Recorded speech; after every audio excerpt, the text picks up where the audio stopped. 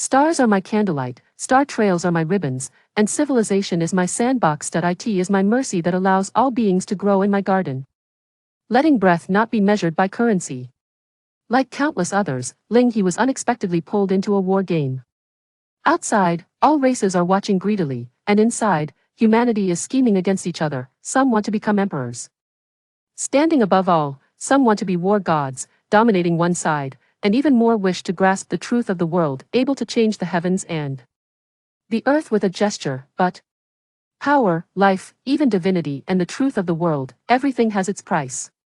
Whoever holds value, holds everything. Therefore, Ling He must become the ultimate producer, the end point of interests and values. Please note, after choosing this path, you will not be able to gain experience through any means other than market monopolization. It doesn't matter. Ling He whispered. On that day, he looked at the sparse beings of the mortal world and the myriad gods in the heavens. Letting out a sigh that I am still too merciful, allowing them to stand on my land and breathe my air from the moment they are born. Chapter 1. Welcome to the war game. Sitting cross-legged on the lawn, Ling He rested his chin on his hand, gazing at the light screen appearing before him, sighing softly. Being forcibly drawn into this thing was not his wish. Just not long ago, he had fulfilled his childhood dream by opening a small grocery store at the entrance of his elementary school. He was about to enjoy a carefree life of playing on the computer and selling goods, indulging in snacks and drinks, when suddenly everyone in the world was pulled into this bizarre game. According to the words on the light screen, those selected for the war game would represent humanity and participate in the battlefield against all races. A battlefield where people could die. Sigh. Thinking of this, Ling He shook his head and sighed heavily again. God, are you playing with me? At that moment, the light screen in front of Ling He displayed a line of text. Have you decided on your growth path? That's right. Although the war game seemed somewhat like an online game to Ling He, unlike online games, there were no hidden professions. Here, or rather, everyone was a hidden profession. Because here, everyone could set a grand ambition for themselves, which is the ultimate goal they wish to grow into. Chapter 2. Growth Path. Ultimate producer description. Stars are my candlelight, star trails are my ribbons, and civilization is my sandbox. It is my mercy that allows all beings to grow in my garden, letting breath not be measured by currency. And everything that will depend on my mercy. Before confirming his final growth path, Ling He could not see the specific content of this path. But even just looking at the description stirred his heart. To be a king? To be an emperor? To become a god? To attain supreme status? No. I've decided, I want this one. Final growth path confirmed. Your growth path is ultimate producer. Note, you will no longer be able to gain growth experience through killing, war, ruling, or any non-market monopolization measures. Market monopolization. Ling He looked at the pop-up window before him and instinctively glanced at his empty palms. They say that the higher the potential of a growth path, the harder it is to level up. But isn't the starting difficulty of his growth path a bit too high? Starting with market monopolization. Would anyone want to buy him if he sold himself? However, after confirming the growth path, the war game opened a new personal interface. Ling He reached out and clicked in.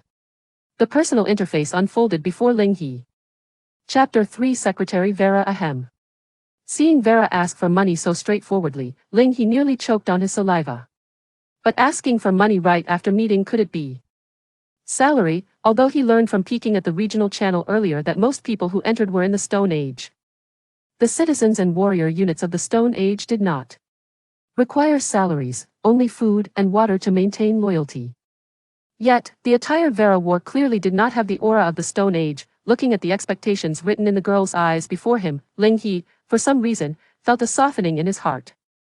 Though he only ran a small grocery store, he was not the kind of boss who would delay employee salaries. Thinking this, Ling He turned his attention to his interface. The currency in the war game was not just a simple number. If he wanted, he could actually withdraw it from the interface. And that was what Ling He was doing now. Ding! As the system prompt sounded, the currency number in Ling He's interface went directly to 0. A gold coin fell into Ling He's palm. Here you go.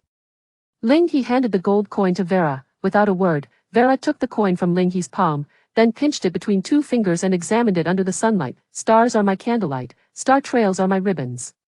And civilization is my sandbox. It is my mercy that allows all beings to grow in my garden, where breaths need not be measured by currency. Like countless others, Ling He was unexpectedly pulled into the war game. Outside, various races are eyeing him covetously, while inside, the human race is scheming against each other. Some wish to become emperors. Standing above all, some aspire to be war gods, dominating a realm, and others want to grasp the truths of the world, able to change the heavens and the earth with a mere gesture. But power, life, even divinity, and the truths of the world, all things have a price. Whoever controls value, controls everything. Thus, Ling He must become the ultimate producer, the end point of interests and value. Please note, after choosing this path, you will not be able to gain experience through any means outside of market monopolization. It doesn't matter. Ling He murmured softly. On that day, he gazed at the few beings in the mortal world and the myriad gods in the sky, letting out a sigh. I am still too merciful, allowing them to stand on my land and breathe my air from the moment they were born. Chapter 4 Who's the Good Person? Secretary PUA Boss. A limited time item for 100,000 gold. This is obviously something the trading hall has put out for people to see. At the current early stage of the war game, who can afford this thing? Are you serious? Ling looked at Vera with suspicion. And after receiving a confirming nod from her, he simply lay down on the ground. 100,000 gold, let's see if selling you, my lord, is enough. Hey, my lord. Why are you acting like a salted fish? Vera tugged at Ling's clothes, trying hard to pull him up from the ground.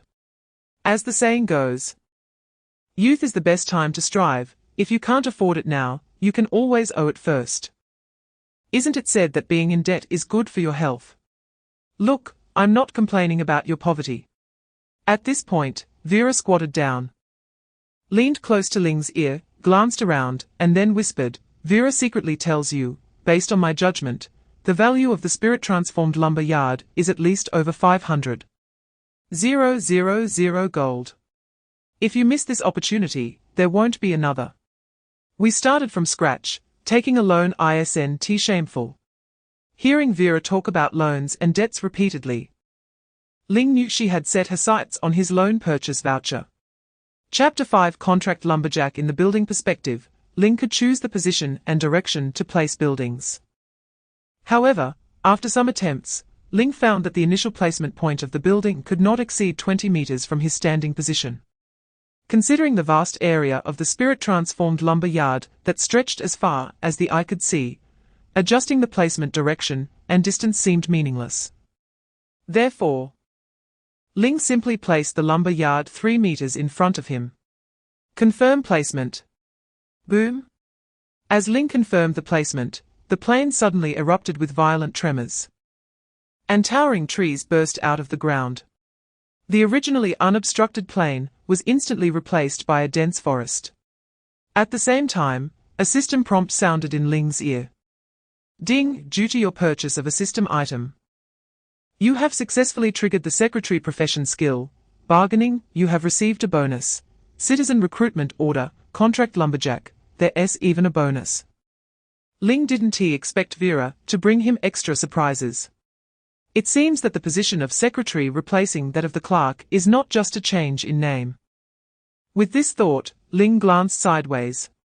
Vera was propping her staff against her chest with both hands, raising her head high, looking like she was waiting for praise.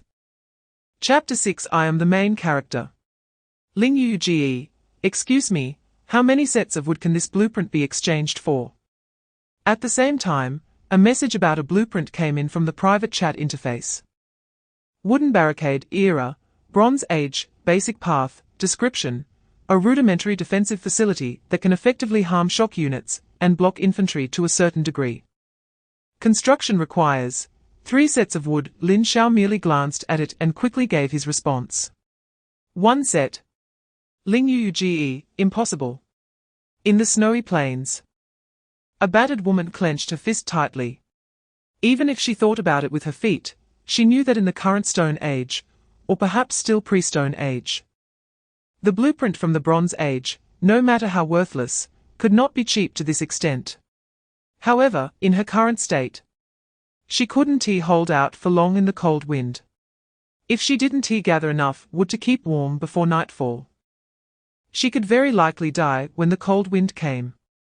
However, in the chat interface, the anonymous merchant showed no signs of budging. Anonymous, if that is the case, go find someone else to trade with. Chapter 7 Game Theory. The doubts in Ling's heart were all laid bare by Vera. After listening, Ling finally understood why Vera looked so angry after putting the wood on the shelf. You. Ling smiled and tapped Vera's forehead. You are a typical capitalist thinker from the Victorian era. Although Vera had a keen business sense, Ling felt that in the trading aspect, the girl was not as good as himself. Have you heard of game theory? Ling asked, following up on his thought. What do you mean? Vera tilted her head in confusion. Seeing this, Ling sighed inwardly. It seems that in an era before game theory was born, capitalists were still quite naive. Game theory studies how to make the most beneficial choices when people influence each other. Vera continued to shake her head. Ling simply changed his approach, pointing to the trading hall interface. In my opinion, today's trading hall is a zero-sum game. Wood is a necessity that can certainly be sold, but the money everyone has in the trading hall is limited. A zero-sum game is entirely composed of competition, with no possibility of cooperation. Because one party's gain is necessarily the other party's loss. Chapter 8 Contract Axe Warrior. The contract lumberjack is a unit of the producer route. This means that this unit can enjoy the passive benefits of the producer route's salary. Originally, in the current state of financial scarcity, Ling did not intend to engage with this passive. However, since Vera mentioned it, Ling still tried to slightly raise the salary amount for his only contract lumberjack.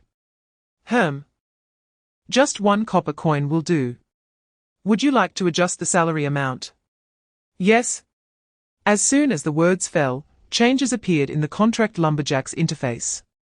Salary, 1 copper per day, increase effect, resource output rate increased by 10 Ling raised his eyebrows as he looked at the increase effect brought by the salary. Then casually opened the spirit transformed lumber yard's interface. Sure enough, as the salary of the only contract lumberjack rose to 1 copper, the daily output in the spirit transformed lumber yard had reached 110 sets of wood. According to the previous selling price, 10 sets of wood could sell for 10 gold, which is 1,000 copper. This means that with just an expense of 1 copper, he could actually gain a 1,000-fold return daily. No, even more. Ling realized that the salary could still be raised further. Chapter 9 First Victory. However, the excitement did not cloud Ling's mind. Before rushing out of the lumber yard, Ling still used the remaining funds to recruit 3 contract lumberjacks. Then, he equipped each contract lumberjack with gear and set their salaries to full status. With 4 powerful contract axe warriors as meat shields standing in front of him and Vera, Ling finally dared to rush out of the lumber yard. Upon arriving outside the lumber yard, the scene before him left Ling stunned. What the hell, slimes? If that slippery oval thing on the distant lawn, about half a meter in size, is called slime, then it is nothing like the slime he imagined. Just then, Ling He saw the suspicious slime in the distance start to move. Its body twitched, and waves of ripples appeared on its surface. In the next moment, a tiny ice crystal a few centimeters long slowly emerged from its body. Whoosh! A sound of breaking wind was heard as the ice crystal flew toward Ling He and his group like a bullet. Fortunately, Ling He was prepared this time.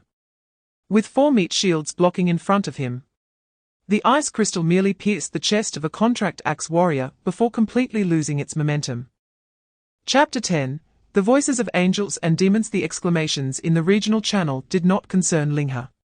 After sending out the news that more wood would soon be available, Ling He turned to call Vera and several contract axe warriors to return. However, before he could say anything, Vera raised a finger to her lips, making a shushing gesture. Seeing Vera's serious expression, which didn't seem like a joke, Ling He swallowed the words he was about to say. Then he saw Vera looking around, seemingly confirming something. Then, like a thief, she walked around the lawn surrounding the slime's corpse, using her staff to poke here and there. Rustle. The tip of the staff rubbed against the weeds, making a faint sound. Suddenly, Vera's staff sank down, and a smug smile appeared on her face. Looks like I guessed right, I found you. With that, she thrust her staff down mercilessly. Gulp! A gasp came from beneath the lawn. Hearing the sound, Ling He immediately ordered several contract axe warriors to move forward. As a thin layer of grass was pried away, everyone saw what Vera was looking for. Chapter 11, Opening New Merchandise. I just saw money, Vera said as she squatted down again, her gaze moving back and forth over the slime. Now, there was nothing unusual about this slime. But just in that moment, she saw a valuable item flash by. Ling He had no doubts about Vera's words. After all, this good secretary of his had the eye of value deconstruction. If Vera said she saw something valuable, then this slime must have something valuable on it. You're not being honest. Ling He looked at the slime in the mud with disappointment, causing the slime to tremble. Ultimately, unable to withstand the two fierce gazes that seemed ready to devour it, the slime rummaged inside its body and pulled out a soft, red gel. This is it. Vera pointed to the gel the slime had pulled out, wanting to touch it but hesitating to do so directly. After a while, she thought of a good idea and gently poked the gel with the staff in her hand. Whoosh! A flame ignited. Fortunately, Vera's staff was coated with some kind of outer varnish that was not flammable, so the flame didn't catch onto Vera's hand. Chapter 12, Adorable Slime. Meanwhile, the gel Ling He put up for sale was sold out in an instant, with 1 gold and 60 copper deposited into Ling He's personal panel. Looking at the balance in the panel that had just returned to 2 gold, Ling He couldn't help but feel a bit gratified. Look, this is called vision. Just talking without buying is meaningless. And that nickname Battle Maniac sounds somewhat familiar. Ling He instinctively glanced at the regional channel. But that message had long been buried under a lot of spam, so he didn't pay it any further attention. The 2 gold coins were soon in Ling He's hands. Looking back at the slime in the mud, Ling He smiled and shook the gold coins in his hand. Although the fire-starting items weren't selling particularly well at the moment, he believed that after some time, as everyone had a bit more money and with nightfall, there should be a certain market for it. In any case, stockpiling a bit now was definitely a good idea. And with the experience from the recent trade, the slime in the mud understood and obediently pulled out 18 small gel balls from its body, completing the transaction and taking the 2 gold coins from Ling He's hand. That's enough. Ling He estimated that the profit from this transaction should help alleviate his startled heart a little. Chapter 13, In Front of Family, Follow My Lead. With the contract axe warriors leaving, the slime became a bit bolder. In front of Vera, it directly burrowed under Ling He, lifting him up with a surprised shout before bouncing toward the lumberyard. As Vera, the secretary, was thrown far behind, she was stunned for half a second before stamping her foot angrily on the ground. You two wait for me, damn slime knight. Since all the work had been handed over to the contract axe warriors, Ling He and Vera spent almost all of their time playing with the slime until the new batch of wood was finished being cut. Wow! This batch of wood seems a bit much. Ling He stood in front of a pile of wood, extending his hand to gesture. This pile of wood was even taller than him riding on the slime. About 100 sets, Vera calculated. The lumberyard was not the wilderness. The amount of wood that could be harvested from each tree was actually quite similar. Therefore, according to the efficiency of 4 fully paid contract axe warriors, producing 100 sets of wood in an hour was a very normal number. Of course, it would be best if there were no surprises. Ling He didn't expect these contract axe warriors to suddenly produce more sets of wood for him every hour. Chapter 14, There is someone all-powerful watching the number of gold coins in his personal interface increase. Ling He's smile grew wider. It seems that it's not that the slime gel has no market. It's just that those who need it don't have fire-starting items. As long as the wood can be sold, then the fire slime gel will naturally not worry about sales.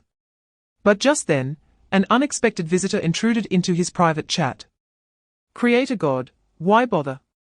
On the other end, Lin Xiao stared at the message he had sent, momentarily stunned.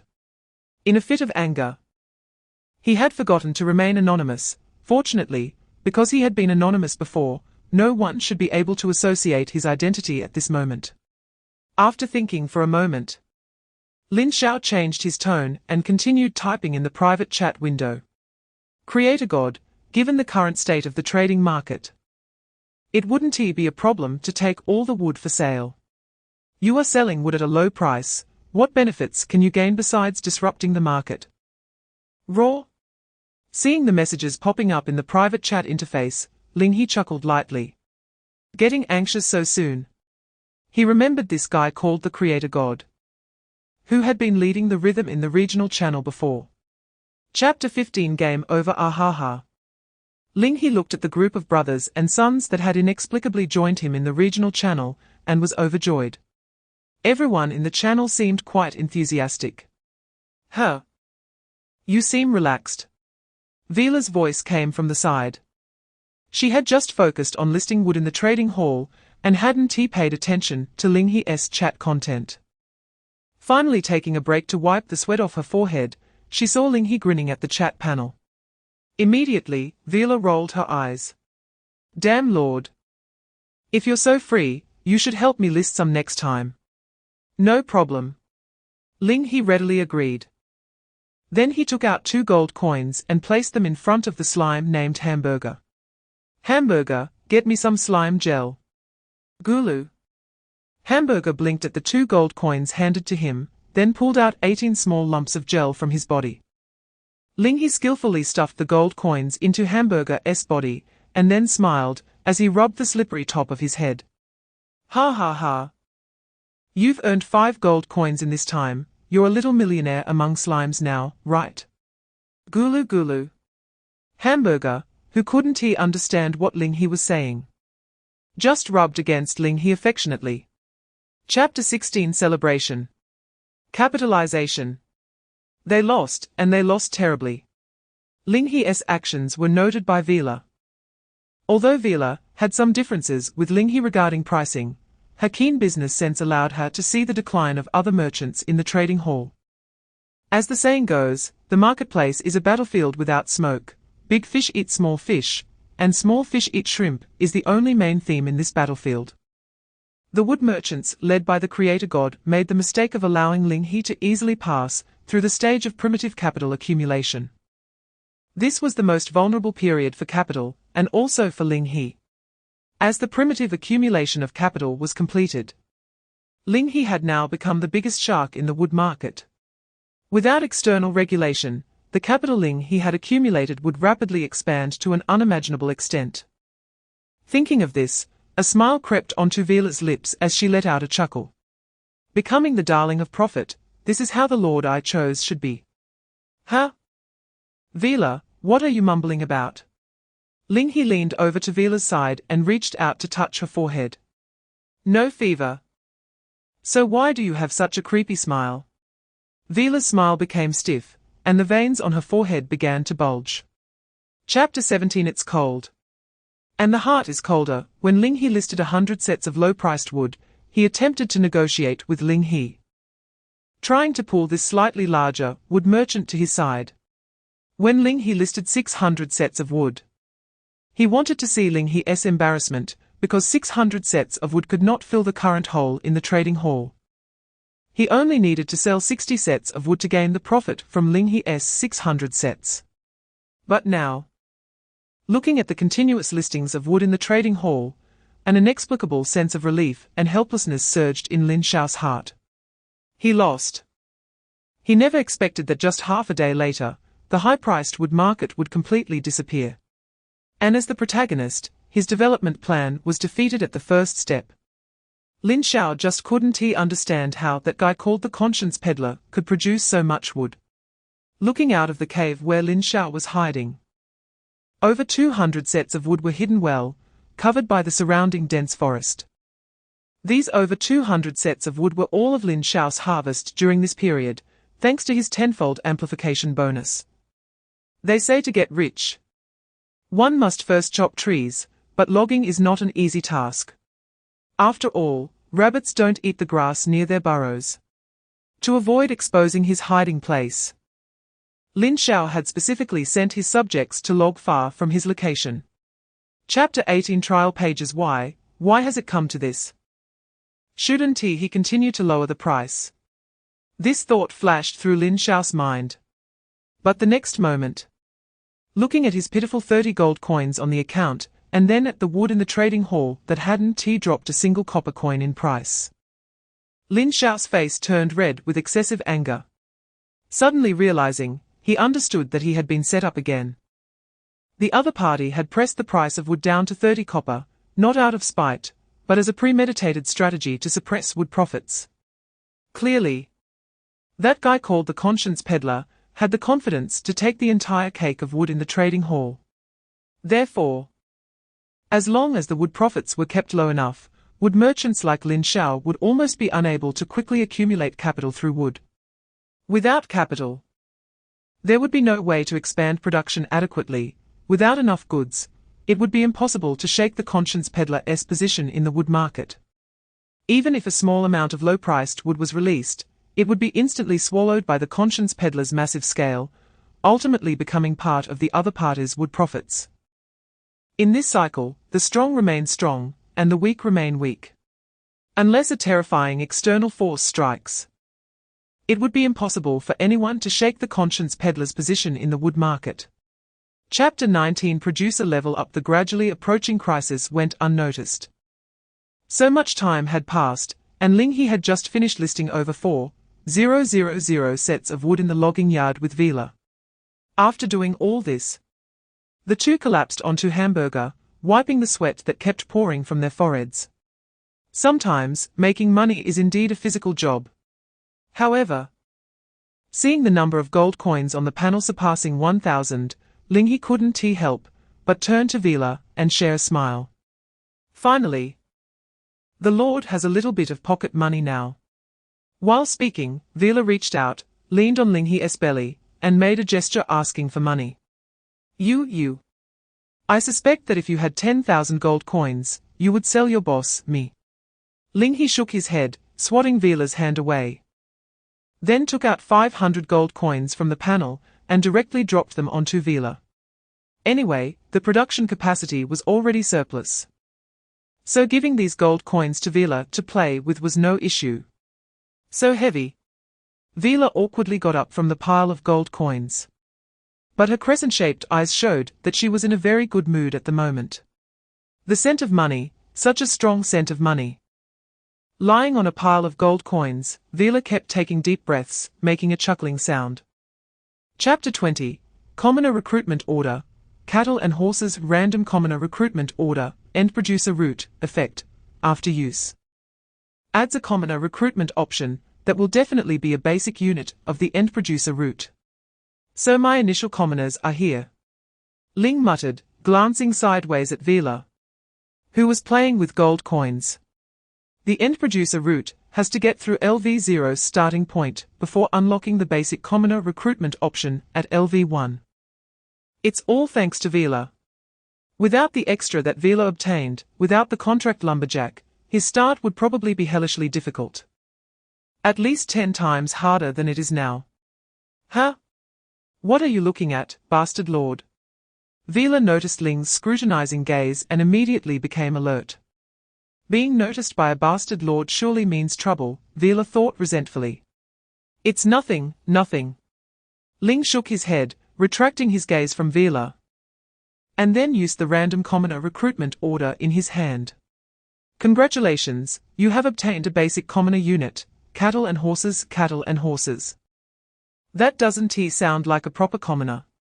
Ling clicked into the commoner recruitment interface to check the information of his new commoner. Cattle and Horses. Chapter 21, The Capitalist. Which that makes sense. Ling nodded deeply. With this, let us eat first. However, looking at the current food prices in the trading post, it seems like starving to death would save more money. After hesitating for a few seconds, Ling ultimately did not voice this thought. If he did, others would surely treat him like an animal. Fortunately, Vila didn't let Ling spend too much. She first led Ling and the newly recruited cattle and horses to gather several baskets of wild grass outside the lumberyard. Then she bought some bread and water from the trading post, along with a large pot from the novice gift pack. After throwing everything into the pot over the campfire to stew, a thick, mysterious liquid appeared in front of Ling. Gulp.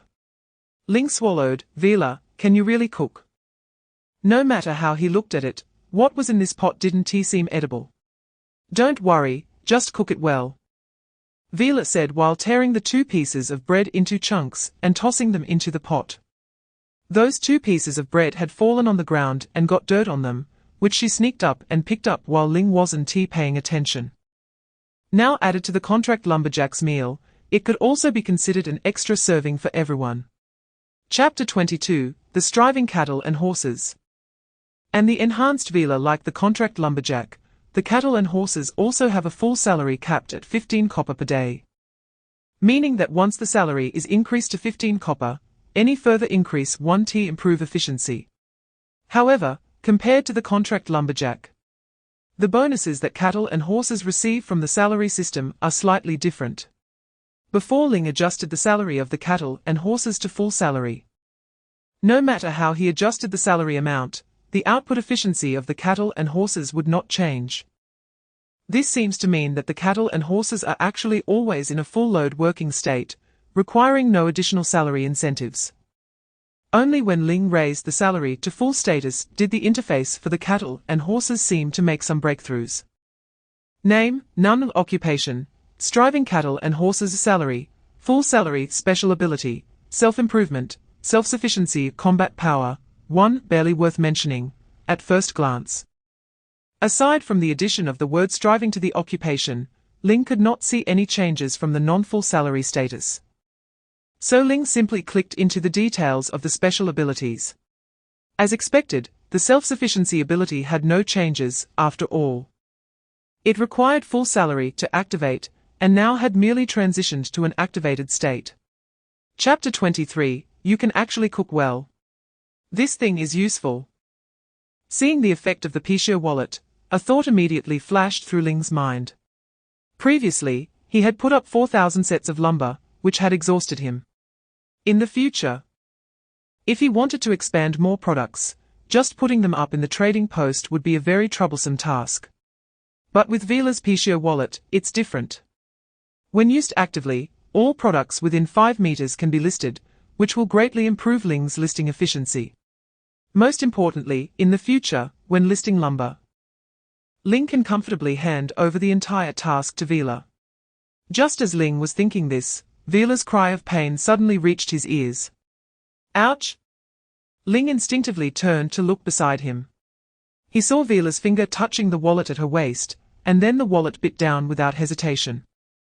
The white glove was bitten through, and instantly a blood mark appeared on Vila's finger. Ouch! Ouch! Ouch! Vila quickly pulled her finger out, with tears welling in her eyes. She cried out in pain while sucking on her injured finger. Fortunately, it was just a scrape, not a serious injury.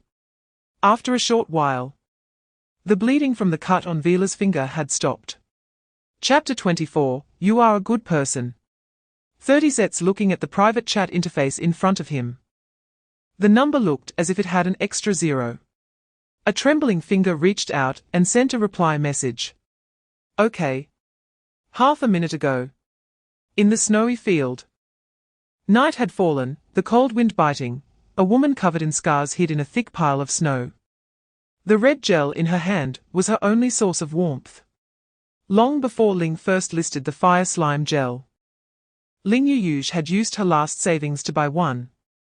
But the temperature emitted by the gel was completely insufficient to counteract the cold of the snowy ground. And the pile could only provide shelter from the dangerous wild animals, not a shred of warmth. She had no doubt that death was already shadowing her.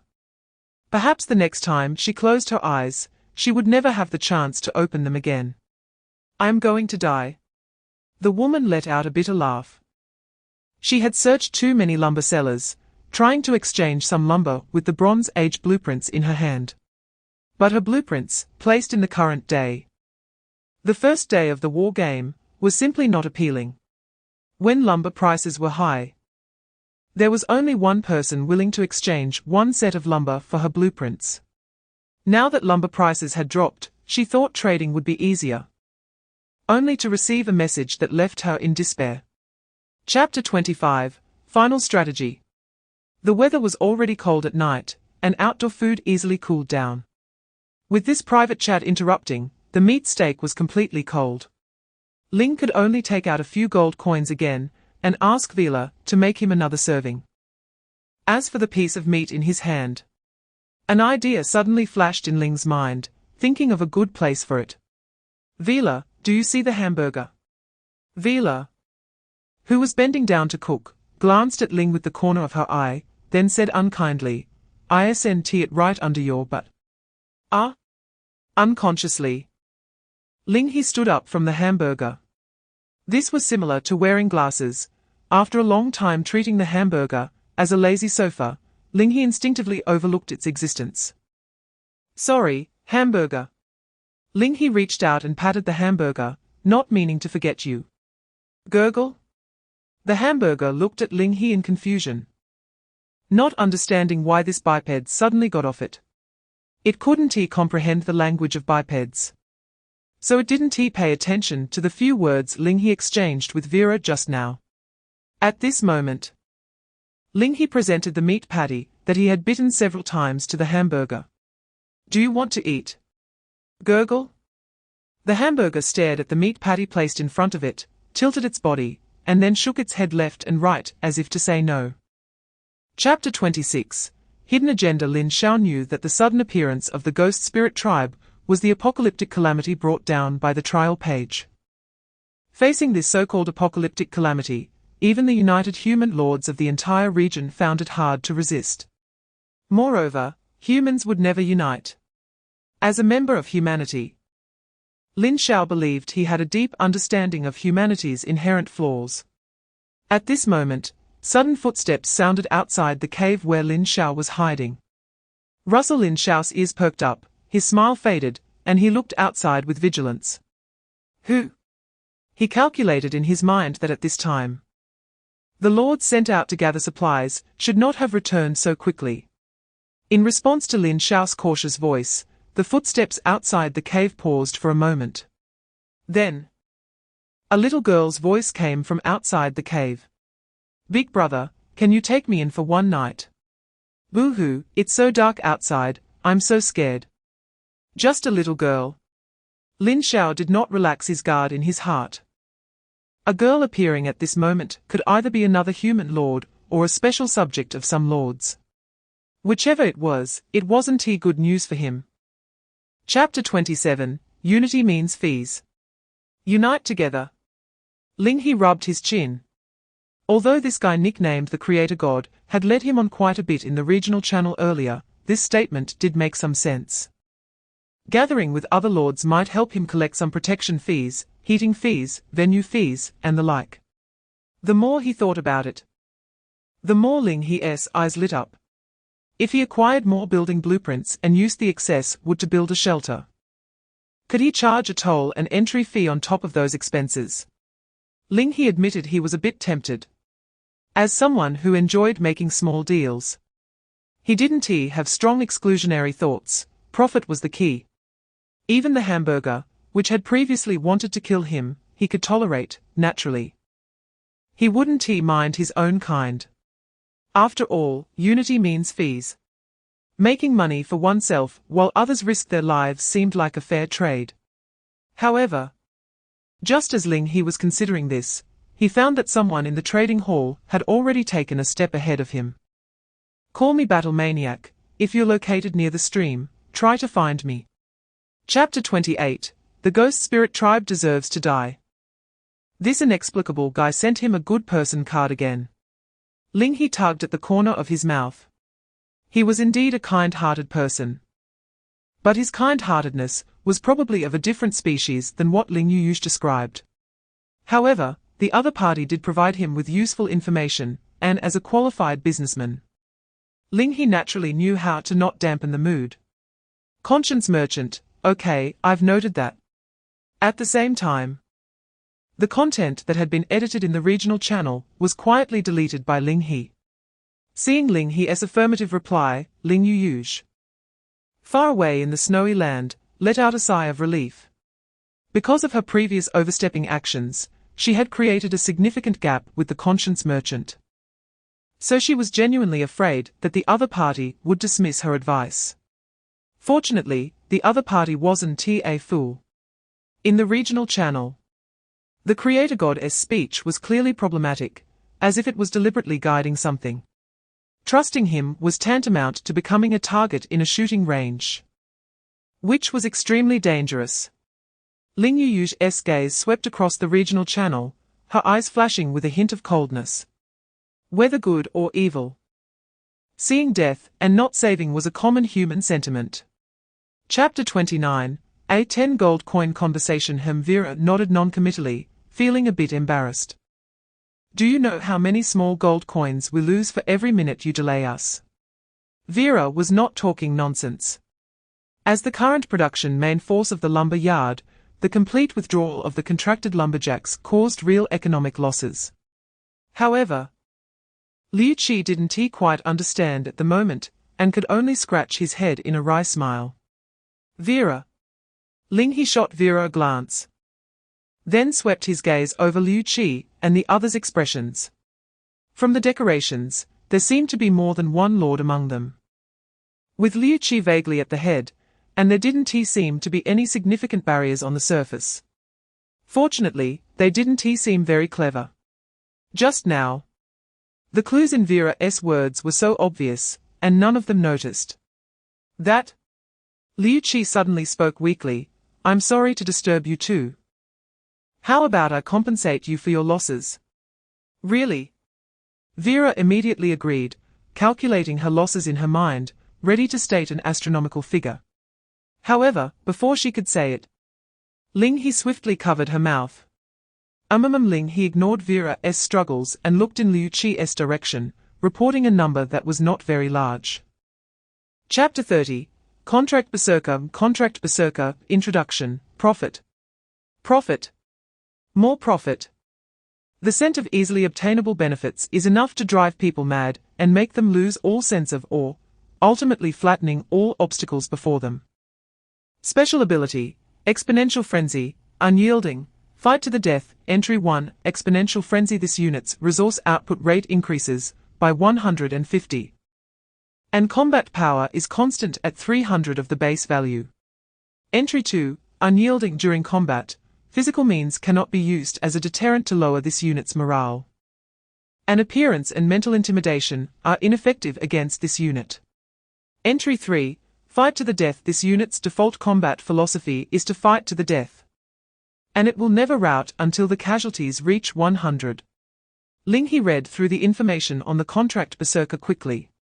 To be honest, he found it hard to believe that such a basic production unit could be recruited for just 1 gold.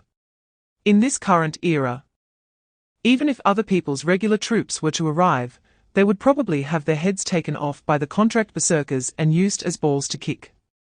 The power of salary is indeed still too great. Just as Ling He was feeling this way, Chapter 31, Killing and Arson ruins 3 generations. 1, 2, 3, 4, 5, 6, 7, 8. Vila counted the gold coins in her hand one by one and then announced a number. There were a total of 34 coins. 34 coins. Hearing the number Vila provided, Ling He began to calculate in his mind. Just looking at this number, the gains from this battle were quite substantial. Looking around the entire region, any lord other than himself would find this amount to be a significant sum. However, Vila used exponential incentives and promised all Contract Axe warriors 10 days of full salary. 174 Contract Axe warriors at full salary for 10 days amounts to a whopping 261 gold coins. The gold coins earned from killing weren't even enough to cover the expenses. Ling He's face instantly darkened. Which bastard said that killing and arson brings wealth? After killing a dozen or so people who looked human, he only earned this little, which is even less than the scraps from selling timber. In Ling He's view, this saying should be changed to killing and arson ruins 3 generations. The more you fight, the poorer you become, the poorer you become, the more you fight. He really couldn't understand what kind of fool would think of getting rich through war. Just as Ling He was thinking this, he casually caught a glimpse out of the corner of his eye and seemed to see a flash of light reflecting off the ground beneath him. Chapter 32, Living for Profit, Dying for Profit and Contract Ghost Warrior Description, the ultimate unit evolved from the edge of life and death, feeling spiritual transformation and comprehending the truths of the world. Living is for profit, dying is for profit, everything is illusory, only profit is real. Special ability, exponential frenzy, indomitable. Fight to the death, sacrifice my remains. The first 3 special abilities had no changes compared to the contract berserkers. Ling He's gaze swept across the panel, looking at the new special ability of the contract ghost warrior. Sacrifice my remains defect, after receiving fatal damage. Resist death, until surviving for 2 full hours, or until all core limbs suffer destructive blows. During the triggering of this effect, combat power increases by 100. And the target of the attack is inflicted with a state of fear. At this moment, several contract berserkers who had just been executed by the monsters stood up again, leaning awkwardly, some having lost their heads, others with a split from shoulder to lower abdomen, and some with only half a body remaining. They looked like they had crawled up from hell. For a moment, Ling He was somewhat taken aback, wondering who the real monsters were, himself or them. For profit. Chapter 33, Nightmares Past. With the flames making contact with the monster's body, the fire instantly expanded at an incredible speed, quickly engulfing the monster, and the contract ghost warriors pinned beneath it. Once again, the monster's mournful scream came from the flames. He he, he he ha ha ha. With the firelight reflected in his eyes, Ling He couldn't help but laugh out loud. Of course. This time there was no hamburger to tickle him. Vila rolled her eyes, subtly taking a step back, and then cautiously asked, "You crazy lord, have you finally lost it? You're the one who's crazy." Ling He turned around and shot back with an eye roll. Then he turned back, suppressing the smile at the corner of his mouth, looking at the towering flames in front of him. Who would have thought that the ghostly monsters, with bodies as tough as steel, would actually be flammable? Looking at this situation, they seemed to be even more flammable than timber. Just a tiny spark could send this reaper standing on the battlefield into hell. Perhaps not only this monster before him, but other products of the ghostly race might share the same characteristic. Ling He thought of many things in an instant. No wonder that Liu Qi and his group were unwilling to enter the forest farm earlier. Chapter 34, Could I not make money? So what should we do? Vila asked aloud. Actually, what we need to do is very simple. Ling He raised a finger. We just need to share the intelligence we currently know in the regional channel. Just like that. Vila tilted her head, a few question marks floating over her top hat. Charge for information? No, of course, the information is free. Ling He shook his head. I'm a good person, how could I do something opportunistic? Is that true? Vila eyed Ling He suspiciously. If Ling He didn't intend to put contract ghost warriors on the menu of contract ghost warriors, she might have had a slight chance of believing he was a good person. But now, someone who could be on par with her, or even surpass her, could not be considered a good thing, right? What else with that look? Ling He raised an eyebrow, quite displeased with Vila's suspicious gaze. He had been labelled a good person by the same person twice in a row. A certified good person, wasn't that a good person? Forget it. Whether I'm good or not doesn't matter. It's late, so I want to keep you in suspense. Ling He glanced at the current sky and then laid out what he was thinking. Chapter 35, Free Lunch Information. Conscientious vendor, it's me, ha ha. I really have to thank War Mad for that one hint. Call me war mad, not at all, not at all. In reality, War Mad wiped the sweat from his forehead. He had really just been casually complaining about the unscrupulous merchants in the trading hall. Who knew that this idle remark could lead to the emergence of a capital giant? However, seeing that the other party was still alive and doing well, War Mad also breathed a sigh of relief. In the past, he was a principled and loyal person, and suddenly entering a war game. His attitude towards others was also to save if possible. When he sent a private message earlier, he genuinely wanted to teach Ling He a few survival skills. At that time, Ling He hadn't replied for a long time, and he thought Ling He had already fallen prey to some ferocious wild animals. And he mourned for a while, pitying a life lost. But now, it was clear that Ling He was doing well, and didn't need him to teach any survival skills. Call me war mad, vendor bro, if you have something to say, just say it directly. We are all human, and I will try to help with whatever I can. Not even asking what the matter was, just promising to help. Chapter 36, Adding some blockage. That is the private chat function. As long as you make good use of the private chat function when interacting with others, simply greeting the other party can reveal whether the person standing in front of you is real or not. The pure human internal channel has become the greatest reliance for everyone to resist the threat of the ghostly race. However, Lin Xiao, who was peeking, scoffed at the message shared by Ling He. TCH. It's a good idea. Having encountered the disguised monster once and survived, he naturally knew that this method was completely feasible. However, that conscientious vendor had miscalculated a bit. For this method to work, it required the complete and unreserved cooperation of all human lords within the area. And the evil of human nature would be fully displayed in this process. Just then, a chat message appeared in front of Lin Xiao. Mr. Carefree, is the person standing in front of me you? Seeing the private message, Lin Xiao narrowed his eyes slightly.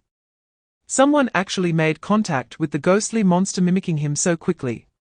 The next moment, his lips curled up, and he decisively replied with a few words in the private chat. Chapter 37, The Loyal Orange has been completely consumed. Vera saw the message about the happy water in the trading hall, and decided to buy it all. So it was happy water she was thinking about. She was actually worth less in the bastard lord's heart than a bottle of happy water. Vera gritted her teeth, trembling as she raised her fist. And after a long while, she gently put it down. Sigh. With a soft sigh, Vera rubbed Ling He's forehead again and said softly, Okay, I understand. Ling He did not know how long he had been asleep, only feeling that he was constantly surrounded by the fragrance of the girl in his dreams. The air was fresh, the temperature comfortable, and the mattress was very soft. So, Ling He turned over like a salted fish and pressed his face into a pile of clothes. Just a little longer zzz bang. Ouch, ouch, ouch. Ling He jolted awake, covering his face as he sat up on the hamburger, looking around. Who hit me? Did the ghostly clan strike again? No. Vera appeared in front of Ling He with a kind smile, sporting 2 dark circles under her eyes. Bastard lord, do you know what time it is now? Is it morning? It's noon, you bastard. Vera placed her hands on Ling He's shoulders and shook him vigorously. Chapter 38, The Agent Mechanism. Ling He directly claimed his upgrade reward. Instantly, several pop-up windows appeared in front of him. Congratulations, you have unlocked the mechanism, Alliance. You can propose alliance resolutions within core buildings. Your alliance mechanism will be overridden by the agent mechanism. Glancing briefly, Ling He knew this was something akin to a secretary replacing an official, most likely unique to capital-type growth paths. Entering the details interface, a string of information appeared before Ling He. Agent introduction. We never share our own cake. Therefore, agency is the highest form of alliance. P.S. The ultimate producers are never lacking in hyenas around them. Make good use of the agent mechanism. And these tamed hyenas will become our stepping stones to a broader market. Privilege effects. 1. You may unilaterally designate any non-resistant life form as an agent without going through core buildings. 2. The agent mechanism will not impose any alliance constraints on either party, thus neither you nor the agent will have to pay any maintenance fees. 3. When you designate an alien lord as an agent, you will be allowed to use the internal trading hall functions of the corresponding race. But each transaction will require an additional payment of 1 transaction tax to the agent. Chapter 39. There's always a slime that wants to be the master. Hello, boss. Although the cattle and horses were not physically strong, the volume of 500 voices shouting together was quite impressive. Ling He nodded. He casually set the wages for the newly recruited cattle and horses to full pay, then began assigning their tasks. You 200 go chop wood. Another 200 go build the council hall, and the remaining 100 hold on for now. I have something for you later. Yes, boss. Naturally. The cattle and horses had no complaints about Ling He's orders, and got to work enthusiastically. At the same time, Ling He looked at the construction interface for the council hall's progress information. Construction personnel assigned, cattle and horses x200, the council hall is expected to be completed in 12 hours, they actually shortened the construction time to within a day. Ling He estimated that if he only assigned a dozen workers to build the council hall, the time might extend to about half a month. If he assigned only a few workers, the construction time for the council hall would likely take a month or 2.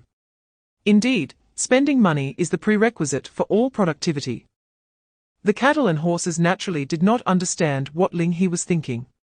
They were currently transporting wood from the logging site to the construction site of the council hall, then performing secondary polishing and more precise cutting.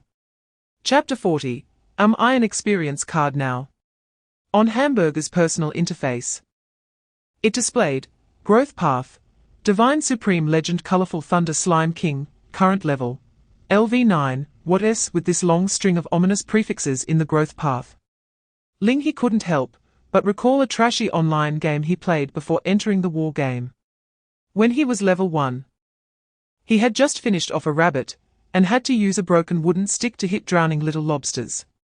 At level 10, after defeating the Wolf King at the village entrance, he had to help the village chief eliminate strong little lobster warriors without a break. By level 50, he had obtained the legendary weapon, the King's Sword, and was exchanging blows with the demonized little lobsters. Even after reaching level 100 and defeating the creator god, he still had to enter dungeons and get beaten up by the otherworldly demon little lobsters. Purely a reskin, without mechanisms, all just numbers. Looking back, Ling He couldn't help but curse that it was a trash game. But looking at Hamburger's growth path, it seemed the intensity was comparable to that trash game's design. The most crucial point is, with such an impressive long string of prefixes, Hamburger was actually level 9. Ling He reached out to lift Hamburger off the ground, shaking her up and down, his eyes wide open. Chapter 41. The young girl Hamburger experience card. She was wearing a fiery red skirt, leaning against Ling He's chest, with a serene smile on her face. Wait. Ling He pushed Hamburger away, and then stretched out his hand to measure her height against the top of her head. You're way too young. Wait, Hamburger. You're actually a girl. What does girl mean? Hamburger, with a youthful face, displayed an innocent expression of confusion in response to Ling He's words. Does it mean female? Actually not. As she spoke, Hamburger lifted her skirt. Our group does not distinguish between male and female, so I am not a girl. Facing the burger's movements, although Ling He quickly looked away, he couldn't help but steal a glance. Sure enough, there was nothing under the burger. Strictly speaking, the current burger was just a slime that resembled a human in appearance. For a moment, Ling He didn't know whether to feel disappointed or relieved. He stepped forward to lower the burger's skirt, rubbed its head, and then said in a cautionary tone, "You mustn't make this move when you encounter others in the future." Chapter 42. Investment. Gurgle. Although the burger didn't understand what Ling He wanted to do, it obediently brought up the building interface and recruitment interface. What appeared before Ling He's eyes was a large number of recruitable unit types and citizen types. As the basic citizen, there were fire and ice single attribute slimes, as well as thunder slimes and venom slimes as unit types, along with the mutated slimes provided by the officials. Ling He poked at the burger's soft body and thought, "Aren't you the protagonist?" Fortunately, the burger was a poor thing before following him. If the venom slime had attacked Ling He back then, he didn't know if he would still be here now. Of course, the current burger was still a poor thing. Ling He took a glance at the burger's personal interface, which displayed a big 0. Instantly, Ling He found it somewhat amusing. After taking in the burger, he hadn't shortchanged it, meaning the few gold coins traded yesterday were all gone. "Where did your money go?" Ling He rubbed the burger and asked. He hadn't seen any other slimes around the burger, which meant that the burger hadn't used the money to recruit its own citizens. Chapter 43, Feudalism is Dross. In the dynasty path, lords are vassals of kings, while citizens are vassals of both lords and kings. According to the concept of the dynasty path, it is also the king's duty to provide shelter for the citizens. Hence, there is a population requirement in the recruitment conditions. After understanding the detailed situation, Ling He clicked his tongue. TSK, feudal dross. It's truly a typical medieval feudal dross. Recruiting citizens actually requires providing them with housing. Why not learn from the thousands of cattle and horses under him, working 17 to 18 hours a day, and just sleeping on the ground when tired? Clearly, the lumberyard is their lifelong home. There's no need for any additional housing construction. Unfortunately, the burger's growth path is like this, and cursing the feudal dross won't remove the population limit. If the population cap isn't increased, the burger's basic population limit is only 1. Even if it has a lot of gold coins, the burger can only recruit 1 citizen. This is evidently very unfavorable for Ling He's slime gel production plan. Therefore, Ling He could only thank the battle maniac for now and then turn his attention to the burger's building interface. There weren't many things the burger could build, making it easy to find the population building among them. Chapter 44, we need an irresistible product. A towering fire ignited, blocking the only entrance of the tower to the outside world. At the same time, a gentle breeze blew across the prairie, and the thick smoke rising from the flames was blown directly into the tower. Ling He wasn't sure if it was just his illusion, but he seemed to vaguely see a pair of eyes watching him from behind the flames. Just as he focused his attention to search, the feeling of being watched quickly faded with a flicker of the flames before him. Was it an illusion? Ling He withdrew his gaze from the flames. He knew in his heart that the feeling of being watched might not necessarily be his illusion. Perhaps the monsters of the ghost spirit clan were watching him from the blind spots of the tower. However, Ling He didn't expect that the thick smoke from the bonfire could suffocate the entire ghost spirit clan inside the tower. As of now, his goal had already been achieved. "You?"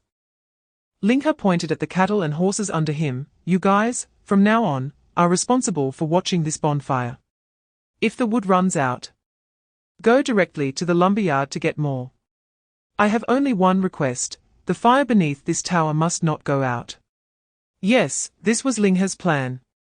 Chapter 45, Special Attack Weapon Against the Ghost Spirit Clan, Hive Gel. But this does not mean that this unstable gel has no value. Ling He leaned on the burger and propped up his chin. There's an old saying, right? Gold can be panned from shit. Ahem. It should be said, gold will shine in the end. A qualified merchant often discovers the potential value of seemingly worthless items. This is what is called business acumen. Burger, can you make this gel even more unstable? Preferably to the point where a gust of wind could cause it to explode. Gurgle? The burger didn't quite understand why Ling He would want such a thing. If the unstable slime gel in its normal state could still be used as a weak throwing weapon. Then, according to Ling He's request, it might be so unstable that even the slime itself could easily blow up while holding it. However, although the idea was a bit absurd, it was still quite simple for the slime to produce such gel. Soon, under the guidance of the Slime King, the burger, a fire slime produced the kind of gel Ling He wanted.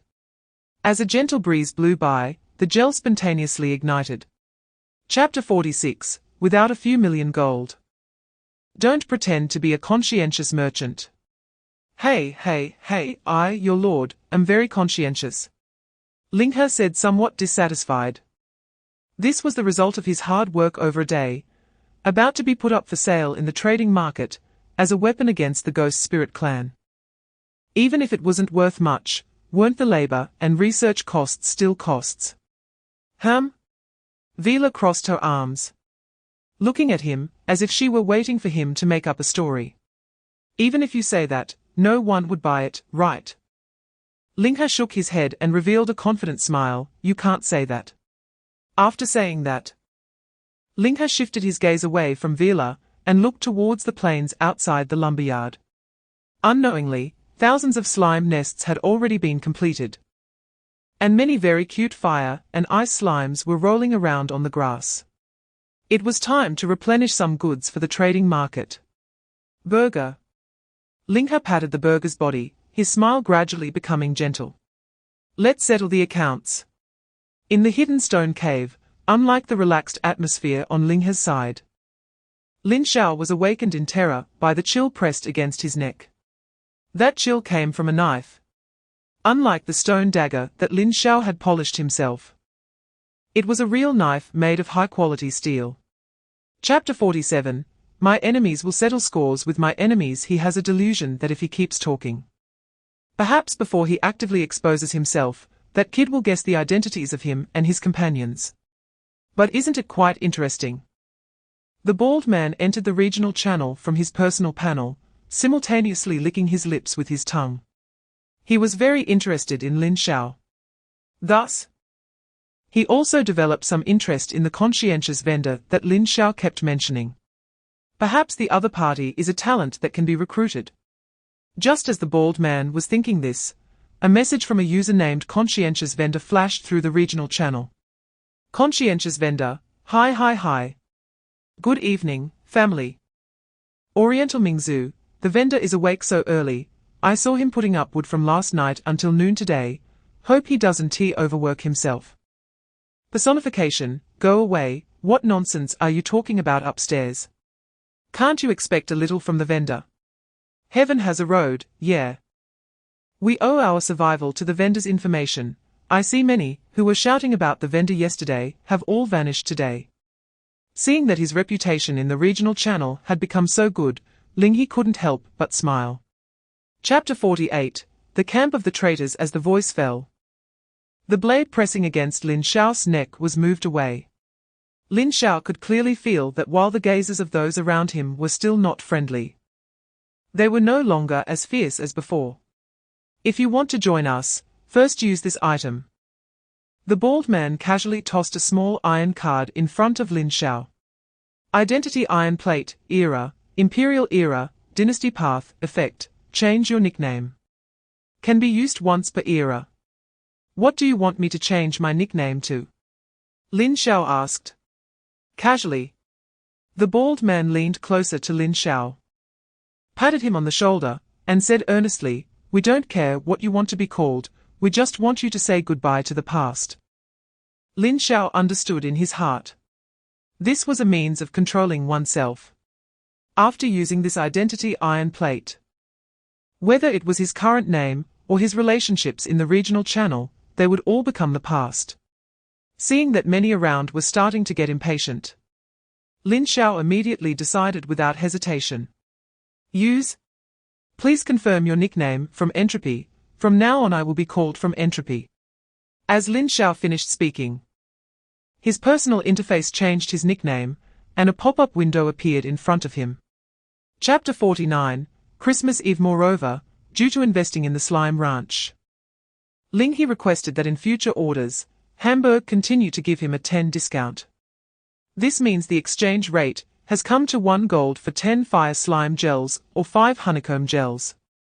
Since currently, apart from Ling He, no one else has established trade contacts with the slimes. Ling He only needs to successfully sell these gels in the human trading market to easily obtain a post-tax profit of 850. And that is just the profit margin for ordinary gels. If it were honeycomb gels, this profit would soar to a terrifying post-tax 1275. This is still under the premise that Ling He practices conscientious trading. Monopolizing the market is truly delightful, Ling He couldn't help but sigh. Of course. The premise is that they can be sold. Ling He looked at the night sky above and said to Vera beside him, "Tonight, I'll stay up a bit longer with you." Regarding staying up late, Ling He had his own considerations. The council hall started construction at noon. And the construction time was 12 hours, so it would be ready around midnight.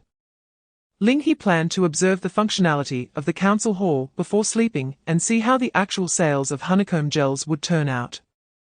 Chapter 50, The Various States of Humanity. Selling War. Ling Yuge patted her chest, her eyes still carrying a hint of lingering fear. After a moment, she turned her gaze to the side.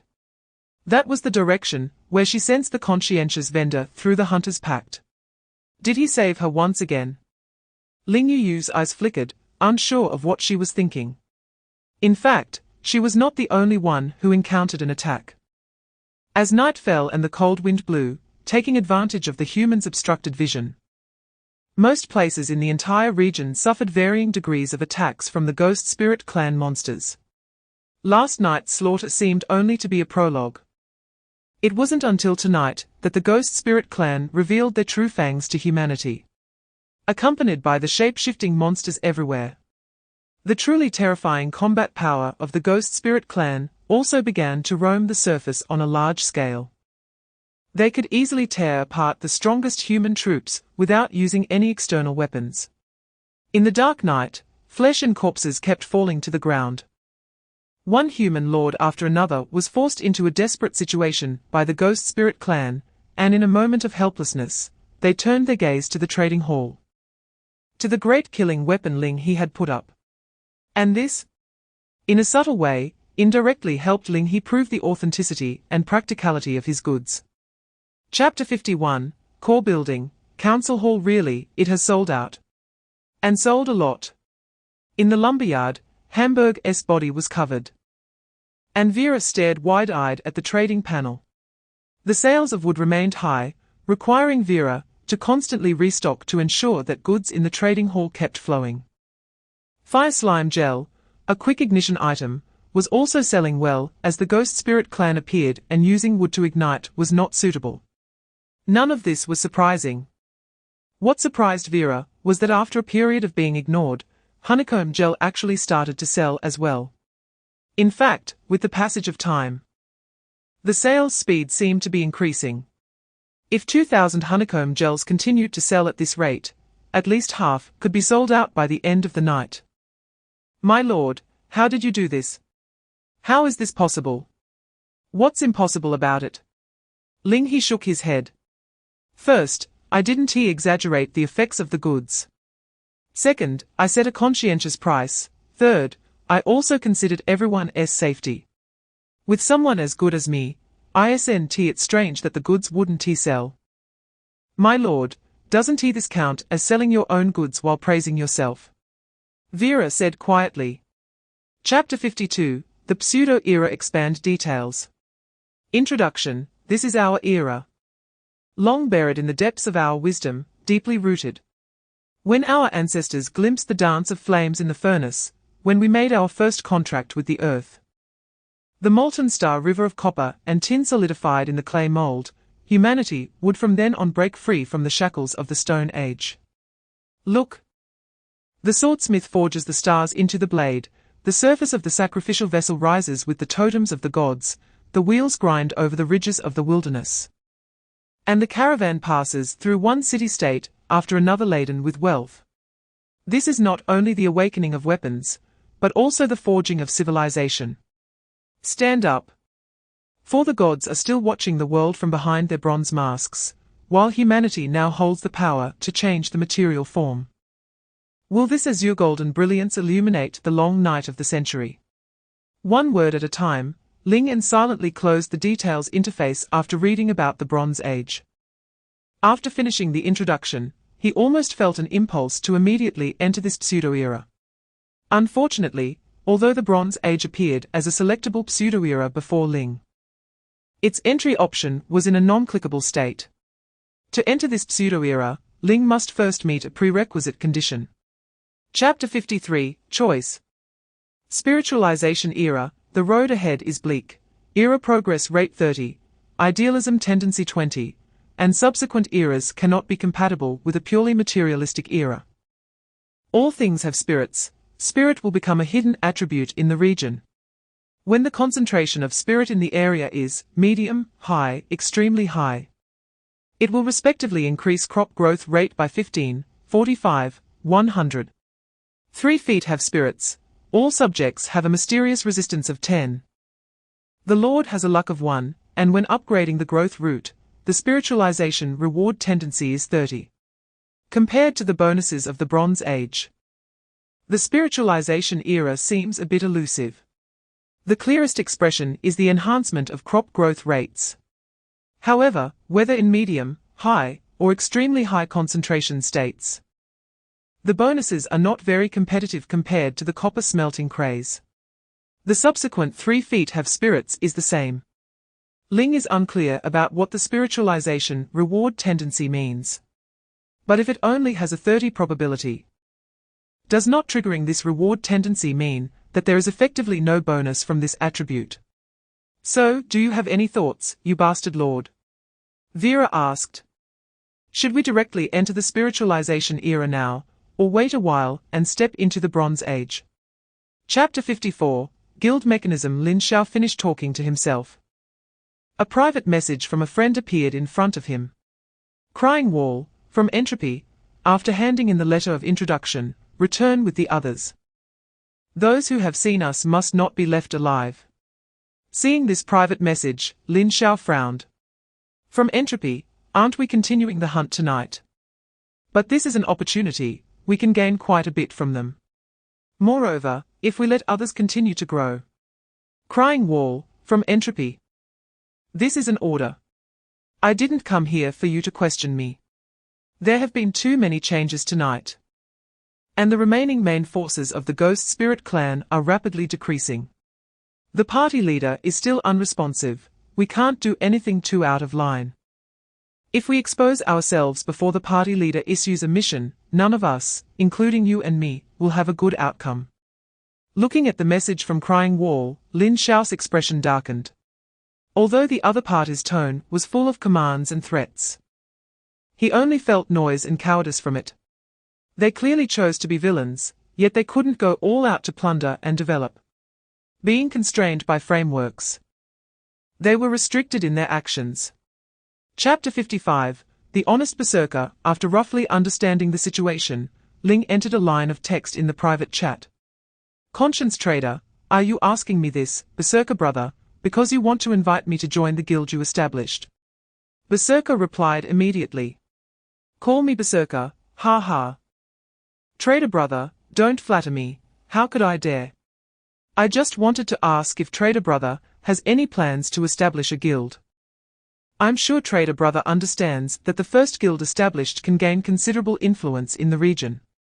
Thanks to your information and goods, I can unlock the guild mechanism today.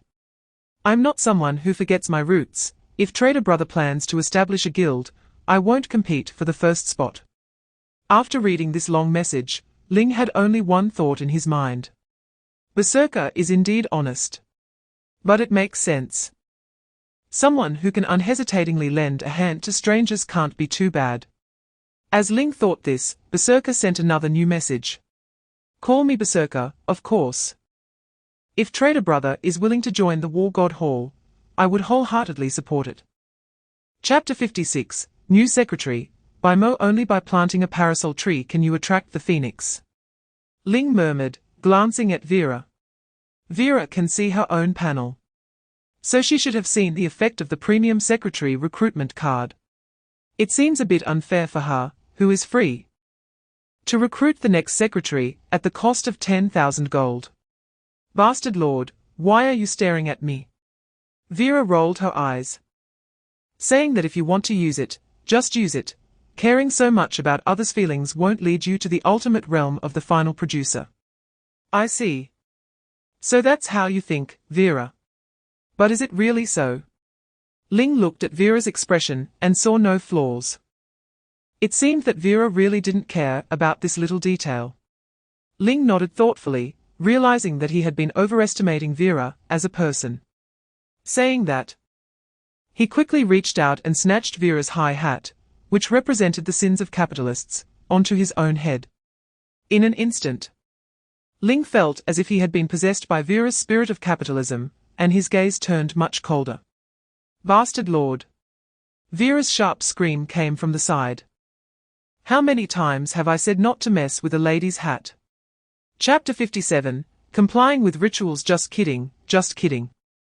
Seeing Vera's wide eyes, looking at him as if he were a beast, Ling quickly expressed that he was just joking.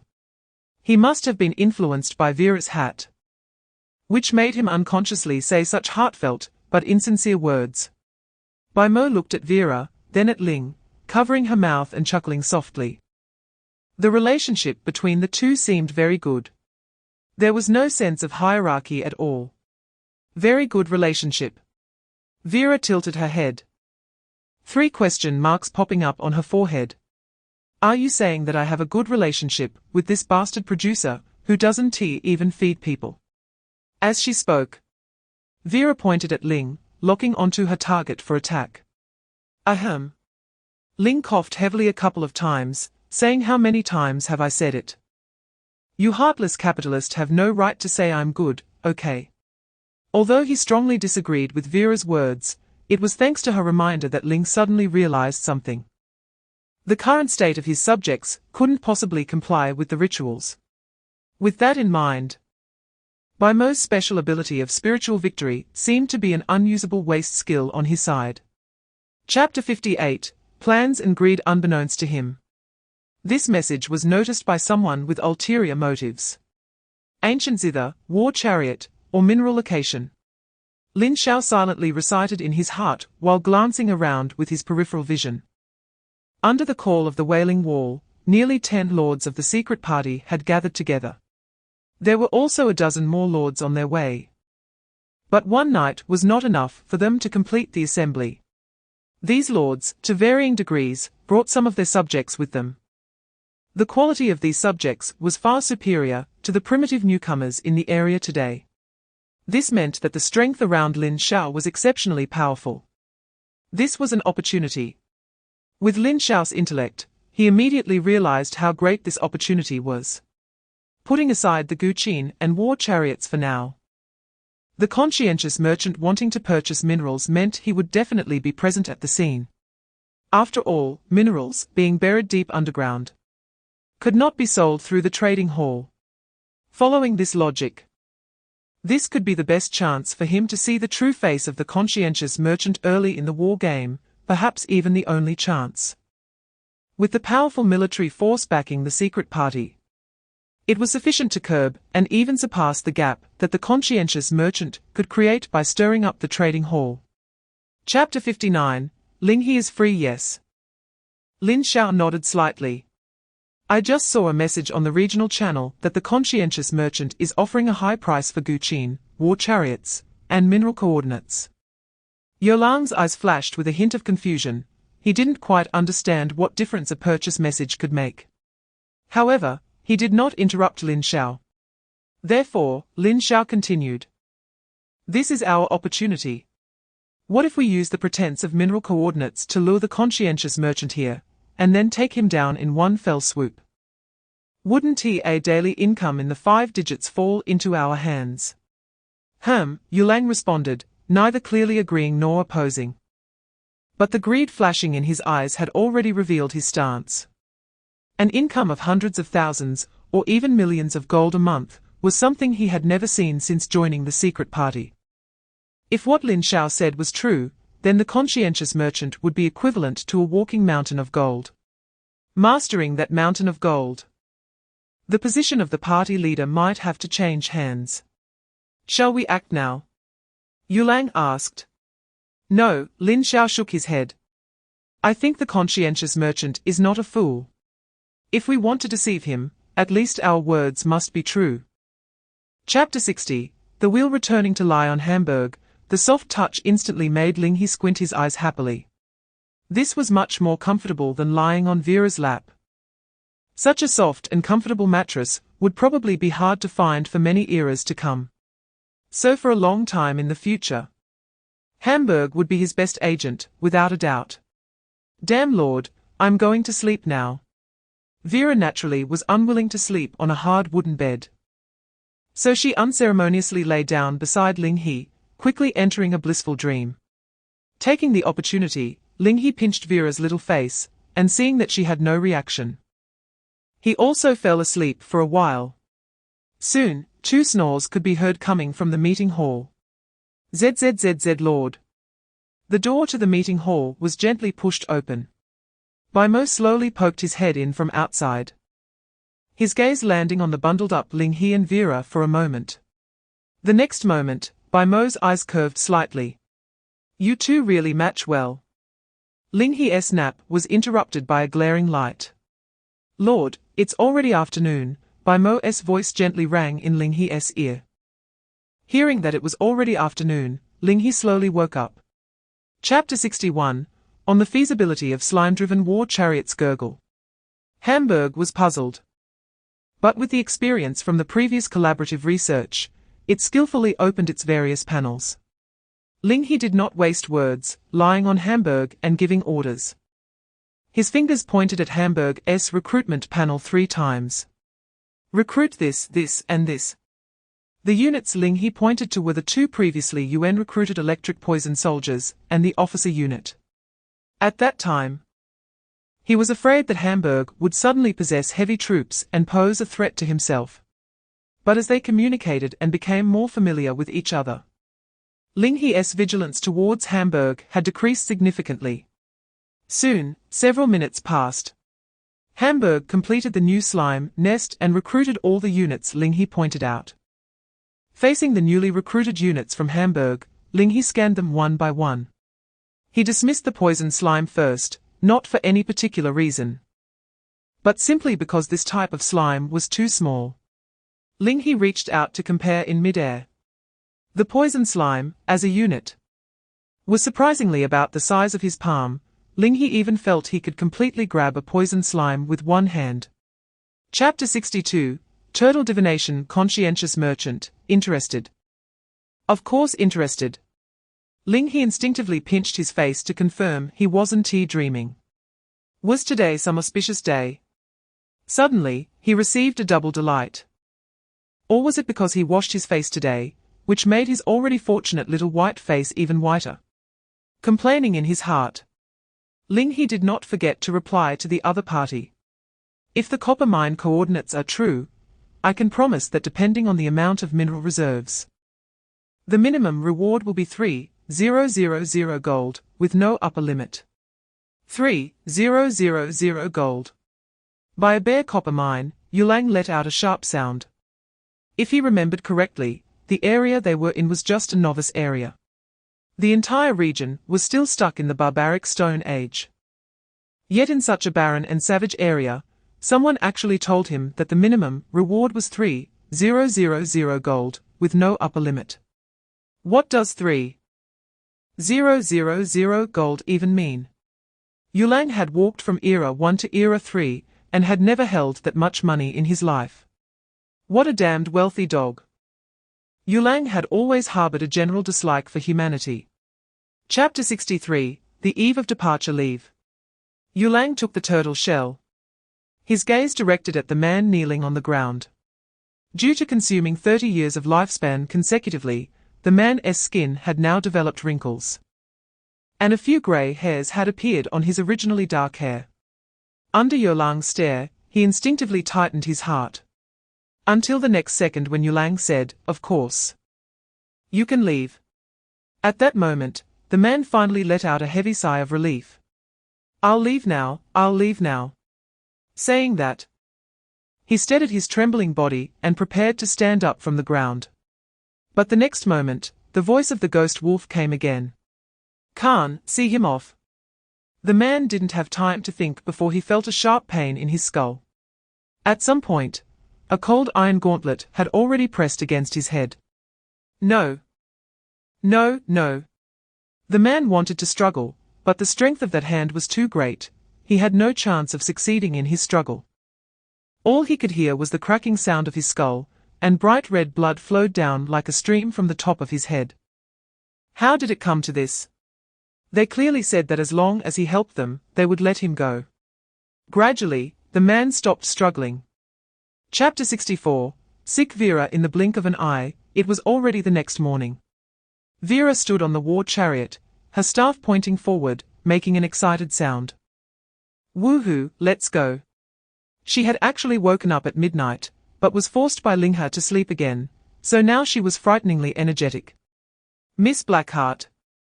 You seem to be in great spirits today, Mo chuckled beside her. Of course, Vera raised her head high. Ever since I joined that bastard lord. It's been 2 shifts every day. I've been looking forward to going out for a long time. Heaven help me if this continues. As the chief secretary, she would turn into a workhorse. Speaking of which, Vera suddenly felt that Mo's title for her seemed a bit off. Blackheart miss. Staring with wide eyes, Vera looked at Mo in disbelief.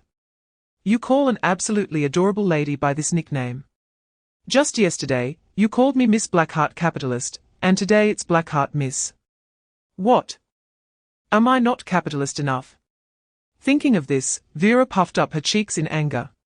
Well, stop messing around, Vera, step aside. Ling He's voice came from the side. Chapter 65. All the sparks and lightning. It must be an imbalance in her heart. Ling He could actually understand Vera, although she didn't say it. The difference in recruitment value as secretaries was real. Only by planting the phoenix tree could the phoenix come. In the premium secretary recruitment card, Mo was praised as the phoenix. If Ling He's and Vera's identities were switched, facing Mo, the phoenix, Ling He would surely find it hard to accept. However, Vera had no malicious intent. I know, Mo smiled lightly, interrupting Ling He, who was halfway through speaking. As the sage says, a gentleman is reserved and does not compete. And also says, be lenient towards oneself and strict with others. I will try to get along well with Miss Vera, after all. We will be working together for a lifetime. Besides, isn't Miss Vera very cute? What are you guys whispering about? At this moment, Vera had already boarded the war chariot, her curious gaze scanning back and forth between Mo and Ling He. Nothing, Blackheart Miss. Mo slightly shook her head. Then took out the turtle shell that Ling He had purchased earlier with one hand, while holding the thick rope of the war chariot with the other. Since everyone is here, then hold on tight, everyone, we are about to. Chapter 66. I used to not believe until I saw it with my own eyes. However, as soon as the message from the little evil lord was sent out, it drew a wave of merciless ridicule in the channel. Qianchang, 666. The one upstairs must be delusional. Spending money to buy skins in a war game, I can't believe you thought of that. Violent puppy, do people today write stories so carelessly? Even the ghost spirit race doesn't have effects like all the sparks and lightning. Fair justice, rather. If the ghost spirit race had some visual effects, it would be more convincing. Saying it's a human mount feels a bit too fake. Looking around, almost everyone in the channel who saw the little evil lord's message thought he was joking. Of course, when it comes to joking, there are always those who stir the pot. Watching the fun, I can testify that everything little evil lord said is true. Because my distant cousin from my aunt's side got a legendary weapon, the Dragon Slayer sword, from his first top-up of 999. Heroic spirit, just this, just SOSO. The real self was reborn and returned, pouring billions of assets into the war game from the start, now having an SSS-level administrative officer as numerous as cattle. Trading V with the real self for 50 copper, unlocking the latter part of the revenge story. Chapter 67, The Generous Vendor Sister Haha. At this moment, Ling He suddenly laughed. I say, vendor sister, aren't we here to do business? Let us get down to business. Saying this, Ling He reached out and poked Vera in the lower back, signaling her to continue chatting in this identity. After all, Ling He's original intention in bringing Vera out was to let her assess the value of the minerals and negotiate the price proposal for these minerals with the ghost wolf. Isn't this where the role of a secretary shines? What good boss personally discusses proposals? That's too exhausting. As for the identity of the conscientious vendor, Ling He himself wasn't particularly concerned. If necessary, he could easily let Vera take this identity. Isn't it great to earn money while lying down? Thinking of this, Ling He opened a bottle of soda and leaned to the side, sipping it slowly. Seeing the ghost wolf staring blankly at him, Ling He waved his hand casually. You guys chat among yourselves, I won't interrupt. Hearing Ling He's words, the ghost wolf finally came to his senses and then asked Vera in confusion, who is this? In his view, Ling He, as a vassal under the conscientious vendor, was being too presumptuous with this series of actions. Chapter 68, Armored Knight. Things happened too quickly. Just as the pop-up window appeared, before Ling He could react, the ghost wolf had already removed all disguises and reached out to grab Vera. I've got it. A hint of smugness flashed in the ghost wolf's eyes. This conscientious vendor is nothing more than that. No different in essence from those fools he had killed in the past. However, just as the ghost wolf's hand reached up, about to grasp Vera's collar, a sharp pain suddenly struck his fingers. Ah! The connection between the fingers and the heart made the ghost wolf scream, instinctively retracting his hand. When he regained his composure, he realized that it was actually a small wallet biting his hand. What the heck, can wallets bite people nowadays? A sense of absurdity surged in the ghost wolf's heart. At this moment, all of the ghost wolf's attention was drawn away by the wallet, and for a moment, he forgot to continue attacking Vera. It was Bai Mo who reacted first, driving the war chariot to distance herself from the ghost wolf. After creating some distance, she didn't immediately counterattack. Instead, like a hen protecting her chicks, she extended one arm to shield Ling He and Vera behind her, guarding against any potential hidden threats. Chapter 69. To put it bluntly, I have already said too much. If, as Miss Vera said, it is the offer that has dissatisfied you all, then Bai Mo's words would end here, but were interrupted by a rude voice. What do you think you are? Is your lord mute? Is that why you think you can speak? Upon hearing this, Bai Mo's smile remained unchanged. However, her gaze bypassed the wolf of shadows and looked at the person who had just spoken, then she drew her bow and narked an arrow in one smooth motion. Shanzu. A streak of light flashed by, and just as the voice fell, the arrow had already pierced through the forehead of the person who had just spoken.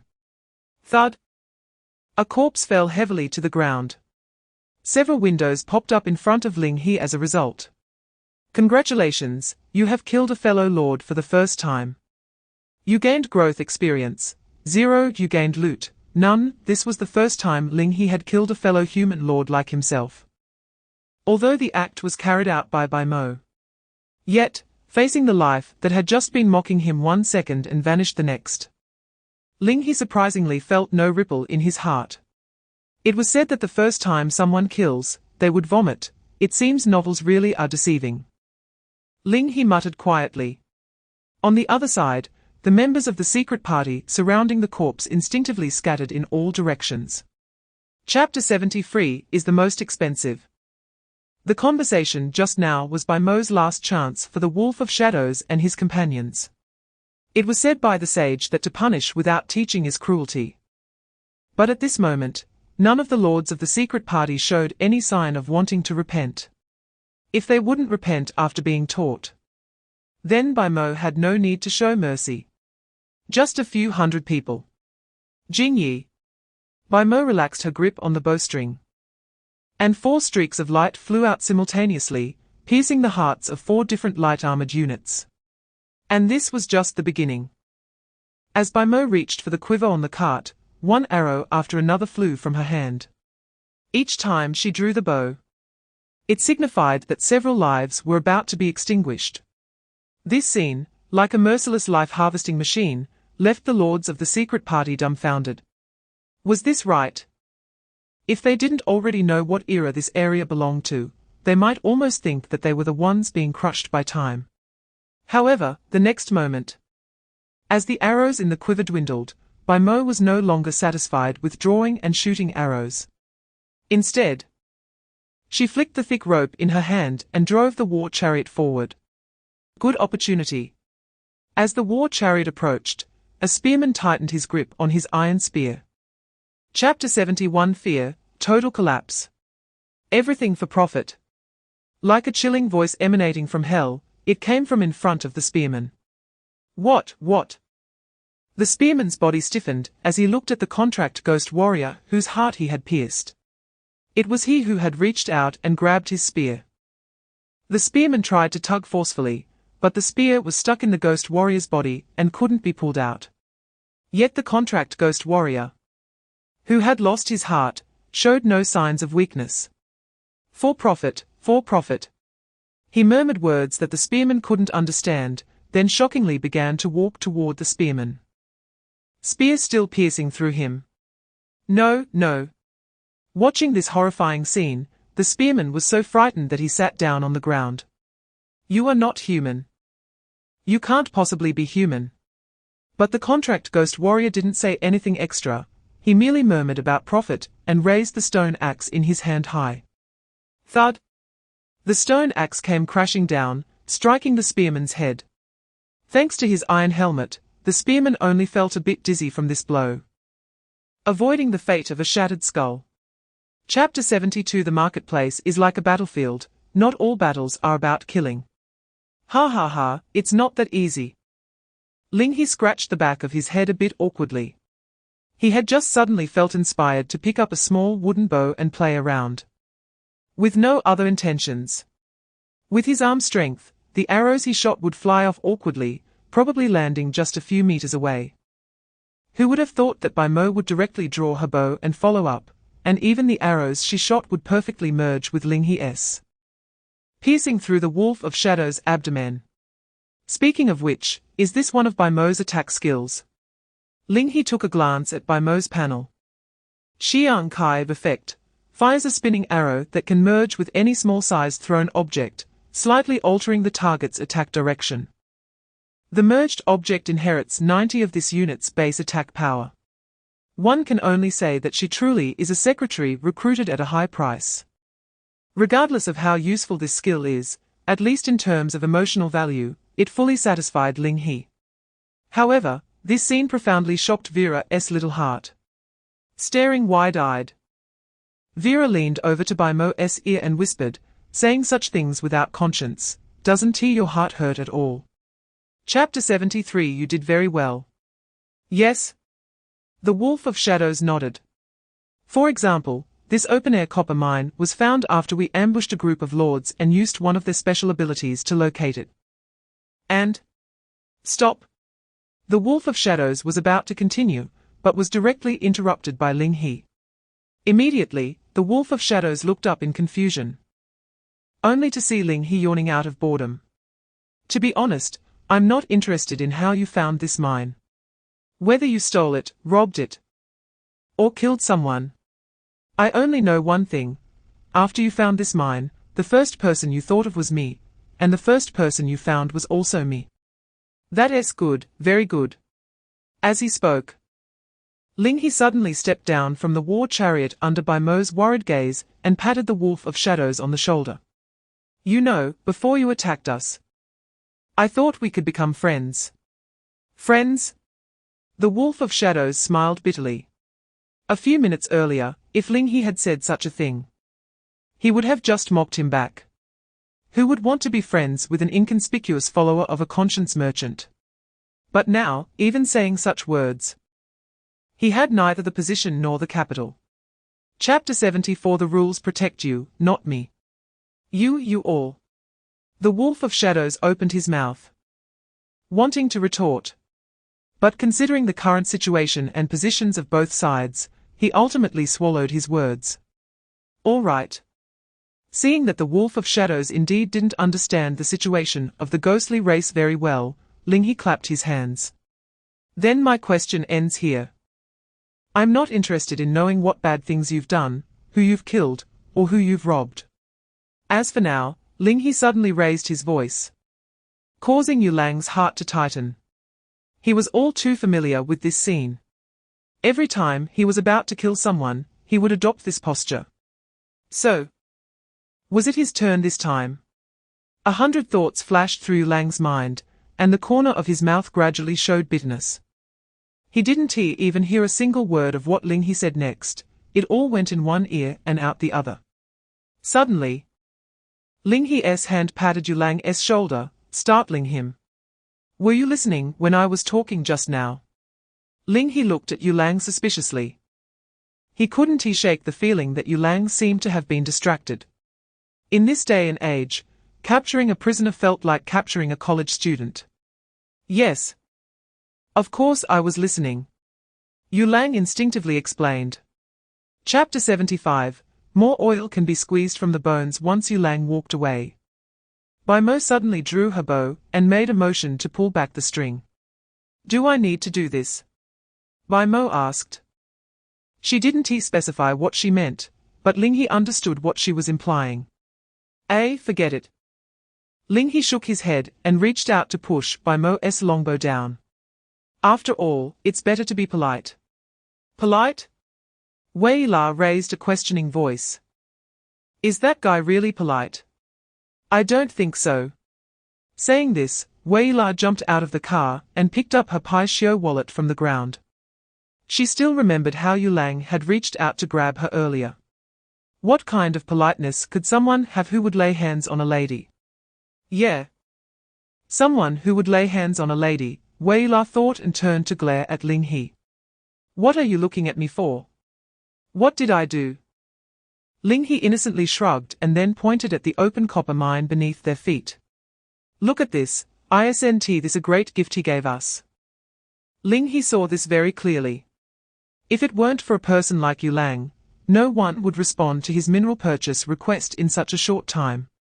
Even if someone did, that person wouldn't be able to provide Ling He with the tools to pinpoint coordinates. Chapter 76. Creating demand by one's own efforts among them. Bone powder should be the easiest thing to obtain nowadays. After a fierce battle, although many people had fled due to the secret party collapsing too quickly, there were still quite a few corpses left behind. Ling He estimated that as long as they removed the blood and flesh from these corpses and burned them, they should be able to produce a lot of bone powder. Well, then this task will be handled by Wei Lane. Ling He pointed to Wei La, hesitated for half a second, and then turned to Bai Mo beside him. Actually, Bai Mo, you should take care of it. It felt a bit wicked to let Wei La do such a thing, but it was entirely appropriate for Bai Mo. Bai Mo nodded slightly and didn't refuse. What about me? Seeing Bai Mo get out of the car, Wei La leaned over to Ling He and pointed at herself. You bastard lord. Are you going to forget about me so quickly? You naturally have things to do too. Ling He reached out to pat Wei La's head, but was blocked by her hat, so he had to change his action and patted her hat instead. Not letting Wei La burn the corpses was just Ling He's way of keeping his conscience clear. As for her having free time, that was certainly not going to happen. With this thought, Ling He sent another purchase request in the regional channel. Chapter 77. The only time I softened. In summary, with a large amount of funding invested, Ling He had completely put the copper mine on the right track. All the difficulties in the initial stage of mining had been resolved by Ling He's enormous capital. The remaining issue was just a matter of time. On the other side, Yu Lang covered his injured abdomen and completely distanced himself from the copper mine. He didn't hurry to meet up with the fleeing secret party leaders. Compared to those escapees, Yulang was currently thinking more about Ling He. At this moment, Yulang's perception of Ling He was somewhat split. On one hand, he felt some gratitude, because Ling He really let him go, and didn't he chase him down to kill him. On the other hand, everything he had was buried in Ling He's hands, so it was impossible for him not to feel any hatred. He. Covering his wound and leaning against a big tree, Yulang let out a sickly laugh. Gratitude and hatred could actually coexist in one person. Humans were truly contradictory beings. Speaking of humans, Yulang recalled the scene not long ago when Ling He and the others mocked him. Yes, he was just a human too. Yulang's sickly smile gradually faded, and a hint of vague darkness flashed in his eyes. Chapter 78. I might not understand alloys, but I definitely understand business. Of course you can. Of course not. Baimo and Wei La's voices almost sounded at the same time. Why not? Ling He and Baimo looked at Wei La in unison. You're not thinking of something inappropriate for children, are you? Ling He asked hesitantly. What inappropriate thing? A question mark appeared on Wei La's forehead, but she quickly shook her head and pointed a finger at Ling He. Bastard Lord. Are you planning to smelt red copper? Red copper. Isn't it bronze? Ling He said, looking at Baimo for help. Does copper also come in red, yellow, orange, green, blue, and purple? Baimo straightforwardly shook her head. Sorry, my lord. The sage said, to know is to know, to not know is to not know. I really don't know what red copper is that the black-hearted lady mentioned. Seeing this, Wei La slapped her forehead in realization, making a facepalm gesture. All right, my fault. This isn't common knowledge. But then, Wei La's mouth curled up in a smile. Looks like even the expensive premium secretary, Baimo isn't all-knowing. HMPH. Then let this lady explain it to you. Chapter 79, The Gatekeeper of the Bronze Age. What does that mean? Wei La blinked in confusion. Wasn't she talking about the drawbacks of red copper equipment? How did Ling He's train of thought suddenly shift to some low-end products? Seeing Wei La's dazed expression, Ling He chuckled softly. Have you forgotten how the world's most durable light bulb manufacturing company went bankrupt? However, this statement did not receive an agreement from Wei Lane. Bastard Lord, what are you talking about? I don't understand at all. Ling He then remembered that in Wei La's era, capital had not yet noticed this fatal weakness of its own. So, among the three present, only he knew and understood this matter. Before Ling He entered the war game, the world's most durable light bulb manufacturing company produced light bulbs that could last for decades, or even 100 years without breaking. As a result, the market became completely saturated, and there was no longer any excess demand, leading a giant company that once led an era to a dismal end. Stepping on the corpses of their predecessors, the successors established the Sun God Alliance, which set the lifespan of light bulbs to 1,000 hours. Anyone who broke this rule would face market hostility and expulsion, while the United Merchants profited immensely. Chapter 80. No, but it can be learned. Fut. Hearing Vera's words, Ling He sprayed the happy drink he had just swallowed all over. Wiping his mouth, Ling He raised the can of happy drink in his hand and asked, Are you saying this thing is tin? Ham. Vera nodded. My judgment is never wrong. But didn't you say earlier that this thing is worthless? Ling He remembered how excited Vera looked when he first gave her the happy drink. Of course, it wasn't excitement in a positive sense. She thought he was just being wasteful. Vera was also quite aware of her own reaction at the time and did not deny it. At that time, I really thought it was worthless. But Vera quickly provided her explanation. Because although this happy drink can contains tin, the tin content is not very high. Saying this, Vera pulled the tab on the can and tilted her head back to gulp down all the happy drink inside. Ha! Burping. Vera held the now empty can close to Ling He, showing him the inner wall of the can. Look here, you bastard lord. Vera pointed to the inside of the can from the opening. The so-called tin is actually just a thin layer on the inner wall of this can.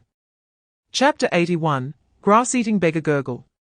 Hamburger first made a confused sound. After a moment of understanding, it seemed to realize what the bipedal creature meant. Then Ling He felt his comfortable sofa suddenly disappear, and he directly sat on a little girl. Hamburger! Ling He shouted with a dark face. I was just using a metaphor, a metaphor. Moreover, Ling He also knew that even if Hamburger transformed into a human form, it would not be able to use the human race's trading post. Since it couldn't even access the trading post, it naturally couldn't conduct remote transactions with Ling He. Phut! Vera covered her mouth and chuckled beside them. Bastard lord, your true nature has been exposed, hasn't it? Clearly reluctant, yet you have no intention of getting up. At this, Vera glanced at Bai Mo with her peripheral vision, curious about what Bai Mo might say next. However, under Vera's gaze, Bai Mo merely tilted her head slightly and then spoke softly. The sage says, observe its form, examine its origin, and discern its peace. As the saying goes, we should dialectically view a person from multiple aspects and dimensions with a dynamic perspective. Therefore, from a high-dimensional and lateral dialectical perspective, the Lord is certainly in accordance with propriety. Chapter 82. I guarantee every copper coin is earned with blood and sweat. 10 seconds is neither long nor short. Little Evil Lord had just thought of a few ideas when a new pop-up appeared in front of him. You have been designated as the human race agent in this area by the Lord's conscience merchant. At this moment, Ling He smiled and waved to the surrounding contract ghost warriors. Disperse, we are one of our own now. Upon receiving Ling He's command, the contract ghost warriors stopped being oppressive. And Little Evil Lord finally breathed a sigh of relief. But before he could relax for long, he saw Ling He step down from that super cool war vehicle and stand in front of him. Instantly, Little Evil Lord's heart tightened as all topics he could think of rushed through his mind. Finally, he squeezed out an ugly smile. Be big boss. So you are the merchant brother. You didn't know? Ling He was genuinely taken aback. You don't know who I am, why were you following me? The mountaintop where they had met by chance was not close to the open copper mine, and Ling He initially thought the other party knew his identity, which was why they were eager to follow him. Ha ha, well. Little Evil Lord scratched the back of his head awkwardly. I just wanted to ask where you bought your mount, do you believe me? Chapter 83, There will be skin, and there will be pancakes. Reach out. Hearing Ling He's words, Little Evil Lord, though confused, instinctively raised his hands. Then he saw Ling He place his palm above his hands. And then a large number of gold coins fell down with a clatter. So many, so many. In just a few seconds, Little Evil Lord's hands were already full of gold coins, and the excess coins spilled from his palms and fell to the ground. Big boss, what are you doing? Ling He stopped scattering coins and smiled at Little Evil Lord. Try to add these gold coins to your personal panel. Is that possible? Little Evil Lord mumbled. But his hands moved quickly. Soon, he had added all the gold coins in his hands and those on the ground to his personal panel. Not more, not less. Exactly 1,000. This? Before Little Evil Lord could say anything, Ling He's guiding voice appeared in his ear again. Try buying something in the trading post. Something expensive. Under Ling He's guidance, Little Evil Lord opened the trading post panel. After all, it wasn't his money, so he wouldn't feel heartbroken even if he used it up. Thinking this, Little Evil Lord looked at a skill book labeled Whirlwind Slash in the trading post and reached out to click on it. Chapter 84, The name of the growth root does not determine potential. Ling He still remembered that a week ago, his level was only 7. Yet after so many days, he had earned over 100,000 gold coins, but his experience hadn't increased at all. He was still at level 7, the same as when he left the lumberyard. Since Ling He was just chatting casually, Vera didn't directly answer the question, but instead lay on Hamburger and asked back, are you very eager to level up? Ling He thought for a moment and then shrugged indifferently.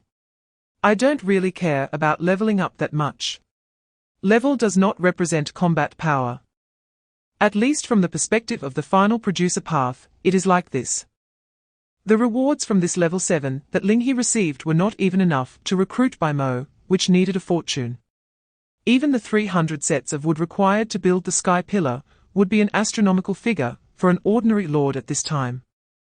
If Ling He hadn't completed the initial capital accumulation early, he might not even have had the chance to utilize these level-up rewards.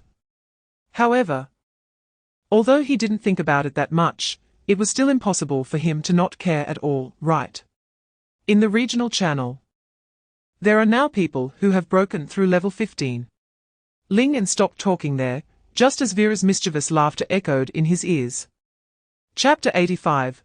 Surplus Value Lens. Since learning where to obtain upgrade experience, Vera has not had a moment of rest in the past 3 days.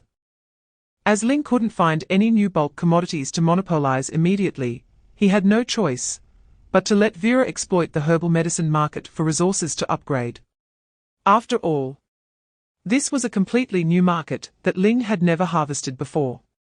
Even if Vera could only occupy a very insignificant market share by herself, it was still better than the wood and fire slime gel that would no longer yield experience.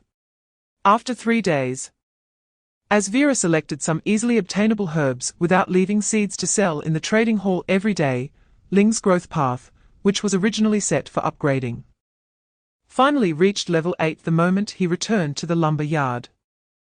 Vera covered her mouth and yawned. Treating a lady like a beast of burden. I really have to take back all the compliments I've given you, you bastard lord. So what is your upgrade reward this time? As Vera spoke, she leaned beside Ling to look at his personal panel. On the panel, it read, LV7 LV8, Surplus Value Lens, Chapter 86, The Buried Dead Volcano Without the Surplus Value Lens. This mine might not be excavated for a long time until the mining technology matures. But now, there is nothing more to say. Ling pointed at the ground and then gave an order to the beasts surrounding the campfire. Dig for me. Directly digging the foundation of the Ghost Spirit Clan's tower seemed a bit unethical, but the beasts merely exchanged glances and immediately started working without hesitation. The soft grass was quickly removed, followed by the continuous sound of chiseling stones. Initially, Ling thought this phase would last a long time. Until a quarter of an hour later, when one of the beasts struck the stone pickaxe down heavily, an incredibly deep hole appeared before Ling. Did we break through? Ling stepped forward to take a look, then turned his head to exchange glances with Vera. Suddenly, a pungent smell surged from the hole, invading Ling's nostrils. Cough, cough, cough. Under this pungent air, Ling immediately began to cough violently. My lord, are you all right? Mo, who was waiting nearby, rushed forward without hesitation and helped Ling step back a few paces. Chapter 87. It was mean. Call me battle mad. Is it you who did it, little merchant? After a brief surprise, Battle Mad instinctively thought Ling was joking with him. It's not surprising for Ling, as even he didn't believe it when he first heard about the mushroom cloud. Realizing this, Battle Mad sent another private message. Call me Battle Mad, no. I'm not joking with you, little merchant. Just look at the regional channel now. Many people are saying they witnessed the mushroom cloud rise. I was thinking, if this is true, it likely means that a force more terrifying than the Ghost Spirit Clan has appeared, and if we don't plan ahead, I'm worried. Worried about what? While Ling watched the continuous private messages from Battle Mad, he looked towards the location of the tower. Through the thick smoke, starting from the Ghost Spirit Clan's tower, a gigantic pit with a diameter of over 100 meters appeared there. The tower had completely tilted. It was only because the hard crust had blocked most of the explosion's damage that the tower did not shatter into pieces during this explosion.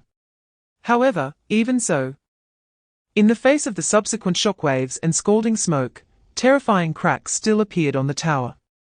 Chapter 88. The last piece of the new market. Is there something more precious than tin ore? Just as this thought flashed through Ling's mind, a contracted lumberjack rushed out from the black smoke. In his hands, he was holding a cluster of lead grey ore from tree stumps. "Is this silver ore?" Vera's slightly surprised voice rang out. At the same time, the surplus value lens that Ling held in his hand shattered with a sound. Clearly, the mineral pointed out by the surplus value lens was the silver ore presented by the contracted lumberjack. However, before Ling could ask, he saw Vera's expression gradually become very strange. "This kind of thing. I really don't know whether to say you're lucky or unlucky, you bastard lord." Under Vera's explanation, Ling quickly understood what she meant. Silver ore, as a mixture of silver and sulfur elements, naturally holds a very high value in Vera's eyes. In terms of value alone, among silver ore types, it is second only to pure silver ore and silver gold ore.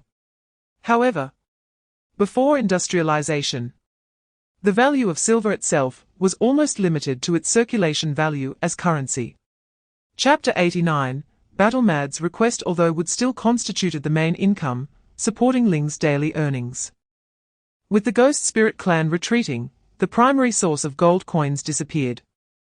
Many lords with conditions also began to cut wood themselves to reduce their reliance on trading haul wood and tried to save the remaining gold coins in their hands. The old market model seems unsustainable for long. Ling muttered to himself. He had anticipated this situation since the first day he started selling wood. Although the price of wood had already been driven down relatively low, ordinary lords could only earn a few copper coins by killing those neutral wild creatures. And buying more sets of wood was somewhat difficult. It can be said that if it weren't for the sudden emergence of the Ghost Spirit clan, which scattered money in the region while risking their lives to stimulate the human market, Ling would never have been able to earn tens of thousands, or even 20,000 gold coins a day. If the Ghost Spirit clan were removed, then the market system established under the threat of the Ghost Spirit clan would naturally collapse as well. But it's not a big deal. Ling estimated the time. The first batch of red copper ingots would be ready in just one more day. This batch of red copper ingots would number around 6,000 pieces. All sourced from Ling himself. Chapter 90, Diplomatic Support Final Strategy. Looking at these 4 words, Ling paused for a moment. He remembered that half a month ago, there were 2 prompts regarding the final strategy, signaling the Ghost Spirit clan's entry into this area. Although he didn't know much about the final strategy yet. From the information available so far, the final strategy would definitely impact the overall trend of the entire region. If what Battle Mad said was true, the advisory function would determine the human race's final strategy in this area next. Heh! Ling suddenly chuckled softly. Conscience vendor, Battle Madman.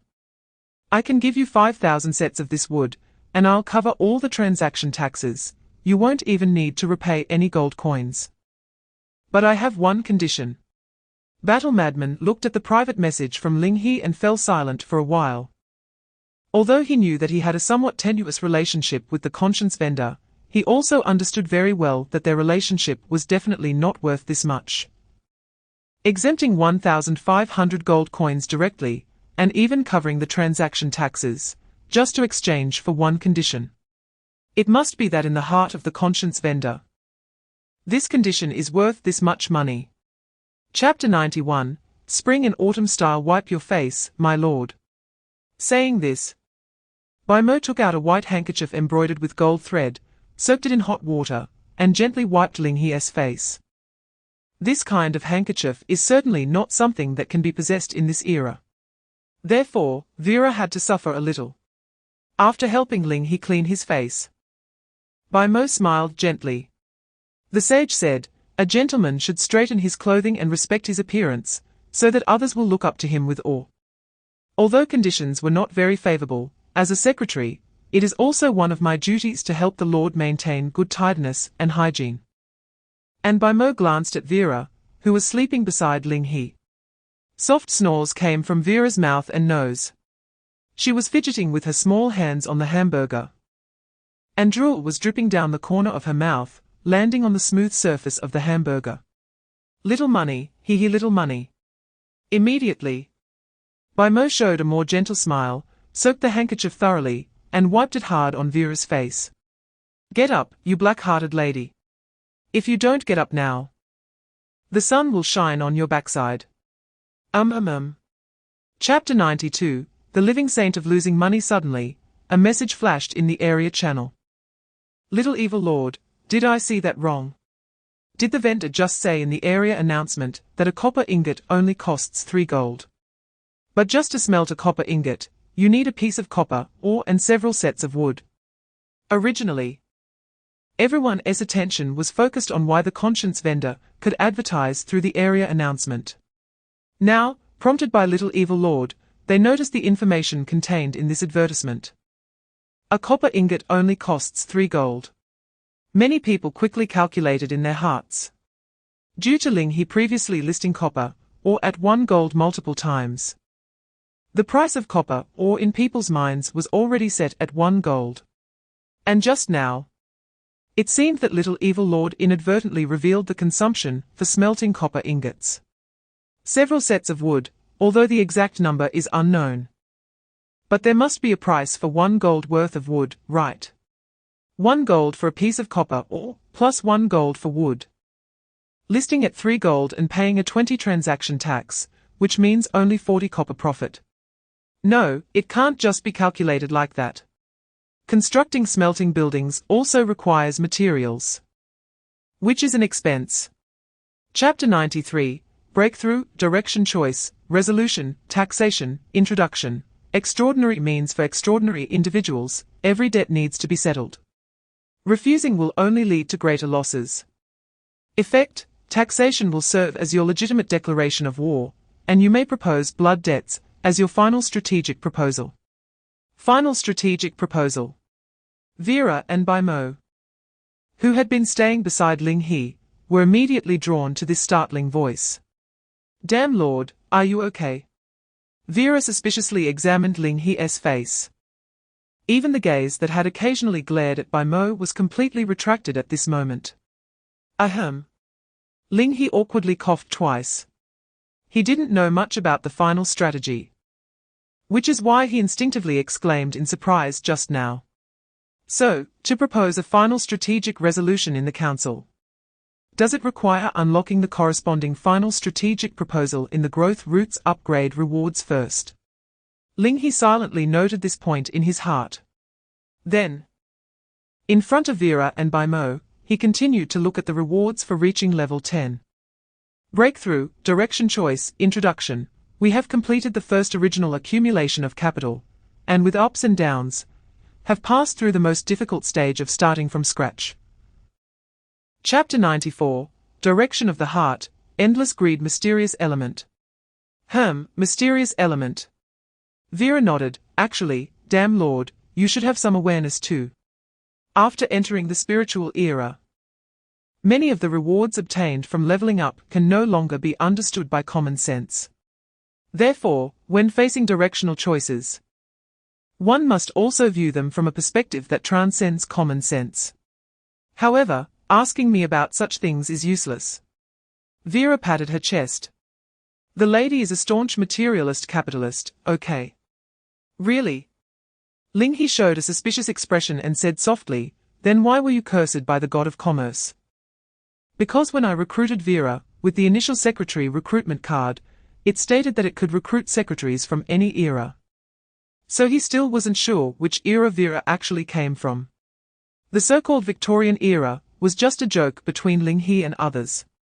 At least, the Victorian era, he knew, wouldn't have something like the god of commerce, which sounds extremely idealistic.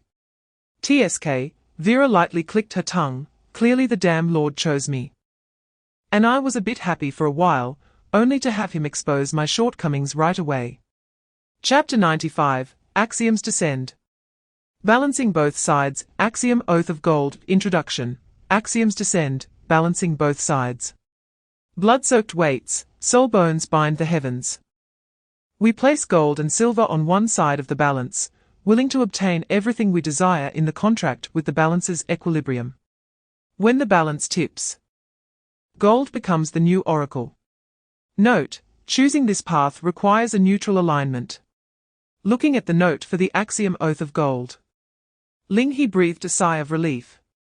From the experience gained from endless greed, it seemed that the two blank options in the darkness could only be shaped once each. Once a complete understanding was formed, it could no longer be changed. Therefore, when the description mentioned blood-soaked weights and soul bones binding the heavens, Ling He secretly broke out in a cold sweat, instinctively thinking he had been influenced by the evil capitalist Vera, shaping a chaotic inclination.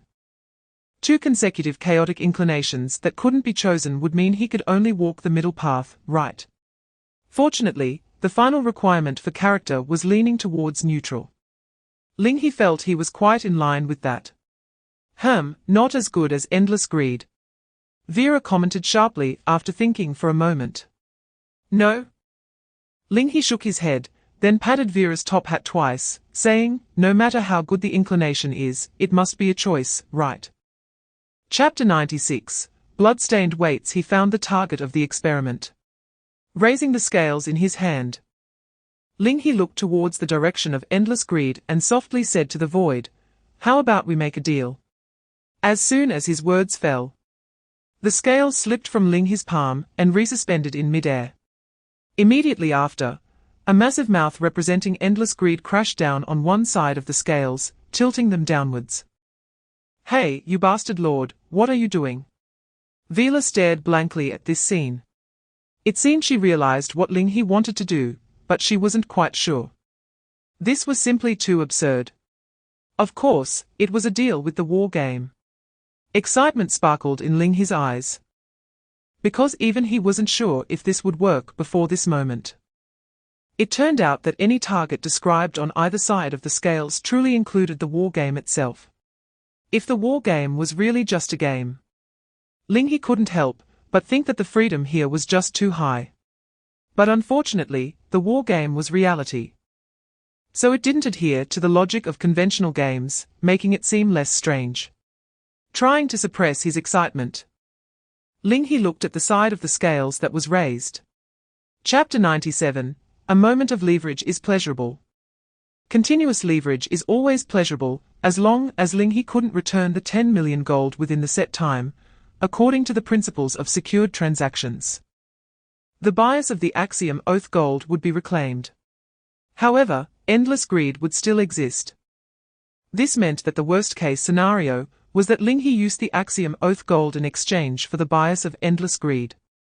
During the year that followed, he could still enjoy the special abilities and upgrade rewards brought by the axiom oath gold for free. One could say that the secured transaction of the blood-stained weights was completely a deal that wouldn't incur losses under the current circumstances.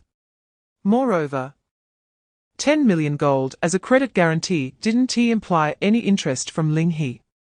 What is there to fear from a leverage without interest? Increase leverage must increase leverage. A moment of leverage is pleasurable, continuous leverage is always pleasurable. Congratulations! You have successfully chosen the path bias, endless greed. You have gained the special ability, devouring greed, due to spiritual transformation. Your combat power has increased, seeing the words indicating his increased combat power once more, and feeling the surge of strength within his body. Ling He was no longer as excited as before. He casually glanced at the combat power line in his personal panel. Combat power, 2 Chapter 98, Council. The Lord of the Retreating Drum invites you to enter the council. Do you agree? Note, please enter the council hall to accept the invitation within 1 hour, otherwise it will be considered a rejection. It was an invitation to the council. Ling He calculated the time. The council hall on the war-mad side should have just been completed at this point. Thinking of this, Ling He waved his hand at Bai Mo. Let Vila explain the direction choices to you. I have some matters to attend to. After instructing Vila to tell Bai Mo about what had just happened in the dark space, Ling He extended his hand towards the personal interface. Agree. He had just woken up, looking as spirited as could be. But just as Ling He clicked agree, a wave of drowsiness surged over his eyelids. I knew it would feel like this, so annoying. His voice trailed off. Ling He swayed and lay back down on the hamburger. As Ling He fell asleep again, the only ones awake in the council hall were Vila, and By Mo slightly crossed his arms and smiled at Vila. Black-hearted lady. Vila fell silent for a moment. Actually, according to her original intention before entering with Ling He, she hadn't planned to discuss these matters with By Mo. Chapter 99. Gathering together. Ling He smiled and shook his head. Young people, it's normal. Back in our childhood, we might have been even wilder than these young folks now. He could see that War Mad had protected those who pledged allegiance to him well. So many people's mindsets hadn't been tempered. This is also why Ling He directly revealed his identity in public. Identity is meant to be used, since they are all on the same side. There's no need to act like a protagonist in a novel, only to be looked down upon for being in their territory. Ha ha ha, the vendor brother is right. Seeing that Ling He didn't pursue the matter, War Mad laughed a couple of times. If only we had some wine now. Otherwise, I'd definitely drink to my heart's content with you, vendor brother. Ha ha ha, Ling He also laughed. However, he waved his hand. Businessmen don't drink. If War Mad can accept it, I'll find a way to make some sweet water later, and we can share a couple of dishes for a good meal.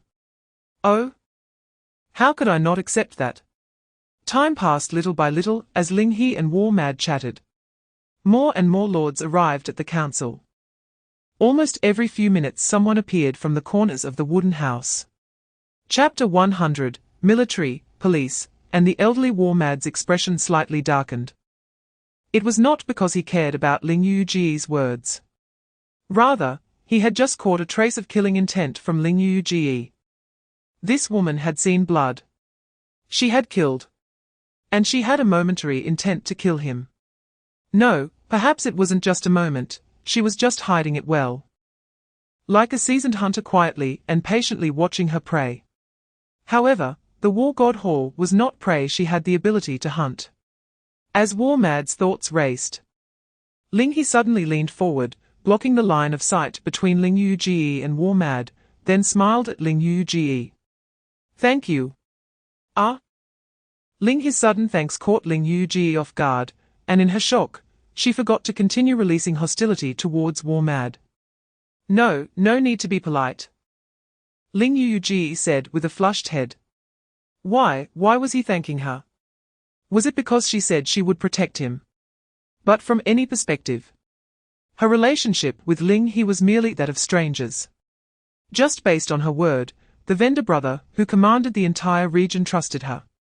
Just then, Ling He continued softly, however, since you're here to protect me, I hope that what happened just now won't happen again, okay? Chapter 101, The Weight of the Mountain. This was getting more interesting. A smile appeared at the corner of Ling He's mouth. At this moment, the final countdown for the council ended, and a new message appeared before everyone. The council has started. Please choose this session's proposal. Of note, only one proposal can be passed each time in the council. As the message flashed by, the wooden house fell silent for a moment. No one spoke first. On one hand, they were waiting for a leader, and on the other hand, most of the lords who were suddenly invited to the meeting did not really understand what the purpose of the meeting was. Ahem. Zhan Kuang coughed heavily twice, and stood up in front of everyone. At this moment, no one spoke. As the initiator of the meeting, he naturally had to say something. Zhan Kuang scanned the three areas except for the Eastern District and then slowly spoke. First of all, I want to thank all of you for taking the time out of your busy schedules to allow this meeting to proceed smoothly. I am Zhan Kuang, the founder of the War God Hall. I believe many of you here know me or have heard of me, so I want to elaborate further. Let's get straight to the point of today's meeting. The only purpose of inviting you all here is to decide on the final strategy for humanity in the upcoming period. After saying this, Ling He closely watched Li Zhong's expression. Of course, those with money will contribute money, and those with strength will contribute strength, Li Zhong said without hesitation. Responding to Ling He's gaze, his expression showed no change, as if he was simply stating something that was taken for granted. At first glance, it seemed there was no problem. However, at this moment, Ling He caught a glimpse of the requirements for achieving this final strategy. Requirements: 100,000 bronze, 10,000,000 units of wood. Seeing this, Ling He withdrew his gaze and didn't he continue looking further. Haha, what a generous offer from those with money and strength. Currently, in the entire region, only Ling He explicitly stated he could provide bronze ingots. The wood market was completely monopolized by Ling He. Even in terms of labor force. If Ling He claimed to be second, no one dared to claim first. This was a clear indication that they wanted him alone to provide the funds, effort, and resources to accomplish this final strategy. Ling He slightly lowered his eyebrows, his gaze flickering several times. If it were just like this, he naturally wouldn't be willing. But there are exceptions to everything. Ling Yuge looked at Li Zong with a mix of anger in her eyes. Then swept her gaze over all present starting from Li Zong. What are you all thinking? Do you think I don't know? You've all seen the requirements for this final strategy: 100,000 bronze and 10 million units of wood. When divided among everyone, that is 20 bronze and 2,000 units of wood per person. All of you here are the elites of humanity in this region, so tell me, who among you can provide these resources? You. Or you. Ling Yuge pointed at various lords, who instinctively lowered their heads when pointed at. However, some stubbornly cast their eyes toward Ling He. Clearly, they could not provide these resources, but someone could. Even if that person couldn't provide them now, they definitely could in the future. Ha. Ling Yuge was almost laughing in anger. So, you plan to let the merchant provide all the resources for this final strategy? Then tell me, what can he gain from it? She withdrew her finger and pointed at Ling He, who was still sitting in his place. Does anyone here plan to pay the merchant even a single copper coin for this? Unexpectedly, members of the secret party also arrived at the meeting. However, aside from Shang, Ling He did not see any familiar faces, and did not know how many people from the secret party had come. However, to muddy the waters, even one person would be enough. Sometimes, friends may not necessarily be friends, but enemies may not necessarily be enemies either. A mysterious smile appeared at the corner of Ling He's mouth. No one noticed the change in Ling He's expression, except for Lin Xiao. Since entering the meeting, his gaze had never left Ling He. In Lin Xiao's view, most of the people present at the meeting were short-sighted fools. And only one conscientious merchant was worth his attention. And Lin Xiao had come precisely for that conscientious merchant. So why was this conscientious merchant smiling? A shadow of uncertainty flickered across Lin Xiao's eyes. When Li Zong first proposed this final strategy, he clearly noticed that the conscientious merchant had an opposing attitude. Therefore, he had remained silent, thinking it would be good for others to diminish the merchant's prestige without him being involved. But now the situation was different. The conscientious merchant was smiling, and his smile was definitely not simple. It perhaps indicated that he did not oppose Li Zong's proposal as much as before. Synopsis: a lie is repeated 13 times. A divine decree is inscribed 13 times. The umbilical cord connects us to our gods. We are both the fathers and sons of the gods, as well as one of the countless beings crawling at the feet of the divine. If the world must have gods to function, then we willingly become the puppets entangled in fiction. The ears and eyes of the gods transcend the world. Where the people are, the gods know all. P.S.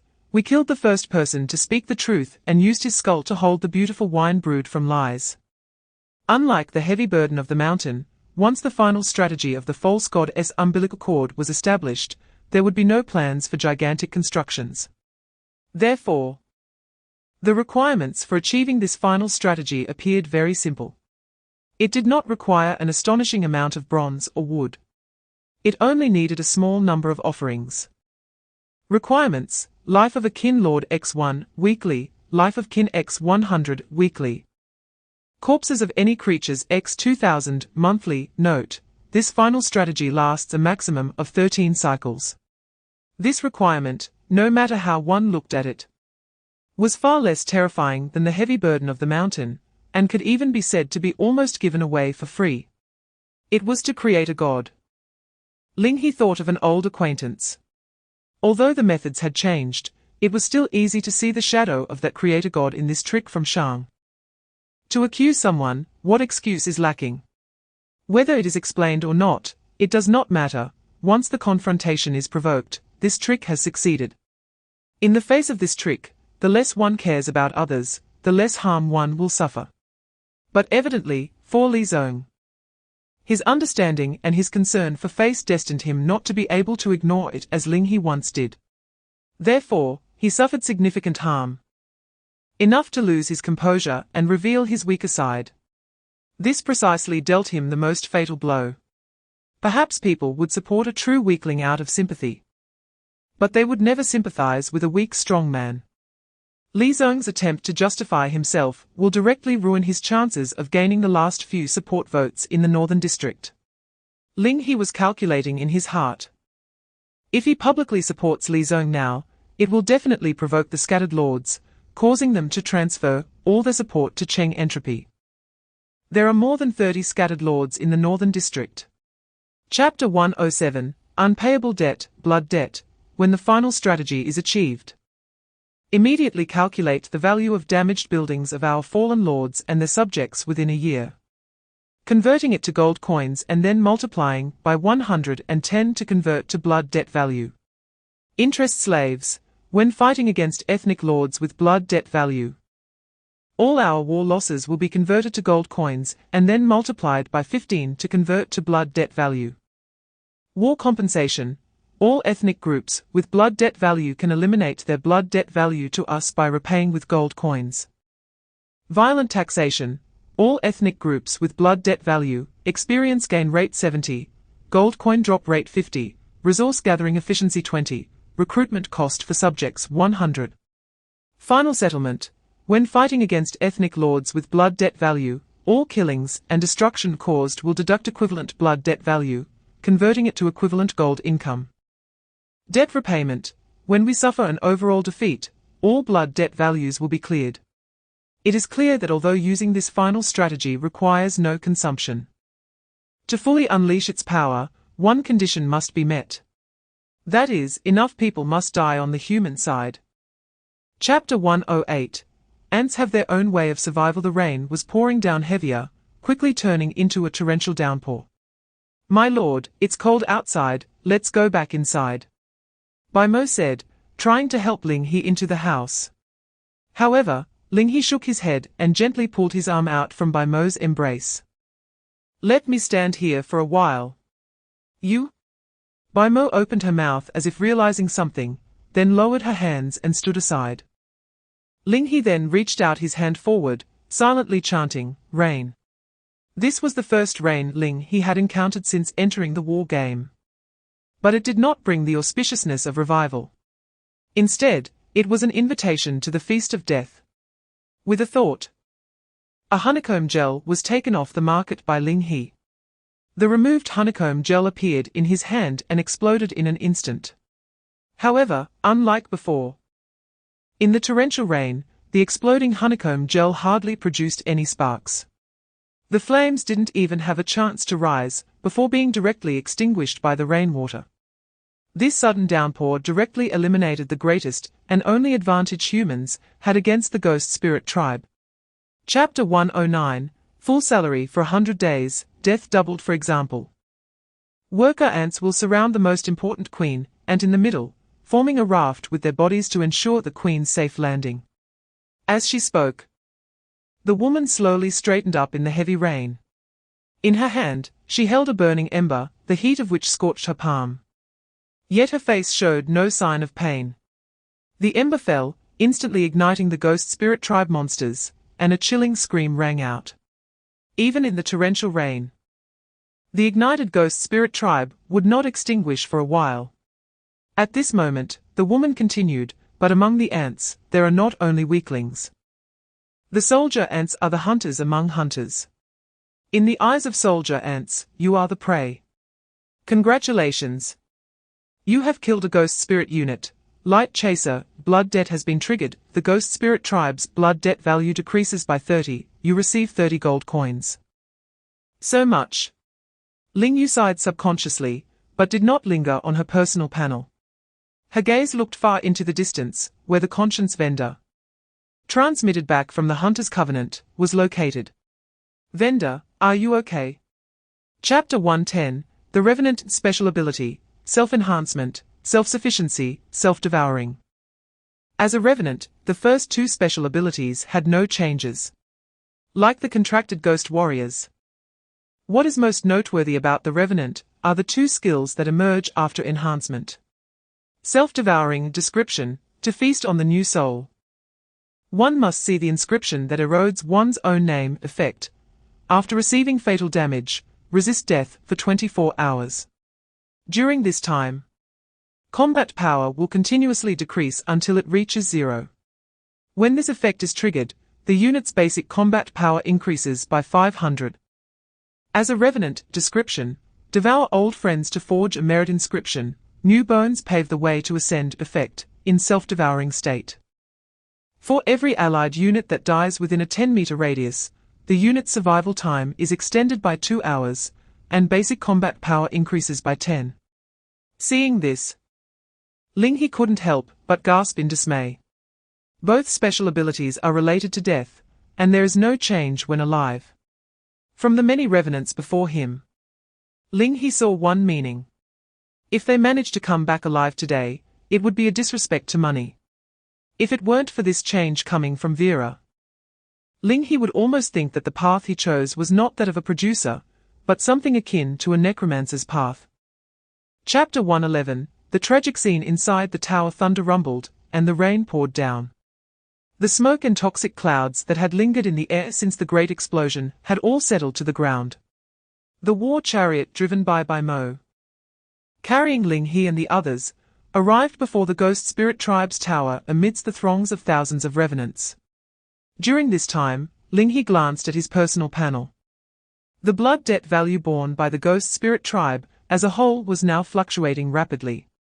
Clearly, with the arrival of the rain, the Ghost Spirit Tribe had engaged in an unprecedented bloody battle with humans on this land.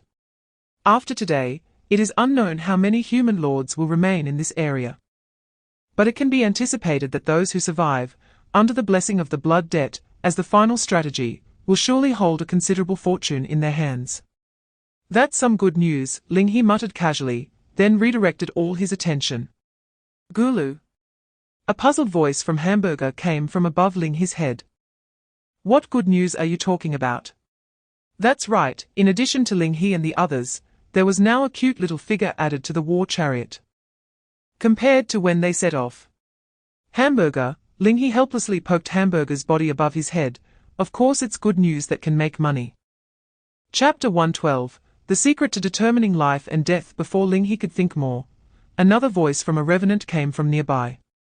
Boss, there are survivors here. Survivors? Ling He raised an eyebrow, a hint of doubt flashing in his eyes, but still instructed by Mo to drive the war chariot over.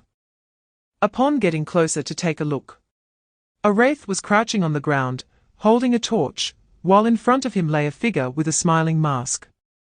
Face down. The boss? Seeing Ling He approach, the wraith immediately stood up straight and pointed to the figure on the ground. This corpse seemed to be in a state of false death. How can you tell? Ling He instinctively asked. If he remembered correctly, it had been almost a month since the ghostly tower fell from the sky. During this time, there had been smoke, fire, explosions, and toxic clouds. Even if there had been survivors at the beginning, after all this, they would have become smoke-cured meat, right? The wraith opened his mouth, scratched the back of his head, and couldn't articulate a reason. He didn't actually know how he judged it. It seemed that ever since Vila promised a hefty reward for death, they had a natural sensitivity to living beings. But feelings like that couldn't just be reported to the boss, right? Chapter 113, The Farmer and the Snake. Hey, it's moving. Vila's exclamation came just as she was considering whether to add some chili to the hole behind the corpse. The eyes of the seemingly dead body suddenly twitched slightly, and its fingers reflexively flicked. Clearly, it looked like it was about to come back to life. As expected, rumors are unreliable, verbal stimulation can't trigger much. Talk therapy only leads to more death, it's my physical stimulation that works. While speaking, Vila stood up, lifted her head high, seemingly very proud of herself. Below, Chang Shao also opened his blurry eyes in a daze. At the moment his consciousness returned, the first thing he felt was just one word: pain. His lips hurt, his armpits hurt, and his whole body ached.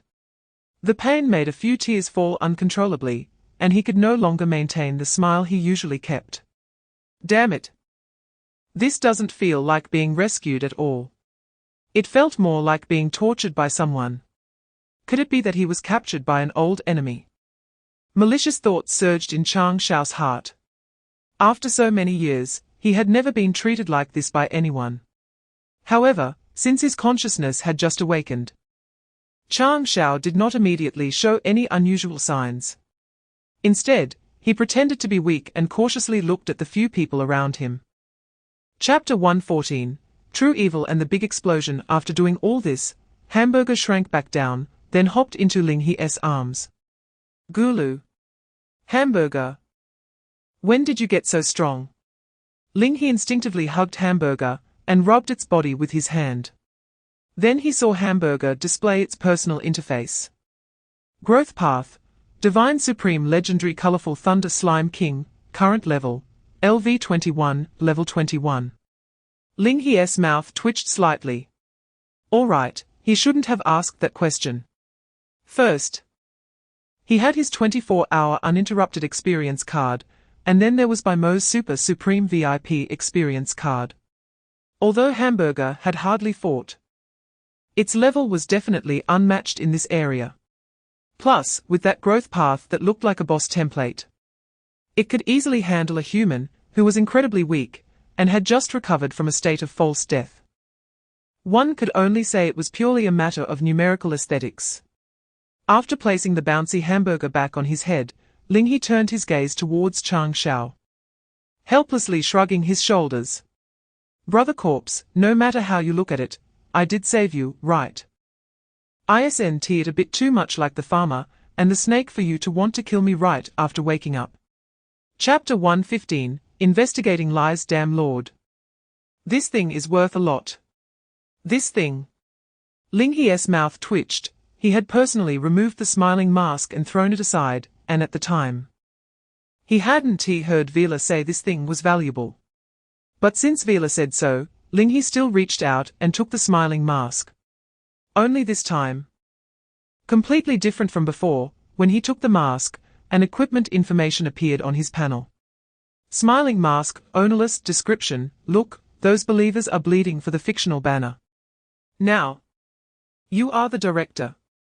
Effect 1, when wearing the smiling mask, your identity will be replaced by the secret party leader Chang Shao.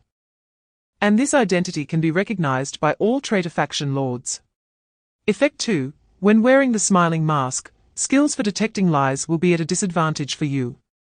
And you can use a special skill to detect lies once per day. Effect 3, you can change your racial faction. After changing, neutral beings in that faction will no longer be regarded as hostile by default. It seems that because Chang Shao was completely dead, the smiling mask became an ownerless item, allowing Ling He to use it. Chapter 116, Don't show weakness in front of merchants. The counterattack has begun. One by one, the wraiths who had died once raised their stone axes and heavily smashed them down on the monsters that were still rampantly slaughtering. Due to the fact that too many allies had died in a short time, bolstered by the wraiths, these wraiths' combat power was now far beyond the normal 35 points. Ling He looked around. In the chaotic battlefield of the corridor, those wraiths who had stood up again even had individual combat powers that had surpassed 50 points. The simple stone axes they swung were fierce and vigorous, even at one point threatening to overwhelm the onslaught of the lurkers. But that wasn't enough. Stone axes were ultimately just stone axes. They were neither sharp nor sturdy. Blunt damage inflicted on the lurkers would make them feel intense pain. But it was very difficult to pierce their tough exterior. The reacting lurkers could easily break the handles of the stone axes with their powerful bodies, effortlessly destroying these makeshift weapons. Throw away the stone axes and pick up the equipment on the ground, Ling He immediately shouted. In fact, what was lacking in the corridor was weapons and equipment. The battlefield was littered with swords, spears, and halberds left by those who had once attacked the tower. All made of iron, with some even made of tempered steel. Chapter 117, The Lord. Upon seeing the wraith's appearance, a voice of furious wrath erupted. Humans, more humans. The filthy bugs that can never be exterminated, damn it. The entire tower trembled under this roar of rage, and the massive being on the throne struggled desperately. Countless debris fell from the ceiling. Mo squinted her eyes, vigilantly watching this scene. She could sense that overwhelming killing intent emanated from the being on the throne. However, its struggles seemed meaningless. Several long spears embedded in it had firmly fixed it to the throne. No matter how much it struggled, it could not escape from the throne. After a while, due to exhaustion, the immense being on the throne stopped struggling. It slumped dejectedly against the throne, as if it had already seen its fate. Unexpected, unexpected. A mocking voice emerged from its mouth. I originally thought that leaving that area would mean I would never have to deal with humans again. But the next being standing before me is still human. Am I destined to die at the hands of you filthy bugs? Ling He looked at the being on the throne, which had been muttering to itself since he entered. Unable to contain his curiosity, he finally raised a hand. Chapter 118, Seeking Death or Life, a Deal. Ha ha ha. The Lord could not help but laugh out loud. Interesting, you are truly interesting. It had seen too many human faces. Some looked at it with hatred, some with awe, and some with fear. But no one, like Ling He, dared to open their mouth to propose a deal. The Lord moved its body again. Its gaze no longer hollow, but filled with a hint of mockery, as it looked at Ling He. Are you willing to remove the shackles from me and regain my freedom? If so, when the other lords flatten this continent in the future, I can grant you a lifetime of peace. Naturally, that is impossible. Ling He maintained his smile and said calmly. A madman does not mean a fool. Now that the Lord is imprisoned and the defense forces of the Ghost Spirit clan within the tower have been destroyed, Ling He can speak of a deal in front of the Lord. They have always been enemies, and only in an equal stance can a deal be possible. Releasing the Lord would inevitably break this equality to some extent. Therefore, before Ling He is confident enough to crush the Lord, the clause of releasing the Lord cannot be a condition for his deal with the Lord. Chapter 119, Recognizing Thieves as Fathers. Facing Ling He's refreshing smile, the Lord only felt a chill run down its spine. If it were in the past, it would never have made a deal with a human lord. But today, the situation has changed, and it has no choice but to make some adjustments. However, I still cannot say. The Lord lowered its head, looking seriously at Ling He. I can give you an opportunity to make a deal with me, and I guarantee that my conditions are easily achievable for you. But if you want me to reveal these conditions, you must earn my trust.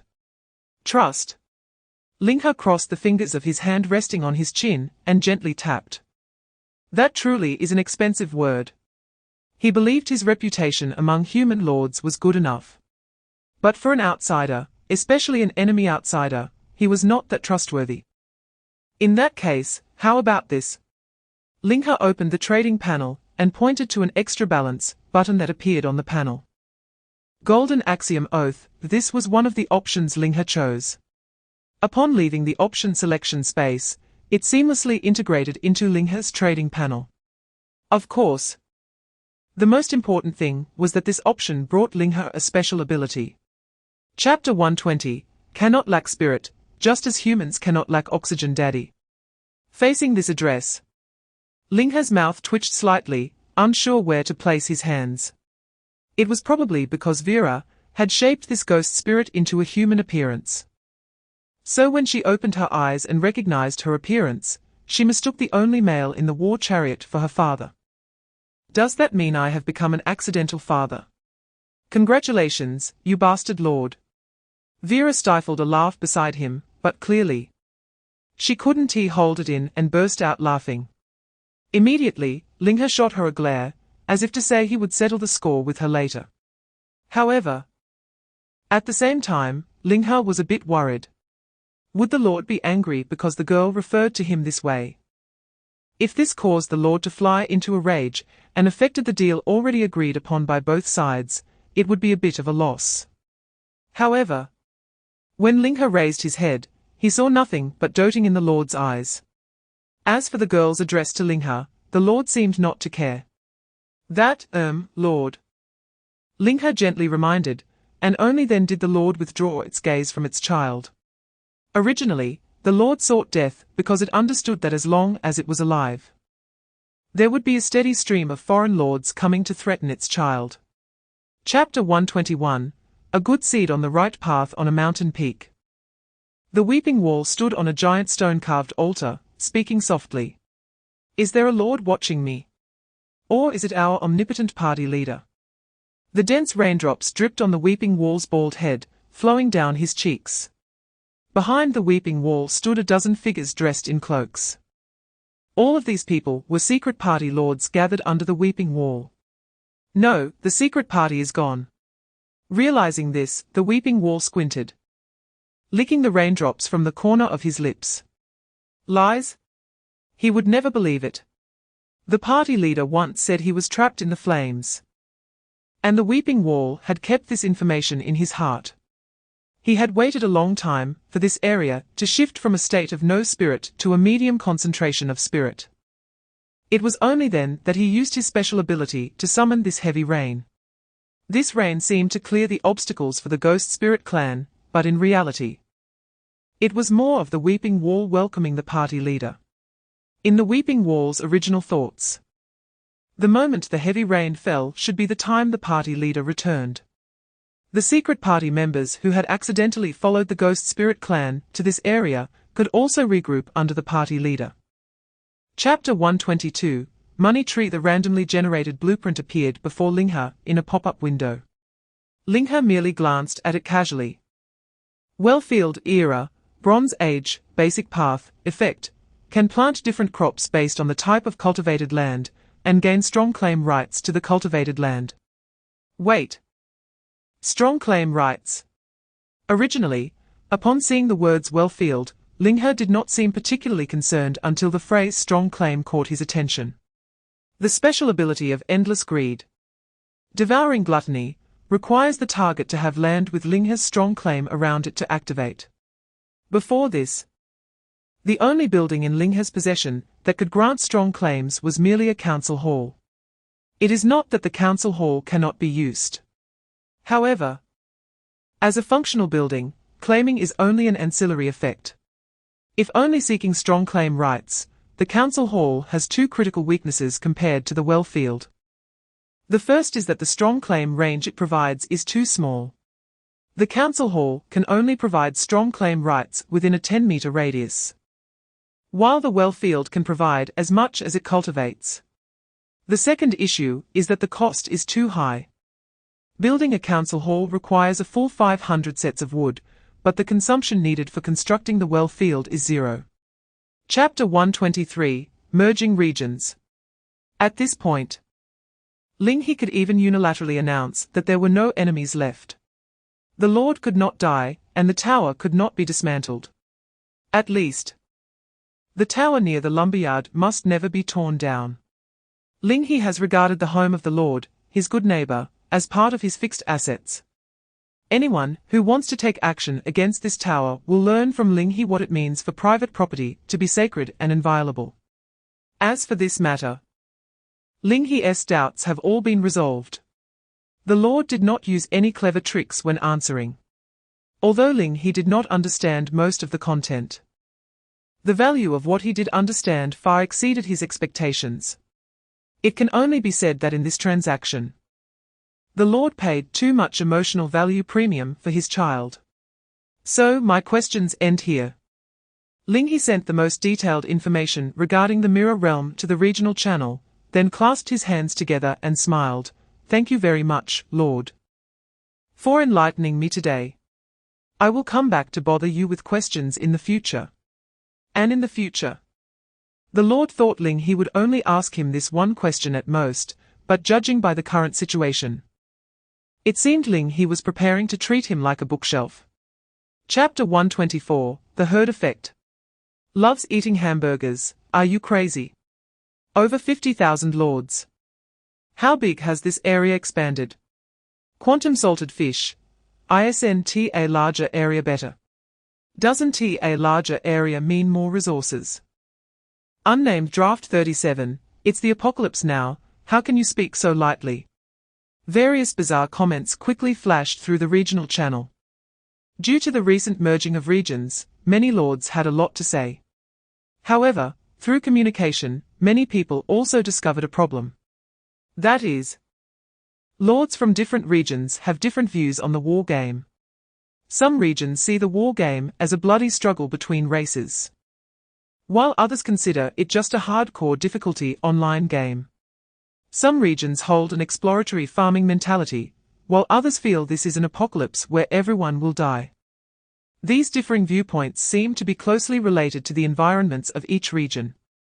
Many regions have initial environments that are more suitable for human survival, with almost no strong external races except for neutral wild animals. Chapter 125, The Lord's Promise and Warning. The only intersection was not long ago, when he thwarted the conspiracy of the conscience vendor at the council. Could it be that the conscience vendor held a grudge against him for this? But that doesn't make sense. Why suddenly bring up wood resources after the conflict at the council? While thinking, Lin Xiao subconsciously clicked into the trading hall. After seeing the current price of wood in the trading hall, he smiled. 60 copper. It's double the previous selling price of the conscience vendor. Based on his research on the conscience vendor, this is definitely not his nature. That guy would rather make the cake smaller than allow others to take a bite. This means the conscience vendor was actually tricked by someone else while he was unaware. Could there be anything that would make Lin Xiao happier than this? In a great mood, Lin Xiao immediately replied to Ling He's private message. From Entropy, of course, that's right, it's what I did. Conscience vendor, too late, it can't be you. After sending this message, Ling He closed the private chat with Entropy. He had already known that this matter had nothing to do with the other party when Entropy sent the second question mark. Chapter 126, The Girl's Name. Temporarily resolving the crisis with the Ghost Spirit clan, Ling He set off on his way back. Because he had already reached a trade agreement with the Lord, the campfire under the tower no longer needed to be maintained, saving a not insignificant long-term expense. Daddy. While lost in thought, a soft little hand tugged at Ling He's collar, and a weak voice from the girl came from Ling He's arms. Huh? Ling He looked down at the girl with some curiosity. At this moment, the girl was looking at him cautiously with a well-behaved expression. Because Ling He protected her with his body, only a small part of her lower body was wet from the rain. This was also a special treatment Ling He gave in consideration of the Lord's generous concessions. Rubbing the girl's forehead, Ling He said, by the way, I still don't know your name. Eh? The girl was taken aback upon hearing this, her eyes filled with tears of grievance. Eh? Vila also followed up with a surprised voice. Hey, wait, you bastard lord, you're not going to make a child name herself, are you? Who made me a dad anyway? Chapter 127, Falling Ill. At home, Lord. Bai Mo replied. As consciousness gradually returned, Ling He realized he was back in bed in the council hall, with hamburgers acting as a mattress beneath him. Bai Mo held Ling He's hand, gently patting it, and comforted him. Lord, Miss Vila has already gone to make medicine for you, you will be fine. No, what medicine, what fine? Ling He was still a bit confused when a wooden bowl was shoved into his mouth. A bowl of thick, pitch black liquid, darker than the previous big pot of stew, was poured into Ling He's mouth. Gulp, gulp. Ooh. Ooh. Ling He coughed up a couple of mouthfuls of the black liquid, choking heavily. This is so bitter. Are you trying to murder me? While saying this, Ling He wanted to pat his stomach to stop the cough, but found he couldn't muster any strength in his body. Seeing this, Vila shook her head helplessly. She set the wooden bowl aside and reached out to touch Ling He's forehead. Still so hot. At this moment, Ling He finally realized, I'm sick? Of course. Vila rolled her eyes and said, Who told you, the bastard lord, to stand in the rain trying to look cool? You didn't wear the hat I gave you, now look what happened. Chapter 128, A Chain Scheme. Unified Sales. Vila furrowed her brow, instinctively starting to think about feasibility. After thinking for a moment, she shook her head and said, Bastard lord, you can rest assured about the land acquisition you mentioned. I can handle that. However, renting out and producing for unified sales might not be so easy to achieve. Considering Ling He was sick, Vila laid out the calculations she had made in her mind. First, Ling He currently had nearly 300,000 gold, if he bought land at the quoted price of 30 gold per 10,000 square meters. He could acquire nearly 10 million square meters of land. It looks like a large number, but in fact, it's just about the size of the arable land in a county. These lands are scattered across various regions, making management quite difficult. The cost of forced management would mean spending huge amounts of money to recruit a large workforce, ultimately leading to a situation where the returns do not cover the costs. If left unmanaged, others could completely avoid signing lease agreements with Ling He and directly use the land to escape the regulatory effects of the contract. In short, Vera's words revealed one truth: Ling He had taken too big a step. And taking too big a step can lead to trouble. Chapter 129, Strange Dreams. Good at it. Really? Ling He was somewhat skeptical. He once thought that although he was a good person, Vera was even more merciful than he was. However, since Vera was so enthusiastic at the moment, Ling He didn't want to dampen her spirits and could only say, well, as long as you're happy. Moreover, my schemes are not just like this. Ling He's gaze drifted towards the distance outside the council hall, appearing somewhat profound. I once said that even enemies can squeeze out a little oil from my flesh and blood. Some people think they can scrape gold and silver from me and still make a clean getaway. Nothing in the world is that easy. Does this mean that there are actually follow-up plans? Vera looked at Ling He and sometimes felt that this bastard lord was like a bottomless pit. Once someone steps into this pit, they can never get out.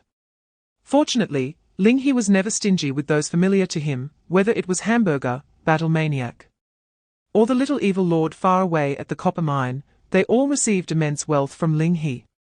Perhaps this is the mercy of the producer. Chapter 130, Miracle Building Blueprint. Did I reach level 11 while I was sleeping? Bastard lord. Seeing that Ling He did not respond, Vera waved her hand in front of his face to bring him back to reality. I'm fine, Ling He said, his expression slightly softening as he shook his head at Vera. Oh, Vera nodded skeptically. If you're feeling unwell, you have to tell me. Not taking medicine won't help your fever. Drinking medicine won't help, right? Ling He couldn't help but retort, seeing that Ling He still had the energy to joke. Vera was completely convinced that he was fine, rolled her eyes, and continued operating the area channel on the panel. The room fell quiet again. So, was that just a dream? Ling He thought to himself, as he casually used the miracle building blueprint he had obtained from leveling up. Speaking of which, this was the first time he had seen a miracle building blueprint. It seemed no one had ever talked about miracles in the area channel before. Ding, you have used miracle building blueprint, path of the producer, based on your preference. Choose the axiom oath gold. The building blueprint you obtained is producer's sharing corridor. Sharing corridor. Chapter 131, Monkey Business or Rumors. Wow, leaning on by Mo, Ling He kept gagging, trying hard not to throw up the medicinal soup Vera had made. Sometimes he really doubted whether his nightmares were caused by drinking Vera's medicine before bed. "Daddy, don't throw up," Ling He encouraged from the side. Sister Vera and Sister Bai Mo both said that Daddy needs to drink the medicine well to get better quickly. "Go, Daddy." "I'll try my best," Ling He said, his face somewhat pale. Seeing Ling He gulp down the soup and completely lose all his energy, Vera puffed up her cheeks in frustration. "I clearly tried my best to make it taste good." All right, I know. Ling He sighed deeply and then reached out to rub Vera's hat. At this rate, he didn't know how long he would have a fever before his taste buds killed him. Speaking of which, how is the trading post doing now? Ling He suddenly asked. Since he had reached level 11, the trading post should have made some progress. However, when Vera and Bai Mo heard this question, they exchanged glances and frowned in unison. "Let me explain it to you." Chapter 132, Unfair. The issue isn't too big, Ling He summarized. Anyway, regardless of whether they resist or not, the goods in our hands can be sold smoothly, and we can achieve the expected fixed income, right? Calming himself down, Ling He looked at Bai Mo and asked, "So there's no problem with the land acquisition, right?" "No." Bai Mo shook her head again. Vera, as if thinking of something, looked even angrier, because this was something she had been responsible for. "Bastard Lord, just talking about this makes me mad." "What? Is it because someone is resisting our land acquisition?" If that were the case, Ling He wouldn't be surprised, as that was his intention. It would be impossible for there to be no smart people in the whole area who could see through his thoughts. However, Vera said, "Not at all. No one has brought this issue up." "No one?" Ling He was taken aback. If no one was mentioning his plans for land acquisition, then what could it be? "They say we are unfair." "Unfair?" "That's right, they say we are unfair." Vera stomped her foot, gritting her teeth, as she recounted the situation. Chapter 133, New Building Blueprint. "Mark it clearly, it's the bastard Lord you who wanted to hear this," Vera said in a small voice, puffing her cheeks. In fact, if Ling He hadn't brought it up, she and Bai Mo, at least she wouldn't have told him about it while he was sick. The secretary's responsibility is to help the boss bear the pressure, not to put all the pressure on the boss, and Vera firmly believed in this. Speaking of which, if we're talking about something worth being happy about, I don't know if this counts as one. Vera's mind worked a bit, as she seemed to remember something. She came to Ling He and opened the trading post panel, then entered the Axiom Oath Gold section. In the Axiom Oath Gold section, Ling He's reputation value had reached 1100. His reputation value actually restored. Ling He looked at the panel in front of him, thinking that his reputation would remain at 0 until he paid off the endless greed of millions in debt. "Yes, it has recovered." Vera nodded and said, "It probably restored a bit after you purchased about 100,000 gold worth of land. I estimate that your reputation value should be linked to the total value of transactions made through this preference." Chapter 134, Rare Treasures. Market description. The circulation of every coin redraws the boundaries of power, every ink stain in the accounts hatches the embryo of dictatorship. Effect 1, based on market saturation, currently lacking food, equipment, and luxury goods, a random amount of silver will be recovered from the end producer's units daily. With a current recovery limit of 100 and an actual recovery rate of 0. Effect 2, if our side has multiple markets, trade routes will be automatically created between them. And successful trades will establish roads between two markets, with road quality automatically upgraded according to trade popularity. Effect 3, when trading within our market, we do not need to pay taxes. When others trade within our market, they must pay taxes to us. Current tax amount, 5, can be defined. Effect 4, the market will provide us with a strong claim to land. When the market is attacked, the attacker will be seen as refusing to trade with us, triggering all related skills and immediately entering hostile status with us. Effect 5, as trade amounts increase, the market may attract mysterious foreign merchants for trade, with a probability of yielding rare treasures, guaranteed to yield on the first construction. Chapter 135, The Rain Stops, Actions and Threats, my lord. How do you plan to deal with this treasure? Bai Mo turned to Ling He and asked. At this moment, she no longer harbored the idea of dismantling the 100 performance diagram to make a longbow. Transforming such a brilliantly intricate mechanical theatre into a cold longbow is truly a waste. How to deal with it, let me think. Ling He rubbed his chin. From the perspective of effectiveness, the best use of the 100 performance diagram is to display it in the market, enhancing the market's trade appeal. However, this effect is not very useful for Ling He at the moment. So far, Ling He has only built one market, which is established in his most core area. In the short term, Ling He does not plan to make this market a trade focus, but rather intends to use it as an internal market to collect the distributed silver. In this view, the effect of trade appeal is not very suitable. Apart from the trade appeal effect, the 100 performance diagram is just a slightly larger toy. Since it's a toy, Ling He lowered his head, already having a plan in mind. Shower, do you like this theatre? Chapter 136, The Three Types of Humans in the Eyes of the Vampire Peddler. What are you going to do to him? Hearing the name of the conscience peddler, Ling He, who was lying on the ground, suddenly found strength from somewhere and reached out to firmly grab the calf of the vampire lord, Clasus. This sudden action made Clasus frown, and he immediately kicked her away. Blood rolled off Ling He's body, creating an arc in the sky. The blood that should have been drunk by Clasus now fell to the ground like garbage. Wasteful, Clasus said quietly. Turning his head, he shot a fierce glare to stop the man from speaking further, and stepped closer to Ling He. Looking down at the female human whose breath was already extremely weak. Then, he chuckled softly. Do you recognize her? Ling He gritted her teeth. Her hands tightly clenched into fists. The vampire lord's naked contemptuous gaze pierced her heart like silver needles. But she could do nothing.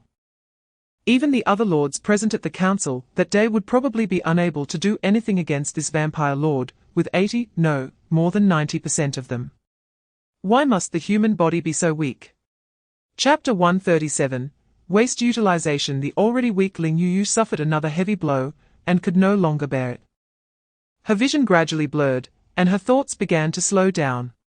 The pain of flesh tearing seemed to dissipate as her life force weakened. Before losing consciousness, she saw one vampire after another with ugly wings flying over the border of lifeless and vibrant land, heading towards a certain location. Peddler, Ling He whispered. In the end, she couldn't protect anyone, not even herself. Live well. Clasus's mocking voice echoed, our hunting game is not over yet. In the near future, I will return with your acquaintance and have him personally skin you, using your skull to hold blood and present it to me. She didn't listen to any more of his words. After suffering continuous injuries and excessive blood loss, her body fell into a state of self-protection. That is, unconsciousness. Uncertain how much time passed. A warm, bloody scent brought Ling He back to consciousness, and she opened her eyes. Chapter 138, Startled, Am I bankrupt? Before Ling He could ask in detail, Ling He's private chat messages popped up in the private chat panel like beans spilling out. Ling He, they are vampires. After the merge, their area just happens to border ours. It is a land that appears to be lifeless at a glance. When I first discovered them, I intended to set a trap to hunt them, but I'm sorry, I failed. Because she realized the flow of life was diminishing, Ling He could only share the information she had collected over the past few days with Ling He as detailed as possible.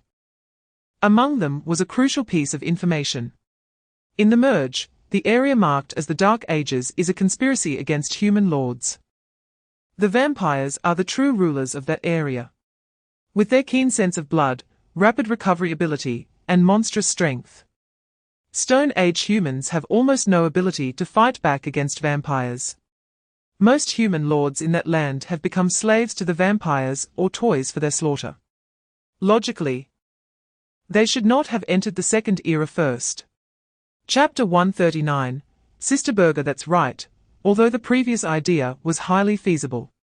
In the worst and most extreme case, Ling He did not intend to use Ling Xiao as bait to force the Lord to help him defend the lumberyard. The principle of preserving people and land. Losing land and people is something Ling He understands. After all, the lumberyard is right there, and even if the vampires have extraordinary abilities, they cannot just whisk a piece of forest away. Ling Xiao, however, is different. As the current bridge of trade between Ling He and the Lord.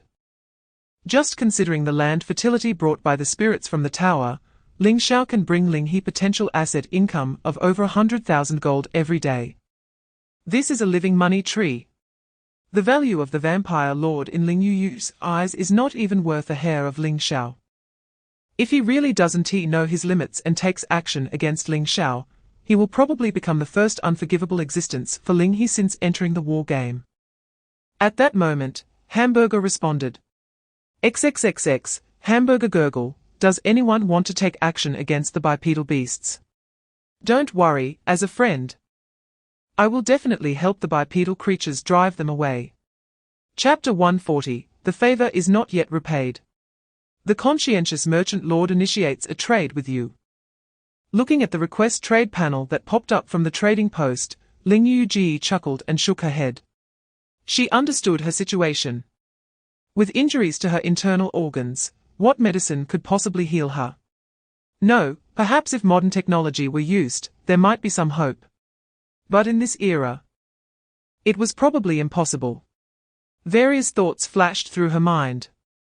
However, to not waste Ling He's goodwill, Ling Yuji still reached out and dragged a blueprint of the spiritual transformation era that she had obtained from an upgrade onto the trading panel. Beast trap description: it seems to have a slight attraction to wild beasts. Era: spiritual transformation era, hunter path, thank you, and goodbye, merchant. I hope this blueprint can be of help to you. Muttering softly, Ling Yuji confirmed the trade. Trade completed. The moment the trade was completed, a jade vial materialized from mid-air and fell onto Ling Yuji's abdomen. It seemed this was the medicine the merchant had traded to her. Unfortunately, she no longer had the strength to take medicine. Huh? Mr. Carefree next to her exclaimed in surprise, reaching out to pick up the jade vial from Ling Yuji. Chapter 141, Alliance. Wow, beauty, are you really letting me run away? Mr. Carefree displayed a look of being underestimated. Do I look like someone who runs away when faced with a decision? Yes. Ling Yuji confirmed with a nod. TSK. Fine. You really have a keen eye, beauty. Mr. Carefree shrugged, showing his agreement with Ling Yuji's distrust. Seeing this, Ling Yuji sidestepped past Mr. Carefree, saying, I'm leaving, you should escape too. Staying here, if you encounter the Blood Clan Lord, I can't guarantee you'll have another chance to run. Wait. Mr. Carefree suddenly turned around and called out to stop Ling Yuji. If I'm not mistaken, you want to help the merchant, right? Yes. Ling Yuji did not deny this and did not stop her footsteps. Until Mr. Carefree's voice came softly, with your current situation, do you really still have the strength to fight the Blood Clan Lord? No, but it's better than doing nothing. I can help you. Ling Yuji stopped and turned to meet Mr. Carefree's gaze. You can help me. Of course. Mr. Carefree quickly ran to Ling Yuji's side and shared his thoughts. Chapter 142, You are no longer needed. In the past, there was no market building, and Ling He chose to use the trading post for resource transfers. But now that there is a market building, opening trade routes has become an inevitable task for Ling He in the context of expanding production. To get rich, one must first build roads, is not just a joke. According to Ling He's estimates, the throughput of the open copper mine to the lumber yard will increase from the original 6,000 units of raw or per cycle to 60,000 units. A tenfold increase. In this way, even if Ling He only needs to pay 15 in taxes through the system trading post, it will reach an extremely terrifying level. 9. 600 gold coins. In a short time, Ling He has calculated in his mind the expenditure required for transporting raw copper, or using the trading post for each cycle. And this is just for one raw copper ore. Transporting wood from the lumber yard to the copper mine will also require paying corresponding taxes through the trading post. Given the current market price fluctuations of wood, the expanded production of the mineral industry chain will consume around 15 to 20,000 gold coins for just one round of resource transportation. Chapter 143, Opportunity for Promotion. I understand, the little evil lord said, lowering his head. Since Ling He had put it this way, he understood that this decision was not something he could change. After all, apart from being forcibly conscripted, he and Ling He were not that familiar. They were like ordinary temporary workers, used when needed and dismissed when not. Well, big boss, I'm leaving. The little evil lord turned away, feeling dejected. Although he had earned quite a bit during this time, he hadn't developed his own power, his level hadn't increased, and his strength was far behind most lords. Suddenly leaving Ling He, with his current abilities, let alone saving money to buy skins, even continuing to eat bread for 3 meals would be a challenge. Yet, even so, he had no intention of lingering around Ling He. Big boss, take care. I'm fine, don't worry about me. If I'm hungry, I'll go find tree bark to eat. Saying this, the little evil lord stepped toward the exit of the smelting area. That back looked somewhat lonely to Ling He. However, joking aside, Ling He couldn't let the little evil lord leave like this. Chapter 144, The Mischievous Little Evil Lord. It's not that Ling He wanted to make things difficult for the little evil lord. But farming livestock was something he could do even without the little evil lord. What he wanted was for the other party to do things that he temporarily could not. Under Ling He's gaze, the little evil lord put away his smile and stood still, thinking for a while. Then, as if he had a new idea, he cautiously looked up at Ling He. Big boss. Ling He was somewhat puzzled. He didn't know what the little evil lord was thinking, but felt that his mood had dropped significantly again. Just say it, I want to eat you. No. I don't have that thought. The little evil lord hurriedly waved his hands. I just fear that this plan might sound just a bit bad. Saying this, the little evil lord extended 2 fingers, making a tiny gap. Immediately, he was met with a glare from Ling He and didn't dare to keep it a secret. Here's what I think, big boss, you see, my beast speaker units can communicate with animals, right? If we raise a lot of sick rats and then release them to various places to breed, wouldn't we be able to cause a large-scale plague that engulfs the entire region at a unified time point?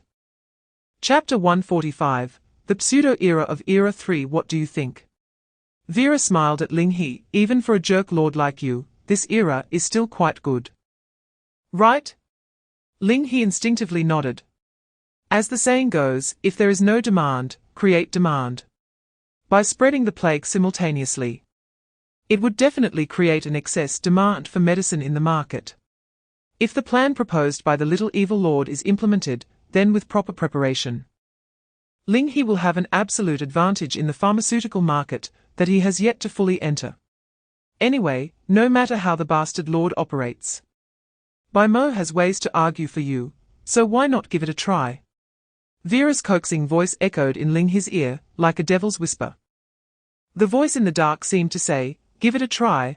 After all, trying doesn't cost anything. And it can make those who want to bite off benefits from you pay a painful price. But all I want is to make money. Ling He shook his head. Dismissing the plan, he could still seize the wealth of all the lords in this area. Compliant, legal, and aligned with his own morals.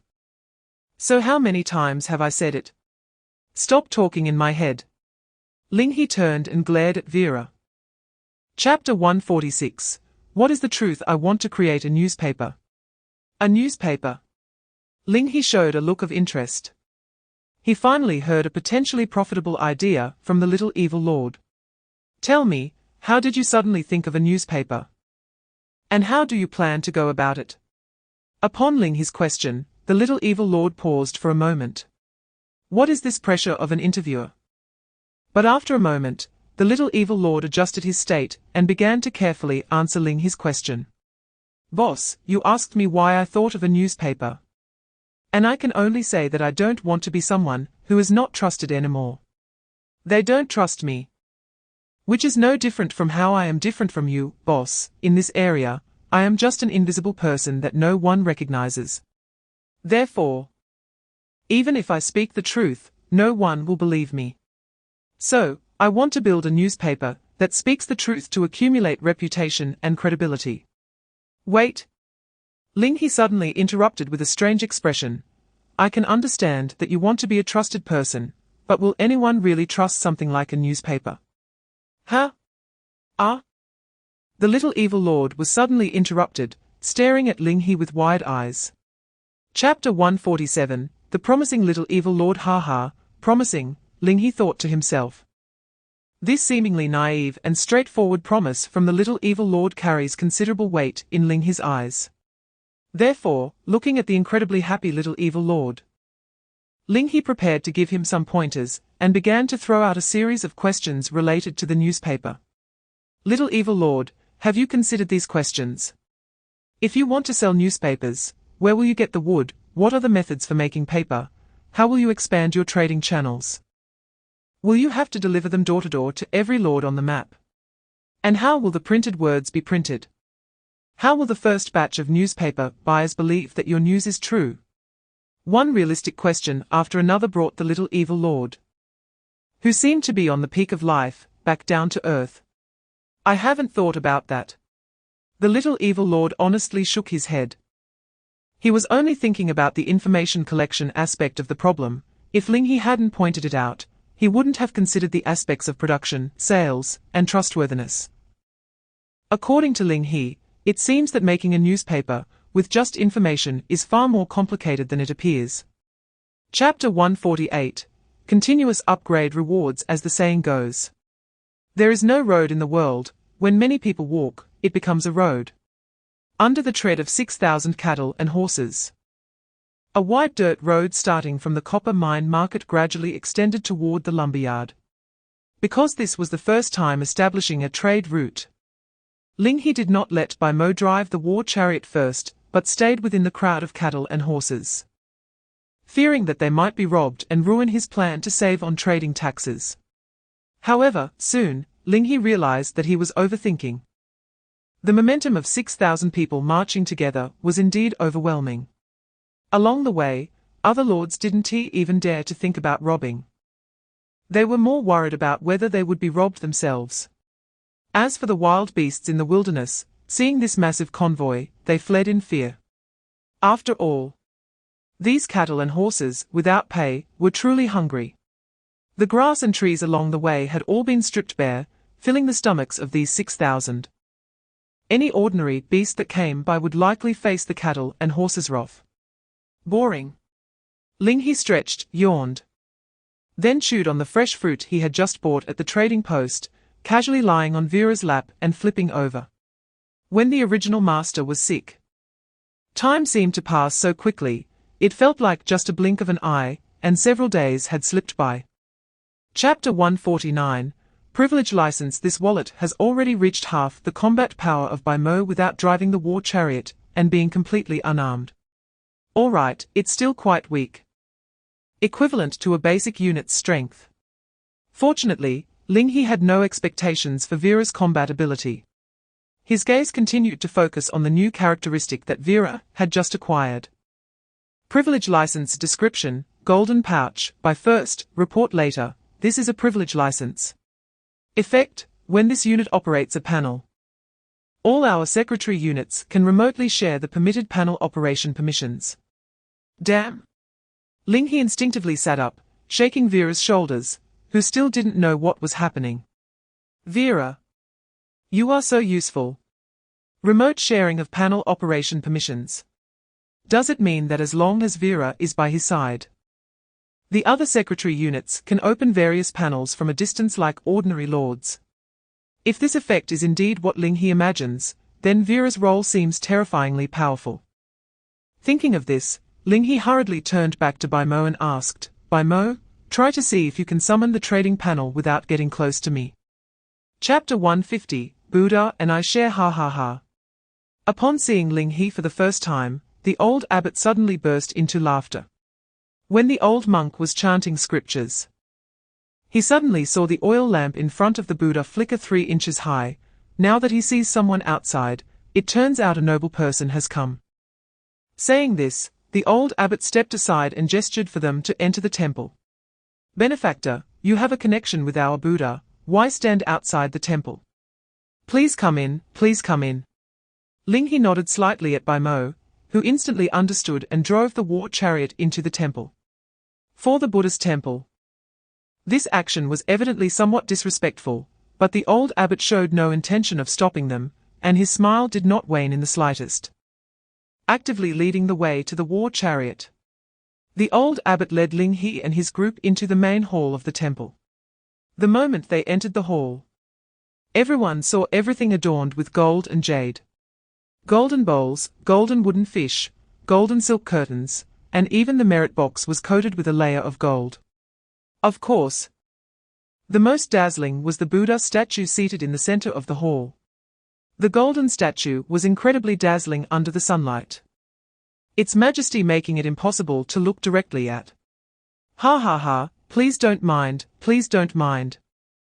The old abbot hurriedly walked aside and lowered the coverings in the hall. As the light in the hall diminished, the Buddha statue became less reflective. Chapter 151, Calm and composed, masterful writing. The Blood Clan Lord, who coveted Ling He, was currently lurking less than 5 kilometers west of Ling He's lumberyard. Among them, the direct troops numbered less than 100, supplemented by 3,000 human auxiliary troops serving as cannon fodder and blood bags, along with another 3,000 corpses. This was essentially a joint force composed of the Blood Clan Lord and many human lords. Regarding the information about the Blood Clan Lord, Ling He hadn't fully believed it himself, nor had he disclosed even half of it to outsiders. However, the old abbot was aware of this matter, which inevitably piqued Ling He's interest in him and the Buddha worshipped in this golden Buddha temple. In fact, the old abbot's words were not entirely wrong. Ling He didn't care much about the offerings to the golden Buddha temple. As long as he had sufficient market resources, money was just a number to him, a means to achieve his goals. If this golden Buddha temple were indeed as miraculous as the old abbot described, then offering 50% of the offerings to the Buddha for his affairs would not be a problem. With this in mind, Ling He turned to the old monk, whose shoulder he had rested his arm on. Master, what should I call you? He, I am called Kongbo. In front of a noble person like you, I cannot be addressed as master, just call me Kongbo. Chapter 152, Fate, connecting to the source. Unfortunately, it was just a one-time use item, the cost-effectiveness was simply outrageous. However, Ling He still drew a few more talismans. Among them were attack-type talismans like a fire separation talisman and a thunder summoning talisman, as well as defense-type talismans like solid wall talisman and water shield talisman, or special types like soldier talisman and a swift movement talisman.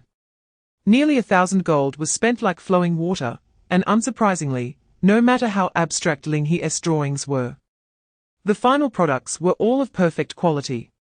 Although it was drawing talismans, it also allowed Ling He to indulge in a card-drawing addiction. Benefactor, would you like more? Kongbo beside him was so delighted his mouth was nearly unhinged, as he took out another sheet of yellow paper and a brush dipped in cinnabar, ready to hand it to Ling He. No. Ling He shook his head and pushed the items Kongbo offered back. Although drawing cards was quite fun, he remained quite calm and wouldn't get carried away by the enjoyment. Currently, Ling He had experienced continuous expenditures, leaving him with only about 100,000 gold.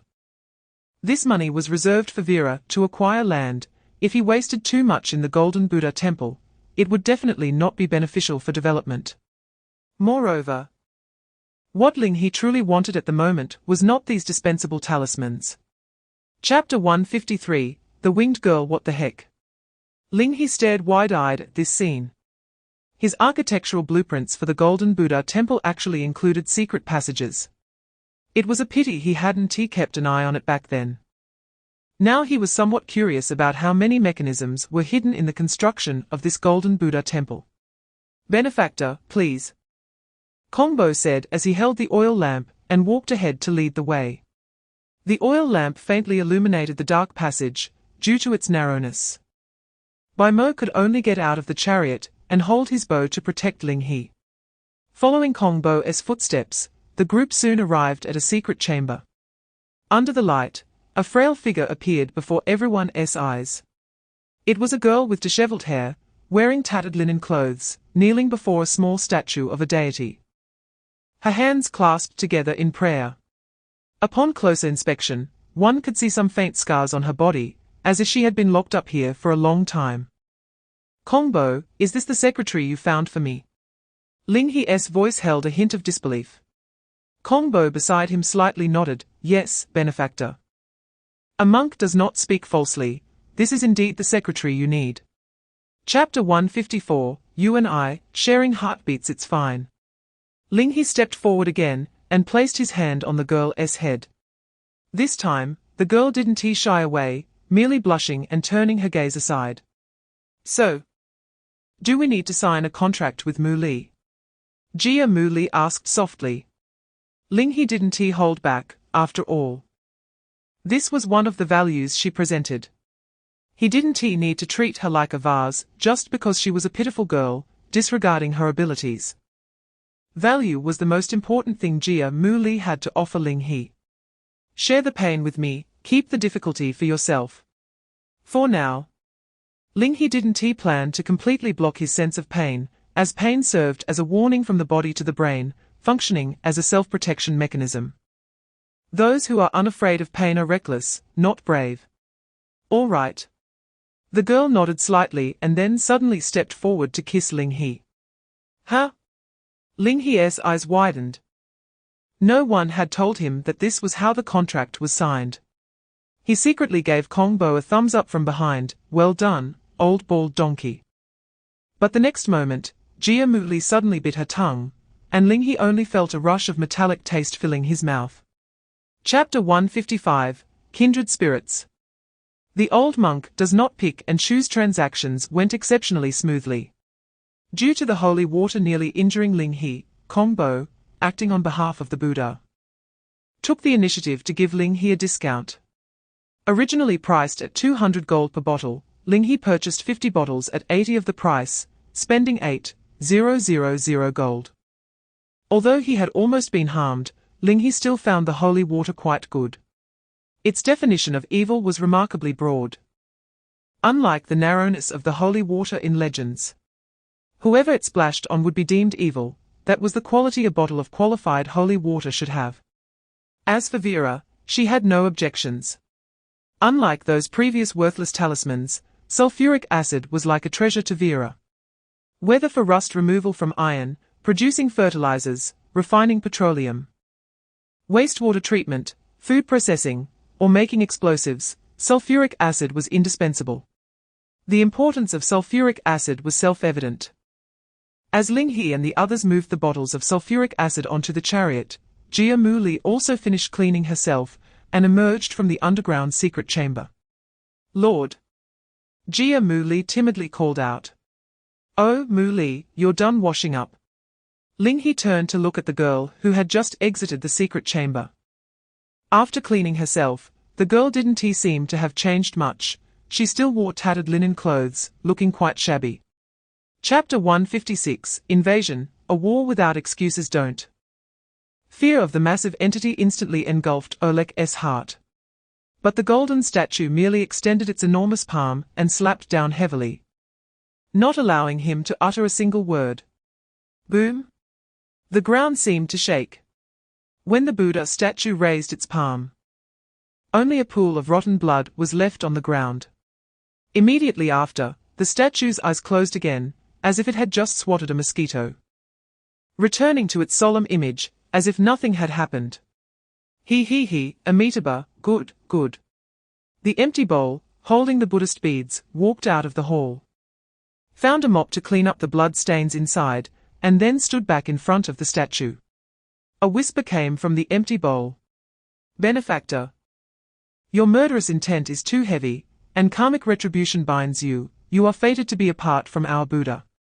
Yet, our Buddha's heart is vast. Sending the benefactor back into reincarnation, to ascend to the Pure Land. The merits are boundless, the merits are boundless. Bastard. At the moment of Oleg's death, classes. Lurking near the lumberyard, looked at the suddenly vacant position of the official in the panel, his eyes red, as he cursed angrily.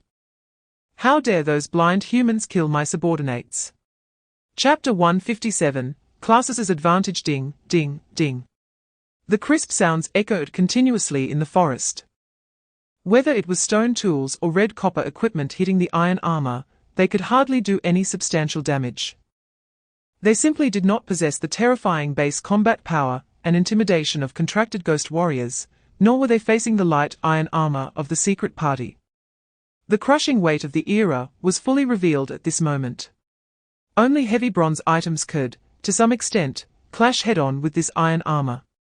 But with their wealth, how many sets of bronze equipment could they afford? The cries of agony rose and fell in the forest battlefield. Wounded human warriors staggered back in terror. They wanted to escape, but they couldn't.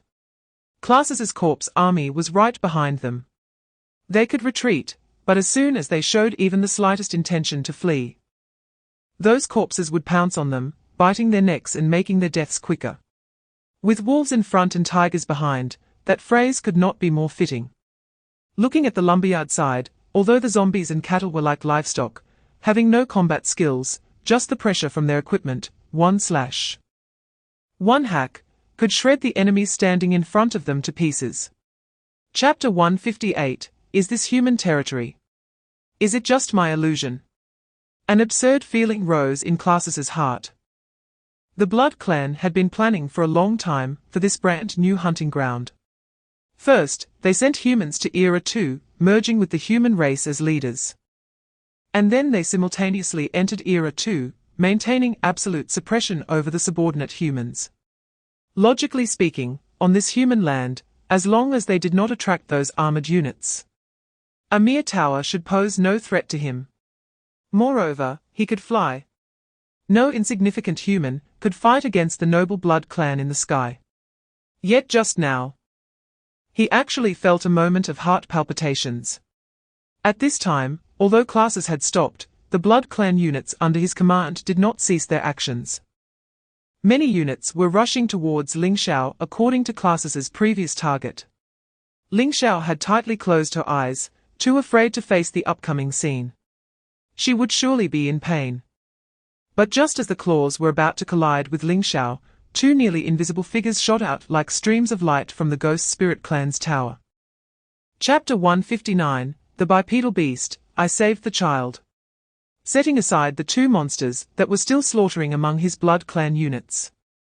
Just the scene before him, one human doll suddenly transformed into a giant over 8 meters tall. Could this be human territory? Could it be a human breeding ground set up by some foreign race? Hey, don't say there's a possibility of that. Thinking of this, Classes nearly wished to swallow the human blood slave who led him here whole. He only knew that the human lord here was wealthy, but could not probe for more detailed information about the other party. Useless, simply useless. However, it was too late to hold a grudge now. For this place, Classes had thrown out all of his 3,000 corpse soldiers and 3,000 human auxiliary troops as bait. If he could capture the lord here, and obtain those tens of thousands of cattle, and thousands of armored warriors, this little loss would naturally mean nothing. But if he couldn't capture it, Classes would find it hard to face other Blood Clan lords even if he returned to the Blood Clan territory. The investment was too great. He could no longer leave as he pleased. However, Hamburg had no intention of letting them go. The bipedal beasts, friends, bad bats, enemies. Chapter 160, Be tough on yourself, huh?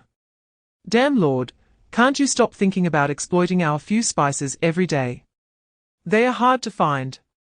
Saying this, Vera still handed a small bag of natural pepper to Ling He. This was much rarer than spices like chili. It was just that Vera couldn't cook, which was why she had accumulated this little over time. After receiving the pepper, Ling He directly handed it to Jia Mu Li. If he needed to release skills in the future, he could try this. After all, triggering the shared sin trait only required Jia Mu Li to enter a negative state. Since that was the case, a slight paralysis would definitely be more appropriate than self-harm and bleeding. Yes, my lord. Since it was Ling He's request, Jia Mu Li naturally had no intention of opposing it. She took the small bag of pepper from Ling He's hand and directly grabbed a handful to shove into her mouth. Wait, you can't eat it like that. Vera's eyes widened, wanting to stop her, but it was already too late. At the moment the pepper entered her mouth, Jia Mu Li bit down and chewed hard. As the shell broke, a large number of active compounds contained in the pepper were instantly activated, which were defensive compounds evolved from the plant. Chapter 161, Thoroughly Defeated Chariots. Charge out of the forest. By Mo, attack. Ling He's command immediately rang out, and this familiar voice surprised both Ling Xiao and Hamburg, causing them to turn their heads. A good opportunity. A flash of red light appeared in Classus's eyes. The attention of the giant slime was diverted. This would likely be his last chance. If he could capture that human doll, he would have the right to negotiate. If he failed again this time, he would truly have to retreat. Go! Classus commanded. And the dozens of Blood Clan units that had been elevated into the air to avoid the slime dove back towards the ground. Because the news of the annihilation of the corpse demon army has spread, and no one will be able to resist the human forces' reinforcements. Crassus has held nothing back in this attack. However, unlike before, with Ling and returning, Mo cannot just stand by and watch this group of ugly bat monsters commit murder in front of her. The iron-bodied bow was raised by Mo. With a sharp focus, arrows shot out from her hand like lightning. Unlike Hamburg, Mo's skills have almost no cooldown time. As if it is an instinct she was born with. When facing Hamburg, the vampire units could rely on dodging and gaining altitude to consume skills. Waiting for Hamburg's magic core to dim before launching an attack. Chapter 162, Blessings and Favor. All right, all right. Ling En reached out and pulled Hamburg into his embrace as well. This lumberyard hasn't suffered much damage, and Ling Xiao is safe and sound, thanks to Hamburg's efforts. It's just a hug, so what's the big deal? Moreover, because she is a slime, even after transforming into a human form, Hamburg still feels soft in her girl state, like a plush pillow, making her very comfortable to hold. While holding both Ling Xiao and Hamburg, Ling En turned his head toward the grass nearby. Speaking of which, what is up with these giant slimes? If he remembers correctly, Hamburg shouldn't have such giant slime units, right? It's my skill, Hamburg snuggled in Ling En's arms and said. Without further explanation, Hamburg directly displayed her personal panel in front of Ling and King's aura description. You naturally possess the aura of a king. When you are on the battlefield, your soldiers will be invincible. Effect, when personally leading the charge, morale of same-race civilian units increases by 50, attack power by 10, and health recovers 10 per hour. Great command description, soldiers, show your strength. Effect, slime units responding to the command can merge and strengthen their size, defense, attack power, and will lose the ability to merge when health is exhausted. Chapter 163, No gifts at all. Executioner, combat power, 300, attack ability, charge slash. Hunting dive, defense ability, none. Special ability, spirit drain, floating flight, replication. Such strong combat power. Ling En looked at the attribute panel of the two executioners before him. As a non-officer unit, the executioners have no other drawbacks besides their small numbers. When Ling He visited the Lord's house, the Lord didn't even use such strong units to protect himself. Of course, for this necklace, the 2 executioner guards should still be considered a minor addition. Ling He estimated that what truly gives this necklace a value of 100,000 gold is its ability to raise the spirit concentration within a radius of 100 meters to a very high level.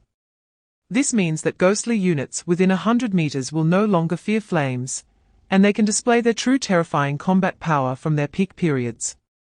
Or, like Ji Muling's special ability, Rain Punishment, it can also be used within 100 meters of the necklace wearer. Or even to areas where spirits do not exist. Ling He's gaze flickered slightly. The war game areas are not limited to just one. Since the ghostly race can come here through the trial page method.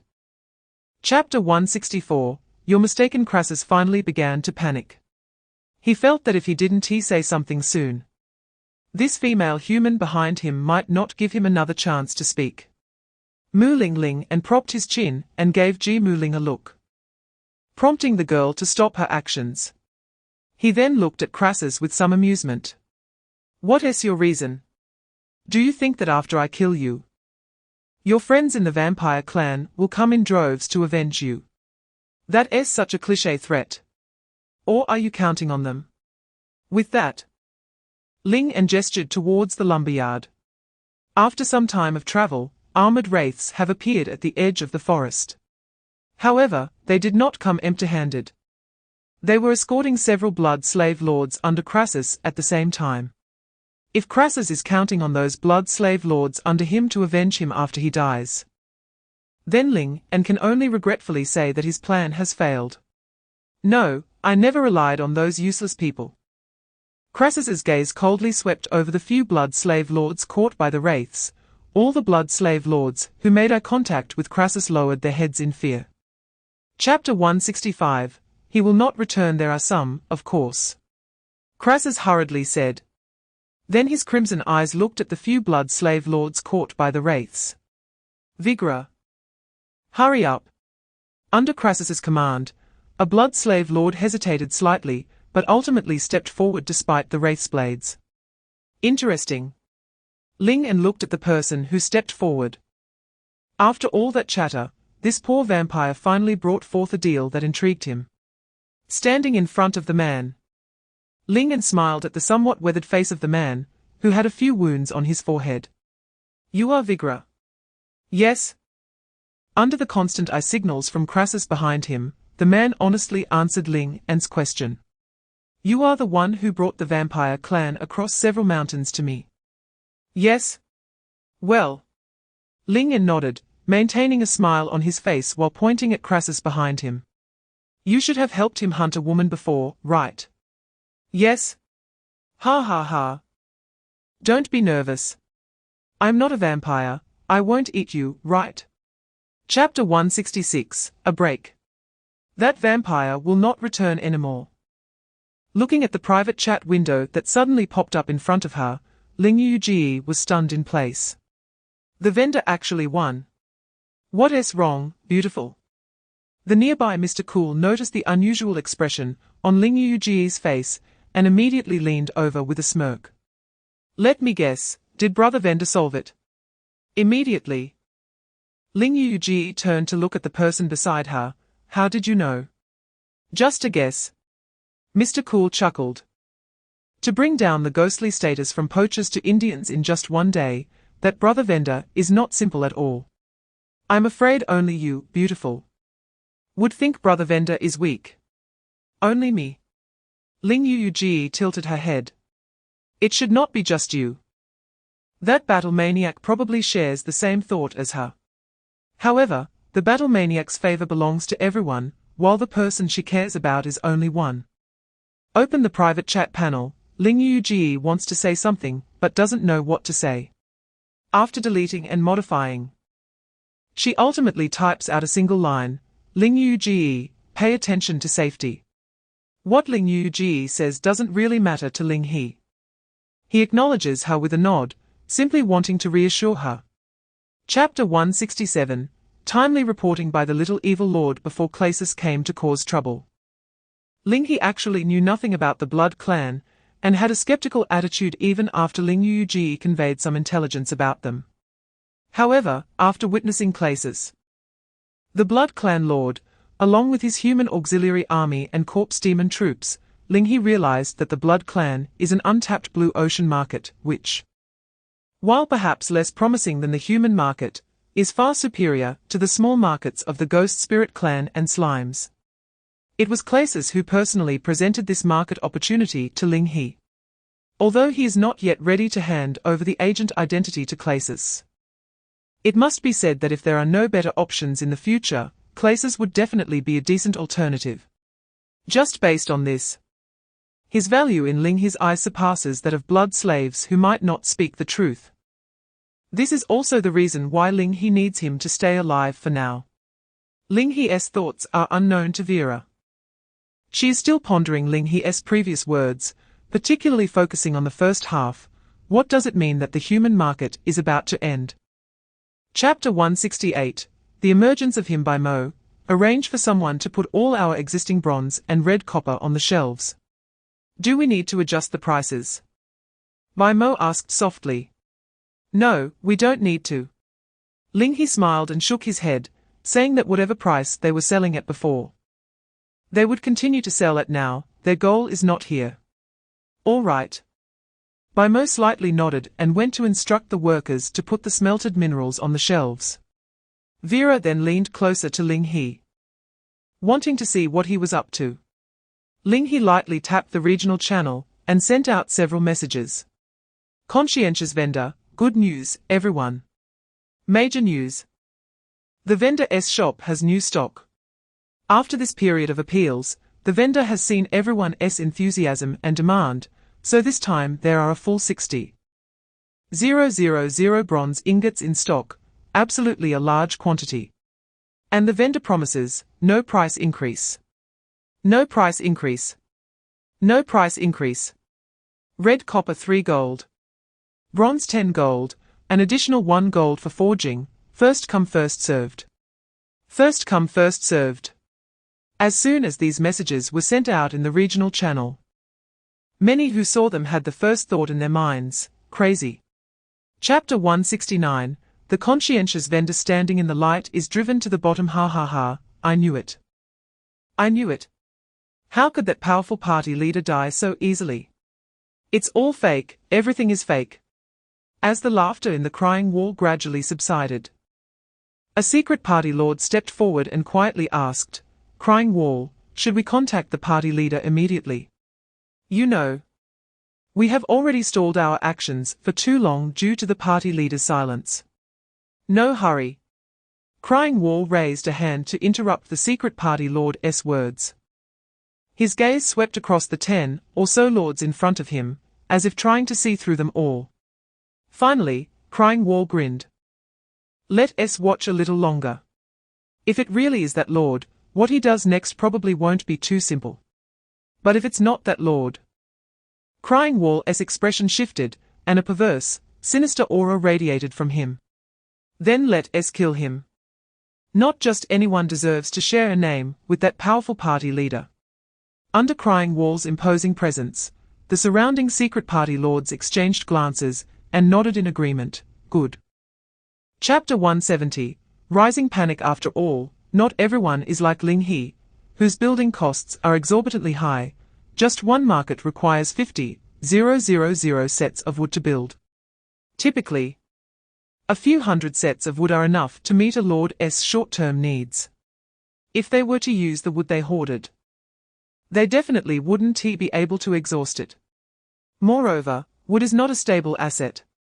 If it's hoarded at 40 copper, once the subsequent prices continue to drop, it will only lead to one possibility, losing everything.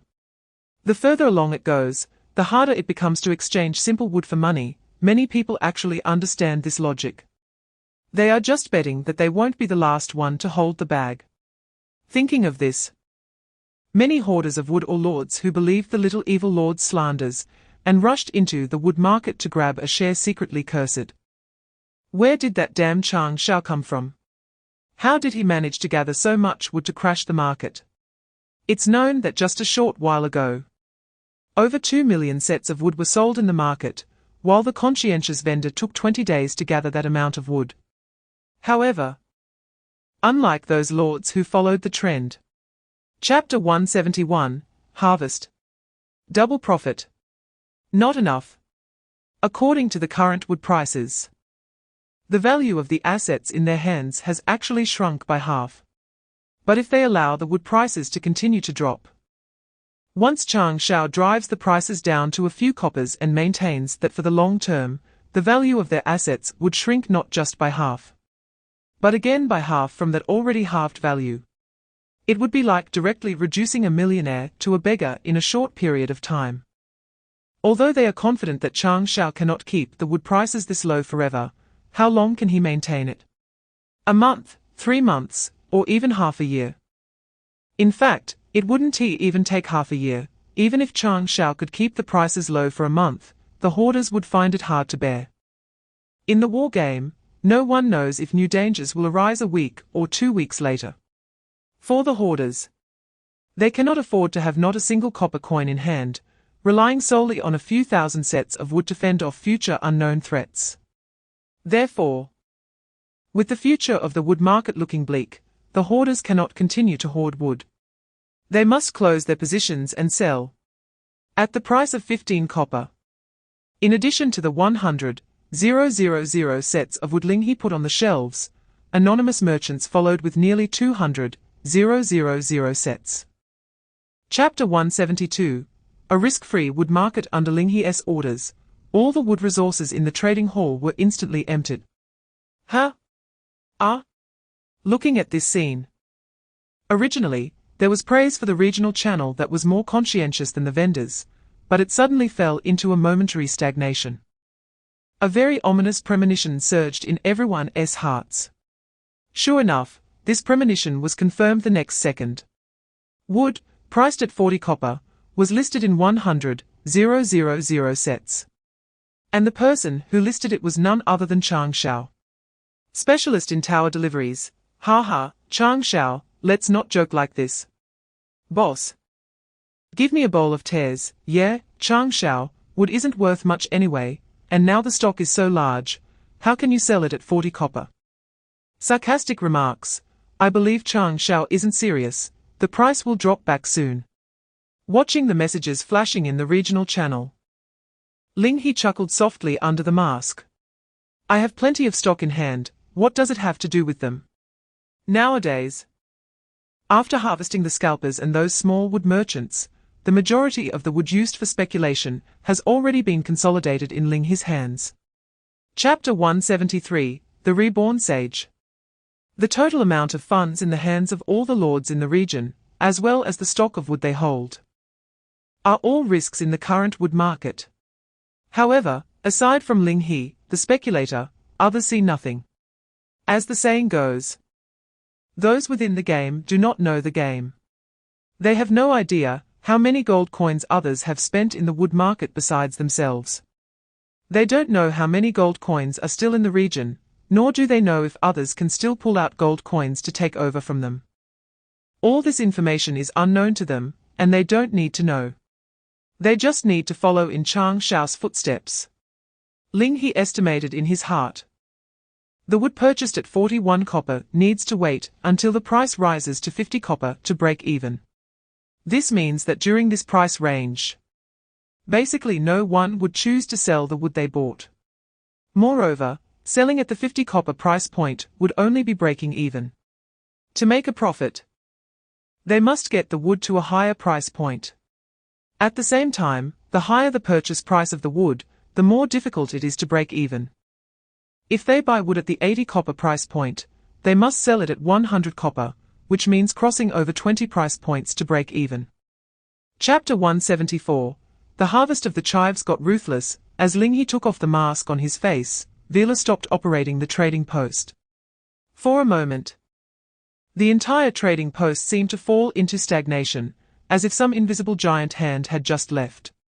The price of wood ultimately remained at the 90 copper price point. Not a budge. Such a scene caused the regional channel to fall into silence. Chive box, did time pause?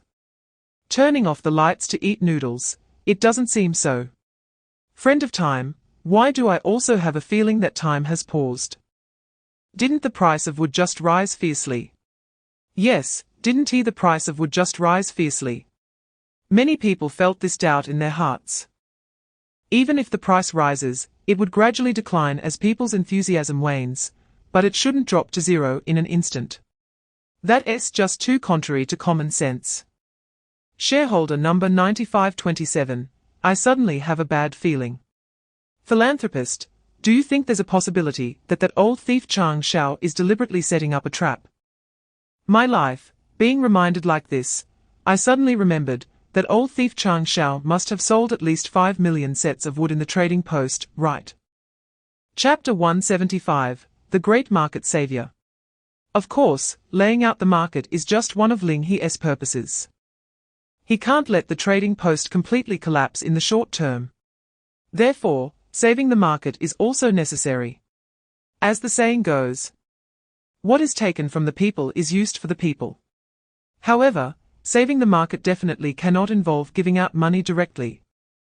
The best way is to provide work in exchange for relief. As for what work, Ling He already had a choice in mind. Conscientious vendor, big news. The vendor is preparing to restart the land acquisition plan. Still using 100 meters long and wide as 1 mu, acquiring 1 mu of land for 30 gold. No price drop, absolutely no immoral wealth, hoping everyone will support. Acquiring 1 mu of land for 30 gold is a very large number when everyone still had money in their hands. Nowadays, when everyone is out of money, this conscientious vendor's land acquisition plan feels like the only light in the darkness. Sarcastic remarks, boo-hoo, I was wrong, I will never slander the vendor again. Only the vendor is the real good person. Spare battery, boo-hoo, I really didn't expect that in the darkest moment of life. It would be the vendor coming on a rainbow cloud to save me from fire and water. Chapter 176. A bit of motivation 1100 gold. By a small stream. A girl in a red chipao stared blankly at the private chat interface. Until she stiffly put her mink coat up for sale at the price of 1100 gold. And it was instantly sold out. Looking at the nearly 1,000 gold that appeared in her personal interface, she finally realized what had happened. Originally, she only planned to ask for 100 gold for the clothing, but it was sold for more than 10 times that price. Such customers who don't treat money as money only appeared before when she was pulled into the war game, back when she was designing in a brand clothing store. Who would have thought that such a situation would occur in a war game as well? It really is completely incomprehensible to understand the world of the rich. The matchmaker sighed bitterly. The war game has only been around for a short time, not even a year. Yet it has already leveled the wealth accumulated by most people's ancestors, and the class division has reached this point. Some people are still worrying about the money for the next meal for themselves and their vassals. Others can already spend lavishly just to buy a piece of clothing that makes them feel comfortable. Uncomfortable. Ling He, who was being lamented by the matchmaker, was currently burying his face in the new mink coat he just bought. Chapter 177, The Freedom Code. A glance sideways. Ling He looked at the growth path line. Current level, LV17. Originally, simple wood was already hard to give Ling He experience, but this time, Ling He was not monopolizing wood but the wealth on this land. Coupled with the continuous experience points from the red, copper, and bronze markets, Ling He leveled up 3 levels in one go. LV14 LV15, Random Troop Recruitment Order, End Producer Path, LV15 LV16, Mechanism, Direct Mercenary Group, LV16 LV17, Surplus Value Lens, New Recruitment Options, New Mechanisms, and the Old Friend, the Surplus Value Lens. Let us take a look one by one. With this in mind, Ling He casually used the Random Troop Recruitment Order. You have used Random Troop Recruitment Order. Please choose your troop preference for this time, Axiom Oath Gold or Endless Greed. Unlike the miraculous buildings from before, This time the preference selection is not triggered directly, but instead allows me to decide. Ling He looked at the pop-up window in front of him, hesitated for a moment, and chose Axiom Oath Gold. It wasn't particularly meaningful, just that this preference was ranked first. And he could choose Endless Greed next time he encountered a random troop recruitment order. Chapter 178. Where do so many fools in the world come from? It seems that after putting on the full set of equipment, the combat power displayed by the Enforcer is truly what it should be. After thinking for a moment, Ling He summoned a cow and horse to have them bring a set of bronze armor from the forging area, engaging in a dress-up play with the Enforcer. After switching from iron armor to bronze armor, the Enforcer's combat power slightly decreased. Combat power, 890 with a combat power of 98 points. It still surpassed the normal state of the iron-armored wraith, and was comparable to the combat power of a wraith after death. Now Ling He couldn't say that the cost-performance ratio of the Enforcer was lower than that of the wraith. If the cost of wages is taken into account, the cost-performance ratio of both can be said to be on par, and even in terms of pure combat. The Enforcer's cost-performance ratio might be better than that of the wraith.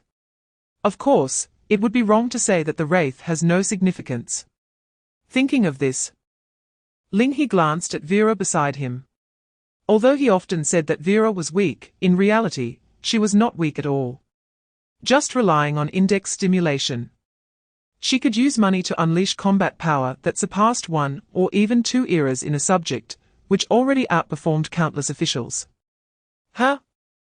Chapter 179.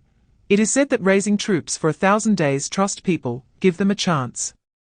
Ling He said somewhat casually. The expansion of the market is already a trend, regardless of whether Jiamula does well or not, the difference is just the speed of market expansion.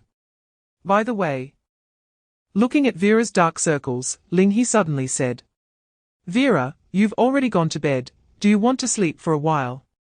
After all, it is no longer the stage of starting from scratch. With wealth, land, and assets destined to flow towards him, Ling He no longer felt the same sense of urgency to seize every moment as before. After Ling He said this, Vera did indeed feel a bit sleepy. However, after yawning, she shook her head, thinking it would be better not to sleep now, as it would mess up her biological clock with that bastard lord. And adjusting it back would be troublesome. Of course, it wasn't all because of Ling He. More so, it was because most lords nowadays were nocturnal. Many people would sleep at night, and Vera was somewhat worried that if her biological clock was messed up, it would affect the efficiency of land acquisitions. Therefore, after declining Ling He's suggestion to sleep for a while, Vera sat back down by the bed and resumed her land acquisition work. Chapter 180. Even if it's not possible, it has to be done. Hey, boss, you called for me. The summoned cow and horse grinned and trotted over to Ling He. However, after seeing so much flattery, Ling He gradually became indifferent to such attempts at appeasement. Without giving the other party more chances to speak, Ling He directly said, You have been promoted. While speaking, Ling He pointed to the contract berserkers beside him. Next, you will be the leader of the external construction team. I will assign you 10,000 men, you will follow them to their campsite. Then, build me a stone fortress. A stone fortress. Originally, when the cow and horse heard that he was promoted, he showed some joy, but upon hearing Ling He's request for a stone fortress, his expression instantly turned bitter. He couldn't build it. If Ling He had similar blueprints, it would be one thing. But Ling He, the boss, didn't have any blueprints, so how was he supposed to do it? What? Ling He raised an eyebrow. Not possible. No. The cow and horse opened his mouth, instinctively wanting to say it was impossible, but upon meeting Ling He's gaze, he quickly changed his words. No, of course it's possible. Chapter 181. Life is also a type of item because the humans have almost harvested all the leeks. The human market certainly cannot provide Ling He with much wealth in the short term. Expanding the foreign market has become a necessary step for Ling He in his short-term planning. But he was unsure whether Clasus was suitable to become his agent. After all, from the existing intelligence, the Blood Clan has characteristics of bloodline reverence and admiration for the strong. However, Clasus' bloodline doesn't seem to be particularly noble. Having lost the Corpse Demon Legion, and with his wings clipped by Giamuli, he seems to have nothing to do with strength. This is not good news. What Ling He needed was a powerful agent who could connect the market buildings in his hand with the Blood Clan lands. Not a trading machine that could only hide in the background and put items on the trading platform. So unless absolutely necessary, Clasus could only be considered a backup option for Ling He as an agent. However, there is also a possibility. That is, Clasus may currently be the most suitable agent for Ling He and the one with the highest value to Ling He. The probability of this possibility is very small. But it does not completely not exist. Then chapter 182, the closer you are to him, the closer you are to heaven in the tower. Giamuli was still in a light slumber. It was the loud sound of the door being pushed that woke her from her dreams. Who? Looking towards the source of the sound, after clearly seeing Ling He and the others, Giamuli stood up somewhat flustered. My lord, I didn't know it was you. It's okay. Ling He, holding several pieces of women's clothing, smiled and waved his hand casually, indicating that Giamuli didn't need to be so nervous. It's been several days since we last met. How have you been here? After unconsciously saying this, the air fell into a moment of silence. Very well, Giamuli said hesitantly, her eyes drifting. At this moment, Ling He realized that in such a poor environment in the tower, once the door was closed, staying there for a long time might not be much better than the basement of that golden temple. Cough cough. Feeling somewhat guilty, Ling He cleared his throat and immediately changed the subject. By the way, I bought you a few pieces of clothing. Come and see if you like any of them.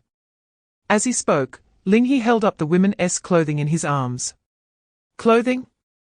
Giamuli hesitated for a moment, but still walked up to take the several pieces of women's clothing from Ling He's arms.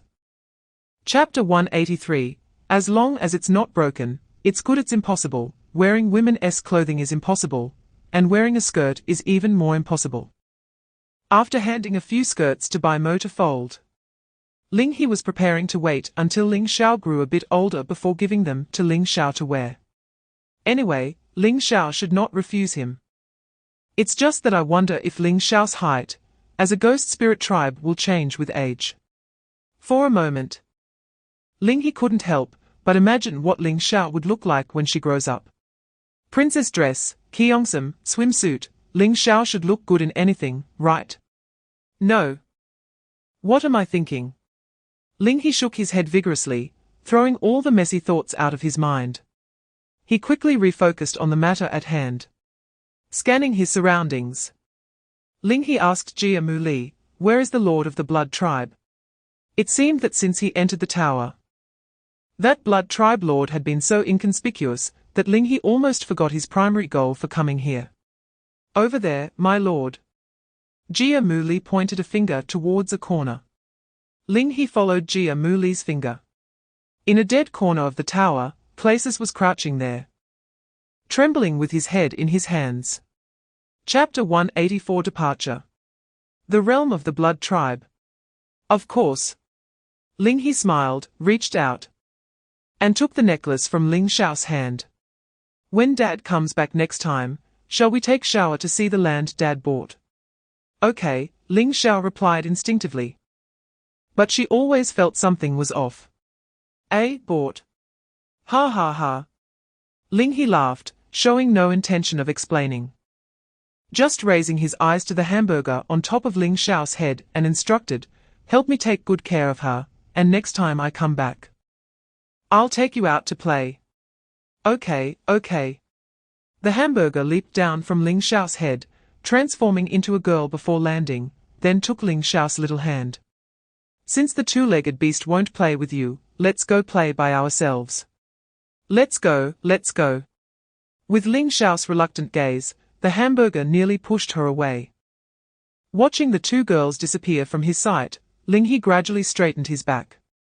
Turning around, he exchanged glances with a few people who had stopped behind him in the tower, and Ling He smiled slightly. Are you ready to welcome our brand new market? Of course. Vila raised her head slightly, resting her staff in front of her. Who would go against little money? Chapter 185. People are like living in a pyramid. Perhaps that little vendor became a member of the blood slaves after all. Hopefully, she was just overthinking. Let us go. While comforting himself, Ling He called all his subjects and crawled toward the direction sensed by the hunter's agreement. Ah, beautiful lady. Mr. Carefree looked at Ling He's departing figure and scratched the back of his head. After thinking for a moment, he quietly followed. Bang, bang, bang. The ground trembled. And thousands of armored wraiths marched together, the sound of their collisions like a downpour hitting a tin roof. Noisy, but intimidating. Due to the lack of trust, Clases could only blend into the wraith's ranks and walk. Meanwhile, Ling He was lying on the war chariot, chewing on some unknown fruit dried into snacks. Vila. Do you want to eat? No. Vila shook her head decisively. It wasn't that the dried fruit was unappetizing, it was just that the taste was too monotonous. As a snack for chewing, she had long grown tired of it during their journey. Forget it. Ling He chewed a few more bites and casually tossed the remaining dried fruit off the war chariot. Chapter 186. The breath of the free market. The war chariot continued to follow the team. Passing by a pack of wolves, Ling He sensed something and looked at the largest alpha wolf in the pack. A somewhat shabby-looking man was hiding behind that alpha wolf. At that moment, seeing Ling He looking at him, Mr. Carefree awkwardly raised his hand to greet him. He, hello, vendor brother. Hello. Ling He waved back as a response. However, Vila next to him was staring intently at the giant wolf beside Mr. Carefree. Quietly leaning towards Ling He, Vila whispered, I really like this one. It was the first time Vila had seen such high-quality fur, and she thought it would be worth a lot whether made into clothes or blankets. Get away. Ling He held Vila's face and pushed her aside. You'll find many more things you really like later. As for valuable things, he hadn't seen any that Vila didn't like. Unlike Vila, while Ling He couldn't see the giant wolf's value, he noticed a unique spirit in the wolf's eyes. This spirit made Ling He think of a possibility. Chapter 187. We come with freedom and peace. Well, since we understand, let us get to work. Ling He said with a smile. Work? Clases raised his head, and this time his eyes truly showed confusion. The human lord brought him here just to be a translator. Right? What else did he need to do? Of course, you can't think you'll only do one type of work, can you? Ling He's eyes revealed disbelief. After all, the lumberjack crew had more than one job to do. That's not what I meant. Clases braced himself to ask, but if you want me to work, you have to tell me what I need to do, right? Ah, about that. Ling He smiled and raised a finger. Actually, what I need you to do is very simple. I believe many blood tribe lords should have noticed this side by now, right? Clases looked far into the distance, then nodded at Ling He. There are quite a few. Although he couldn't see them with his eyes, he indeed felt many unique sound wave fluctuations from the communications among the blood tribes. This frequency was beyond the range of human hearing, so humans naturally couldn't hear it. Chapter 188. He ignores me. With a kind smile on his face, the iron-bound bow was in Bai Mo's hands without him realizing it. The sage said, when a person is about to die, their words are kind. My lord, please let me teach him what politeness is. Wait. Seeing Bai Mo preparing to draw the bow and shoot an arrow, Ling He hurriedly reached out to stop Bai Mo's actions. What if there was some misunderstanding? Although Clases spoke very decisively, Ling He still felt something was off. Moreover, he came with freedom and peace this time. It would be difficult to explain if he directly killed a blood tribe lord after finally luring one out. How would the other blood tribe lords view him? Thinking of this, Ling He turned to Clasis. You, relay our intention for coming here to that guy in the sky. Also, tell them that we are here to do business, not to cause trouble. Maintaining peace is good for all of us. Clasis's expression changed. Although it was somewhat difficult to say such words in front of his old rival, he still relayed Ling He's words verbatim. Chapter 189. There's nothing to say when facing evil. Trying to use holy water against him was not something Nocturne had not encountered before. But if kneeling before a puddle of water and praying to a deity conjured in one's mind could create holy water that restrained the Blood Clan, then the Blood Clan on this land would have long been exterminated, and there would be no current glory. With this thought in mind, Nocturne simply flapped his wings to dodge the incoming arrows. As for the subsequent 2 arrows shot by Bimo, which exploded the holy water bottle and splashed holy water everywhere, Nocturne had no intention of dodging at all. He let the holy water drench him. Nocturne even dipped his claws in some and licked it off his tongue. The smile on his bat-like face became increasingly ferocious. He thought to himself, what could mere holy water do to him? It was just a psychological comfort for humans. Something seems off. Suddenly, Nocturne was horrified to discover that his tongue was burning with pain. Following that, the parts of his skin that had come into contact with the holy water began to emit strange white smoke. Pain. It was too painful.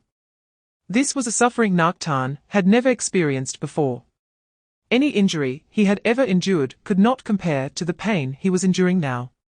Chapter 190. The Brave Exorcist. The embodiment of freedom and peace. At that moment, a streak of light flew towards Nocturne. Was it an arrow? The one shot by that woman earlier. Nocturne's pupils constricted sharply. He wanted to dodge, but he found that this time he simply couldn't escape. That woman hadn't even used her full strength when she attacked him earlier. Whoosh! The streak of light pierced through one of Nocturne's wings. The remaining wing was clearly insufficient to keep Nocturne flying in the sky. He immediately fell from the sky and landed heavily on the ground. The pain of shattered bones made Nocturne's nerves momentarily blank. When he came to his senses, the armored wraiths had already rushed forward, surrounding him in the center. No. Not just the wraiths. The chariot carrying Ling He and the others, along with the figure Nocturne despised the most, had all gathered in front of him. Oh ho ho! Clasis said gleefully, looking down at his old rival lying on the ground like a dead dog, unable to contain his amusement. Isn't this our great Sir Nocturne? How did he end up like this? I can dodge arrows, yet you couldn't even avoid a single one. Chapter 191. The Gourmet Guild. I was scared to death. Is this the power of humans in the spiritual transformation era? It doesn't even seem like we're in the same worldview. My goodness. This human's blood must taste better than that of other humans, right? It's better than chicken blood. Following the conversations among several Blood Clan lords in reality, Ling He's formidable reputation gradually spread into the Blood Clan's regional channel. However, there weren't many Blood Clan lords who believed it. Ghostly 13 sisters, can you be any more fake? Why don't you say that human can crush everything with a single slap? Carved coffin, hey, don't say that, it might actually be possible. Ghostly 13 sisters, what a worthless thing, just a human has scared you like this. If your brain had half the size of your balls, you wouldn't say such things. Black market blood dealer, all right, stop arguing. Shouldn't our current discussion be about how to deal with that human? Are you really going to let a human climb on top of us and act like a tyrant? The sewer rat, otherwise. Even a strong dragon can't suppress a local snake. Who knows, he might leave in a few days. You're so tough. Why don't you go up first? Chapter 192. I avoid his brilliance. Are you saying I should avoid his brilliance? Ling He chuckled lightly and raised the remaining valuable lens in his hand. According to Claes's explanation, not only was he not scared, but he also began to grow curious about whether his most valuable agent might be a member of the Gourmet Guild. If that were the case, it wouldn't he be bad for the Gourmet Guild to be a bit stronger? As for whether they would cooperate with him, they would, Ling He was sure of it. He was very confident in this. Open the door. Under Ling He's strong attitude, Claes opened his mouth, but couldn't he say anything more. The only thought left in his mind was, it's over. Once the cellar was opened, the Blood Clan lords from the Gourmet Guild would kill him. Even before that, if Ling He saw the horrific state inside the cellar, he might vent his anger on him. Indeed, Claes wanted to stop Ling He from opening the cellar out of a selfish motive. He knew what the Gourmet Guild had done to humans. Their methods could only be described as inhumane. Claes couldn't he imagine how Ling He and the others would react if they saw what the Gourmet Guild had done. Chapter 193, The humans in the cellar. Immediately after, two resentful yet somewhat cautious gazes turned towards Ling He. If they had done this earlier. Wouldn't they have known that Ling He and the others came with freedom and peace? Ask them, who has the highest status in this cellar? Ling He instructed Claes. Okay. Claes repeatedly responded and looked towards the two Blood Clan lords, whose expressions were filled with glee. If Claes had encountered these two Blood Clan lords from the Gourmet Guild outside alone, he would have taken a detour. But now, in the confined space of the cellar, Ling He's armored wraith had caught them. Being caught was one thing, they were still threatening endlessly. Didn't they deserve to suffer? Although Claes was not in a much better position than them, seeing two more Blood Clan lords falling into the same predicament as himself brought him some satisfaction. It seemed he really had gone bad, actually becoming a creature with a personality like that madwoman. Clearing his throat, Claes suppressed the laughter in his voice and conveyed Ling He's question to the two Blood Clan lords in front of him. Chapter 194, Pain is pain, don't let them escape. Ling He struck the edge of the war chariot and commanded the surrounding wraiths. He then turned his attention away from the two fleeing children and jumped off the war chariot, quickly making his way to Vela's side. Vela, are you okay? Ling He squatted down and looked at Vela. At this moment, Vela's forearm was drooping down, blood flowing continuously from it and mixing with the dried fruit scattered on the ground. How could I be okay? Vela forced a smile, it hurts so much. Ling He didn't reply. Even if he didn't understand medical knowledge, he knew he should first stop the bleeding for Vela. For a moment, where could he find something suitable? Suddenly, Ling He had an idea. He lifted Vela's suit and tore at the sleeve of the shirt underneath. Rip! Ha! Ha! Ha! Vela was stunned, and her previously weak demeanor instantly turned into a scream. You bastard lord, don't tear my clothes! She exclaimed. This is a limited edition, super expensive. Stop talking. Without giving Vela much chance to complain, Ling He directly bought a fresh fruit from the trading post and stuffed it into Vela's mouth to silence her. Chapter 195, 3A Human. Upon receiving Ling He's order, the wraiths immediately surged forward. They didn't give the man much time to escape, grabbing his limbs and pulling him back. Now, there were three people lying on the ground. At this moment, the man seemed to realize something, in the cellar of the Gourmet Guild. Most of the humans present were blood slaves for blood supply and blood servants with masters. They are all our own people. The man immediately raised his head and shouted at Ling He, why are you capturing me? Why are you running? Ling He countered. If you didn't catch me, why would I run? If you didn't run, why would I call for someone to catch you? After a moment of silence, Ling He looked down at the man pinned to the ground by the wraiths, his knee pressing against the man's throat, and asked, are you sure you don't want to run? Why would I run? The man replied, puzzled. Let him up. Upon receiving Ling He's order, the wraiths finally released their hold on the man. Feeling the pressure on his neck disappear, the man slowly crawled up from the ground. Still unable to stop himself from complaining, "Which lord's blood servant are you? Why are you acting so rashly?"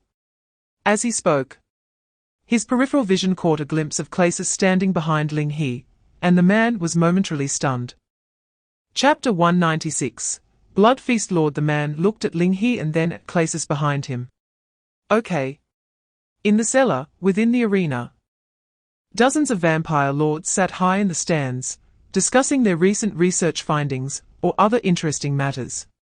"Night Kiss, have you acquired new treasures again?" The vampire lord called Night Kiss stroked the hair of the human blood servant beside him, and glanced sideways at the vampire lord who had just spoken. He then chuckled. "Yes, Skull. Unlike some guys who like to smell rotten corpses, I prefer to concoct rich and delicious human blood." "What's wrong with corpses?" Skull glared. "Is my corpse eating your rice or drinking your blood?" "Ha ha ha, don't be angry, don't be angry." Night Kiss smiled and waved his hand. "If you ask me, Skull, you're already much better than some poor creatures who rely on blood-sucking bats." A nearby vampire lord instinctively turned his head. "Just have a good chat. Why drag him into this? Besides, he just likes blood-sucking bats, not like he only has blood-sucking bats." "Night Kiss, if you don't change your way of speaking, you might get beaten up sooner or later." Chapter 197. Acquaintance, you and I on equal terms, how dare you? Hearing Ling his slightly frivolous tone, a blood servant beside the Blood Feast Lord couldn't help but scold. "Bastard, kneel down and apologize immediately, ask for the Lord's forgiveness. This is the esteemed Blood Feast Lord." The other party spoke in such a tone. Did he want to bury everyone here? However, contrary to what the other blood servants expected, the Blood Feast Lord was not angry at all. Instead, he reached out his hand and swatted the blood servant who had just spoken away. "When did I let you speak?" The Blood Feast Lord coldly glanced at the blood servant lying on the ground, his crimson gaze making the surrounding blood servants tremble slightly. HMPH. With a cold snort, the Blood Feast Lord withdrew his icy gaze and turned to look at the human war chariot entering the stands with a curious expression. "Who are you? This cellar of the Gourmet Guild is probably not a place you should be, right? You don't know who I am?" Ling He instinctively asked. Then, Ling He suddenly realized something. "Wait, you can speak human language." Clasus hadn't helped him translate before, but he understood the meaning of the Blood Feast Lord's words. Clearly, the Blood Feast Lord had been using human language to communicate with Ling He. Chapter 198. Who is the same kind? As the words fell, the Blood Feast Lord and Ling He exchanged smiles and simultaneously released their hands, returning to their seats. Though they were from different races, at this moment, there was oddly no atmosphere of hostility between them. Speaking of which, there is an old saying among humans, no one goes to the Three Treasure Hall without a reason.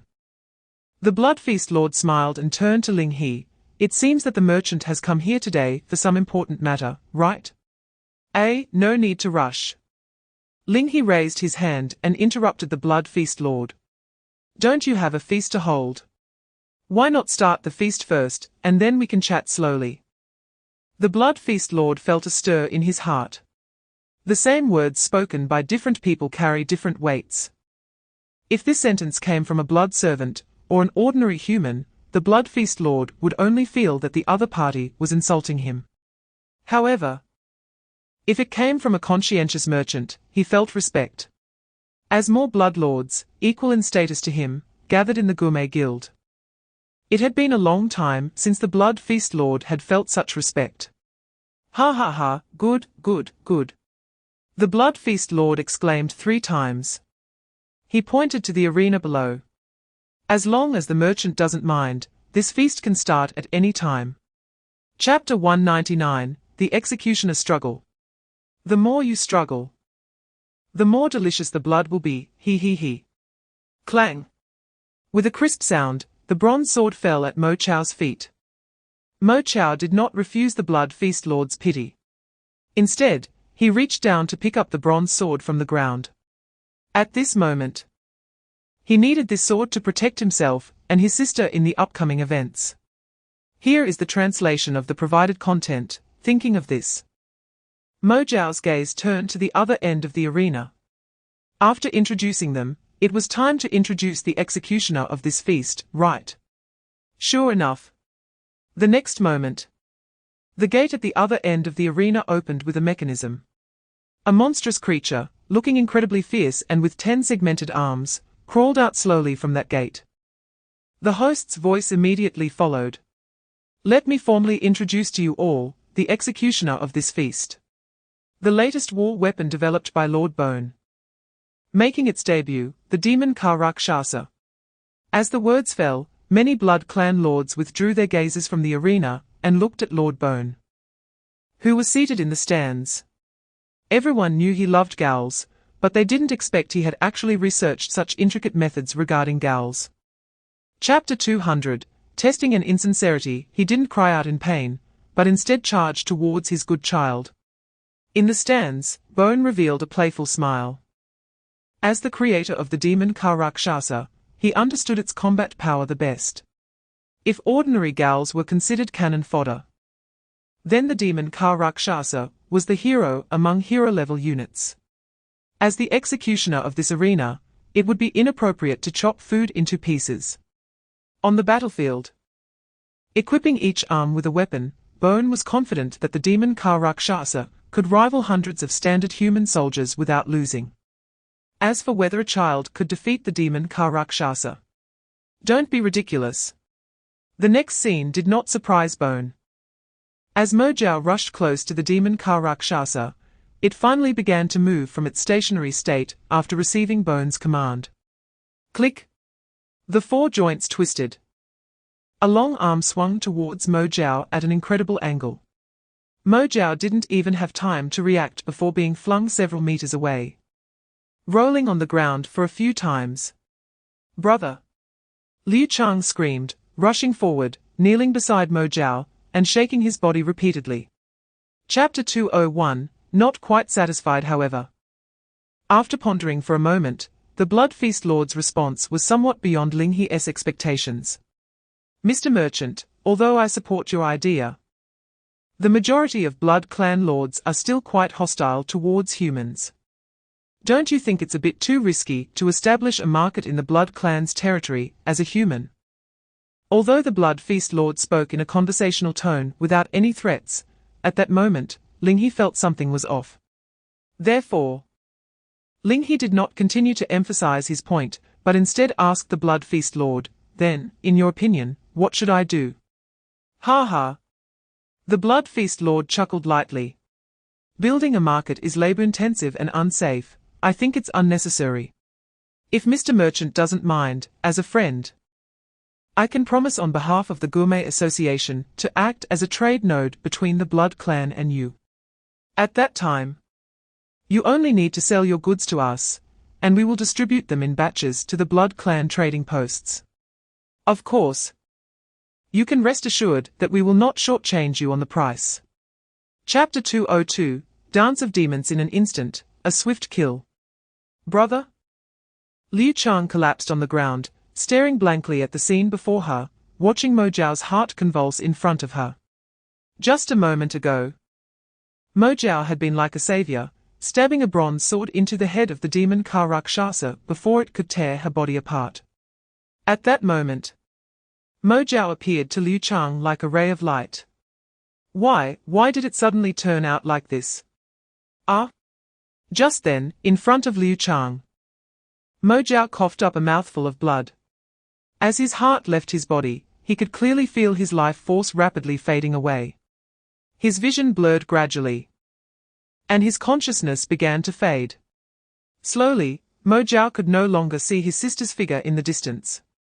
His arms drooped weakly, and the bronze sword clattered to the ground as he completely fell into the embrace of the Blood Feast Lord.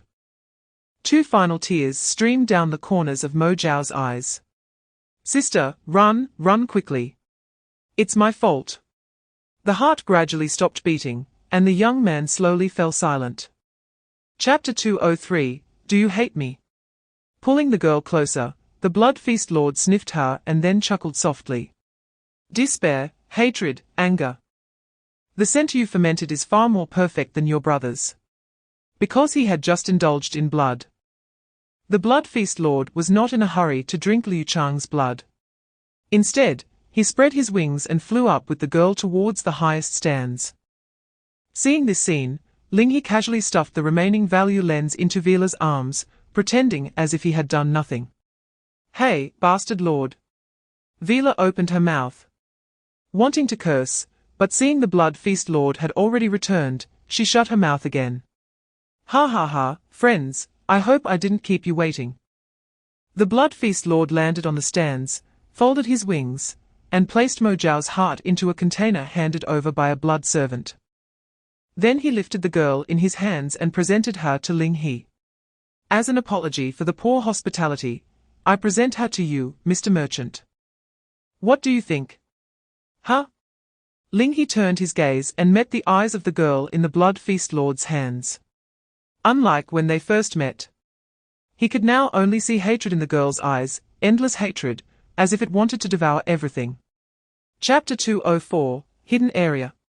This time, Ling He spoke sincerely, not hiding anything. But it was precisely this sincerity that alleviated the suspicions in the Blood Feast Lord's heart. Just here to find someone. Wait a moment. Let me ask for you. After inquiring in the Gourmet Association's channel, the Blood Feast Lord smiled and shook his head at Ling He. Mr. Merchant may be disappointed. Currently, all the Blood Clan Lords in the cellar are in this arena, none are lingering in the depths of the cellar. The Blood Feast Lord was quite confident about this. With his status, those Blood Clan Lords could not possibly deny him even this small favor. After all, while he might not know who attended his banquet, he was very clear about who did not attend. Just like the two Blood Clan Lords who had been called away earlier due to other matters. They were now noted in the Blood Feast Lord's little notebook. In the long run, they would have their turn to face the consequences. Moreover, aside from the deterrence of status, in this grand feast, the Blood Feast Duke has taken out 3A-level humans, which are usually reserved for high-ranking officials. Many bloodline lords are eagerly anticipating this. Chapter 205, Who is hiding something? Yes. Several blood servants nodded and directed their respective subjects to shovel the dirt of the dead end ahead. However, it was just one shovel. Clang. The sound of hard objects colliding echoed. How is this possible? The Blood Feast Duke's face changed dramatically as he pushed aside a blood servant, grabbed the shovel from their hand, and struck the dirt. Clang. Clang. Under the Blood Feast Duke's strikes, the seemingly heavy dirt gradually fell away, revealing a stone door that had been concealed behind it. This was clearly not a dead end. However, the Blood Feast Duke was completely unaware of the facilities behind this road. A nameless anger rose in the Blood Feast Duke's heart. There were very few lords capable of such actions in the cellar, at least in the Blood Feast Duke's understanding, there were only a few. He instinctively wanted to open a private chat interface to question the Eclipse Duke and several other leaders about what this meant.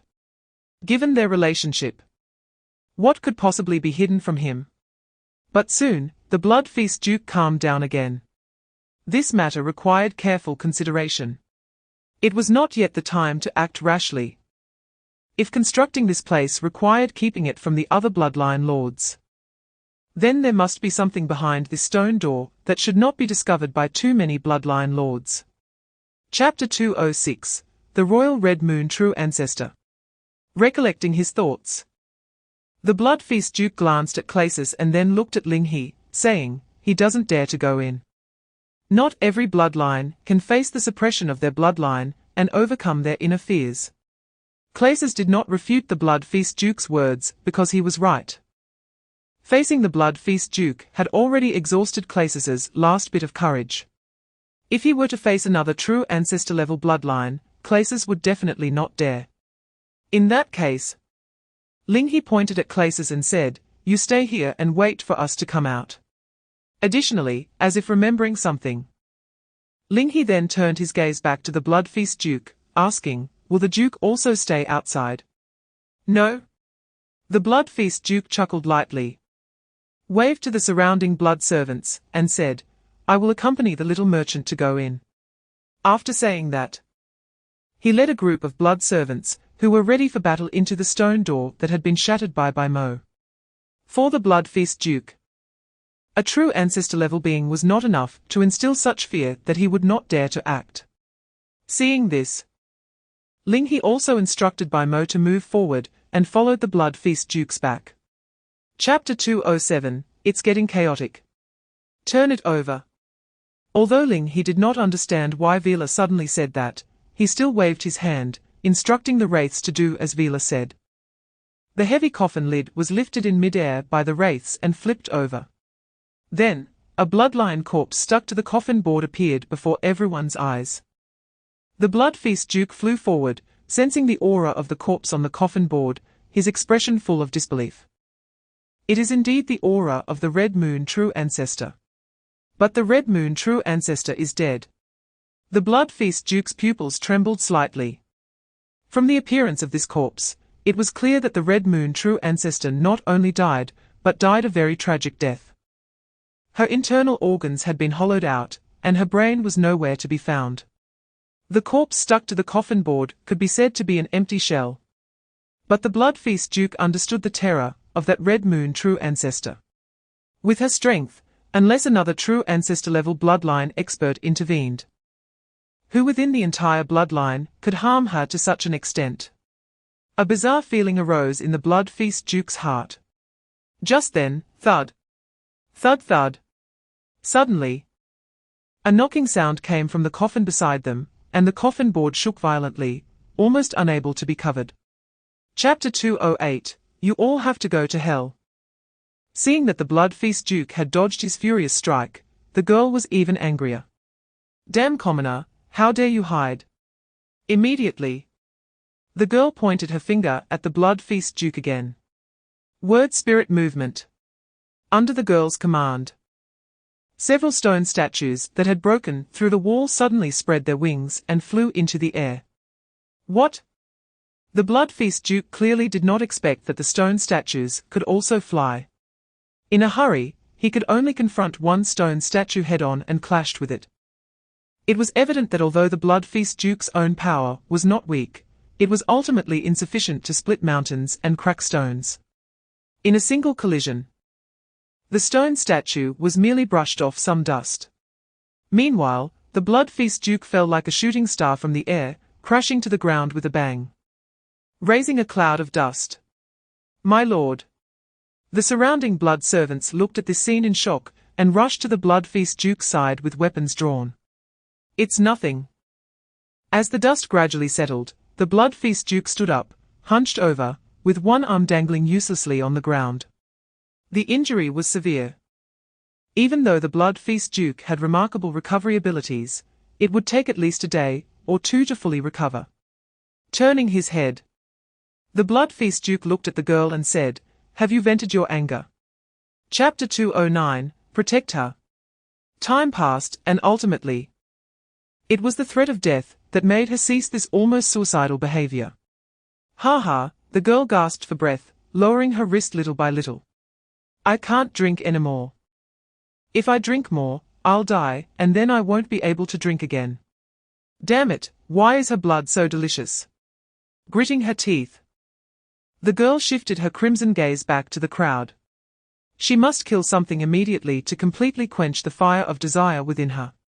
You all better hurry up and die. Word spirit advance. Under the girl's command, the stone statues once again launched a frenzied attack on Ling He and the blood-feast Duke. I will draw some away. After saying this, the blood-feast Duke leaped into the air, crashing several stone statues into the wall. Boom! Boom! One loud sound after another, countless dust fell from above, and the entire space was in disarray. But besides the few stone statues that the blood-feast Duke had drawn away, 2 stone statues still surrounded the war chariot driven by Mo. Their target was clearly Ling He and Vila. Boo-hoo, what should we do now, Lord? Chapter 210, There are limits to taste. Immediately afterward, the wallet returned to its original size and fell to the ground with a thud. The girl trapped in darkness still didn't know what had happened, a string of question marks floating above her head. After a long silence, she finally erupted with a voice filled with impotent rage. Damn commoners, how dare you treat me like this? Let me out now. If you don't let me out, I swear I'll kill you all. I will definitely kill you all. As the girl continued to struggle, the wallet on the ground was shaking and occasionally flipped over. However, due to the wallet's nature of only allowing things to go in and not out, no matter how hard the girl struggled, she couldn't successfully escape from the wallet, only wasting her energy inside. Ling He and Vera exchanged glances. Was it really that easy to resolve? However, the next moment, a voice came from the wallet. Word spirit advance. Boom. All the stone statues immediately charged forward. The wallet couldn't isolate the opponent's word spirit power. Go. When Baimo saw this scene, he immediately picked up Ling He and Vera and quickly ran to a corner of the facility, then crouched down. Chapter 211, The Perfect Hybrid. However, transformation is not random creation, and hybridization cannot be done recklessly. Soon, this batch of Blood Clan lords discovered a serious problem: rejection. After hybridizing different species, the life rejection would quickly kill off the organs that did not belong to it. For example, mixing pigs and cows, sheep and horses, or humans and donkeys would ultimately result in the death of both hybrids. The path of hybridization seemed to have been completely blocked before even taking the first step. Unless they could find an organ that would not easily be killed by the immune system after entering another life form. Is there such a thing? Yes. The Blood Feast Lord's eyes shifted slightly, then he slowly said, this group of Blood Clan lords turned their gaze towards their own kind. That's right, Blood Clan organs. Research by some lords of the Gourmet Guild found that Blood Clan organs, once inside a human body, are difficult for the immune system to kill and can survive for a long time. Following this, the research on dual hearts coexisting advanced the hybridization experiment further. By using the blood from a Blood Clan heart, and then transforming it through a human heart, it could greatly reduce the human body's rejection. Chapter 212, I want to take her away, so, are they not friends? Negolia cried while quietly lifting her head, sizing up the situation between Ling He and the Blood Feast Lord.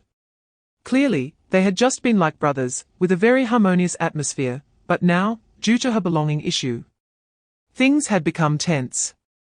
At this moment, Ling He also glanced at Negolia from the corner of his eye. Earlier, when the Blood Feast Lord gave Liu Chang to Ling He, it was because he thought Liu Chang was more trouble than worth. But now it was different. Although Negolia seemed far more troublesome than Liu Chang, her identity, power, and her blood, which was quite special to the Blood Clan, made her value immeasurable. For Negolia, the true ancestor of the Red Moon, Ling He was determined to have her today. With this in mind, Ling He looked directly at the Blood Feast Lord and asked, Lord, can't we discuss this further? We can make a deal. I guarantee that the benefits I can provide will not disappoint you. This was Ling He's confidence. He wasn't sure if he could compete against the Gourmet Guild with just his own strength. Chapter 213, Heart towards the land, heart not towards unite kiss. The Blood Feast Lord turned his head with difficulty, incredulously staring at his trusted subordinate.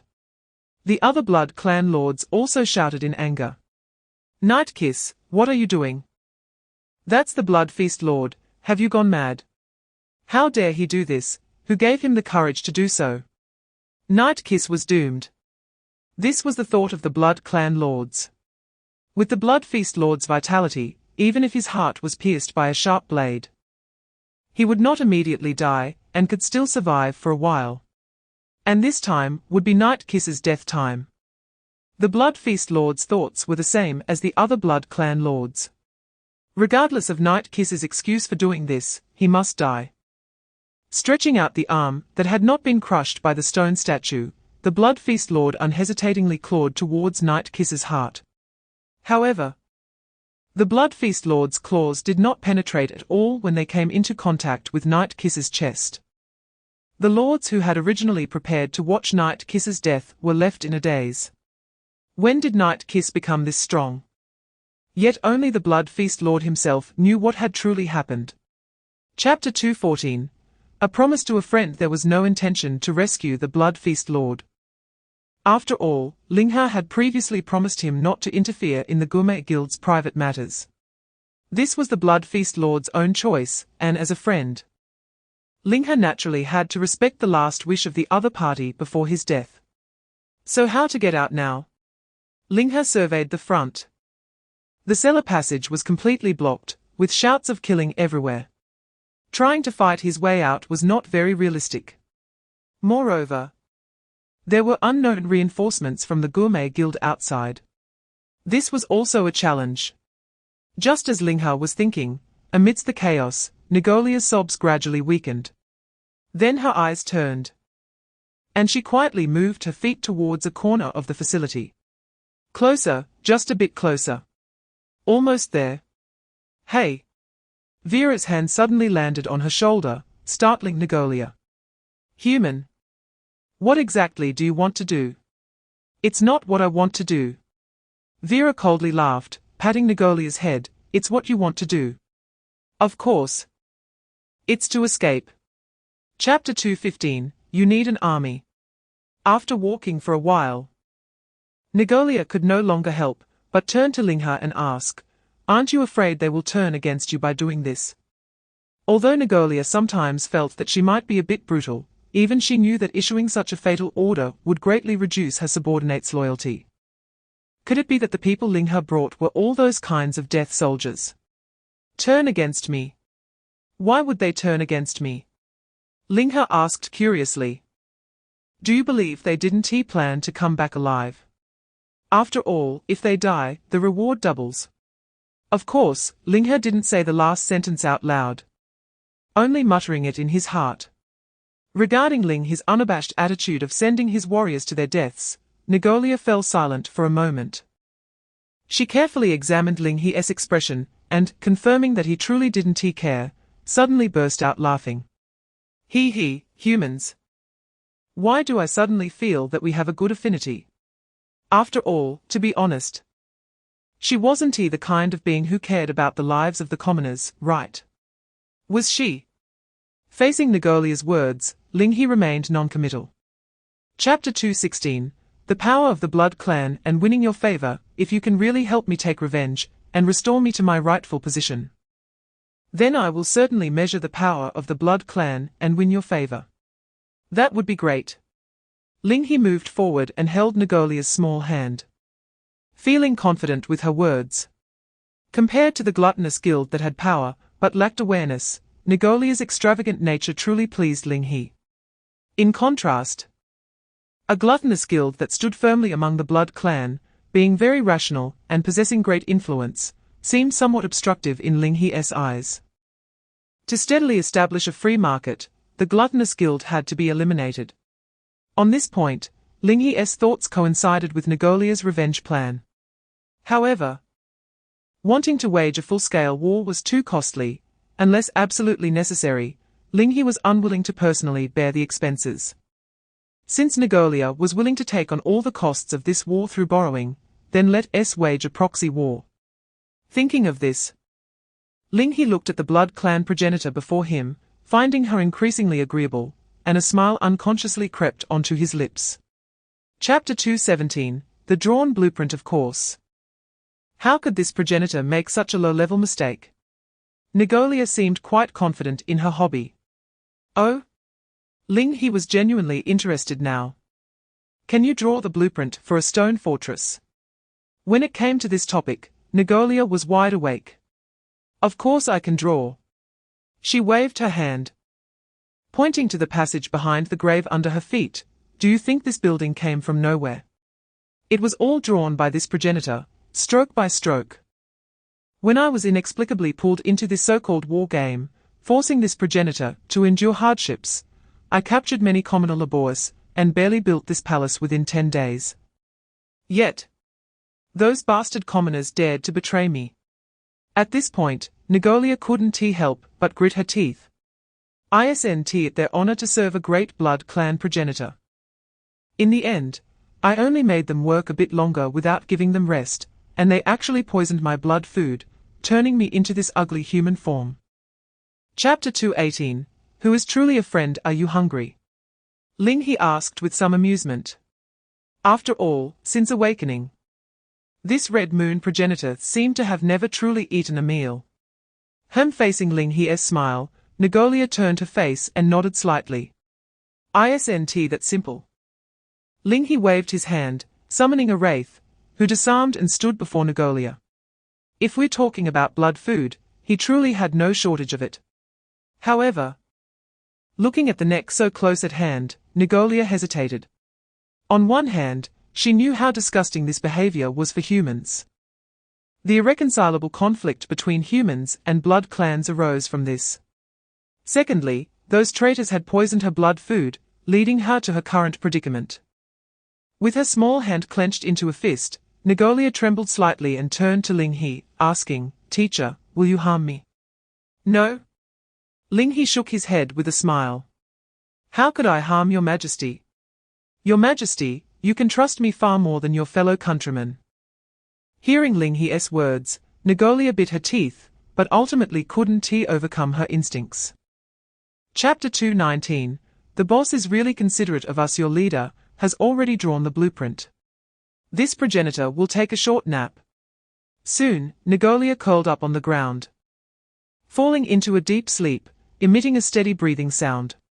Sleeping on the ground, Baimo looked at the sleeping Negolia, took a fur from the nearby supplies, and wrapped her up like a pupa. Everyone is asleep, so. He stood up slightly, suddenly tilting his head to look into the distance. The sage says, "Do not look at what is inappropriate." As the words fell, Baimo pulled back his bow, releasing an arrow that flew out, tracing a trajectory in the air.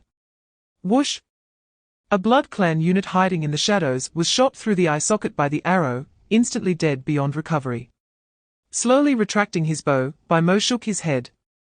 It's inappropriate, but taking a life has its reasons. On the other side, in the cellar of the Gluttonous Guild, Count Yuye was fuming. Upon receiving the news of human invasion in the cellar, he immediately led his troops here. However, once he fought through the human soldiers guarding the entrance and entered the depths of the cellar, he saw nothing but chaos. Chapter 2:20. The weakness of word spirit power. Under the command of Captain Nyoma, the designated mercenary camp was bustling with activity. Meanwhile, Ling He discovered the construction progress information for the Thorn Fortress in the building interface without any arrangement for construction. Thorn Fortress currently allocated builders. Nyoma x 10,000, expected Thorn Fortress to be completed in 108 hours. These Nyoma truly know how to grasp their intentions. Ling He couldn't help but exclaim. This is good, it saves me the time of having Jiamu Li notify them. Moreover, it only takes 108 hours. Less than 5 days, to raise a stone fortress. What high efficiency! What high efficiency! Negolia looked at Ling He with some confusion. It's nothing. As he spoke, Ling He took Negolia's hand, pulling her up from the ground. Let us talk about this later, we need to leave here now.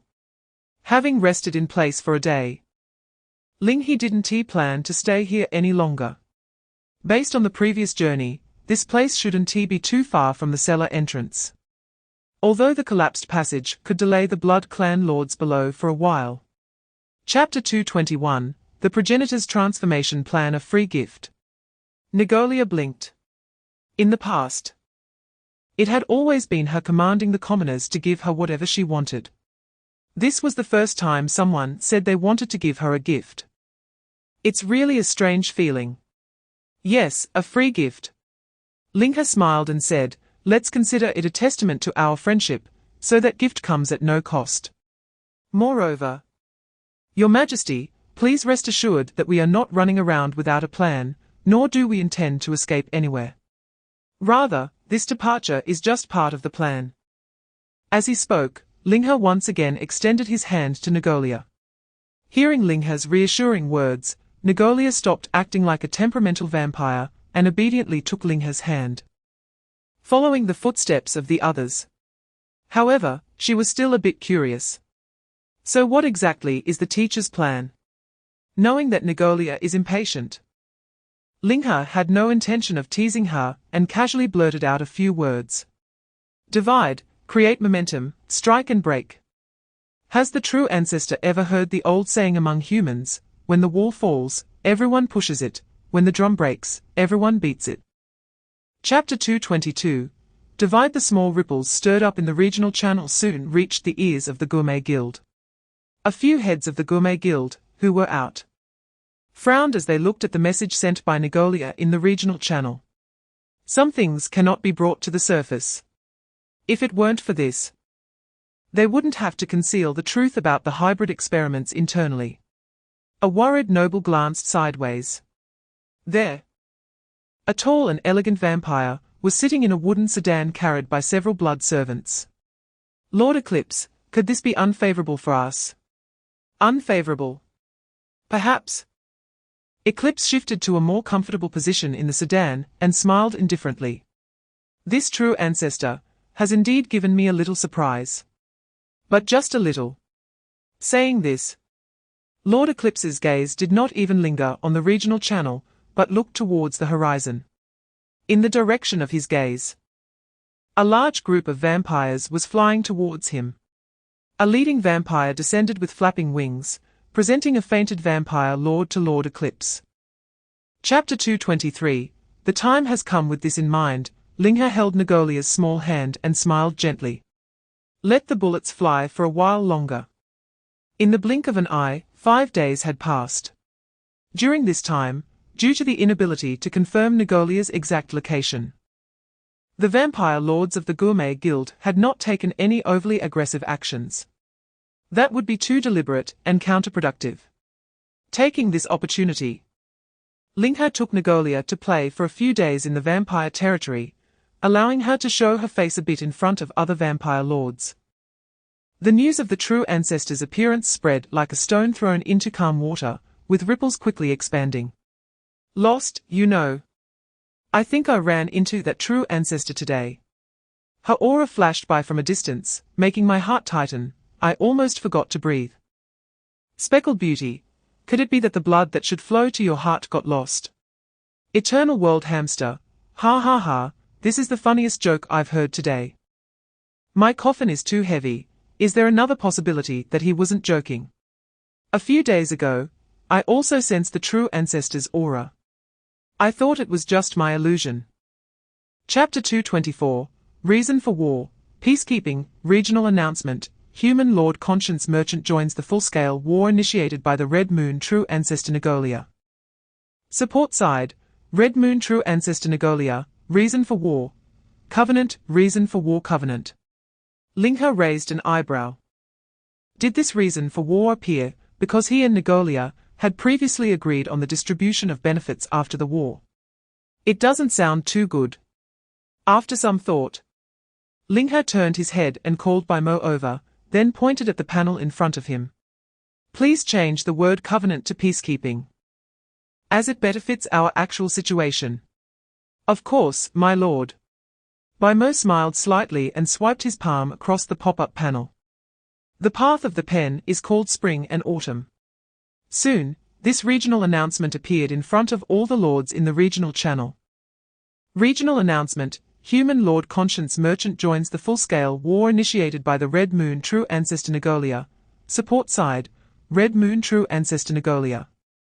Reason for war. Peacekeeping. After a brief silence, the regional channels of both the vampires and humans erupted in chaos. Chapter 225. Equal principal and interest. Large debt. Following this, the main expenses of this war, which are also the confidence Ling He has in making Nagolia win, came into play. Since Nagolia is willing to take full responsibility for the war expenses, Ling He will not hold back. Recruit, contract lumberjacks, 25,000 people. As Ling He's finger tapped on the recruitment panel, over 20,000 gold coins disappeared from his personal panel, replaced by a massive crowd appearing in front of everyone. Vera. Give them a little stimulus. Oh? Vera nodded, then struck her staff heavily on the ground, pointing towards the contract lumberjacks. Full pay for 100 days. Regardless of life or death. Instantly, a pop-up prompt appeared in front of Ling He. Ding, your secretary Vera used the skill, Index Stimulation. The contract lumberjacks under your command have temporarily been enhanced to Contract Ghost Warriors. Contract Ghost Warriors. This is currently the most cost-effective and suitable unit for Ling He to use. After all, the Ghost only becomes more cost-effective than the Contract Ghost Warrior after being fully buffed. Newly recruited Ghosts may even have combat power less than 1/4 of that of Contract Ghost Warriors after death. Chapter 226, Meeting with the Mercenary Group then. This army is entrusted to your majesty. Ling He removed his palm from Nagolia's shoulder, then took her hand and gave it a firm pat. Wishing your majesty a victorious start. As Ling He released his hand, Nagolia nodded, then turned around to seriously examine the army before her. Dressed uniformly in bronze battle armor, wielding identical bronze axes. They shimmered with a sharp cold light under the sun. Although having over 20,000 in number does not provide much advantage, just these equipments alone. No lord in the entire vampire realm could produce. Is this the power she can use to take revenge on those lowly peasants? Clenching her fists, Nagolia's grim smile gradually widened. Matters like debts have been temporarily cast aside. Now, there is only one thing she truly wants to do. That is to take the heads of those who betrayed her and kick them like balls. With this thought, Nagolia fiercely waved her hand in one direction. Let's go. Boom. Tens of thousands of bronze battle boots stomped on the ground, producing a thunderous sound. As Vera watched the army gradually move away under the leadership of Nagolia, she leaned close to Ling He's ear and quietly asked, "So, who is to blame for my long-term maximization of maintaining the silver payments?" Ling He couldn't help but complain. Thanks to Vera's brilliant idea of paying even after death, I'm now on a path of no return. If it were really possible not to pay, who would still think about paying silver? He, Vera laughed and stuck out her tongue. Out with the old. In with the new. Speaking of which, now that we've sent that true ancestor here, aren't you going to take care of the upcoming battle, you bastard lord? Not my problem, Ling He decisively shook his head. That's a battlefield of hundreds of thousands. If I interfere further, won't I become a war profiteer? Although, I suppose it's not impossible. But to let me take the risk and fight, that would come at a different price. Let them fight their fight. We'll play our game. Saying this, Ling He took out a stack of hardened beast skin paper, and simultaneously bought a bowl of fresh beast blood in the trading hall. Come here, by Mo, I thought of a pretty fun game. Unlike the ease on Ling He's side, the many lords of the Gourmet Guild found it hard to remain indifferent in the face of the Red Moon True Ancestors army pressing in. Chapter 228, Who Will Die? Ling He and the others were immersed in their card game. On the other side, Duke Eclipsed finally arrived with several leaders of the Gourmet Guild before their lines. Upon seeing Duke Eclipsed's face from afar, Nagolia's pupils slightly contracted. Immediately after, her cold, mocking voice spread throughout the area. My dear subjects, it's been quite a while. She emphasized the words my dear subjects, making it clear to everyone that there was a biting resentment in her voice. Duke Eclipse did not directly respond to Nagolia, but first scanned the human army confronting the Gourmet Guild. After seeing the appearance of that human army, Duke Eclipsed finally understood why the previously reported Blood Clan Lord had used the term unmatchable. Tens of thousands of fully armored heavy infantry. In this era, which good family can muster such a large force? Duke Eclipsed's expression darkened slightly. Compared to that human force, the humans and undead in the Gourmet Guild looked like a peasant uprising army, utterly pathetic. If they had any notable advantage, it would probably only be in numbers. Chapter 229, Retreat and Vulnerability. Nagolia was never a woman with a good temper. Previously clashing with Duke Eclipsed was merely because she had no power to use. Now that her word spirit power had found its place again, Nigolia had no mood to continue bantering with Duke Eclipsed. With your strength, I can take your head without anyone's help. Save your words for hell. Word spirit advance. Boom. Under Nigolia's command, the three statues that were originally walking suddenly began to run forward. Seeing this, the mercenary group immediately took action. The already loaded catapults threw a barrage of rubble towards the Gourmet Guild's lines. Thud, thud, thud. Where the rubble fell, a cloud of blood mist exploded. The great battle was about to begin. Go. Duke Eclipse no longer said anything, waving his hand toward Nigolia's direction and issuing the order to attack. The undead army surged forward like waves, brushing past Duke Eclipsed. Moments later, the three bronze statues plunged straight into the crowd of undead. Word spirit rhythm. With Nigolia's command given, the three bronze statues raised their crescent blades and swept horizontally toward the ground. Chapter 230, The Tense Situation on the Other Side. As Nigolia looked up at the vast black dots in the distant sky, she finally realized her mistake. Because of her command, her already disadvantaged forces had become even more disjointed. It was unrealistic to withdraw the bronze statues now. Once those bronze statues retreated, the contract ghost warriors, currently at the spearhead of the offensive, would find it hard to completely block the forces of the Gourmet Guild. At that point, a large number of undead and human auxiliary troops could likely use their numerical advantage to forcefully break through the meat grinder battle with the contract ghost warriors, directly striking at Nigolia. The situation would worsen. Damn it. Nigolia cursed under her breath, feeling momentarily at a loss. But while she was stunned, the mercenary group next to her was not idle. Facing the overwhelming wave of Blood Clan units approaching, the mercenaries quickly formed a line. A group of fully armored shield and spear soldiers spread out to protect Nigolia, while the remaining forces gathered around the main artillery. Fire! With the mercenary commander's order, several thick heavy crossbow bolts, each carrying 4 ropes tied with stones, flew out. As the bolts spun in the air, the ropes danced like a large windmill propelled by the stones. Chapter 231, If one must serve a tyrant. Nigolia's supporters were increasing. Skeletons, Bat Shadows, Sir Maru, and Count Midnight. Duke, be careful. Just as Duke Eclipsed focused all his attention on the Red Moon true ancestor Nigolia, the cry of Baron Rose rang in his ears. Moments later, splat. A viscous liquid splattered on Duke Eclipsed's back. Duke Eclipse turned around in shock, only to see Rose standing behind him, with a claw piercing through her chest, almost reaching his heart. Damn, so close. Count Midnight withdrew his hand from Rose's body, flapping his wings and soaring into the air. Only then did Duke Eclipse snap out of his shock, realizing what had just happened in that fleeting moment. Midnight. A hellish roar erupted from Duke Eclipse's throat as he held Rose in his arms, his rage nearly consuming him. Why? Not only Duke Eclipsed, but several leaders of the Gourmet Guild nearby also glared at Midnight with furious eyes. It seemed that in the next moment, they would rush forward and tear Count Midnight to pieces. Chapter 232, Acceptance of Surrender. Your Majesty, Your Majesty. Calling out loudly to Nigolia, Count Midnight held up Baron Rose's head and leaped over the front line where the contract ghost warriors were engaged in a bloody melee. Listening to that familiar voice, Nigolia looked up, then bit her teeth, wanting to issue a command to execute the other party.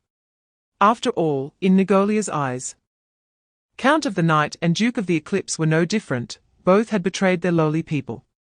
No matter how much they repented or wanted to make amends, they could not hide the fact that they had harmed Nigolia. However, just before Nigolia issued the command, Ling He's private message appeared before her. Conscience Peddler, accept him. It won't harm you. Looking at the words Ling He said in the private message, Nigolia's gaze flickered several times. But she gritted her teeth and held back the words she was about to blurt out. Let him through. Upon receiving Negolia's order, several heavy machinery of the mercenary group deliberately avoided the direction of the Count of the Night. The Count of the Night was able to smoothly charge ahead, crossing the mercenary group's heavy blockade and flying close to Negolia. Your Majesty. Chapter 233, Victory of the Agent War. Fortunately, the other leaders did not lose their minds. Seeing the situation was not good, they immediately stepped forward to block the soon-to-go mad Duke of the Eclipse, dragging him away. Duke! Let's retreat. We still have a chance. Let that tyrant be arrogant for a few days, they won't go far. The voice gradually faded. The Duke of the Eclipse was taken away from the battlefield by several leaders. With the command layer retreating, the grassroots of the Gourmet Guild was thrown into complete chaos. Some lords at the edge of the battlefield were still able to gather forces and follow the Duke of the Eclipse and other leaders away. However, many others, caught in the meat grinder in the center of the battlefield, had no chance to escape. They could only be forced to stay behind, buying precious time for the retreating lords. Seeing that the situation was already decided, Ling He, knowing he no longer needed to appear, yawned and lay down on the blanket that Bai Mo had prepared in advance. At this point, it was time to sleep. Amidst the distant sounds of fierce fighting, Ling He, detached from the situation, leaned against Vera and fell asleep beautifully. As dawn broke, Ling He, still in a dream, was gently nudged by a hand. My lord, my lord. Chapter 234, Salt and Iron Monopolium, I see. Ling He hugged Negolia and rubbed her hair. One could only say that the situation was somewhat beyond Ling He's expectations. Previously, Ling He had thought that Negolia would win. But he had never imagined that Negolia's royal status combined with her true ancestor identity could directly consolidate half of the Gourmet Guild's territory. In just one battle, Negolia transformed from a lonely outcast into the leader of the most powerful force within the vampire territory. Yes, indeed, the most powerful force. Based on the previous scale of the Gourmet Guild, even if it split in half, it was far from the level that the second guild of vampires could touch. By the way, Your Majesty, have you considered what to do after winning this battle? Ling He asked. The future? Negolia thought briefly and then smiled. Of course. It's time to celebrate. Just as her mood improved, Negolia temporarily set aside thoughts of killing the lowly people and pulled Ling He to walk away. Teacher, come with me. Under Negolia's pull, Ling He and the others turned around and returned to the cellar. At this moment, the Duke of the Eclipse's army had completely fallen apart and fled, leaving the cellar unguarded. Chapter 235, Make the Vampire Clan Great Again. But we don't need so much blood food. Negolia rubbed her small belly. With her current human body, drinking so much would surely make her burst, right? She would definitely burst. Silly. Ling He casually bought a piece of cloth at the trading post and tossed it onto Negolia's head from a distance. Then he educated her. Who told you to drink? Ah? You mean I can't drink? I didn't say you can't drink. What I mean is, any blood food that can't be finished can be sold by Your Majesty. Ling He sighed. Looking at Negolia, who never spent money on purchases and had no economic sense, he could only teach her little by little. Your Majesty, think about it. Right now, the vampire trading post is in short supply, and prices are chaotic. Blood resources are treasured by various lords, most of whom only have enough for themselves, and very few put them on the trading post. This is an opportunity. As long as we turn that human auxiliary army into blood food, Your Majesty's total amount of blood food will far exceed your actual needs. At that time, Your Majesty can use the large amount of blood in hand to speak in the regional channel, justifying it with stabilizing the economy at market prices, and forcibly seize the sole legitimate selling rights of human blood. Chapter 236, Importing Blueprints. Of course, calling it a stationed army is actually just introducing enforcement units. Such combat units, which have no loyalty, won't rebel, and will only act according to the law, are deeply favored by Negolia. After all, no matter what. She is the legitimate authority in law, isn't she? Opposing her is opposing Ling He's legislation. It must be arrested immediately. Seeing that Nagolia did not dislike such enforcement units, Ling He casually granted her the recruitment rights for enforcers. He would only be responsible for recruiting the first batch of enforcers to handle security matters in the cellar and protect Nagolia's safety. In the future, the enforcers within the vampire territory would likely only be spread in the market area. If Nagolia wanted to see enforcers in more places, or connect enforcers from different regions into an enforcement network, she would have to fund the recruitment herself. Nagolia had no objections to this. Well then, it's time for the next matter, Ling He said while rubbing his chin. Ah, there's more. After hearing this, Nagolia slumped onto the table like a puddle of mud. After so much discussion, is it still not over? Chapter 237, it's a death penalty on the other side. Leaving the conference room, Ling He greeted by Mo and Vera, who were waiting for him by the corridor. Why are you two just standing there? You came out so slowly, you bastard lord. Complaining. Vera leaned closer to Ling He and asked, how did it go? Quite smoothly. Ling He stretched lazily. Compared to that former blood feast lord, negotiating with Nagolia was like dealing with a baby. There was hardly anything that Nagolia wouldn't agree to.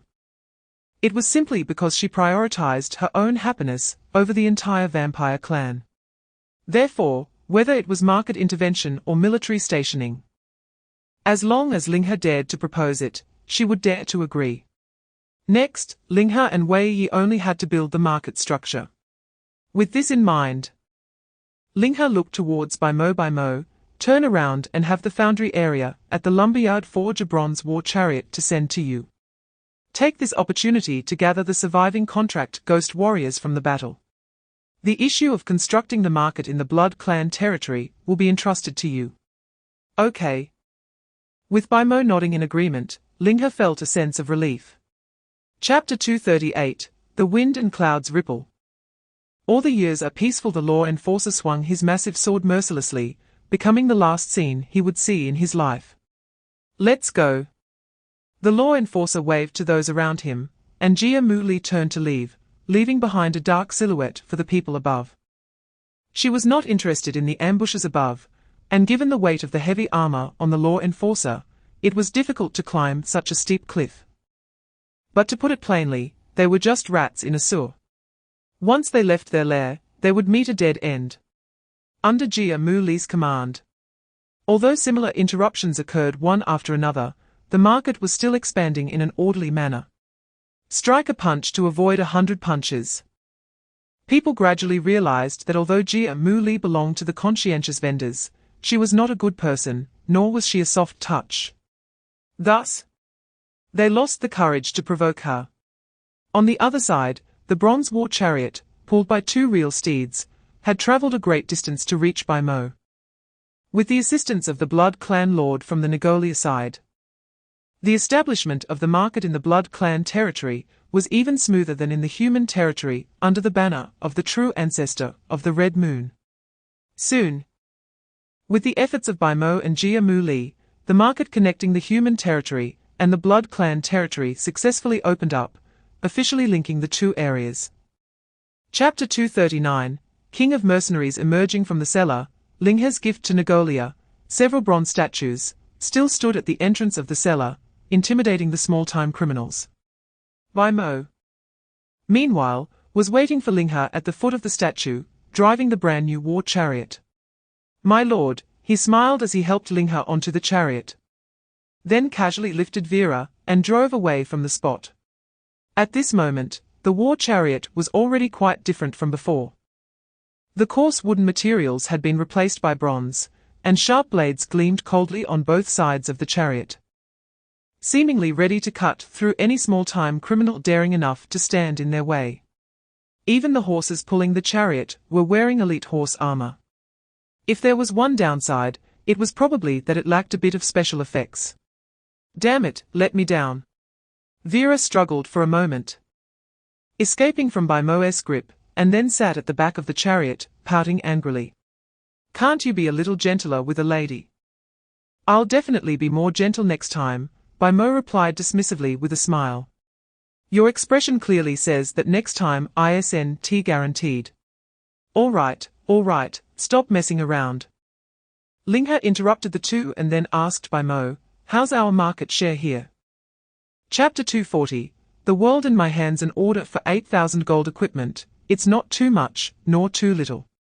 Considering Ling He's current assets, it could be said to be barely sufficient. Therefore, Ling He did not waste more time on this characteristic, but turned his attention to the new mechanism he acquired from upgrading. Subordinate mercenary group. Description: all routes ultimately share the same source, and all battle flags point to one person.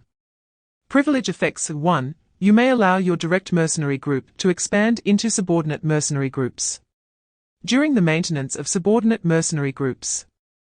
The direct mercenary group does not provide war dividends, only equipment orders.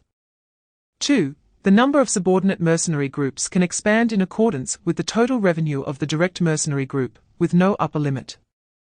A very simple new mechanism. In summary, it grants the direct mercenary group the right to expand autonomously, but at the cost of some dividends.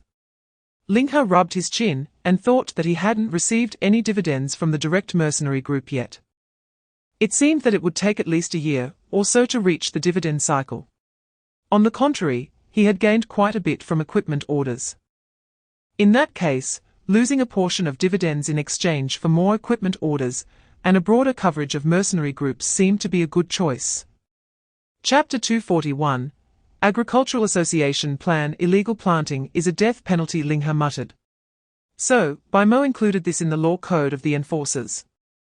Anyone who dares to plant illegally on Ling He's land would likely be executed directly by an enforcer with a combat power of 98 to 148 points, never reaching the harvest day. If that's the case, it's not surprising that all this land has been left abandoned. With this in mind, Ling He looked ahead at Mo. "By the way, what else did you write in the law code back then?" "Let me think." Mo replied while driving the chariot, contemplating in his mind. "First, the Private Wealth Act. Illegal planting is punishable by death, illegal logging is punishable by death, illegal mining is punishable by death, theft is punishable by death. Robbery is punishable by death. Anyone who subjectively occupies others' property will face the death penalty.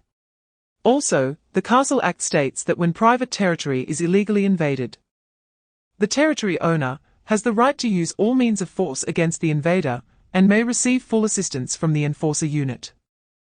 Mo continued to speak for a long time, from dawn to dusk, until Ling He and Vera's foreheads drooped continuously, eventually leaning against each other and falling asleep.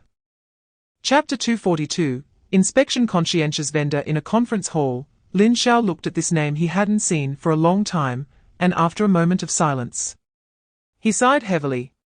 There was no chance left. When the market structures began to spread across this continent, he knew there would be no more opportunities to catch up with the conscientious vendor. Because the conscientious vendor had transcended from being a mere merchant. How could a prisoner trapped in the market contend with the entire market? The lords in the area, who were arguing endlessly about new information on the conscientious vendor, appeared to Lin Xiao like a bunch of clowns.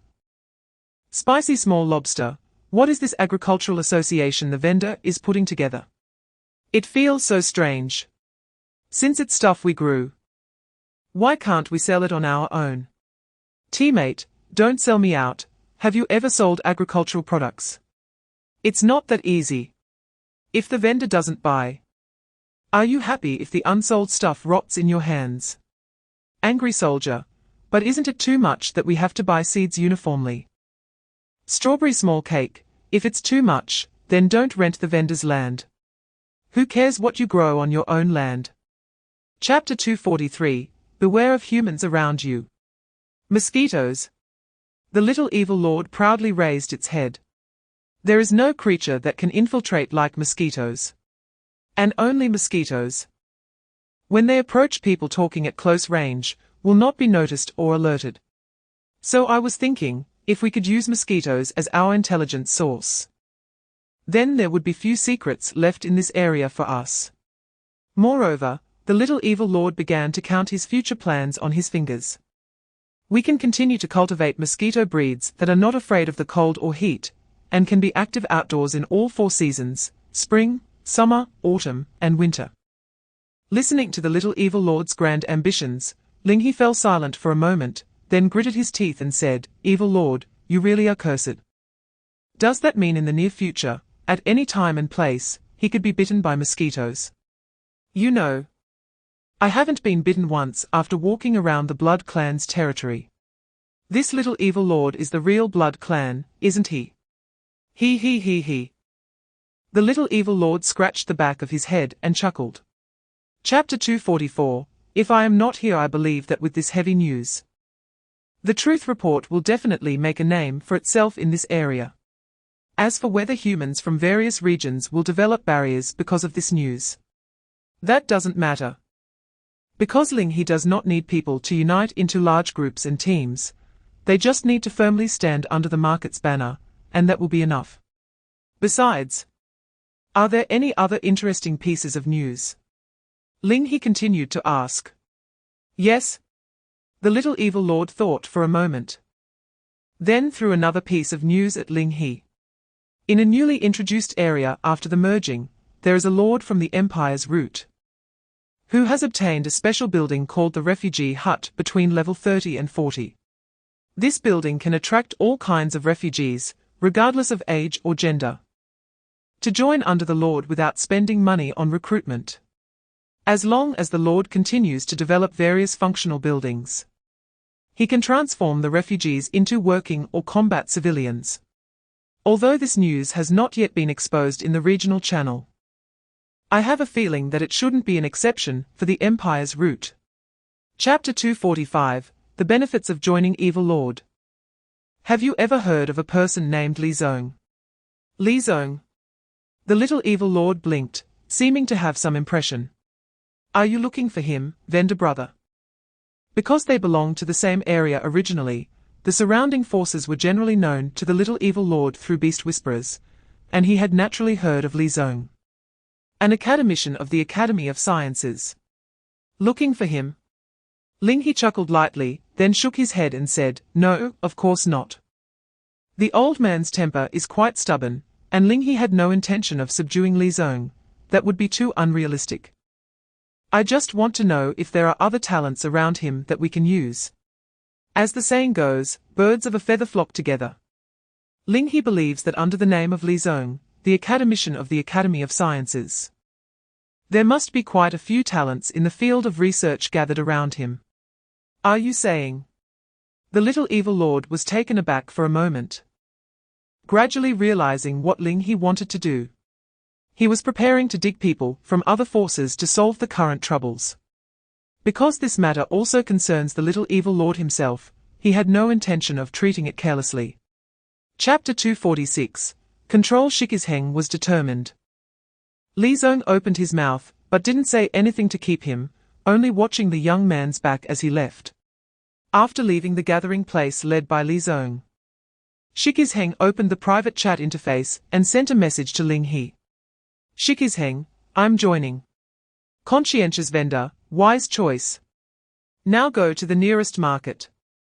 You will first receive research materials worth 100,000 gold coins. You can call on anything available in the market, and anything not available will be delivered to you. You can also buy some clothes or improve your meals first. I'll reimburse you later. Looking at the long string of messages sent by the conscientious vendor, Shikizheng let out a slight sigh. Is this the gap? Just the treatment casually offered by the conscientious vendor now would not be attainable in the next few years under Li Zong. It seems that only by joining the conscientious vendor's side can one live more like a person. However, Shikizheng did not immediately follow Ling He's suggestion to buy clothes and food to improve his living conditions. Instead, he continued to ask Ling He questions while heading towards the nearest market along the road. Chapter 247, Bloodsea Descent, Trial Page, Description. War is the main theme of this world. Only through the trials of blood and fire can we become stronger. Previously, According to the Lord's words, it was because someone activated the Doomsday Calamity difficulty of the trial page that the Ghost Spirit clan descended on this area, allowing Ling He to make a fortune.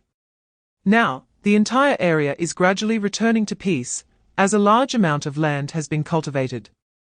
And the wild animals that can be hunted are also decreasing. The reduction of wild animals directly affects the increase of gold coins in the area. This is a big problem. In the case of insufficient total gold coins in the area, even if Ling He monopolizes everything, he cannot possess 10 million gold coins. So, to quickly increase the total amount of gold coins in the area, must he rely on the Doomsday Calamity difficulty of the trial? According to Ling He's thoughts, whether inviting a group of powerful enemies or introducing a new tradable race in this area would be beneficial for the market. From the market's perspective, this situation is almost entirely beneficial with no harm. Since this is the case, you are using the trial page, please select your trial difficulty, easy, normal, hard. Doomsday Calamity, Chapter 248, Golden Sparrow Feather Understood. Bai Mo immediately took action, but at this moment, she did not choose to draw her bow, instead. She placed the guqin she was carrying on her back horizontally in front of her. As Bai Mo placed her fingers on the strings and plucked, a sound blade surged forward, creating a gash on the fastest charging merman. This was just the beginning. As Bai Mo's finger-plucking speed increased, a sorrowful and murderous melody echoed in the field. 10 sides ambush description, when playing, release sound waves to attack a single target. The current area's spirit concentration must be high or above. Wave after wave of sound blades flew out from the guqin, blocking the attacking mermen from a distance. Due to the necklace worn by Ling He, which forcibly changed the surrounding environment's spirit concentration to extremely high, these sound blades, although not as damaging as the arrows in Bai Mo's hands, still maintained considerable lethality, surpassing the attack speed of arrows. However, soon, Bai Mo furrowed her brows tightly. No. It's too many, I can't hold them back. Thousands of fierce fishmen are rapidly attacking the shore. The tenfold ambush ultimately is a single target attack. Although it can achieve pseudo-area damage through an extremely high attack frequency, this result is simply not enough compared to the number of enemies. Chapter 249, Reckoning Enough. Vera suddenly reached out a hand from the middle and slapped Jin Chueyu's face. Why do you have to hold me while saying sweet nothings? Obviously, even with the combined strength of Ling He and Vera, they could not break free from Jin Chueyu's embrace. However, to leave a good impression on Ling He, Jin Chueyu still stopped after a brief hug and let go. Vera quickly escaped from Ling He's arms, panting angrily. She almost got squished. Cough cough. Under Jin Chueyu's fiery gaze, Ling He awkwardly coughed twice. Is it always this passionate on the second meeting? He found it a bit overwhelming. Shouldn't you check on the battlefield over there first? Ling He pointed towards the distant position where the mercenary group was engaging with the fishmen. Jin Chueyu decisively nodded. If that is your will. As she spoke, she walked to the edge of the war chariot, kicked off, and leaped down. Lark Guard, follow me.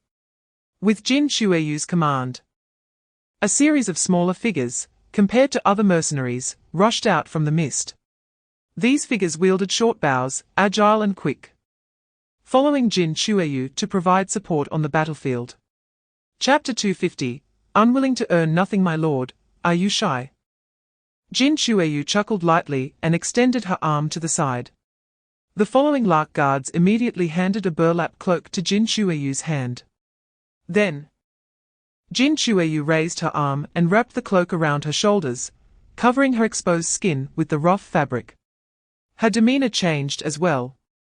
It was as if a sharp blade had been sheathed, waiting for another opportunity to strike at the enemy. At the same time, with Jin Chueyu eliminating a large number of fishmen units, the mercenary group's offensive surged like a torrent, with both quantity and quality surpassing the fishmen troops. They almost effortlessly secured a decisive victory in this battle. Gurgle, gurgle.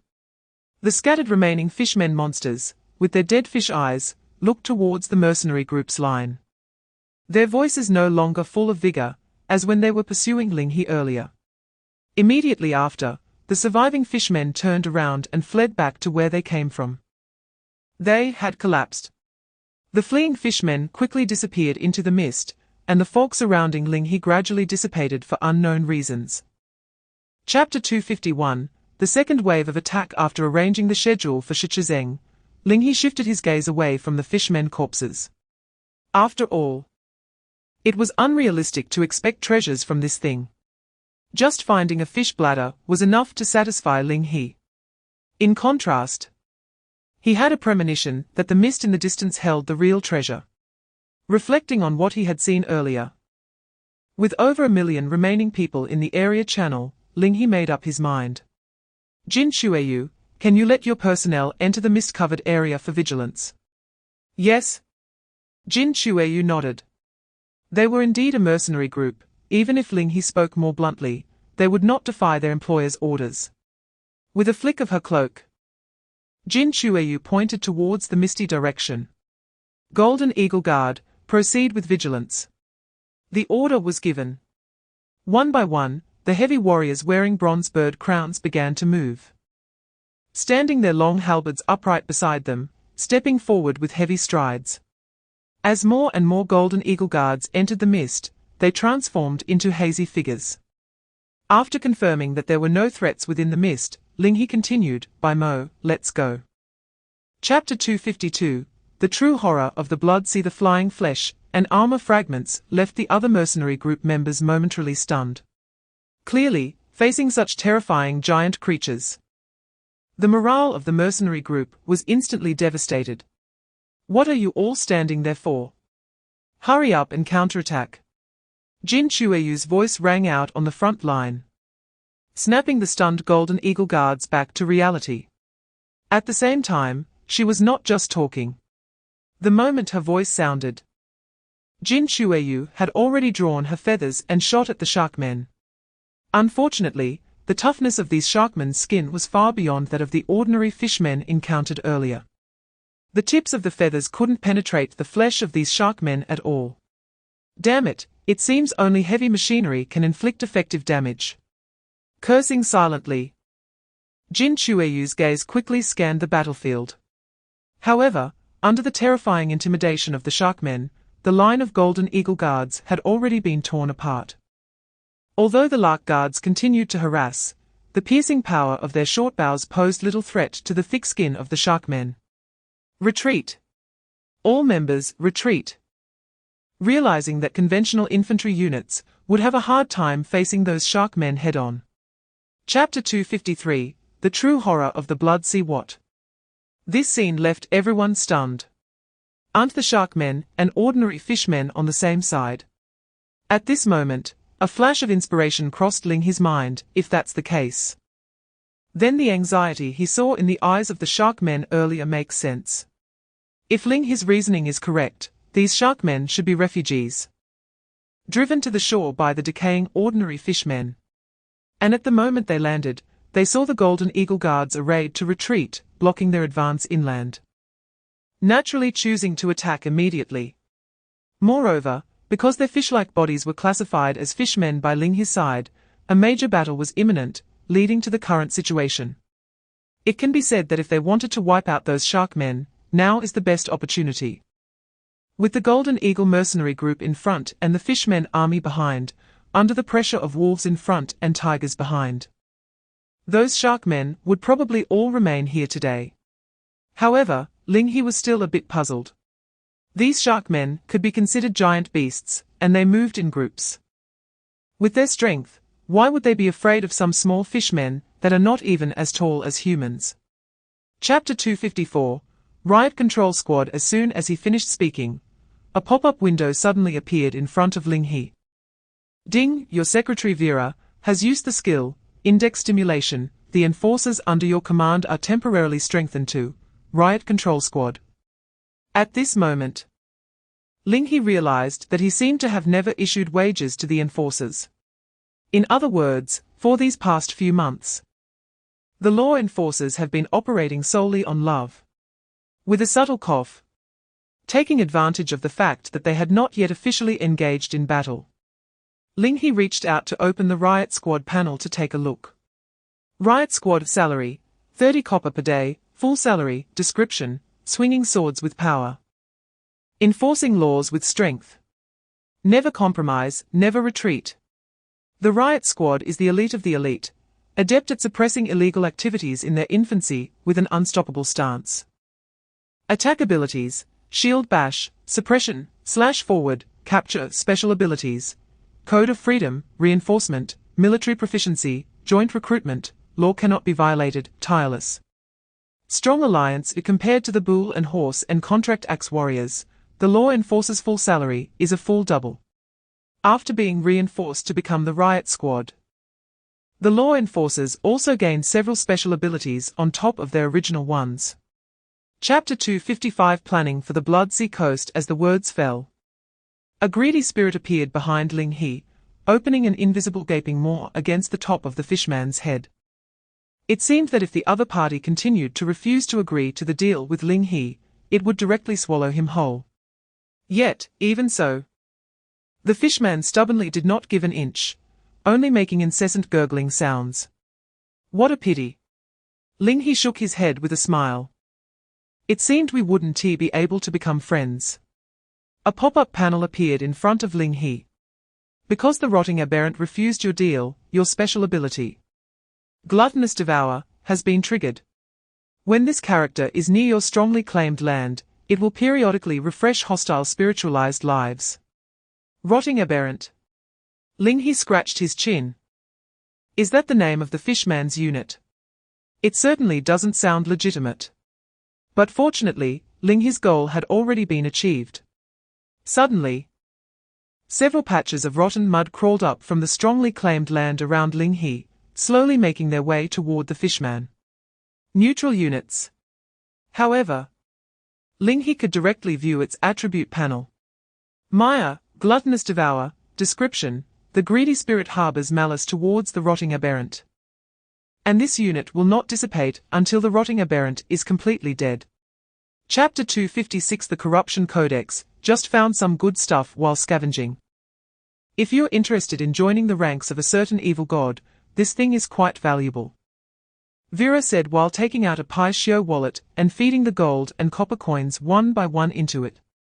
Evil god, Ling He murmured as he checked the detailed introduction of the Corruption Codex. Corruption Codex, Deep Sea, description, the followers of the god have written praises of the deep sea within it, no understanding is necessary. Embracing it is to embrace the deep sea. Effect 1, when used in church-like buildings, it can corrupt the sect system into a deep sea sect. Effect 2, placing the Corruption Codex, Deep Sea, anywhere can subtly transform nearby lives into deep sea followers. Effect 3, fully embrace the deep sea, abandon the land. Witness the truth, when used on our core buildings, if our era is below the 6th stage, it can serve as a benchmark to enter the pseudo-era early. Reading through the detailed information of the Corruption Codex, several ideas surged in Ling He's mind. What would happen if this Corruption Codex were used on the Golden Buddha Temple? Or, using it to advance the era seems nice too. Chapter 257 The Colonial Era. Long time no see, Hamburger said while rubbing against Ling He. Long time no see. Ling He patted Hamburger's head. The girl-like Hamburger's head bobbed, soft and squishy, as if it had no bones at all. He didn't expect that after such a long time, the other party still liked to cling to him so much. Oh, right. Hamburger suddenly looked to the side and pointed at the pink slime under Ling Xiao. This is Little Pink. Because of the bipedal beast, you built quite a few roads. And one of them passes by it, so I called it over to play. Little Pink. Hearing this somewhat familiar name, Ling He looked curiously at Little Pink, then at Hamburger, and said while rubbing his chin, your childhood friend. Just ordinary friends. And we don't have genders. Hamburger hurriedly explained. Gurgle. Little Pink, although it couldn't understand what Ling He was saying, could guess the gist of it from Hamburger's response. Originally pink slime turned bright red. And its two round little hands were covering its eyes. What are you shy about? Hamburger roared. This little pink must be doing it on purpose. Ha ha ha. Chapter 258 Major Version Update, New World Privilege. Our side immediately gains sovereign claims over all neutral lands outside the initial area, with a terrain adaptability of 10. Oceanic Overlord. When in the deep sea area, our naval equipment's combat power is 50, and the army will no longer feel discomfort from naval combat. Prosperity Sacrifice. Hides our moral value attribute, if any, when we tier up non-mandatory treaties. Morale is 80, combat power is 10. In the name of the above, Deep Sea Fear Resistance 50, Mysterious Resistance 100, Authoritarian Thought 30, Luck 1. Obviously, the era that has been altered by the evidence of alienation possesses more and stronger positive characteristics, directly creating a significant gap with the other eras that are also at level 3. Faced with better bonuses and lower entry conditions, how Ling He should choose seems to require no further consideration. This is it. Congratulations, you have successfully entered the pseudo-era, colonial era. You have temporarily entered the third-level civilization stage. Please explore more features on your own. The colonial era, huh? Vera watched quietly from the side, her eyes sparkling with an indescribable excitement. Chapter 259 A beautiful landscape lined not just the Weeping Wall. Shortly after the regional announcement was issued, many leaders of various factions, big and small, realized how much the Blood Sea dungeon would impact the future power structure. For a moment, the military, police, and various guilds were organizing personnel to converge toward the edge of the Blood Sea via market roads. However, some who disliked war and preferred peace chose to stay nearby, leasing land contracts in the market to cultivate.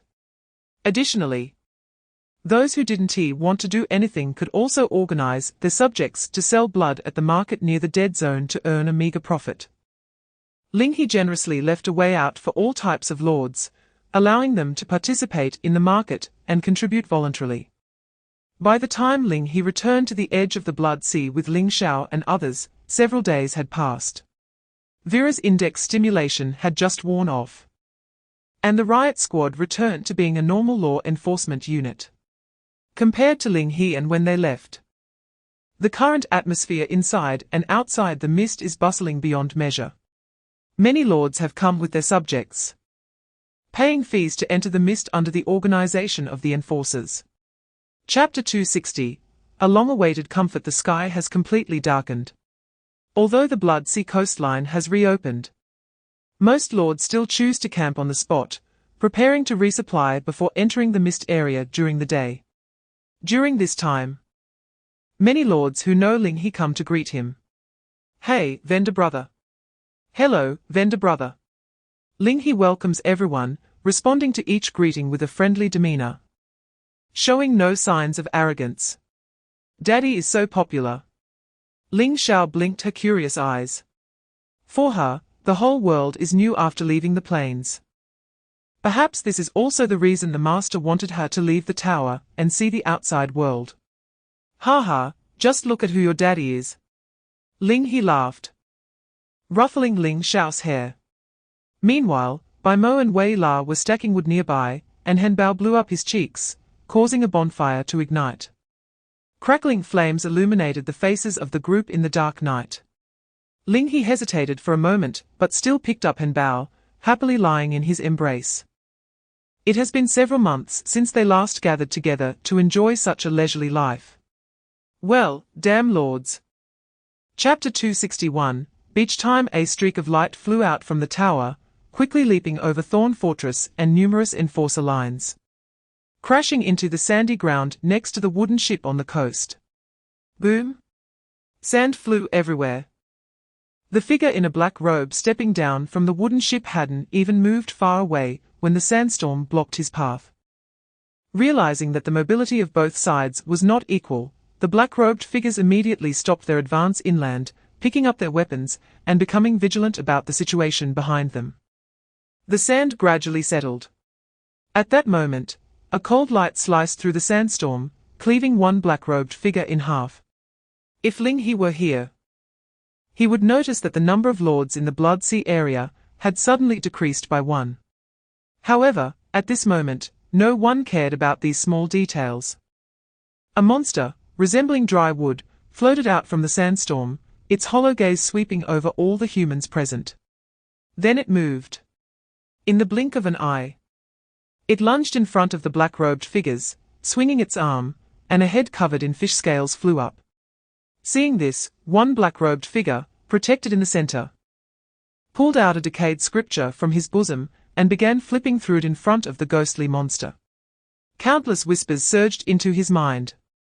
Chapter 262, The Trading Post of the Blood Sea Area Wei La, by Mo.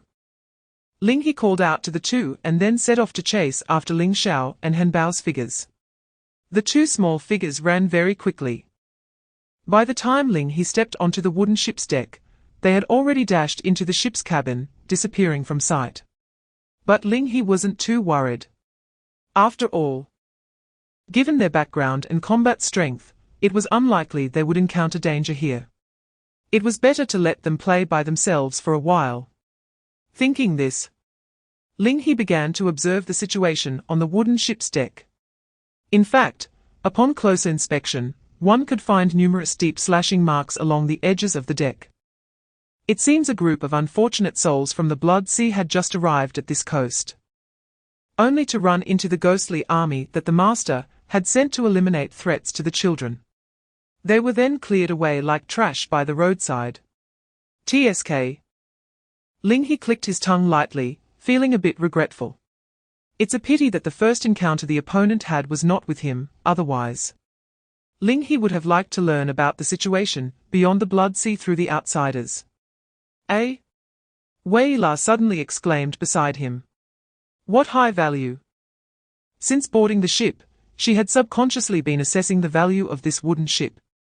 Chapter 263, Reunion. Although the Deep Sea Church has significant influence over the Blood Sea, the Snow Country is where our traitor faction is laying out its position. They shouldn't have the opportunity to reach out. Seeing the new message from Valak in the private chat interface, Ling He smiled slightly. The Snow Country, the Shadow Tooth Council, and the traitor faction are all scheming something. Is there a more profitable deal than exchanging thank you for so much information? However, at this moment, Ling He wasn't ready to set sail on a large ocean-going ship, nor was he willing to gamble with his life by taking a shabby boat out to sea. Therefore, he could only politely decline the other party's goodwill for now. Chang Xiao, I will bother you when the opportunity arises. Valak, No further words were exchanged. Given that they are both lords of the traitor faction, Valak had already said quite enough. Just then, Ling Xiao's little head suddenly poked out from the cabin. Daddy! Daddy! Look what we found! As Ling Xiao spoke, Han Bao came out of the cabin holding a shovel and a bucket. We can play in the sand now. Seeing this, Ling He casually closed all the panels and smiled indulgently. All right, let's play in the sand together. Chapter 264, Third Level Inspector. They believe that the order of the region should be firmly held in the hands of lords belonging to the police, and should never be in the hands of some incorrect individuals or personal interests. Therefore, they have been trying to obstruct the actions of your secretary lady, vendor brother. Is that so? Ling He's eyes flickered slightly. He had some impression of the name Eric Zimmer. If he remembered correctly, he should be the representative of the police faction during the time of the Senate. The other party openly opposed him, and in Ling He's view, there could only be two possibilities. One is that the other party has not fully adapted to the change in identity and still applies the identity from before the war games, believing that he retains the right to maintain order. However, from various signs, the police lords led by Eric seem to have adapted well to the war games. They can even enter the top 100 of the region in bulk, clearly not the kind of children who are lost in make-believe games. Therefore, it is highly likely that it is the other possibility. The main theme of the adult world, for profit. All under heaven are bustling for profit. All under heaven are stirring for profit. When the ghostly race was rampaging, Eric and his group did not come forward to claim they wanted to maintain any order. Chapter 265, The Power-Sharing System. So may I ask, Inspector Jiang, what question do I have? Ling He spoke up to ask, as if his identity gave him confidence. Jiang Zheng showed no sign of weakness in his demeanor when facing Ling He. I would like to ask, vendor brother, what have you been doing in the region these past few months? The tone was like interrogating a criminal, causing Jia Mu Li to furrow her brows tightly. However, facing the oppressive aura emanating from Jiang Zheng, Ling He merely chuckled lightly and replied, stabilize prices, rescue those in distress, establish markets, restore order. Aren't these obvious things? On the contrary, I have something to ask Inspector Jiang. Since you were able to rush to this Blood Sea coast in just a few days, you must be one of our own from that era. So, I would like to ask, where was Inspector Jiang during the hunting of the Ghost Spirit clan? I had never heard of your name before. You? Hearing Ling He's sarcastic tone, Jiang Zheng's voice faltered, instinctively wanting to get angry. In the past, before entering the war game, no one had ever dared to speak to him like that. But considering the other party's identity, Jiang Zheng suppressed his emotions and snorted coldly. Chapter 266, Contact. Jiang Zheng followed Ling He's finger, and a look of confusion flashed in his eyes. Then he nodded, good. This result was completely unexpected for Jiang Zheng. Before the negotiations, the police lords had anticipated that the conscientious vendor would not easily divide the governance rights of the various areas under his command. Therefore, they needed to incite the emotions of many lords present to pressure the conscientious vendor. But Ling He yielded too quickly, making Jiang Zheng feel that his plans had fallen behind the changes. Fortunately, the result was good. As long as Ling He could yield once this door opened, the police would naturally be able to gradually reclaim the governance rights of this area and restore their functions. Thinking of this, Jiang Zheng gave Ling He a meaningful glance. Then he revealed a formal smile and extended his palm toward Ling He. Your vision as a vendor impresses me. I believe our cooperation will be very pleasant. Together, we can surely bring a more inclusive legal system to this area. I hope so, Ling He said, reaching out to shake Jiang Zheng's hand before immediately letting go. TCH, boring. Chapter 267, Contacting the Secret Party. Chang Shao, all right, since that's the case, you all put aside everything in your hands and go to the market closest to the Blood Sea coast to wait for me. I have plans that require you. Crywall, yes. After finally waiting for the mainstay to return, Crywall agreed immediately without any hesitation to the party leader's command. Seeing this, Ling He also closed the private chat interface. Turning around, he saw Vila blinking at him. What the hell are we doing, Lord? Vila asked, somewhat confused. He. Ling He chuckled lightly and said meaningfully, of course, we are going to showcase the incompetence of the police to those lords. Later, we'll call Bai Mo over as a precaution, but she needs to change her clothes. What about me? What about me? Vila pointed at herself. Do I need to change clothes too? You? Ling He looked Vila up and down before decisively shaking his head. You don't need to change. Just act as a lucky mascot captive. Huh? Not giving Vila a chance to object, Ling He directly executed his own plan.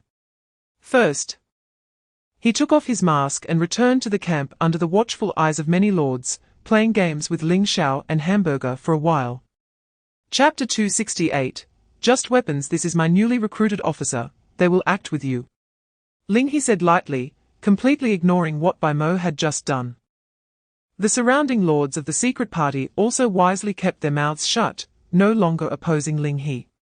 However, if they were to take action against the conscientious vendor, rational individuals would inevitably have their concerns.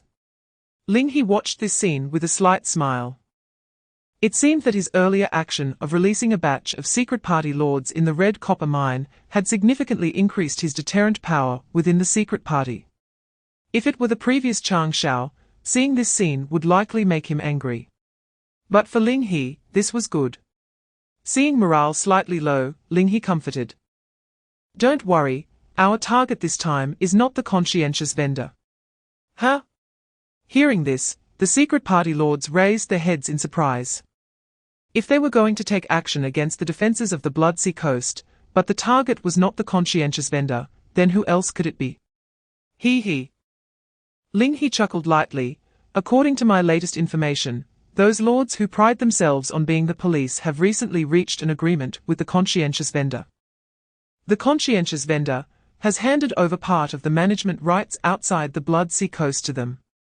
Chapter 269, Ambush. Leaving Vila and Bai Mo on the secret party's side, Ling He found a secluded spot, took off his mask, and, escorted by several enforcers, returned to his camp near the Bloodsea Coast. Over the next few days, because Ling He was constantly playing in the private area of the Bloodsea Coast with Ling Xiao and Hamburger, no one noticed that two people were missing from his side. Meanwhile, while taking care of the children, Ling He kept an eye on the movements of the police. Since the agreement was reached, more and more police lords began to converge on the Bloodsea Coast. Ling He knew this was their way of showcasing their strength. A small Bloodsea Coast was not enough to satisfy their appetite in the future. They would surely use this place as a starting point to extend their reach into broader territories. At the same time, the events predicted by Vila were also unfolding. The police had completely opened up access to the Bloodsea Coast, allowing direct entry into the areas they managed without an entrance fee. This disregard for the unwritten rules not only boosted the police's reputation, but also attracted numerous lords, significantly relieving the pressure on the police's defensive lines. The only downside was that it would likely aggravate the conscientious vendor. Chapter 270, Chaos Bastard. Jiang Zheng slammed his hand on the table in anger. They had even blocked his opportunity to use trump cards. Now he was well aware that this was absolutely an organized and premeditated attack, definitely not a spontaneous act. "Enough! No support! Everyone follow me!" Jiang Zheng shouted, grabbing a nearby sword and shield and charging outside. The next moment, he witnessed an incredibly chaotic scene. The camp was engulfed in flames, and cries of battle echoed everywhere. The enemies had already rushed in, most of them clad in iron and bronze armor.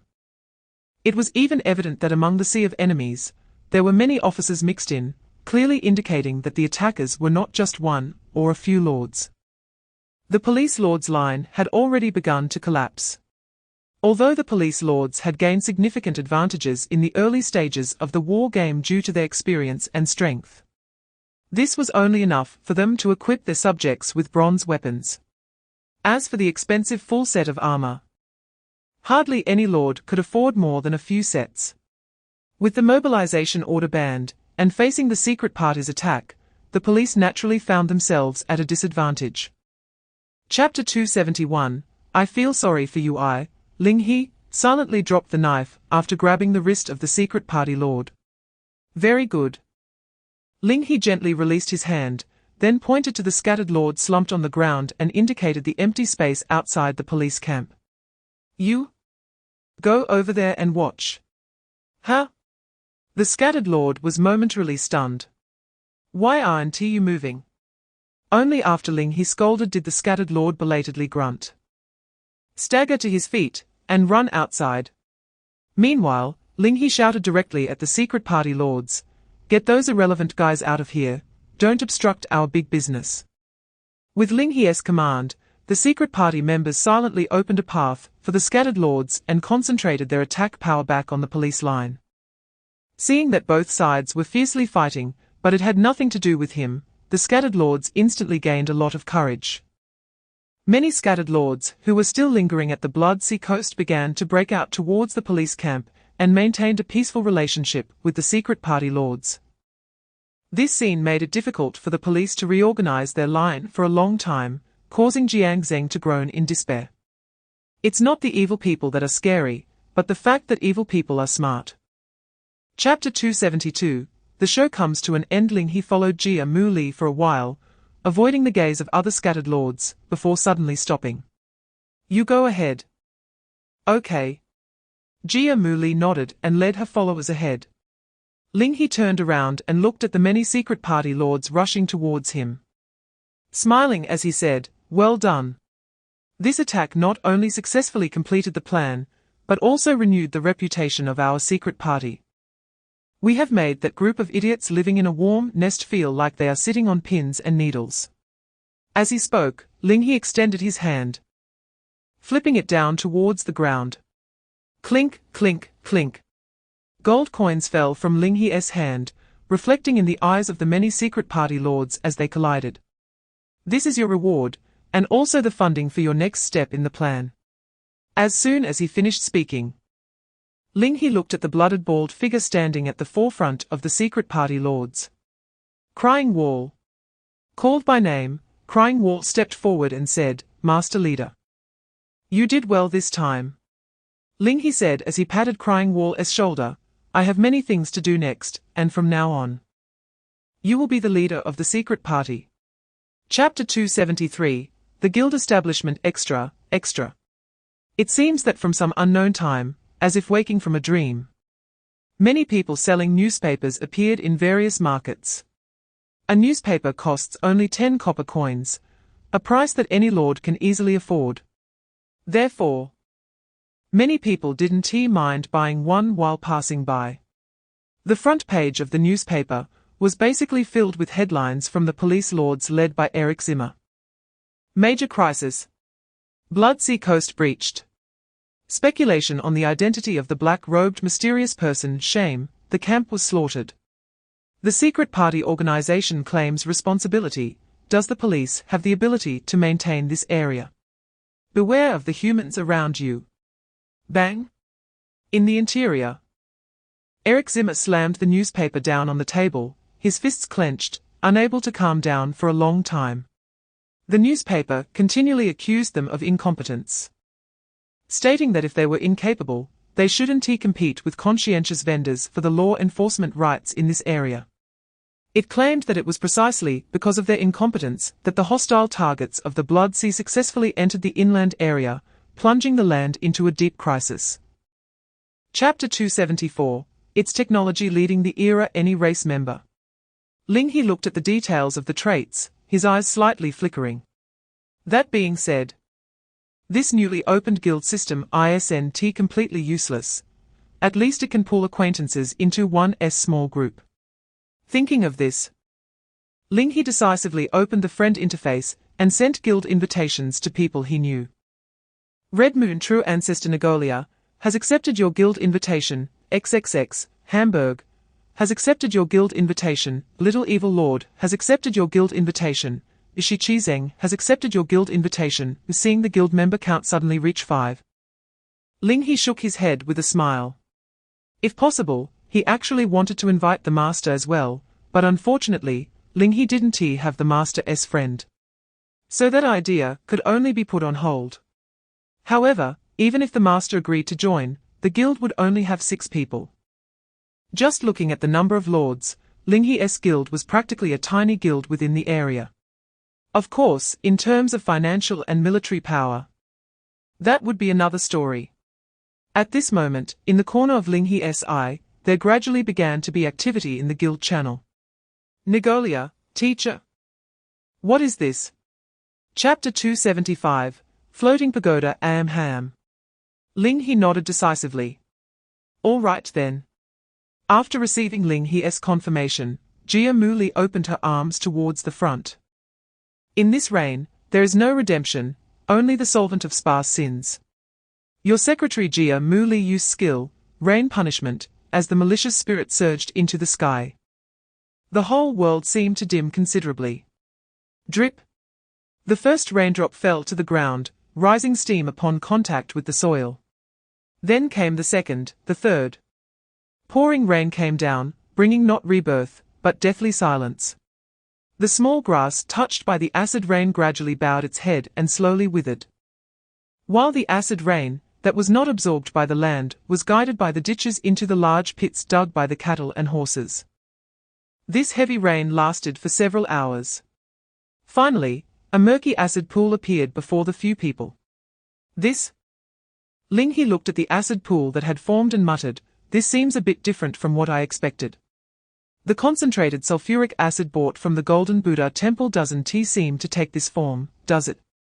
Turning to Shi Chi Zheng, Ling He uncertainly asked, "Can this acid be used? If not, I'll go buy some for you." Chapter 276, The Evil God That Disrupts the Market Economy. Moreover, the winch adopts a split modular structure. When the floating pagoda stops operating, it can be pulled out from the base to the upper level for cleaning before being reinserted, preventing it from being jammed by debris. One could say the design is very clever. So much so that the more Ling He looked at it, the brighter his eyes became. Although the floating pagoda does not conform to normal human imaginations of ships, in terms of practicality and livability, it can be said to be flawless. After thinking for a moment, Ling He sent a private message to Nagolia.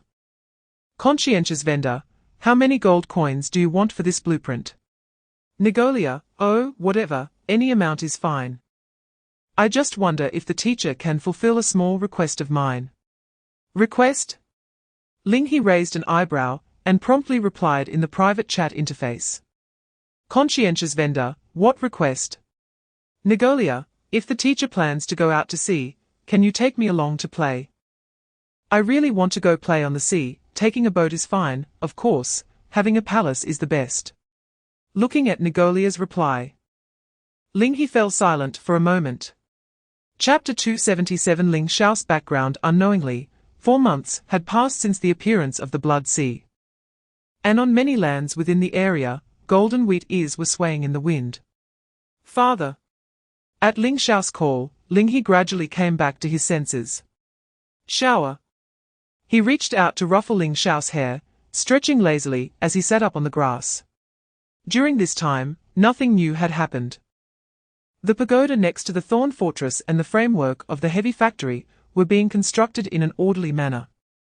The Golden Eagle Mercenary Corps subordinate mercenary groups were expanding further inland along the coast of the Blood Sea, growing in scale. Under the harassment of the secret society, the police lords led by Eric Zimmer were in a state of distress, gradually showing signs of division. The military lords had also never united. The only threat, the fishmen, would turn into gold coins and materials as soon as they stepped inland, becoming part of the market. It seemed that for Ling He, everything was developing in a positive direction. In the inland area, there were no longer any forces or presences that could shake the market in Ling He's hands. Of course, Ling He hadn't been idle during these months. On one hand, he had recruited the matchmaker, who once designed clothes for him, establishing the first clothing industry since the emergence of war games, which received widespread acclaim. Chapter 278. Simple kinship in the deep sea. Once stepping into the depths, the influence of the Lord would drop to its lowest point, and spiritual life would struggle to exhibit much combat power in the lifeless deep sea region. Therefore, the Lord certainly could not allow Ling He to take Ling Xiao there. But it understood Ling He's intentions at this moment. When Ling He left this land, Ling Xiao needed someone to take care of him. And no matter who he found to care for him, it was evidently more direct and safe than having the Lord, a relative, do it. With a gentle sigh, the Lord looked at Ling Xiao with soft eyes and said, "Come here, child, he is right." As the words fell, the spiritual rings diffusing in the high tower surrounded the Lord, giving Ling Xiao a sense of intimacy and blood connection. Ling Xiao tightly grasped Ling He's hand, raised his head, saw Ling He's encouraging expression, and slowly let go, walking towards the Lord. Leaning against the Lord, Ling Xiao hesitantly asked, "Father?" The Lord's finger extended, gently patting Ling Xiao's back. However, from the corners of Ling Xiao's eyes, 2 lines of tears quietly flowed down. Suddenly, Ling He stepped forward, placing a hand on Ling Xiao's shoulder, and said with a smile, "Why are you crying?" Chapter 279. Changes in the Blood Sea. All right, let's arrange it this way. As Ling He spoke, he began to calculate the changes and gains over this period. First of all, with more and more goods flooding into the market. The market's silver recovery quota had undergone some changes. Market defect 1, based on market fullness, currently lacking luxury goods. Daily recovery of silver for the producers will be done at a random quota. Current recovery limit, 100, actual recovery rate, 30. Effect 2, currently. Ling He's daily silver expenditure is as high as tens of thousands of gold coins. Although the recovery rate is only 30, it still amounts to nearly 100,000 gold coins in additional income over a month. In addition, there were also gains in terms of levels. The agricultural trade market brought Ling He considerable experience. And in areas such as clothing and education, these experiences combined raised Ling He's level to 24. Opening his personal panel, Ling He reviewed his leveling gains. LV21 LV22, Silver Level Trading Hall VIP Card, LV22 LV23, Guild Feature, Unity of All, LV23 LV24. Random Troop Recruitment Order, Producer Path, Chapter 280 Scales of the Seeker at this moment. Someone in the regional channel silently pointed out a clear path for all lords. Collection Addiction Late Stage, Embrace the Deep Sea to Survive, Become his follower. Rationality disqualified. Hey, what does embracing the deep sea mean? Don't scare us late at night. Gundam pilot, yeah, what's so good about embracing the deep sea? Jumping in to feed those mutated fish. Noticing this message, Ling He rubbed his chin. Embrace the deep sea. Interesting. This information made Ling He instinctively think of the Deep Sea Church, which had never sent a message in the regional channel during the months Ling He had occupied the coast of the Blood Sea. Unexpectedly, as soon as newcomers appeared, all sorts of strange beings followed. After thinking for a moment, Ling He opened the private chat interface and sent a message. Conscientious Vendor, 111, as the private message was sent, Ling He did not receive a response, only a pop-up window appeared in front of him. Collection Addiction Late Stage has initiated a trade with you, do you agree? After checking, since the tax for this trade would be paid by the initiator, Ling He casually agreed to the trade. Chapter 281 Unavoidable Basic Resources. As for what came next, it was to ensure the survival of these new lords in the short term. Ling He opened the trading hall panel and looked at the current scarcity of goods in the Blood Sea region. First of all, food and water were, of course, the most important. However, considering the effects of the food and water in his hands in the Blood Sea region, Ling He temporarily dismissed the idea of selling them. He didn't want to be misunderstood as a deadly villain so early on. So aside from food and water, what other supplies did the new lords in the Blood Sea urgently need? Wood? Looking at this familiar item, Ling He was slightly taken aback. It indeed seemed to be. According to many lords in the regional channel, they were born in the Blood Sea, basically having only a drifting small raft to land on. Many lords, even if they had the option to recruit subjects, hesitated to recruit anyone, fearing that adding one more person would sink the small raft. In this situation, expanding the size of the raft was naturally the most urgent matter for many lords. The Blood Sea area is different from the land. There is no timber for the lords to cut down above the Blood Sea. Timber naturally becomes a scarce commodity. Chapter 282, Canon. Following Shi Chizheng's footsteps, Ling He and Vera arrived near the heavy industrial factory. At this moment, the factory was largely completed and ready for operation, with drainage pipes continuously discharging industrial wastewater into the Blood Sea.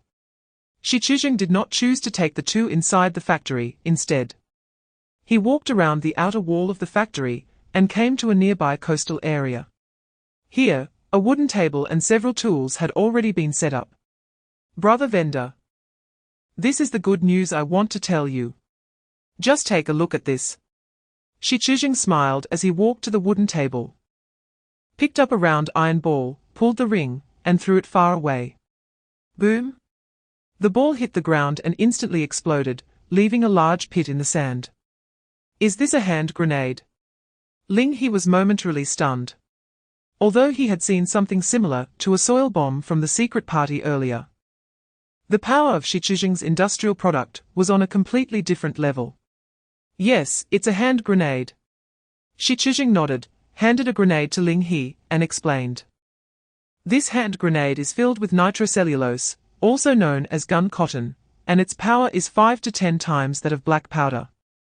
With an effective kill radius of about 15 meters. Chapter 283, New Agent Candidate Agent.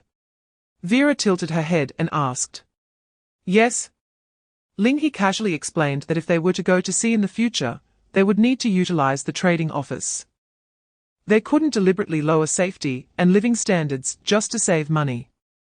There needed to be a dedicated person on standby 24/7 to stockpile ammunition and supplies to provide ongoing assistance to the floating pagoda.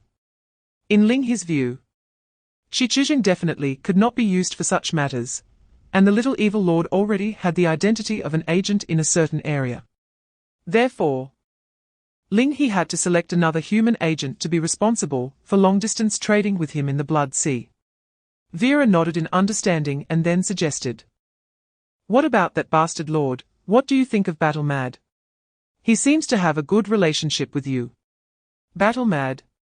Following Vera's train of thought, Ling He thought of the figure he had not contacted for a long time. Although Battle Mad was now the president of the region's largest guild, the Battle Temple. If Ling He personally asked for help, he should not refuse. However, Ling He immediately shook his head decisively. Battle Mad absolutely won't do. His character leans too much toward traditional righteousness. Such a personality might stand with us for a time, but it doesn't mean he will always stand with us. Chapter 284, can be used after dismantling this. Nigolia tilted her head and flapped her wings behind her. This is my original wing.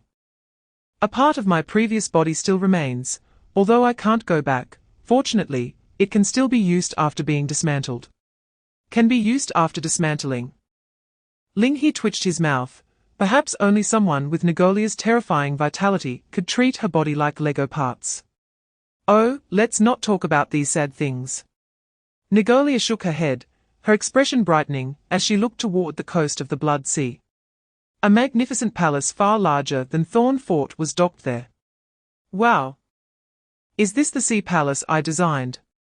Awesome!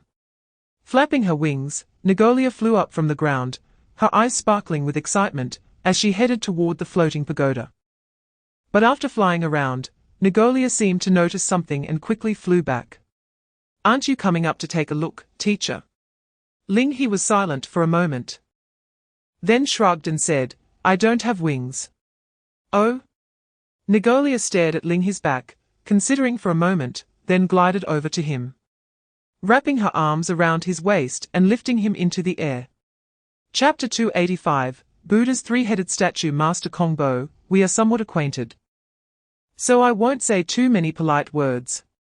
Ling He said straightforwardly, I want the best ship figurehead, can you get it? How much is it? He. Since you have spoken, this old monk will naturally think of a way for you. Kongbo smiled and raised a finger, making a gesture of 10,000 gold coins. Ling He instinctively asked. No? Kongbo shook his head with a smile, slowly replying, 100,000 gold coins. Phut! Nigolia next to him spat out a mouthful of water. In the past 4 months, she had only repaid Ling He less than 300,000 gold coins. How dare this old bald donkey ask for 100,000 gold coins? You lowly being, are you seeking death? Showing her sharp fangs. Nigolia pretended to bite Kongbo. But the next moment, she was stopped by Ling He's outstretched arm. Ling He let Nigolia calm down for a moment. Then looked at Kongbo. One fate unchanging. One fate unchanging. Good. Taking a deep breath, Ling He nodded in agreement to the deal under Nigolia's surprised gaze. Chapter 286, The Class of Rentiers. Nigolia nodded as if she understood. In the following days, transporting the statue to the floating pagoda would take some time. Taking advantage of this free time, Ling He casually used the recruitment order for troops he had obtained from upgrading earlier. You have used random troop recruitment order. Please choose your troop preference this time, Axiom Oath Gold or Endless Greed, because he had chosen Axiom Oath Gold last time. Ling He did not hesitate this time, and directly confirmed the preference as Endless Greed. You have chosen preference, Endless Greed. Congratulations. You have obtained the basic troop unit, Rentier.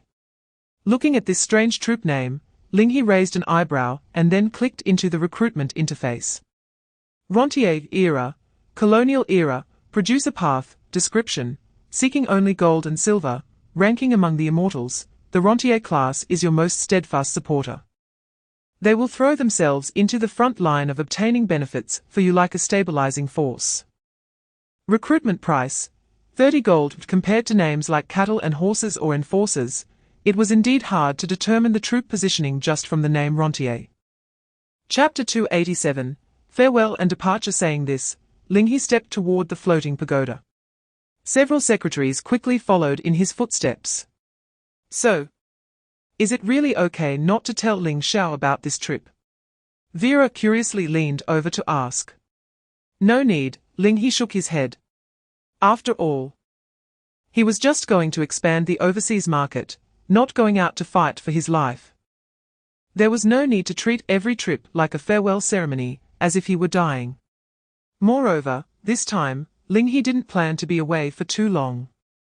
Because he wasn't going out to take a chance, but had a very clear goal. That was the snow country mentioned to him by a certain turncoat lord. Ling He predicted that it should be another inland area connected by a sea of blood. As long as this trip could successfully open the market in the snow country, it would surely be no problem to pay off the debt for the war game before it was due, given the purchasing power of the two inland areas.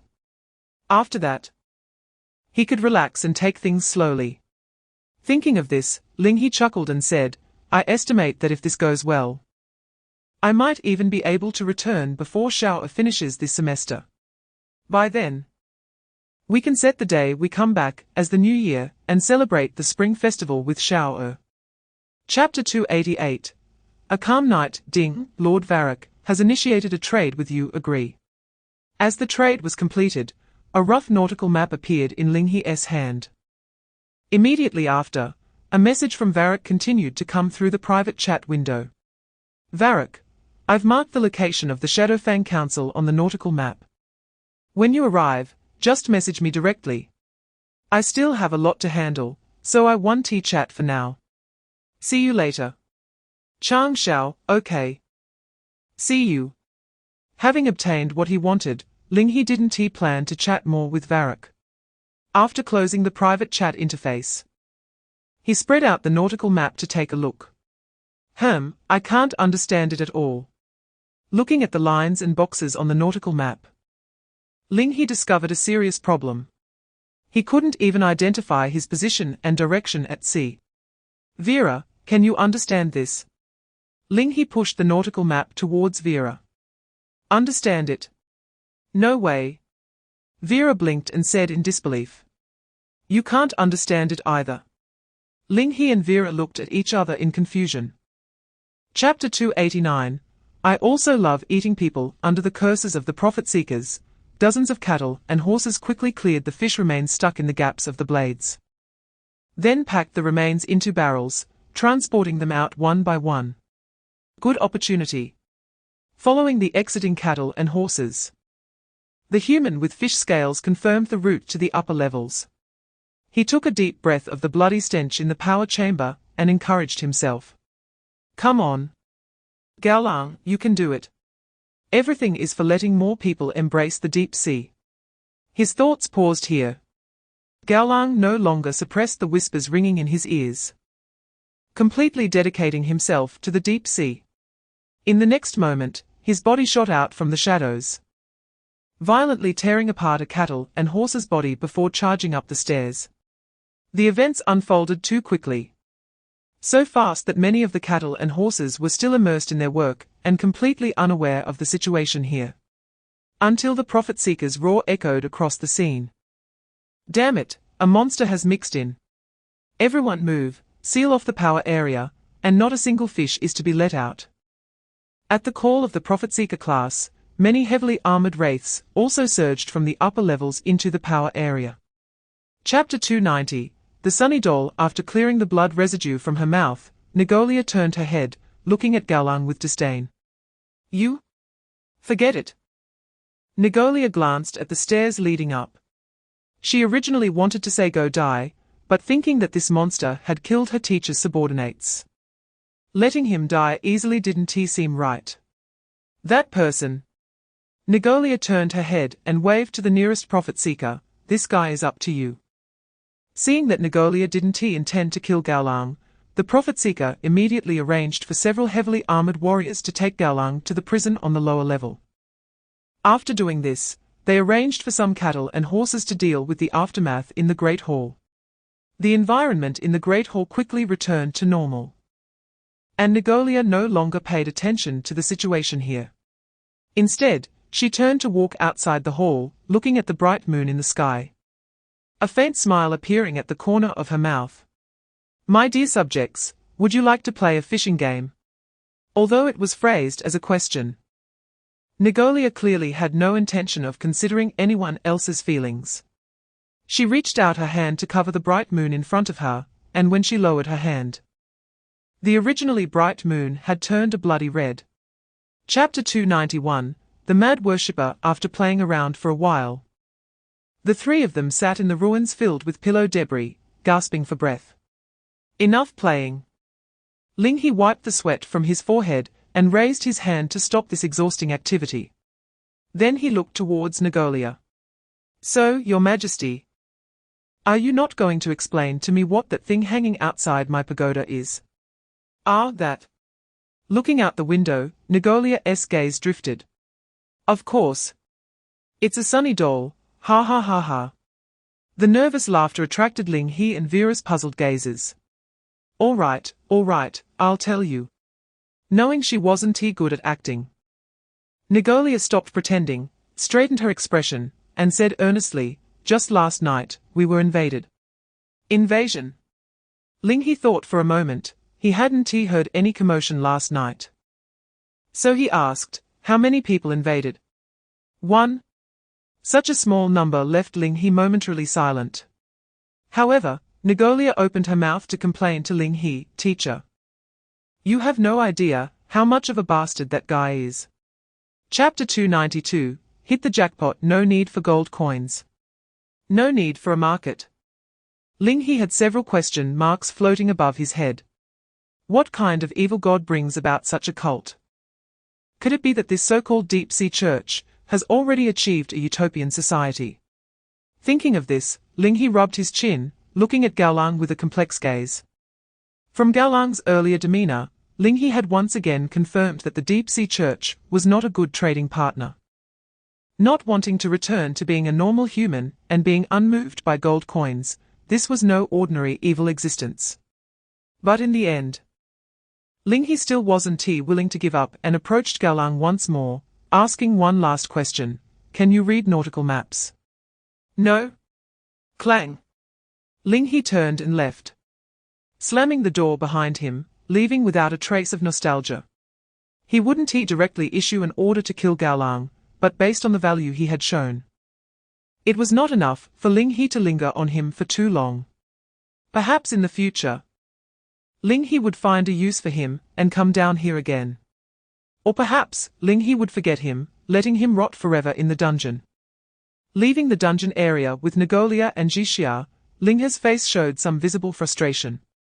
Chapter 293. The consequences of offending the deep sea approached, getting closer and closer.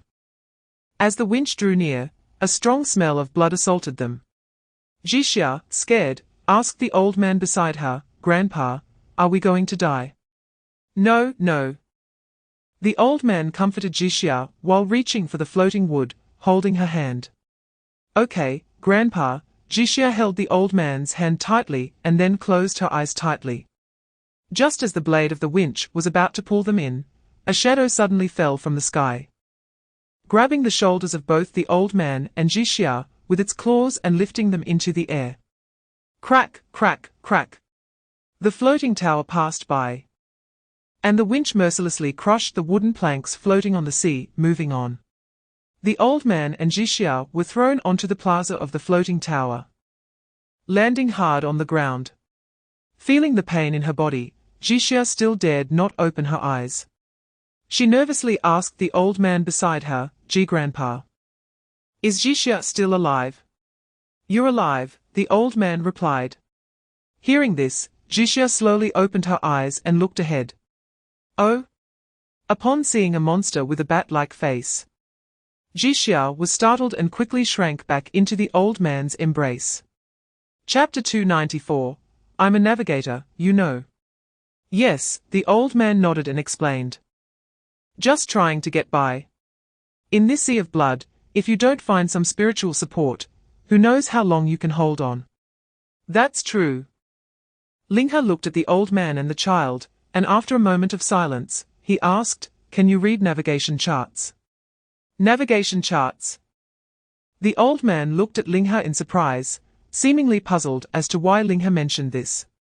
However, he quickly nodded and said, "Yes, although I've never seen one before. After spending many years in this sea of blood, I've managed to become a level 69 navigator, so looking at navigation charts shouldn't be a problem." Ling He raised his eyebrows and looked at the old man a little longer. According to the old man's meaning, he didn't seem to be one of the recent lords caught in the sea of blood. Then, Ling He's gaze turned to the girl in the old man's arms. Perhaps because of a small cake, the girl had developed a good impression of Ling He. At this moment, seeing Ling He looking at her, the girl raised her hand and said, "Jixia is a level 1 navigator, and she's been working hard to learn. One is a current navigator, and one is a future navigator." Chapter 295. Intelligence from the Whispering Zone. Saying this, Vera exaggeratedly mimicked Ling He's earlier actions. "If little sister is hungry, just tell big brother." Little sister. Big brother is not a bad guy, oh. Little sister, little sister. Suddenly, Vera's face was grabbed by Ling He's hands and pulled apart. "If we are going to kidnap someone, it should be you first," Ling He said with a dark smile. "Chaos Lord, let go of me," Vera said indistinctly. With a snap, Ling He released his hands, allowing Vera's face to bounce back to its original shape. "Just a joke," she said softly, rubbing her reddened cheeks, and stuck her tongue out at Ling He. In response, Negolia rolled her eyes beside them. "So childish." "Huh?" Vera looked at Negolia in disbelief, thinking that she was the last person who should say such things. Amid the noise, they returned to the main hall. Ling He began placing an order for today's meals at the trading post, while Vera helped him with the plating. As for Negolia, it was much simpler. She leaned against the sofa with a glass and a bucket of fresh blood, exuding elegance. Soon, Ling He and Jixia also changed their clothes and came down from the upper levels.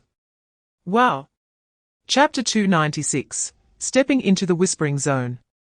Seeing Ling He's attitude so certain, Ling He opened his mouth, but didn't persuade him further. He then pointed to the navigation chart and said, "If we want to cross the Whispering Zone, our current course is obviously quite off. We can use the sun at dusk as a landmark, heading towards the sun, then turn left about 15 degrees. Time passed day by day during the voyage, and sailing days at sea were always boring.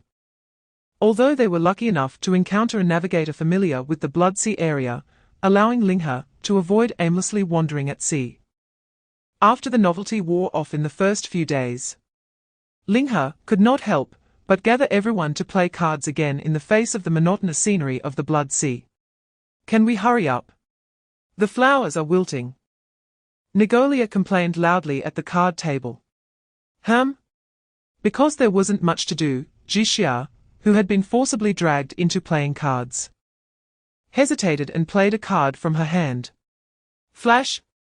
Vera casually threw down a card, then leaned her little face on the table, covering her mouth as she yawned. Thanks to Jixia, the novice, dragging out the time, the once somewhat interesting tabletop game had become quite dull. Chapter 297, Even Mutations Require Firearms. The sound of gunfire naturally attracted the attention of others within the floating tower. Under the command of the profit-seeking class, a large number of warriors surged from the upper and lower levels of the floating tower towards the edges.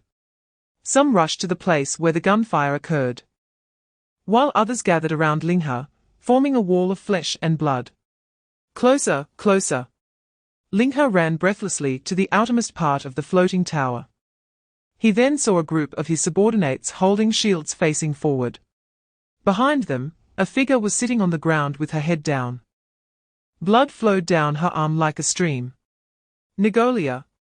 Seeing this scene, Ling He's heart tightened, and he no longer addressed her as Your Majesty, but called her by name and rushed forward. Teacher. Hearing Ling He's call, Negolia turned her head, smiling painfully. I really feel weak right now. Don't say foolish things. Arriving in front of Negolia, Ling He nervously examined her injuries and then let out a sigh of relief. It was uncertain whether to say Negolia was lucky. The piercing injuries from several holes did not harm her vital organs. Chapter 298. After you die, those who are close will grieve, and enemies will rejoice. As you command. My lord. Seeing that the prophet-seeker understood his meaning, Ling He didn't say much more.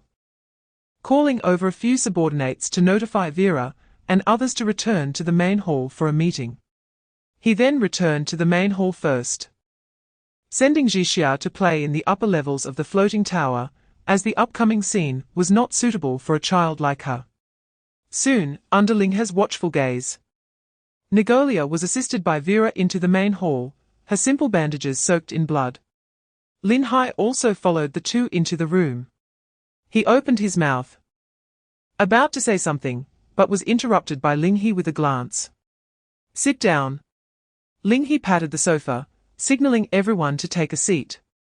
Thus, the three quickly settled down on the sofas flanking Ling He. Ling He did not first ask Ling He what he wanted to say, but instead turned his gaze to Negolia and inquired, What's going on? I noticed that the characteristic smile had disappeared from Ling He's face.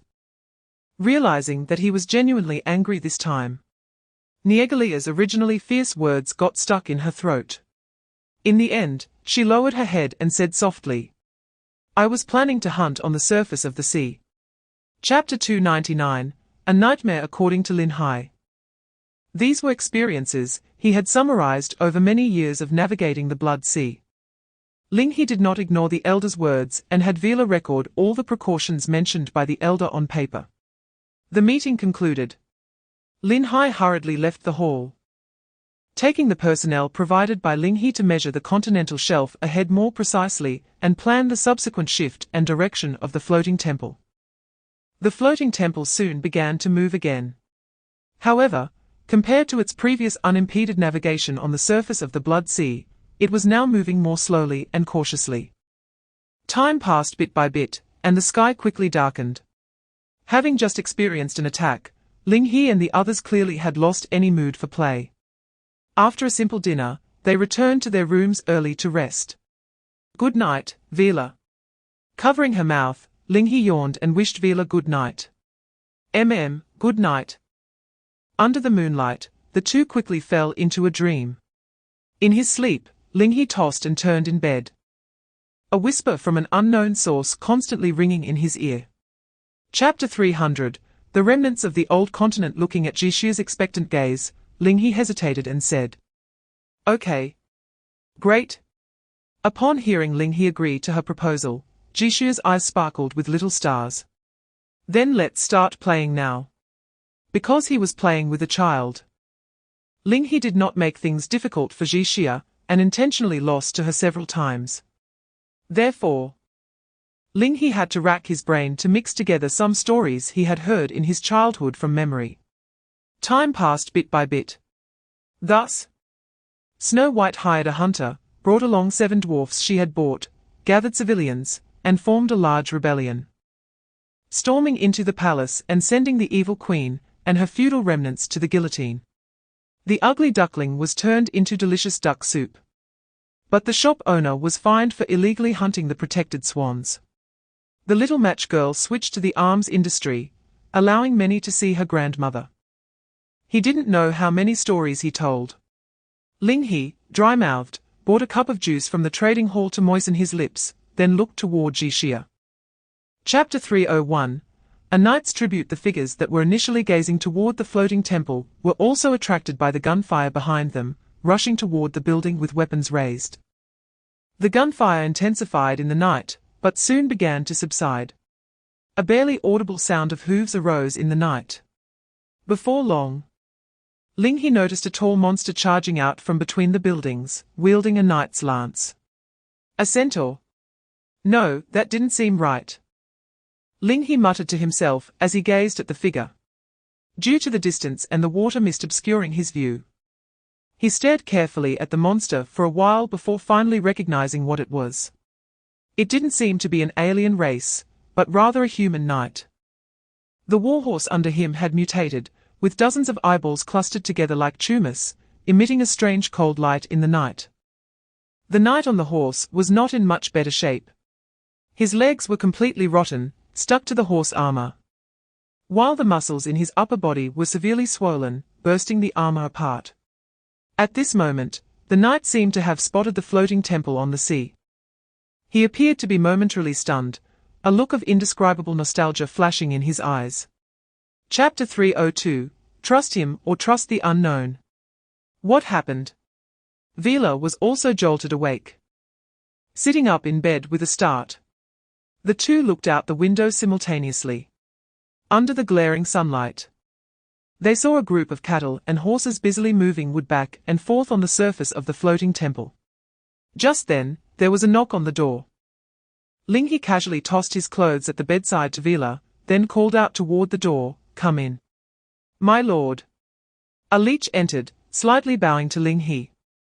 "I am here to report the current situation to you. I apologize for disturbing your rest." "So what's the situation now?"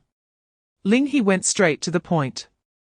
Seeing Ling He like this, the leech no longer spoke any flattering words and reported directly, "We have run aground." "Run aground?" "Yes. The water depth in the area we are in is shallower than we expected, and the floating temple cannot navigate in such shallow waters. But please rest assured." The leech assured, "Our personnel are urgently handling the grounding incident, and we expect to be free of the grounding status within an hour, retreating to seek other navigable waters." Chapter 303. The moat. Hey, damn lord, it's changed. Vila suddenly noticed something, propping her staff with one hand and pointing ahead while shouting. Ling He looked in the direction Vila was pointing. As the mist slowly cleared, the architectural style on land gradually changed. From the initially neatly arranged brick houses of the industrial era, it transformed into a bizarre layout of mixed medieval wooden houses. Some areas had already turned into ruins. And as the floating temple advanced, the proportion of medieval wooden houses and ruins was rapidly increasing. Even more bizarrely, Ling He discovered that some of the ruins did not seem to have been caused by explosions or human destruction. They looked like they had been forcibly embedded together by external forces, damaging their load-bearing structures, which led to the collapse of most of the walls. Perhaps it was also because these houses were uninhabitable. Ling He did not see figures with firearms on the shore. Instead, a group of his old acquaintances were scattered about on land. Indeed, it was the fishmen. Gurgle, gurgle, the scattered fishmen were gathering and moving about on land. Chapter 304. The princess. Such a scene instantly plunged the already short-tempered Niegalia into a rage. "Damn commoners! How dare you smash my palace?" Niegalia turned her head towards Ling He and said, "Teacher, let me do it." After a moment of hesitation, Ling He nodded. Although Niegalia was still wrapped in bandages at this moment, it did not affect her ability to wield her word spirit power. Therefore, Niegalia directly waved her hand towards the direction of the giant at the breach in the city wall and shouted, "Word spirit, rise."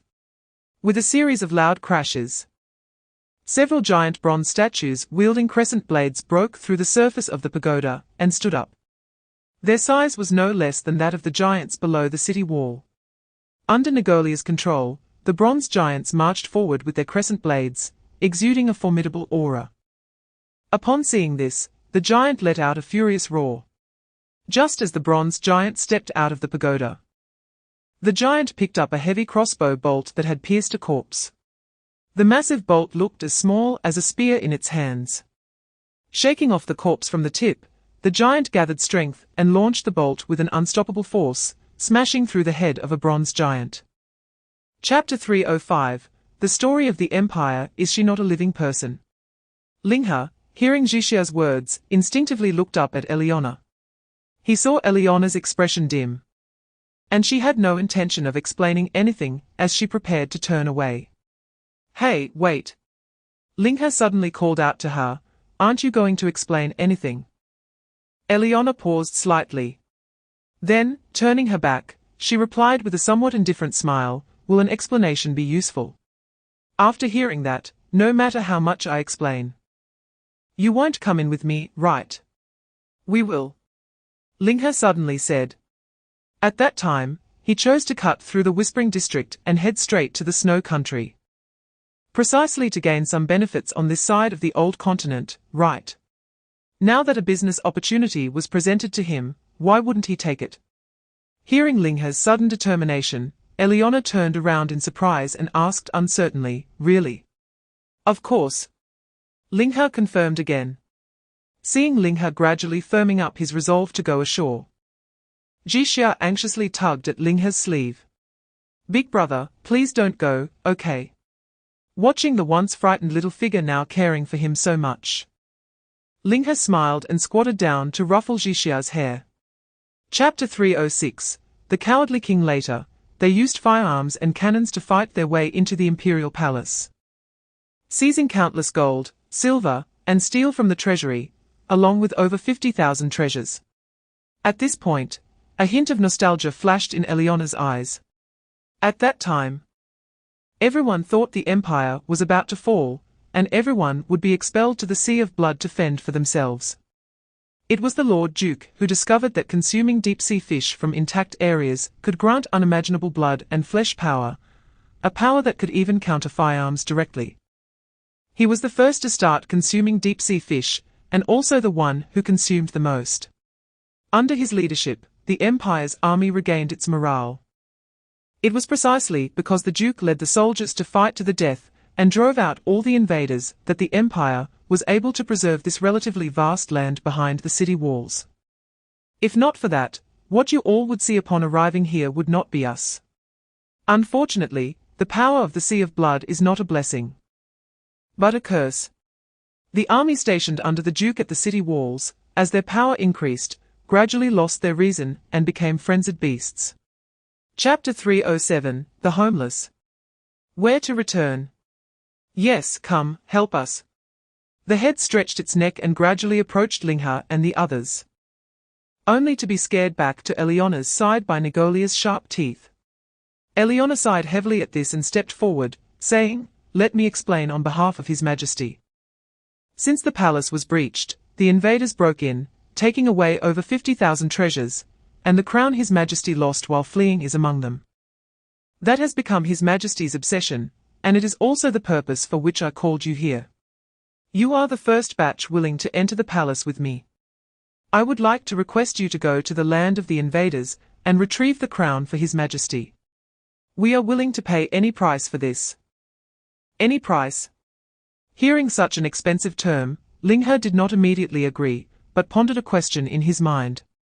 "Since it is your obsession, why don't you take it back yourselves?" Facing Ling He's question, Eliona smiled bitterly. "We have tried, of course we have tried. The Royal First Knight Order, the Lionheart Knight Order, the Imperial Guards." Chapter 308, The Governor. However, Ling He soon snapped back to reality and nodded in response, "I will remember that."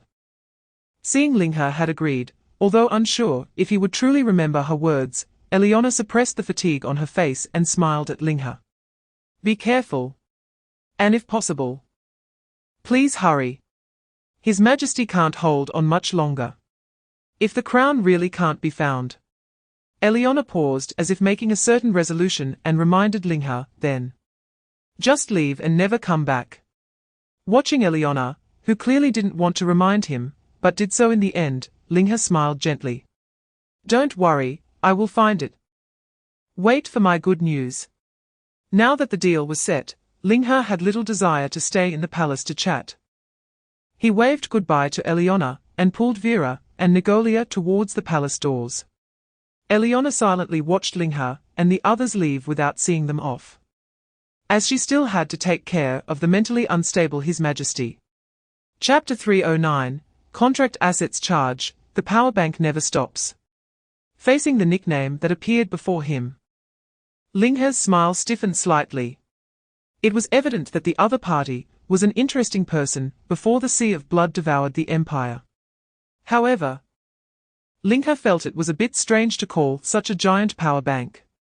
Forget it, I'll just continue to call you the Duke. As Ling He said this, he reached out to access the newly opened governor panel. Compared to other panels, the governor panel looked like a simple list, without detailed attribute information. Only a rough combat power statistic. At this moment, the list contained only the Duke. Governor, Power Bank Never Stops, Combat Power, 2,800 Number of Subjects, 0 Total Combat Power, 2,800 A Personal Comprehensive Combat Power of 2,800. To be honest, this was not too surprising to Ling He.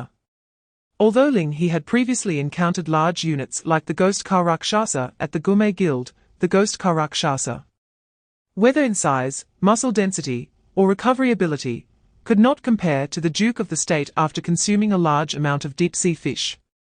Chapter 310, The Army Mobilizes. That is to say, find a way to deal with the fishman settlements encountered when passing through the ruins. When Ling He's main goal was to travel, it was unnecessary to clash with that group of fishmen, so he had not provoked them before, and both sides naturally coexisted peacefully. But now, with a whole army under his command on land, those fishmen standing between the Empire and the invaders became quite a nuisance. If they were not dealt with, Ling He could only consider using the Pagoda Palace to transport troops. If any accidents occurred later, Ling He would find himself in a dilemma, caught in the middle. Because he also needed to hurry to the Snow Country to develop the new continent market, Ling He did not have much time to waste on this already lost old continent. Well, let us make it quick this time. A glint flashed in Ling He's eyes as he stood up on the giant statue and waved toward the distant city wall. All troops, advance. The horn of the Empire sounded, and one banner after another belonging to various knight orders was raised. Even though their flesh had mutated beyond recognition, this batch of imperial warriors still held onto the last glory of the Empire instinctively. Chapter 311, Angry Scales. My lord. A glutton stood at the foot of the bronze giant statue, looking up at Ling He and asking, Our army is fully assembled, should we charge? Not yet. Ling He raised his hand to signal his subordinates to hold their positions, and then turned his gaze toward the ruins of the distant buildings. Although it was somewhat unclear under the cover of the mist, Ling He still observed that the fishmen appeared to be in a posture of fear of battle. This was somewhat different from the large groups of fishmen Ling He had encountered on the Blood Sea coast. Back then, as long as the fishmen gathered to a certain scale, they would definitely launch attacks into the inland areas. Logically speaking, the fishman settlement gathering in this place was not small, and they should not be so afraid of the approaching imperial army. As he thought, Ling He recalled a group of sharkmen he had encountered on the Blood Sea coast. Suddenly inspired, Ling He turned to Negolia and said, Your Majesty, can we let the giant statue move to the front line? Oh roar! The imperial army in person. Of course. Negolia immediately misinterpreted and waved her hand forward. Chapter 312, What if you kill me? Haven't you noticed? Now, we can communicate normally.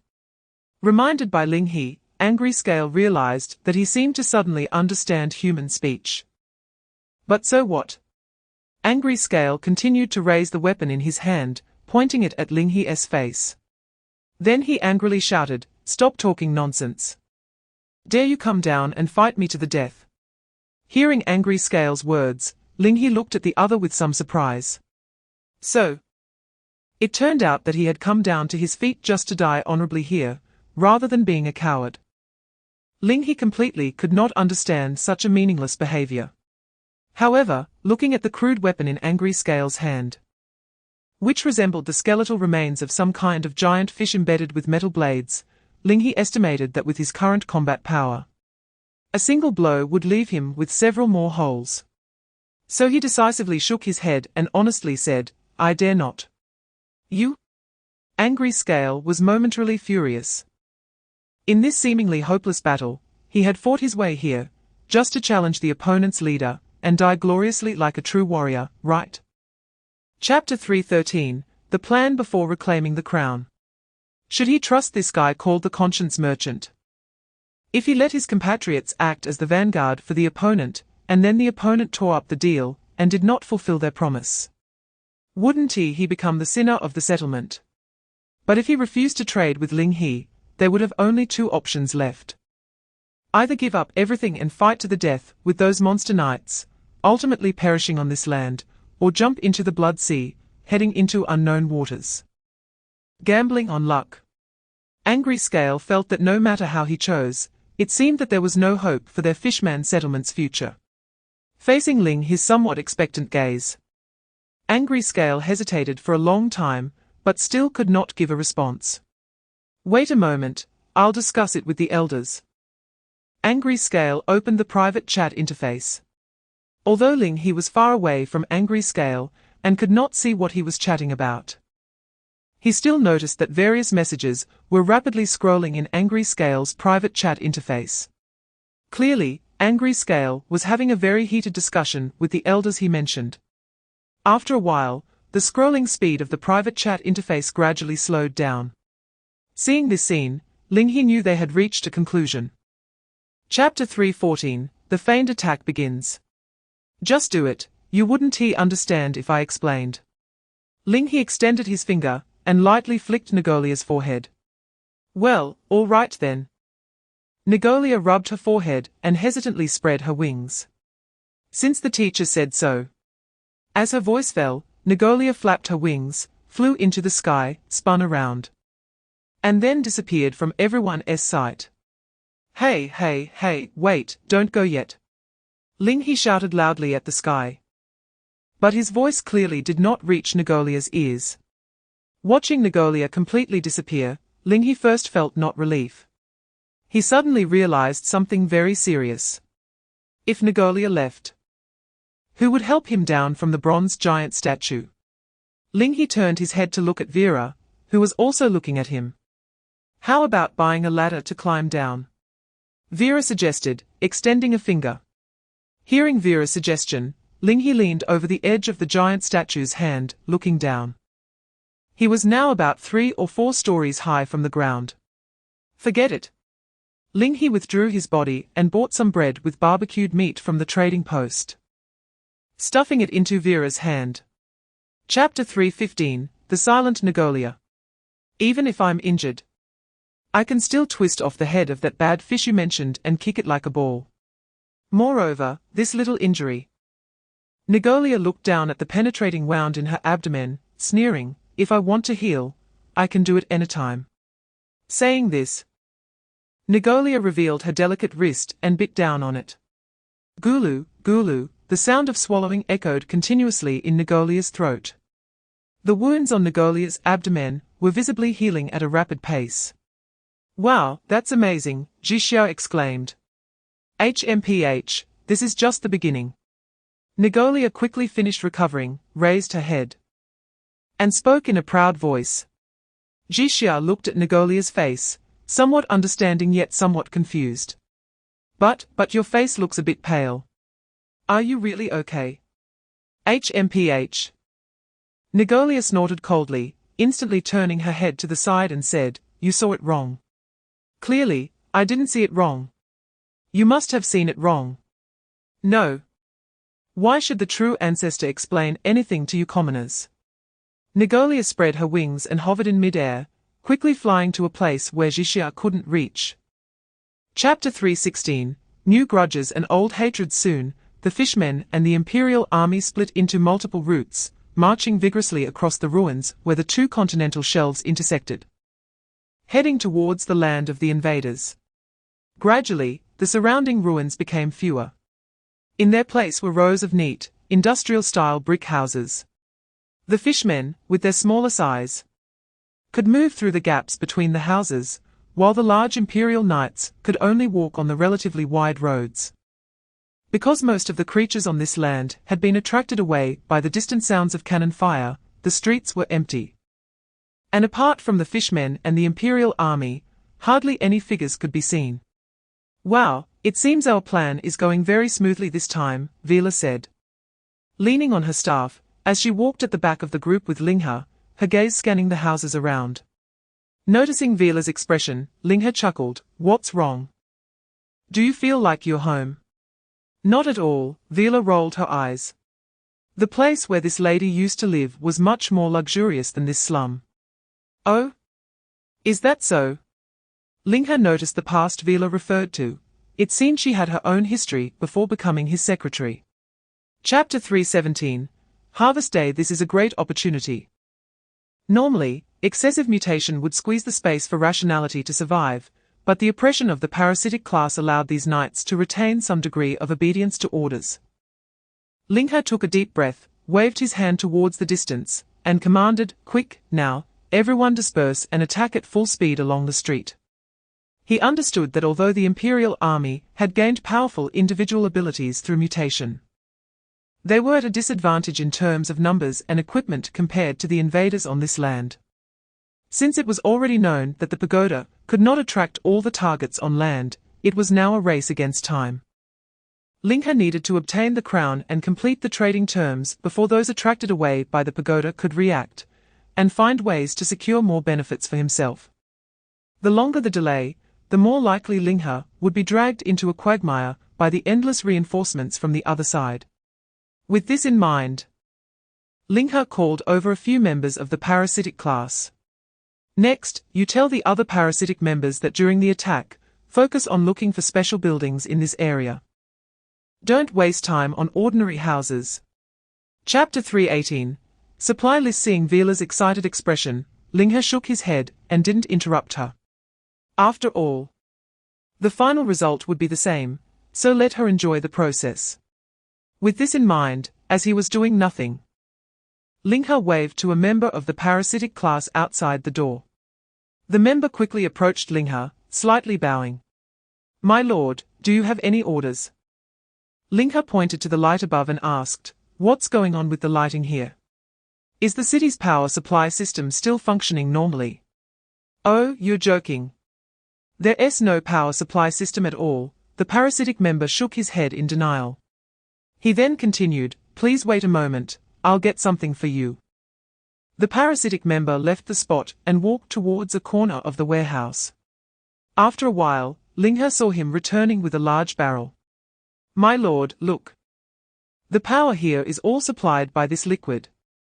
The parasitic member placed the barrel on the ground. Ling He leaned in for a closer look. The barrel contained some thick, black liquid. Touching the large barrel in front of him, Ling He placed it and the liquid onto the trading platform, where he saw a detailed description of the item. Chapter 3:19. Map. After reading all the contents written on the supply list, Vila flipped back to the previous pages and pointed at several lines of text. "I feel the crown should be in these locations." Ling He followed the lines Vila pointed to. June 17th, transported 27,000 pieces of jewelry to the underground treasury of the municipal hall. June 20th, transported 13,000 pieces of gold and silverware to the municipal operations center for sub-warehouse management. It could be seen that a large volume of outbound transportation events was mainly concentrated in June, and the materials of the transported items were clearly stated on the supply list. This greatly narrowed down the areas Ling He needed to search. But how do we know where the buildings mentioned in this list are? Ling He asked in confusion. If we don't know the exact location, or the shape of the buildings, and only have a place name, then searching will be like looking for a needle in a haystack. In response to Ling He's question, Vila smiled mysteriously. Isn't that simple? Saying this, she held up the supply list in one hand and reached into her bosom with the other, pulling out a folded piece of paper. Chapter 320, No Day Off Today. Ling He paused, a bit confused, and turned back to see Vila grabbing his wrist. Vila. But soon, Ling He turned back again. The family members on the street were calling out to him. That was the direction of home. Hey, damn lord, why are you still walking? Vila exerted all her strength, trying to pull Ling He back, but her strength was no match for Ling He's, and she could only be dragged along. Seeing this scene, Vila puffed up her cheeks in anger. Damn lord. Why has your sense of direction become as bad as that idiot true ancestor? Don't you want the shiny gold and silver? Don't you want the oil? Don't you want all these damn lords? Ling He paused again, clarity flashing in his eyes. He then relaxed his body, allowing Vila to pull him forward. 1 step, 2 steps. Ling He didn't know how long he walked. He only felt that at one moment, the drowsiness in his brain completely faded, and his consciousness returned to his body. Looking around, he realized he had been pulled away from the square area by Vila. Who? Vera's out-of-breath voice reached Ling He's ears. Chapter 321, Entering the Town Hall. Worried about us? Ling He looked at Nagolia with disbelief. He was 120 sure that Nagolia was just too bored staying in the pagoda, and came to find him on land. You? Ling He opened his mouth to say something, but ultimately deflated and said, forget it. Since Nagolia had come all this way, how could he possibly send him back? Ling He believed that with Nagolia's initiative, if he really did that, Nagolia would definitely run off to a corner he didn't even know. To avoid the worst-case scenario, Ling He could only compromise. Your Majesty, you should stick with us and not wander off. Then, Ling He glanced at Nagolia's arm out of the corner of his eye. By the way, Your Majesty, what's with that bow? Are you hurt again? Not at all. Nagolia snorted coldly, turning his head away.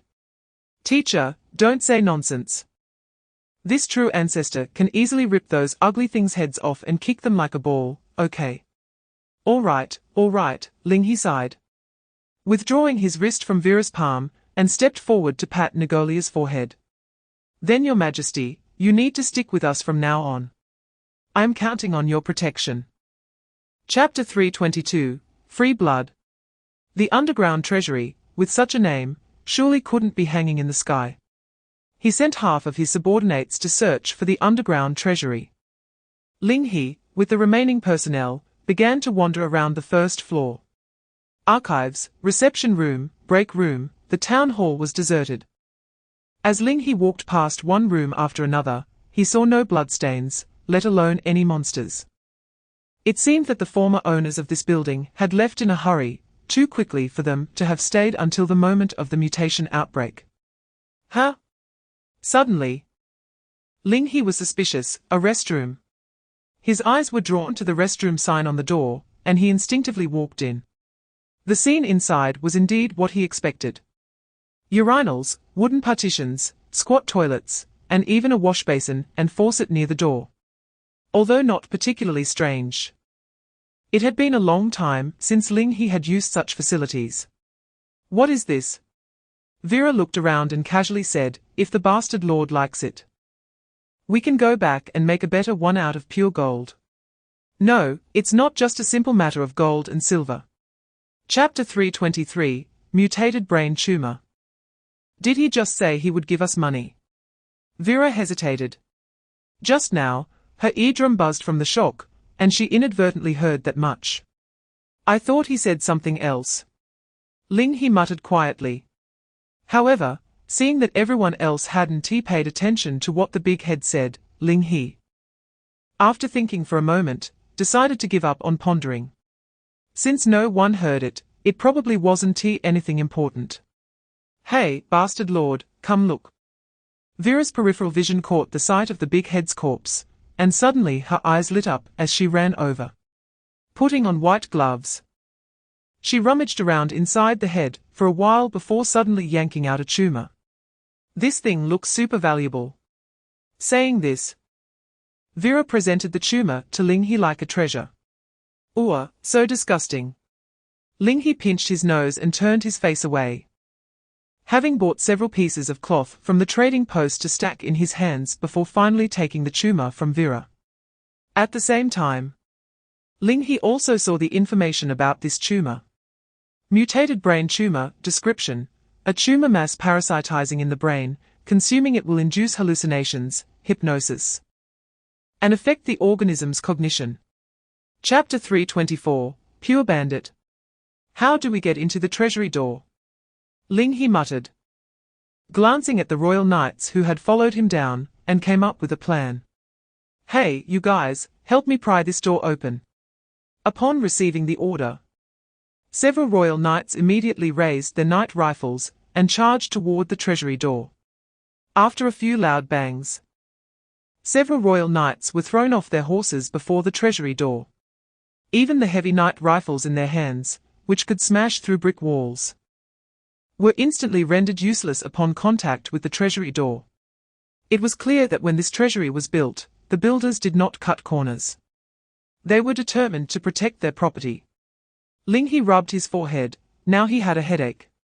Given the quality of this underground treasury door, even if he recruited oxen and horses to dig continuously for 24 hours, it wouldn't be a short-term project to break through.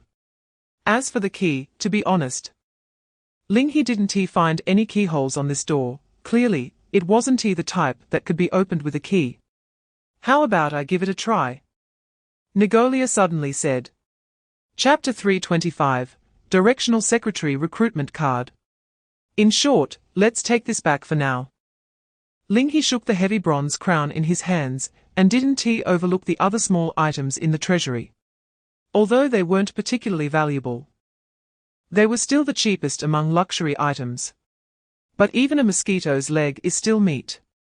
A full box of items could still be worth around 70 or 80 gold coins. After scavenging everything in the treasury, Ling He and the others stepped out of the treasury. During this time, Ling He glanced back at the neatly stacked paper money inside the treasury, hesitated for a moment, and then threw the torch inside. Whoosh! The flames shot up in the treasury, and a heat wave hit him. Now, this treasury wouldn't have any future visitors. Ling He took one last deep look at the treasury, then turned to Vera and Negolia and said, "Let's go." The group left the town hall, and the moon still hung high in the sky. Perhaps because the large troop was making too much noise. There hadn't been any monsters wandering near the town hall until now. Ling He also didn't plan to encounter any monsters in this building complex. He quietly led everyone to the coast while the main force held the pressure ahead. Chapter 326, Shield of the Empire. For now, let us keep the secretary recruitment card safe. Ling He then turned his attention to the other two upgrade rewards. Would you like to use the item, Random Building Blueprint, Colonial Era? Yes. You have successfully used Random Building Blueprint, Colonial Era. The building blueprint you received is Leader Statue. Leader Statue. Ling He reached out to click into the details page.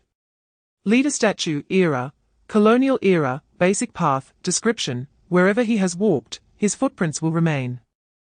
A towering figure symbolizing authority rises from the earth, its gaze intimidating everything on the other side. Effect, Colony Loyalty 10, Rebellion Willingness 30. When the colony declares a total war against us, the initial war exhaustion is 50. Construction requirements, 1,000 units of stone. Isn't this the blueprint of a building from the non-terminal path? This surprised Ling He, as he hadn't seen a blueprint from the basic path in a long time. However, the construction cost is reasonable, and the effect is acceptable. Ling He casually learned the design of the leader statue, and then looked at the last blueprint. Governor's Office Era, Colonial Era, Terminal Path, Chapter 327. You have suffered. I have returned. With a roar towards the sky, the Duke of the State forcefully broke all the chains that bound him. The shattered chain fragments flew everywhere, embedding into the ground like cannonballs. After doing all this, the Duke raised his head, looking complexly at the battlefield ruins inside and outside the city walls. The corpses pierced by spears were both invaders and his former comrades. It was he who personally buried these people one by one at the Empire's border. Just then, the sound of applause rang in the Duke's ears. He looked down and saw Ling He standing at his feet, clapping rhythmically. "Congratulations," Ling He said to the Duke with a smile. The Duke slowly opened his mouth, then fell silent. He knew that it was Ling He who helped him recognize his humanity again. But at the moment rationality was restored, he also realized that, for the Empire, Ling He and those former invaders were the same kind of people. They were outsiders, vultures wanting to tear flesh from the rotting corpse of the Empire. However, in response to different periods of the Empire, Ling He chose a method completely different from those former invaders. Chapter 328. No more strength. Upon hearing this, Eliona froze for a moment. Tears couldn't be stopped, sliding down from the corners of her eyes. "I will always be your officer, your wife. By your side as long as you need me." After saying this, Eliona opened her arms towards His Majesty. Soon, two long arms reached out from the pile of clothes and embraced Eliona. What a touching scene! Vera wiped away the non-existent tears at the corners of her eyes and leaned close to Ling He's ear, whispering, "You see, that's what an officer with full loyalty and favorability looks like." "Get away." Ling He pushed Vera's face away from him, then rolled his eyes at her. "I don't have loyalty, why are you telling me this? Besides, can't you adjust your loyalty freely?" Although the two were speaking softly, they still caught the attention of His Majesty in the Great Hall. The massive head slowly lifted, sweeping a glance in the direction of Ling He and the others, as if recalling something. Then, he withdrew the arm that was embracing Eliona and extended it towards Ling He and the others. Chapter 329. Squeezing the blood and flesh of the Empire behind Ling He, the Duke of the State looked at this scene with a complex expression. The reason he suddenly acted to smash the palace walls was that he received a notification from the war game. Guild leader has died. Read-only and unresponsive, according to the guild's characteristic of perpetual prosperity, you will share all assets under that member's name with the other guild members, including but not limited to buildings and subjects. Your share amount is 100 since the guild leader has died. The guild will automatically disband. All guild members will automatically, at this moment, facing the prompt from the war game. The Duke opened the friend panel he hadn't opened in who knows how many years, where the last name that was lit up also faded away forever. Everyone left, leaving only him.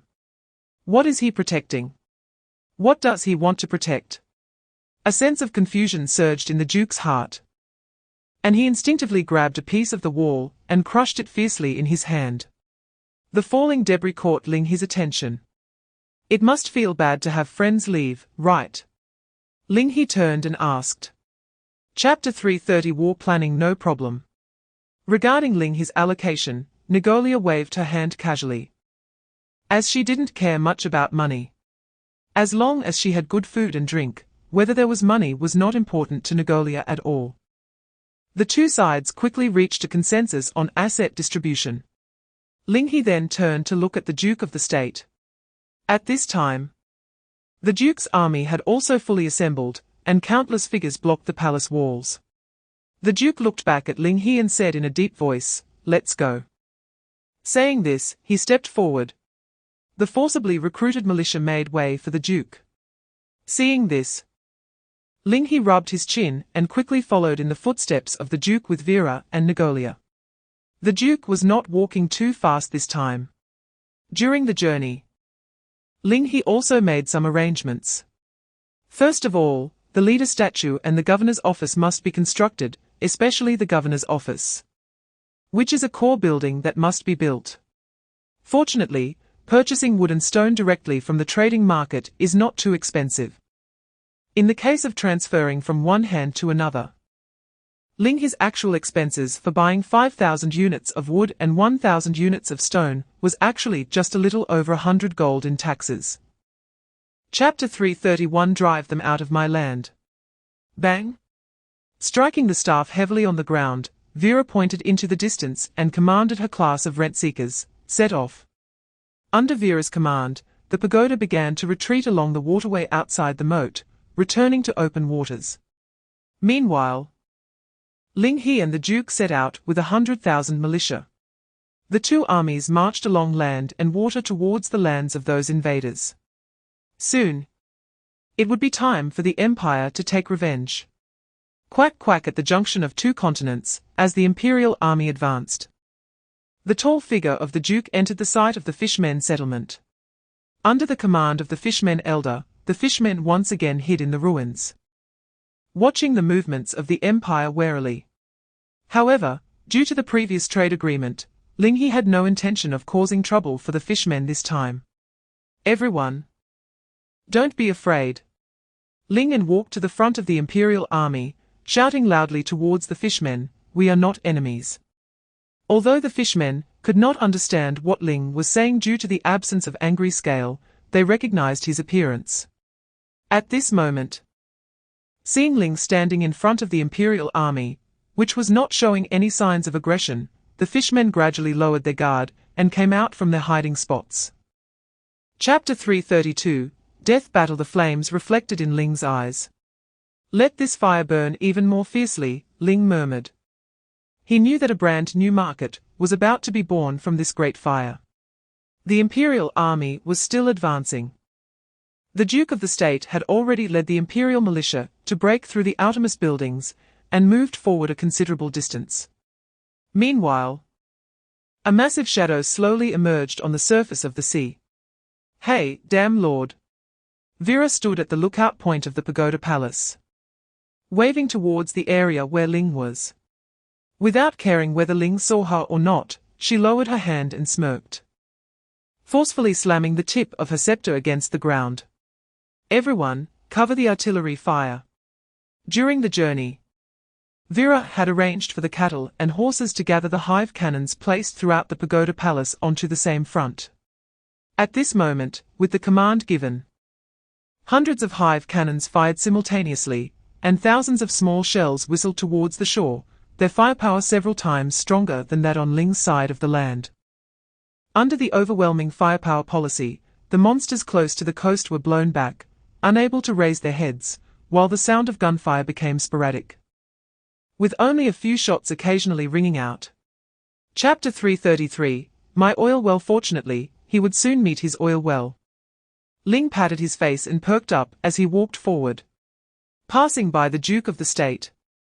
Ling slowed his steps slightly and smiled at him. How does revenge feel? I don't know, the Duke of the State slowly shook his head. If you were to say he felt relieved, no. If you were to say he felt exhilarated, that didn't seem right either. After achieving what was called revenge, all he felt inside was emptiness, and even he himself did not know where to go from here. Seeing this, Ling stepped forward and patted the Duke's leg, comforting him. It's okay, if you don't know, then just don't know. You have plenty of time ahead of you.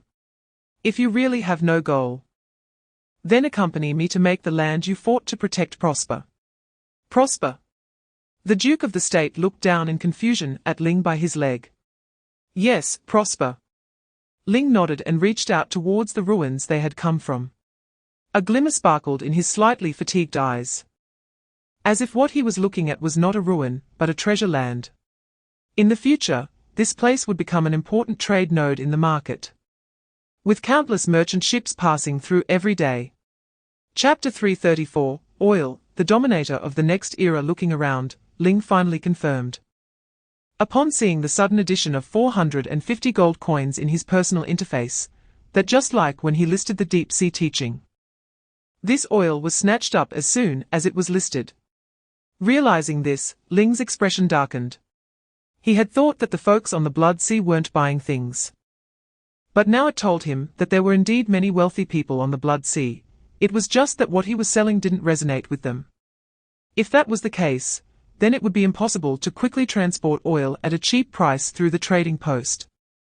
Ling then tried calling Spirit Rain Yue in the private chat to trade oil in exchange for goods.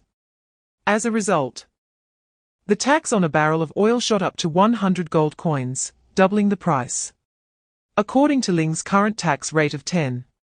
This meant that the trading post determined the current basic price of oil to be 10 gold per liter.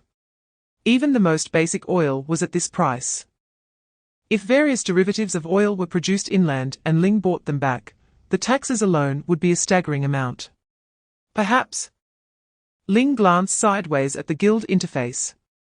Chapter 335, Testing the bottom line of the market. Next, it was time to consider how to turn oil into profit. Ling looked at the black swamp before him and rubbed his chin.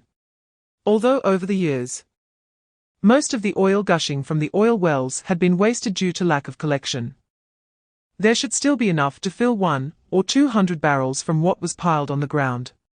Because sea transport hadn't started yet, Ling planned to first use the trading post to barter and pay a tax of 10,000 gold, transporting half of it back to Shikisheng for research.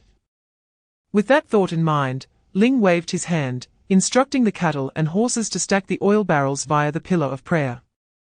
Not long after Spirit Rain Yue received the oil, Ling quickly received a private message from Shikisheng.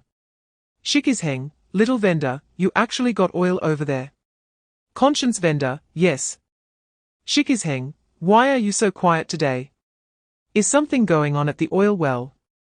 Is our oil well safe? Do I need to do anything? Conscience vendor, no need.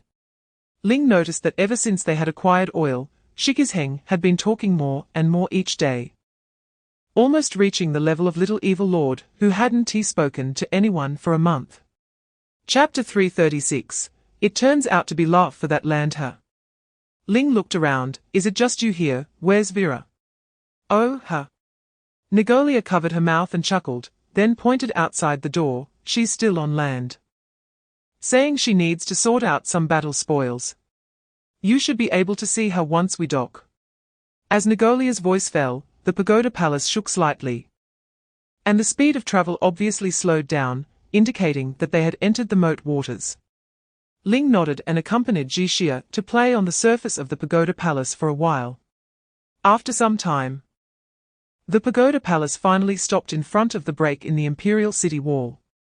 Through the thin mist, Ling noticed the figure of the Duke of the State faintly appearing on the horizon, while Vera was sitting on the Duke's shoulder, dangling her legs. At that moment, Vera also noticed Ling standing at the edge of the pagoda palace and waved at him. Hey, lazy lord, how did you sleep? Lazy lord. Ling's forehead popped up several question marks. When did he get another nickname from Vera? However, Ling just smiled casually and didn't think much of it. Chapter 337, Another broken shackle are those broken things. Vera waved her hand dismissively, saying nonchalantly, I probably picked up about 200,000 of them. But there are hardly any bullets, so they can only be used as sticks to play with. Bullets? Ling thought for a moment. This was indeed a major problem. With the current industrial system that Ling He has, it seems insufficient to produce a compatible bullet production line in the short term. If he can't use them, he might as well sell these firearms. Those without bullets won't buy them, and those who do likely have the ability to produce bullets. Selling to them would be more threatening than grenades. Just as Ling He began brainstorming, Vera suddenly placed her hand on his shoulder. Stop thinking about it, you idiot lord. I've already arranged for someone to stash those things in the warehouse. We can take them out when we need them. Then, Vera smiled at Ling He and continued, besides, our income doesn't just come from that. Do you remember the warehouse near the oil on the map? Since you didn't check, I went to take a look at that warehouse on your behalf. Chapter 338, The joining of the Duke of the Nation. The Duke of the Nation's expression visibly stiffened, and his voice momentarily faltered. After a moment, he stiffly lowered his head and asked Ling He, why? Because true peace never relies on thicker walls. Ling He raised his head to meet the Duke's gaze and smiled slightly. As the saying goes, the best defense is offense. Before others attack us, we should take the initiative to strike, so that the flames of war won't spread to our land. Do you know where our real wall is? Ling He pointed outside the crack in the city wall and said, "It's over there." The outside world refers to this place as the Whispering Zone. Walking through, I observed that the waters in the Whispering Zone stretch for more than 1,000 miles, with many land areas protruding above the surface. Compared to the entire Whispering Zone, the land we are currently on is far from everything. Think about it, if you, Duke, could reclaim that land, wouldn't those lands, along with the surrounding waters, become our wall? How could the soil and stone of this corner compare to the depth of 1,000-mile sea? But why can't we wage war outward while retaining our walls? The Duke asked, somewhat puzzled. Chapter 339, Brave Enough to Embrace the Future on the Other Side. Ling He and Vera arrived at the construction site arranged a few days ago. One must say that the efficiency of the workers is commendable. In just a few days, the statue of the leader and the governor's mansion have risen. Amidst the scorched earth, the massive stone statue of Ling He stands tall, with a dignified presence. The statue has its left hand behind its back and right hand raised forward, slightly bowing its head to look down, as if making eye contact with the people on the ground, exuding authority. This statue is quite well made, Ling He remarked, walking past the statue with Vera and entering the governor's mansion. Compared to the extremely simple assembly hall, the governor's mansion is far more luxurious. With 10 times the construction requirements of the assembly hall, the governor's mansion is not only several times larger in area, but also has more complete interiors. Even without further renovations, it would be fine for long-term living. Of course, this is only applicable to normal-sized humans like Ling He and Vera. Accommodating someone of the Duke's size would be quite challenging for the governor's mansion. It's clearly built for the Duke, but in the end, it's just us living here. Vera sighed in Ling He's ear. Chapter 340, Encountering the Mysterious Merchant again. Wait, if that's the case, could it be? Ling He glanced at the scroll beside him labeled Electric Era, and reached out to touch it. In the next moment, the scroll unfolded, revealing a violent lightning bolt that tore through the sky, illuminating the clouds and splitting the night, appearing before Ling He. It turned out to be a skyscraper piercing the clouds, emanating dazzling light to the world. Era, Electric Era, description: we are no longer satisfied with the power of the earth, but have raised our heads to gaze at the fleeting light of the heavens, which harbors endless power. The divine wrath that tears through chaos has now been tamed by us, transforming into the blood of the era, flowing endlessly through copper veins. The night, illuminated by the brilliant starry river, is no longer a weak candlelight, but rather countless households basking in a stable artificial daylight. This is the era of light. It is the era of efficiency. It is the era of limitless prospects. Before Ling He could finish reading, the same warning appeared before him again. Warning: this is a purely materialistic era, incompatible with the spiritualized era we have entered. If forcibly entering this era, all bonuses from the spiritualized era will be lost. And all buildings, subjects, secretaries, and special abilities belonging to our side from the spiritualized era will be significantly weakened. Chapter 341, The Financial Era Opening the Era Transformation. Ling He used the gold coins in his hand. In an instant, a new scroll appeared before him. Countless gold coins surged out from the scroll, brushing past Ling He's face and dispersing into countless starlights. The light seemed to condense into a giant hand in the void, reaching down to lift Ling He higher and higher. Era, Financial Era, description: the roar of steam has finally quieted, and the brilliance of electric light flashes and vanishes. A new element, an invisible ether, is quietly dominating the pulse of civilization. It is born of trust, flows through contracts, and its power comes from the collective belief and game of millions of individuals regarding the future. It is called capital. Here, credit is power, credit is wealth. Credit is the lifeline.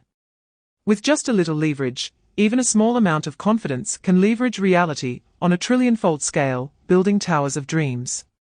Or, on the day belief collapses, the false towers will instantly crumble, sweeping away fertile lands for miles. No matter what, the door to the financial era has opened for us. Let us transform into a giant whale and devour everything, remembering that capital never sleeps. Chapter 342, How can you do everything? Thus, with the enhancement of 2 rounds of private economy, the bonuses provided by the financial era are about to catch up with the colonial era. However, the cost for the next use of private economy has directly risen to an exorbitant 1 million gold. Looking at the remaining assets of only 699,001,699 gold coins. Ling He hesitated for a moment, but ultimately decided to hold off on further spending. I really can't spend anymore. Next, the establishment of the Intercontinental Logistics Center. The research of the Behemoth Plan, oil transportation, and a series of other costly projects all lie ahead. If I continue to spend in the private economy, all the profits from this imperial trip will be consumed, and who knows, I might even have to invest more of my own money. Is this the financial era? A consumption trap, terrifying indeed. I am still too poor, Ling He sighed. Currently, there are still too few lords joining the market, which prevents Ling He from obtaining sufficient funding to continue advancing. Indeed, integrating more land into the market is the right path for the future. Reclaiming attention. Ling He communicated with Shi Qi about the situation regarding the Deep Sea Church's captive through a private chat interface. Chapter 343 He came down from above, walking the path below to leave. My lord, that captive from the Deep Sea Church insists on seeing you. Captive? Hearing Shili's words, Ling He suddenly remembered that he seemed to have a captive locked up in the dungeon. He had almost forgotten about the person after keeping them there for so long. So, why did that guy suddenly want to see him? Did he want to submit? Thinking this, Ling He stood up and walked towards Shili, simultaneously saying to Nagolia and Ji Xia, sorry, I'll excuse myself for a moment. Seeing this, Vera casually tossed a gold coin into her pouch, and quickly caught up to Ling He.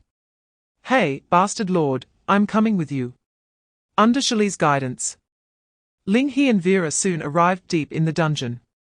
As they approached the cage where the Deep Sea Church member was held, a strong, fishy odor hit them, causing both Ling He and Vera to instinctively cover their noses. Looking at the Deep Sea Church member, who was missing both arms and staring blankly at the ground, Ling He frowned and asked, Is it you who wants to see me?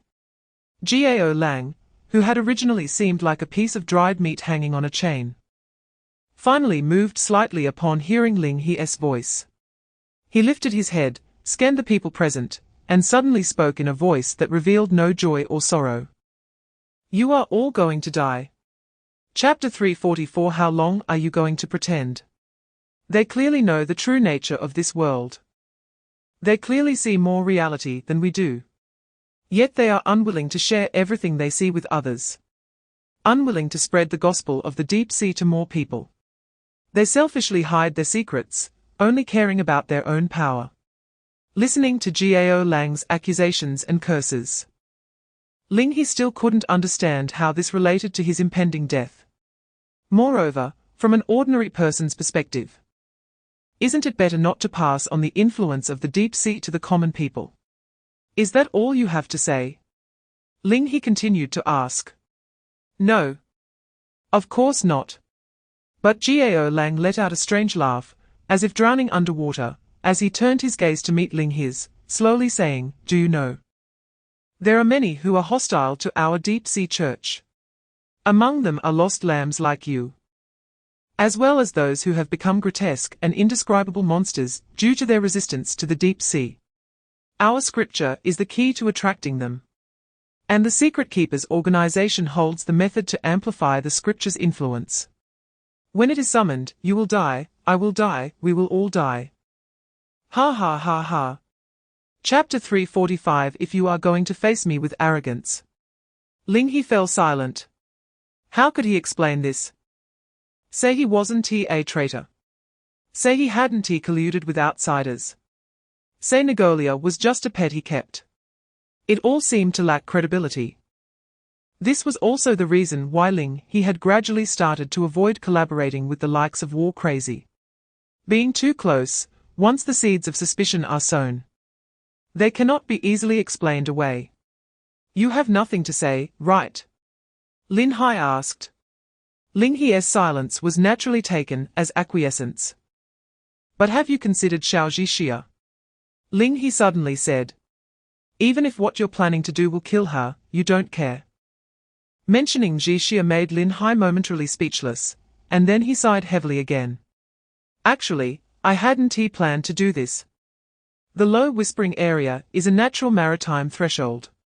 I thought you would be trapped here, allowing Xiao Zhixia to enjoy a few more good days. Seeing her happy every day, as her grandfather, I am genuinely happy for her. Chapter 346. Come with me to see. Ling He pulled Nagolia to the edge of the floating pagoda, pinching her cheek to force her to look down. There was a ripple slowly moving away from underwater. What is that? Nagolia asked with a puzzled voice. It's Zhixia and the others. Ling He gazed at the gradually receding ripple, his eyes flickering slightly. In the friend interface, Zhixia's name had not dimmed, meaning she was still doing well. She must have been rescued directly by Lin Hai the moment she fell into the water. Ling He had already considered this beforehand. If Lin Hai had the ability to disregard the walls of the floating pagoda, then surely the winch below wouldn't pose any threat to him. And indeed, this was the case. Let Xiao Zhixia go. Ling He released Nagolia, put his hands in his pockets, and said calmly, her heart isn't here. Keeping her here serves no purpose. They can be considered a welcome gift from us to the secret keepers. For Ling He, being able to utilize the power of the Blood Sea while maintaining his own secret keepers organization was also an interesting force. Chapter 347. In the distance, the water surface sparkled like a scene from a dream. Upon closer inspection, one could see that the reflective points were mostly fish scales. For some unknown reason, those fish, which had become robust and aggressive under the erosion of the Blood Sea, were now dying in droves in front of the floating pagoda's path. Fortunately, these drifting fish corpses would come into contact with the floating pagoda, but would not pose a direct threat to it. The winch beneath the floating pagoda would pull in the fish corpses, grind them into mush, and then throw them out to ensure the floating pagoda could move forward without obstruction. However, the bizarre scene that suddenly appeared on the Blood Sea still gave Ling He a slight sense of foreboding. He couldn't help but remember Lin Hai's earlier words. It's too late, the enemies of the deep sea will soon arrive and bury everything here. What exactly had he done? What had he attracted? Thinking this, Ling He sat up in bed, squinting his eyes to observe the situation on the sea surface. Bastard Lord.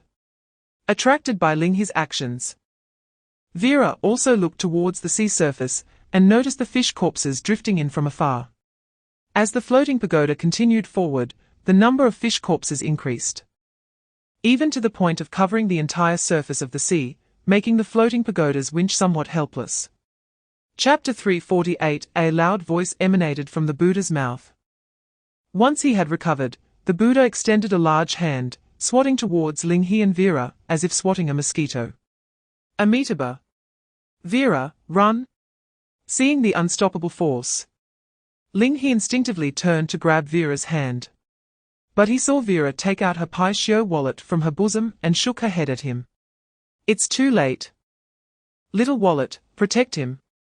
Under Vera's command, the Pai-Shio wallet opened its massive mouth and lunged at Ling He, who barely had time to say anything before his vision plunged into darkness.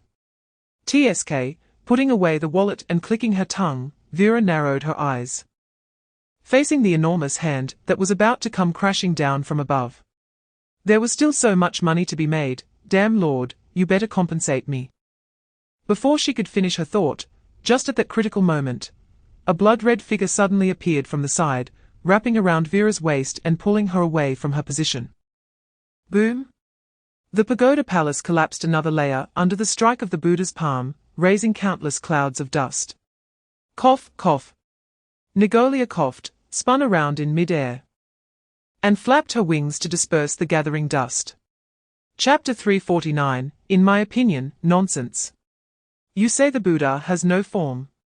At this moment, the Buddha's head in the three-headed statue slightly opened its mouth, and a layered voice emanated from it. In my opinion, nonsense.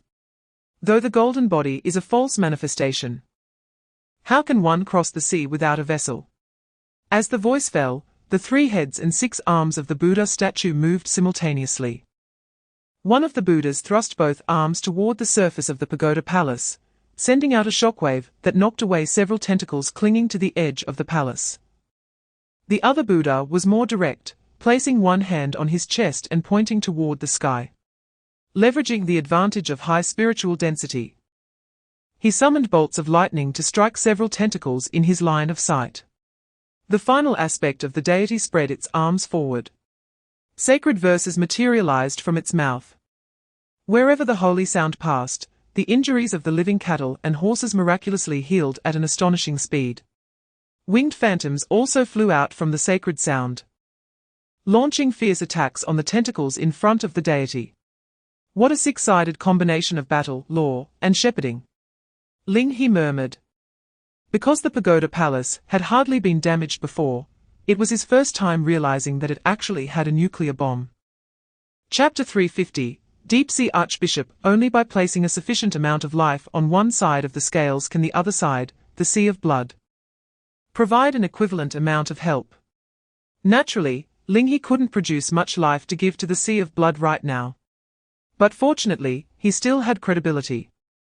Ling He glanced at his personal panel. With the market's development and various trades over the past 6 months, his credibility value had returned to 100 points. This meant he could use the blood-stained weights to conduct a secured transaction with the sea of blood, using now and paying later, as long as he could eventually repay the transaction amount. With this thought, Ling He focused his mind, and a rusted weight stained with black blood fell onto the scales. Your credibility value, 1, secured transaction, 10,000 lives. Note, the secured amount must be repaid within 1 year.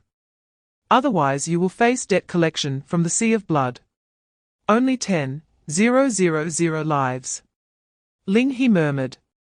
Based on experience, a blood-stained weight represents an amount that should be 1/10 of the target expected amount. This meant that the Sea of Blood's expected amount for supporting Ling He was 100,000 lives. Compared to the tens of millions of gold coins from the previous war game, this Sea of Blood really had an unexpectedly small appetite. Chapter 351, Abyssal Summoning Below Everyone. A battered deep-sea scripture was soaking in the sea, flipping pages as the waves passed by, with a slight adjustment of the perspective from the truth to the normal. It was easy to guess that the deep-sea scripture was currently stuck at the very bottom of the pagoda palace. Through the alliance with the Sea of Blood, Ling He could sense a strong affinity emanating from the deep-sea scripture. It seemed this was the method Ling He used to attract monsters. The so-called method of amplifying influence was essentially to open the deep-sea scripture in the water from another perspective. In this way, monsters eroded by the Sea of Blood could naturally sense the influence of the deep-sea scripture through the seawater. He. Realizing this, Ling He chuckled lightly. The mystery that was unraveled was hardly a mystery at all. Since he now knew how Ling He expanded the influence of the deep-sea scripture, it would naturally not be difficult to reclaim that influence. After buying a rope from the trading post, Ling He tied one end around his ankle and the other end tightly to Nigolia's hand. Teacher, what are you doing? Nigolia looked at Ling He, confused by his antics. Chapter 352, Let's go. The hell is not empty, how can I? Amid the wails, the flesh and blood Buddha was pulled into the gears of the pagoda palace, completely crushed along with its bones. Vera's eyes flashed slightly as she slowly said, "It is dead." "Yes. It is dead." Ling He nodded. He could sense the Sea of Blood's attention waning. And the blessings temporarily granted to him by the sea of blood were also slowly dissipating. Suddenly, Vera cheered. Woohoo! It's loot time. Everyone follow me.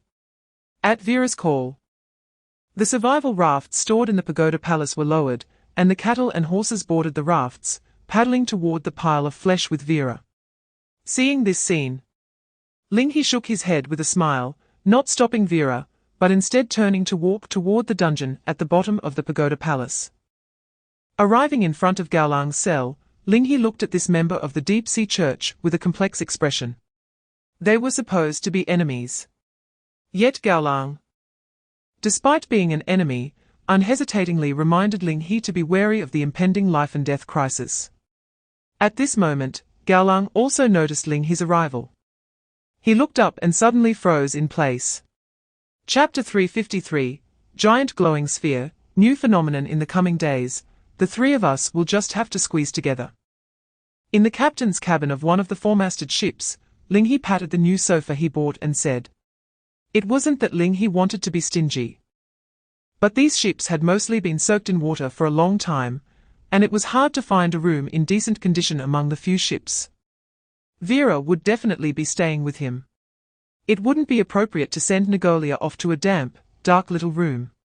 In response, Nagolia generously stated, if we squeeze. We squeeze, I don't mind that you're my teacher, right? Thank you, Your Majesty.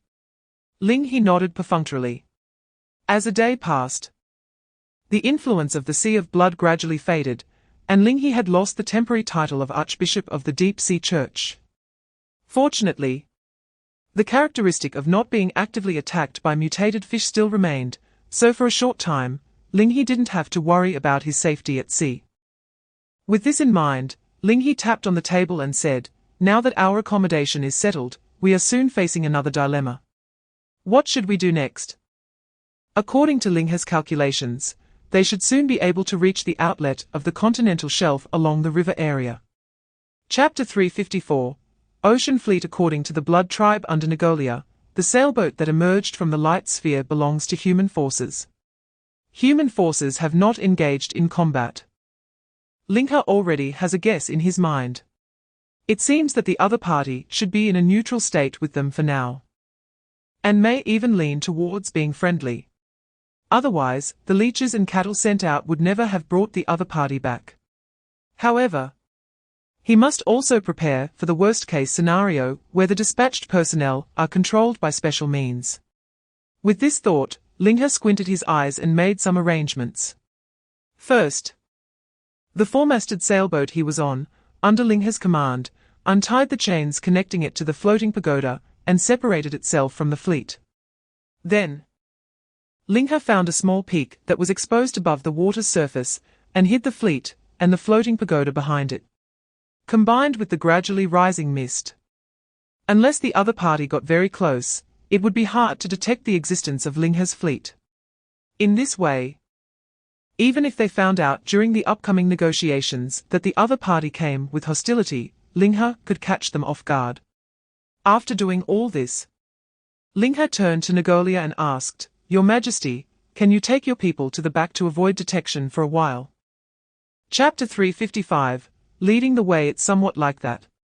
Having a bit of a reputation is better than being an unknown person. At least it lets the other party know that I'm not some strange guy.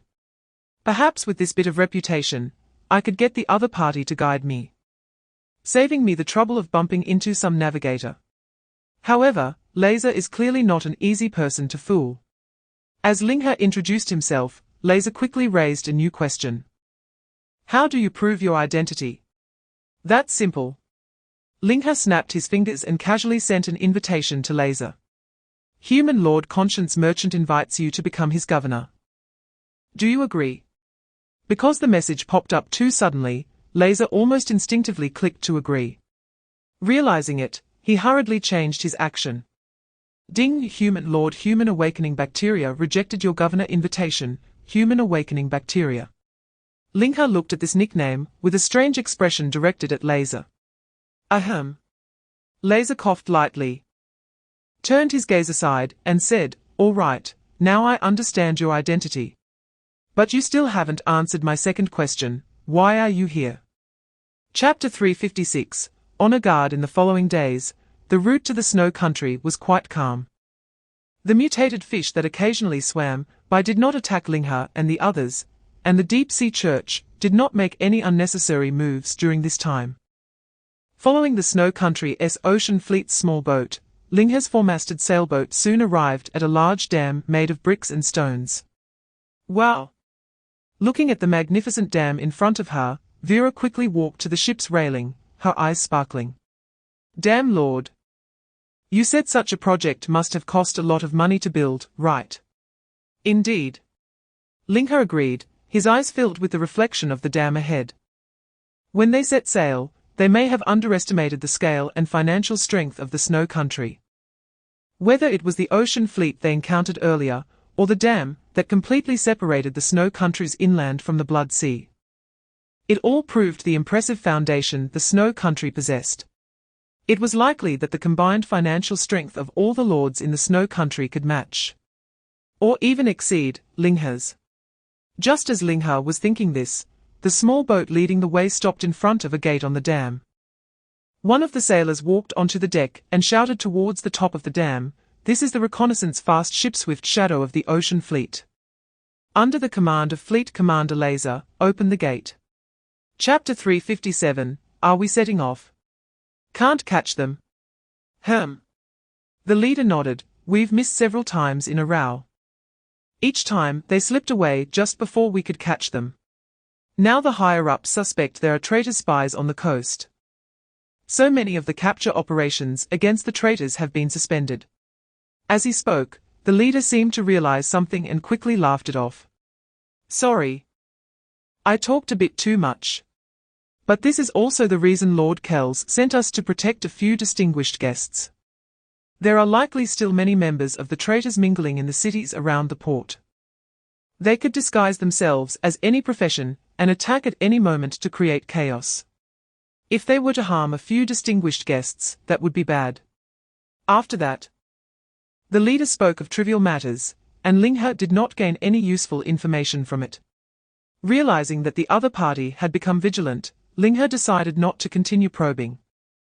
Fortunately, the leader of the honor guard was very talkative. Even if Ling He said little, he could always find topics to chat about.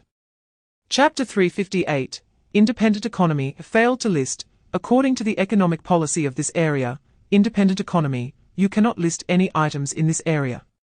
Economic policy, independent economy. Ling He was taken aback. This was another new mechanism he had never encountered. He reached out to click on the details. Independent economy, decree, description, in our land. Rich in resources and everything, we do not exchange goods with foreign commodities. Effect, when the decree is implemented. Non-local lords cannot list goods in the human trading market of this area. The tax rate in the human trading market of this area increases by 5. And the increased tax revenue belongs to the local governing authority. What the hell? After reading the effects of the independent economy, Ling He felt as if a bucket of cold water had been poured over his head, and his previously heated heart suddenly cooled down. Vera was even more furious, stamping her feet angrily. Damn it, this is simply prejudice, it's simply backwardness, it's simply a symbol of barbarism and unreasonable behavior. She and the damn lord only wanted everyone in this area to be able to buy cheaper bread. What could they have done wrong? Suddenly, Vera had a flash of inspiration, and a light bulb seemed to light up above her head. Chapter 359, Shopping. Seeing that the other party really no longer paid attention to him, Ling He's mouth twitched slightly. This seemed to be the first time he had hit a wall in the regional channel. He finally experienced what it was like to be without a reputation. Just then, a strange gurgling sound interrupted Ling He's thoughts. He casually closed the regional channel and turned to look at the source of the sound. Discovering that Nagolia was holding her stomach with her hand, blushing and turning her head away. "Ah, Your Majesty, what's wrong?" "I'm hungry," Nagolia said softly. At this moment, Ling He realized that Nagolia hadn't eaten for some time, and to avoid exposure, he hadn't prepared any spare blood food for Nagolia. If they were still in the Blood Sea, this wouldn't be much of a problem, as food for Nagolia could easily be purchased at the trading post. However, now that they had left the area of the Blood Sea, contacting the trading post there would require sailing out beyond the dam, which was quite inconvenient. "Why don't I call a subordinate in? Your Majesty, can you make do for a bit?" Ling He tentatively asked. Chapter 360, Intelligence from the High Ranks of the Snow Country. Is it me? The girl blushed and took a step back, a bit flustered by Nagolia's words. Yes. Nagolia sniffed the scent emanating from the girl and took a step closer, his mouth slightly open. Bang! A sharp knock landed on Nagolia's head from Ling He. Ouch! Nagolia instantly crouched down, holding his head. Ling He sighed and then turned back, smiling apologetically at the onlookers drawn by the situation. Sorry, my student occasionally likes to say strange things. Hearing Ling He's explanation, the shocked onlookers finally snapped back to reality, revealing awkward smiles. Ah, it's fine, it's actually quite good, we all understand. As they spoke, the onlookers quickened their pace to leave this awkward place. Seeing this, Ling He felt a bit relieved. Following Nagolia out really was the right choice. If Nagolia had to drink blood in public, they might not even have time to silence witnesses.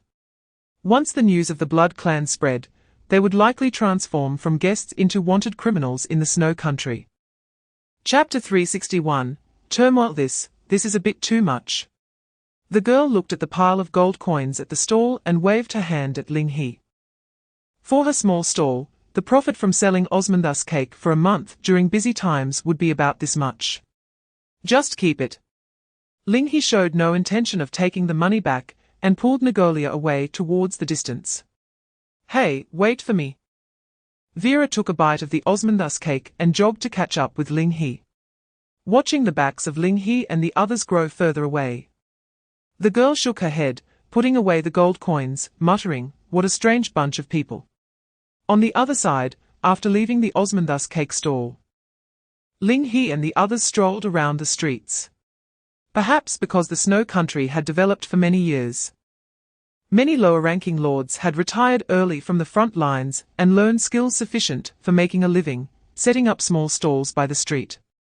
While Ling He was picking out interesting trinkets for Vera and Nagolia, he was also subtly inquiring questions from these stall owners. Soon, Ling He discovered that many of the stall owners' reasons for setting up shop near the Blood Sea were surprisingly similar to that of the earlier girl. Chapter 362, Join Us. Enemy attack. Be careful. The remaining traitorous members shouted, instinctively drawing weapons to attack the water monster. However, neither the firearms nor swords did much damage to the statue, merely scraping off a layer of lime.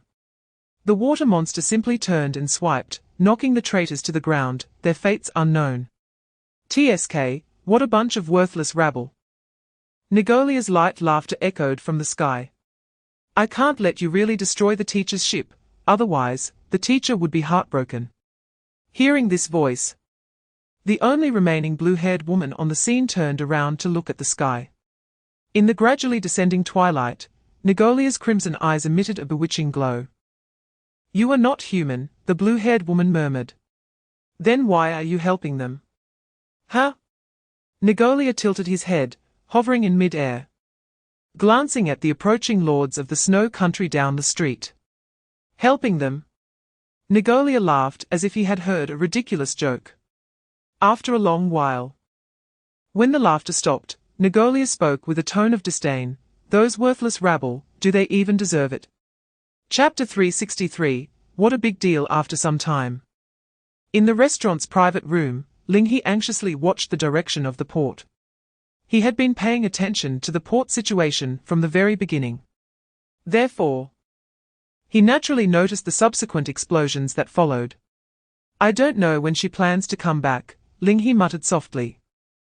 Allowing Nagolia to go out alone was indeed a difficult thing to be at ease about. Who knows what kind of trouble she might stir up? Just as Ling He was thinking this, A hand suddenly rested on the windowsill in front of him. And then a figure in a black cloak jumped in through the window. "Teacher, I'm back." The re-entering Negolia rubbed her already full belly and gave Ling He a big smile. "It's good to be back." Ling He sighed in relief. "You weren't discovered by anyone else, were you?" "Of course not," Negolia replied, though her tone grew less confident. She had flown back and forth. Avoiding attention was likely a difficult task. Seeing this, Ling He shook his head and said nothing. Fortunately, there were a group of traitorous members who had been entrenched in this area for a long time, even if there were suspicions. The people of the Snow Country would only suspect that the traitors were causing trouble. Chapter 364, heading to the administrative capital until the ceremonial team completely disappeared from the restaurant, the fallen server slowly stood up from the ground, brushing off the wrinkles in his clothes. He then opened a private chat channel and sent a message. Lord Murphy on the other side. After Ling He returned to the embassy, the ceremonial team strengthened the security forces around the embassy. At this critical moment, to avoid any accidents, they no longer dared to let Ling He and the others act alone outside. Time passed, and the next morning arrived. Knock, knock, knock. The door of the embassy was knocked on. "Who is it?"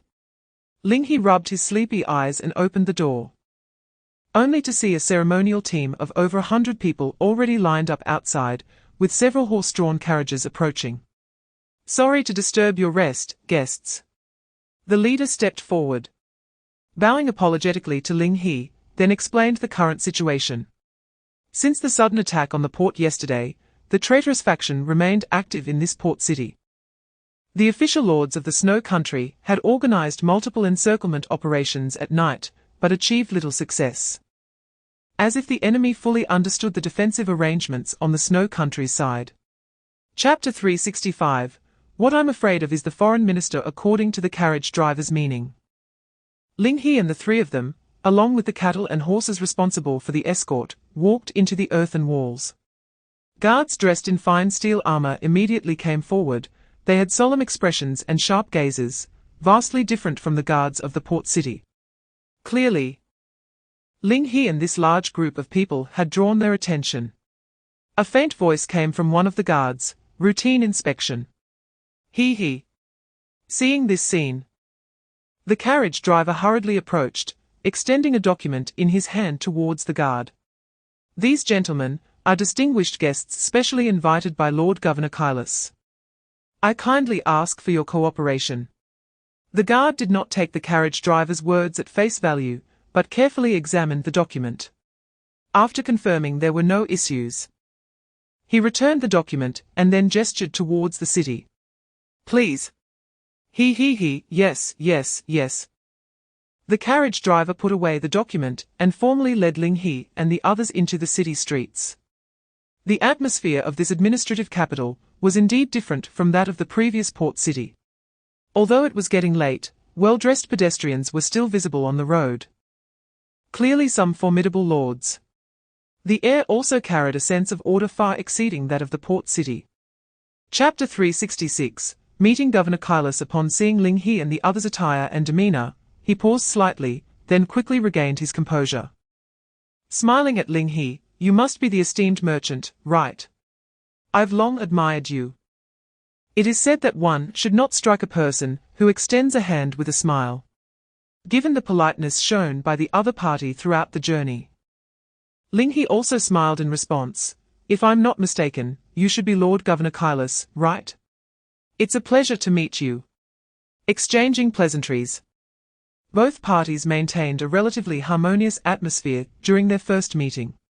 Amidst the courteous exchanges, Ling He and the three were guided by attendants into the conference room and took their seats. Soon, various dishes that looked exquisitely plated, but were not particularly substantial, were served at the table. "Gentlemen, I will take my leave now." After serving the dishes, the attendant wisely informed the room, then backed out while gently closing the conference room door. At this moment, only Kailas remained alone with Ling He and the others. Ha. Kailas chuckled, not mentioning the main topic first, but instead pointed to the dishes on the table. You gentlemen have traveled a long way. It must have been tiring. Chapter 367. Signing the contract. What do you say? Ling He did not immediately agree to the several compliments Kailas had just given him, instead adopting a posture of waiting for a better price. Seeing this, Kailas's smile slightly faded, and his expression became much more formal. Then let me speak plainly. I hope that all the oil produced by you, esteemed merchant, can be sold to me directly. Of course, I will ensure that you do not suffer losses. We can negotiate a price that we both find suitable, for example, 200 gold, no, 300 gold per 100 liters.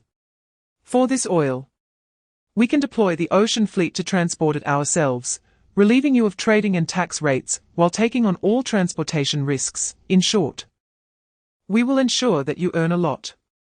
What does esteemed merchant think of this? After pondering for a moment, Ling He slowly shook his head. I don't think so. In fact, Kailas's offer was quite reasonable, and not some kind of unreasonable demand. But Ling He's appetite was far greater than just a small oil trade. The market cake in the snow country was large, and he wanted a bigger piece. One bite just wouldn't suffice. Chapter 368. I overestimated him. What are they here for? Kailas was taken aback, his gaze turned towards the door, and his expression changed. Clearly, he had not invited any cabinet members to this dinner. The uninvited guests were not here for good intentions. After hesitating for a moment, Kailas turned and walked towards another exit of the conference room. I think I need to step away for a moment. By the way, just as he was about to push the door open, Kailas turned back and reminded Ling He, don't forget, here, you and I are both outsiders. After saying that, Kailas pushed the door open and left, slamming the door shut behind him. At the same time, the door behind Ling He slowly opened inward, and an old man in a suit with white hair walked in confidently. Looking around, he didn't see Kailas. And the old man snorted 2 heavy breaths through his nostrils, asking the surroundings, where is Kailas? Before anyone could answer, another voice, old yet somewhat kind, came from behind the old man. What is going on? Murphy, you're not young anymore, why do you still act like a young person? Rushing around without fear of embarrassing the guests. Chapter 369, The Abandoned Child. They are all gone. Listening to Nagolia's response, Vera suddenly seemed to understand Ling He's meaning. The bastard lord, do you think the cabinet might take action against us? Apart from that, Vera could think of no other situation that could lead the administrative capital to withdraw all its core security forces. One could only say that perhaps the administrative capital was indeed as safe as others said, but the probability of a traitor attacking it was definitely not zero. Actually, I wasn't too sure at first. Ling He shook his head, looking deeply at the windows of the administrative capital's upper levels behind him. But the governor's repetitive words reminded me. He is just like us. Remember? Ling He opened the recruitment interface and showed it to Vera. Without the governor nearby, we cannot recruit members on this land.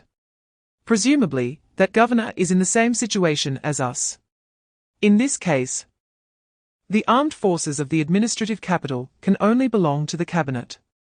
As his words fell, just as Ling He had anticipated, a group of people dressed in black, not daring to show their true faces, appeared outside the walls of the administrative capital, holding small crossbows. Chapter 370. Friends. Do we still need to continue being friends with someone like him? Vera asked, full of confusion. Kailas has already betrayed them once. Continuing to be friends with Kailas would only give him more opportunities to stab them in the back. In response to Vera's doubts, Ling He slightly curled his lips. Speaking meaningfully, why not?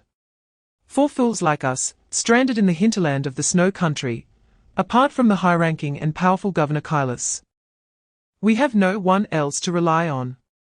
Until that governor's life comes to an end, we will always be good friends, always. He. Hearing Ling He's strange laughter, Vera blinked. Bastard lord, are you brewing something bad again? Go away, go away. Swatting Vera's hat. Ling He said irritably, can't you just hope for me a bit? In summary, we have gathered enough intelligence on the relationships within the upper echelons of the Snow Country.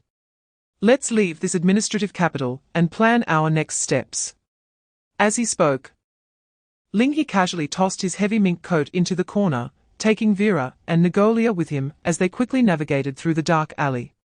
Chapter 371, Vulnerable to Criticism, Changshao. Am I currently at the Gilded Tavern? Ling He glanced at the sign of the tavern next door, wondering why a shabby black tavern located in an alley would have such a name. Valak, understood, our people are on their way to you. Just stay there and don't move. When you see anyone, don't initiate any attacks, okay? Don't initiate any attacks when you see anyone. Vera repeated softly, looking at Ling He's open private chat interface. After exchanging a glance with Ling He, both could see the curiosity in each other's eyes. Who would want to attack them when they met? Just then, a sudden flurry of footsteps echoed from around the corner at the end of the alley. Nagolia sniffed the air, and her expression changed. Oh no, how could those commoners arrive so quickly? Teacher, we need to leave. But it seemed too late to say anything now. Several guards emerged from the corner and immediately noticed Ling He and the others, as well as the corpse lying at Ling He's feet. Instantly, the guards' pupils dilated, and they shouted loudly, quickly. Hurry! Don't let them escape. Chapter 372, True Allies. Once the room returned to calm, Kel stood with his hands behind his back, gazing out at the brightly lit city. A calculating glint shone in his eyes. For him, the appearance of the conscientious vendor was merely a coincidence. He could not possibly bet the entire oil acquisition on foreign trade. The tax revenue from the Snow Country was insufficient to support such a move. And the cabinet would never back him. Only by acquiring a truly personal oil field could Kells gradually gain greater say in the upcoming game with the cabinet. Conveniently, Kells knew where to find oil fields and who could help him protect them. Thus, what the cabinet saw on the surface was him reaching an agreement with the conscientious vendor. In reality, Kells's true collaborator was someone else. Lacer, you must not disappoint me. Deep Sea Fleet, flagship. After receiving a private message from the administrative capital, Lacer slowly shook his head. What a pity for a young man. He was well aware that the struggle for power among the upper echelons of the Snow Country had gradually entered a perilous state. Therefore, he had no intention of letting Ling He wade into the murky waters between the upper echelons of the Snow Country, saying, today, let's pretend I never saw you. Chapter 373, Get Off Our Land. What is that? Everyone couldn't help but have this thought rise in their minds. Soon, they would find out what it was. A spear pierced a transport ship positioned at the back, and then a violent explosion occurred at the breach created by the spear. In an instant, a large hole was blown in the ship's hull, and a torrent of blood and seawater rushed into the cabin, threatening to sink the entire ship into the sea of blood. Lacer's private chat interface was instantly flooded with countless distress messages. A fully loaded transport ship, if it sank completely, would claim thousands of lives. Lacer's expression darkened, and he issued commands on the regional channel. Humanity awakening bacteria, relay my orders, transport ships 8, 9, and 10, stop landing and assist nearby in rescuing those who have fallen overboard. Transport ship 1, return immediately after unloading to participate in the rescue. The tasks of the other transport ships remain unchanged. Accelerate the execution of landing missions. After issuing all the orders, Lacer finally approached the ship's railing and looked up at the place where the spear had just flown from.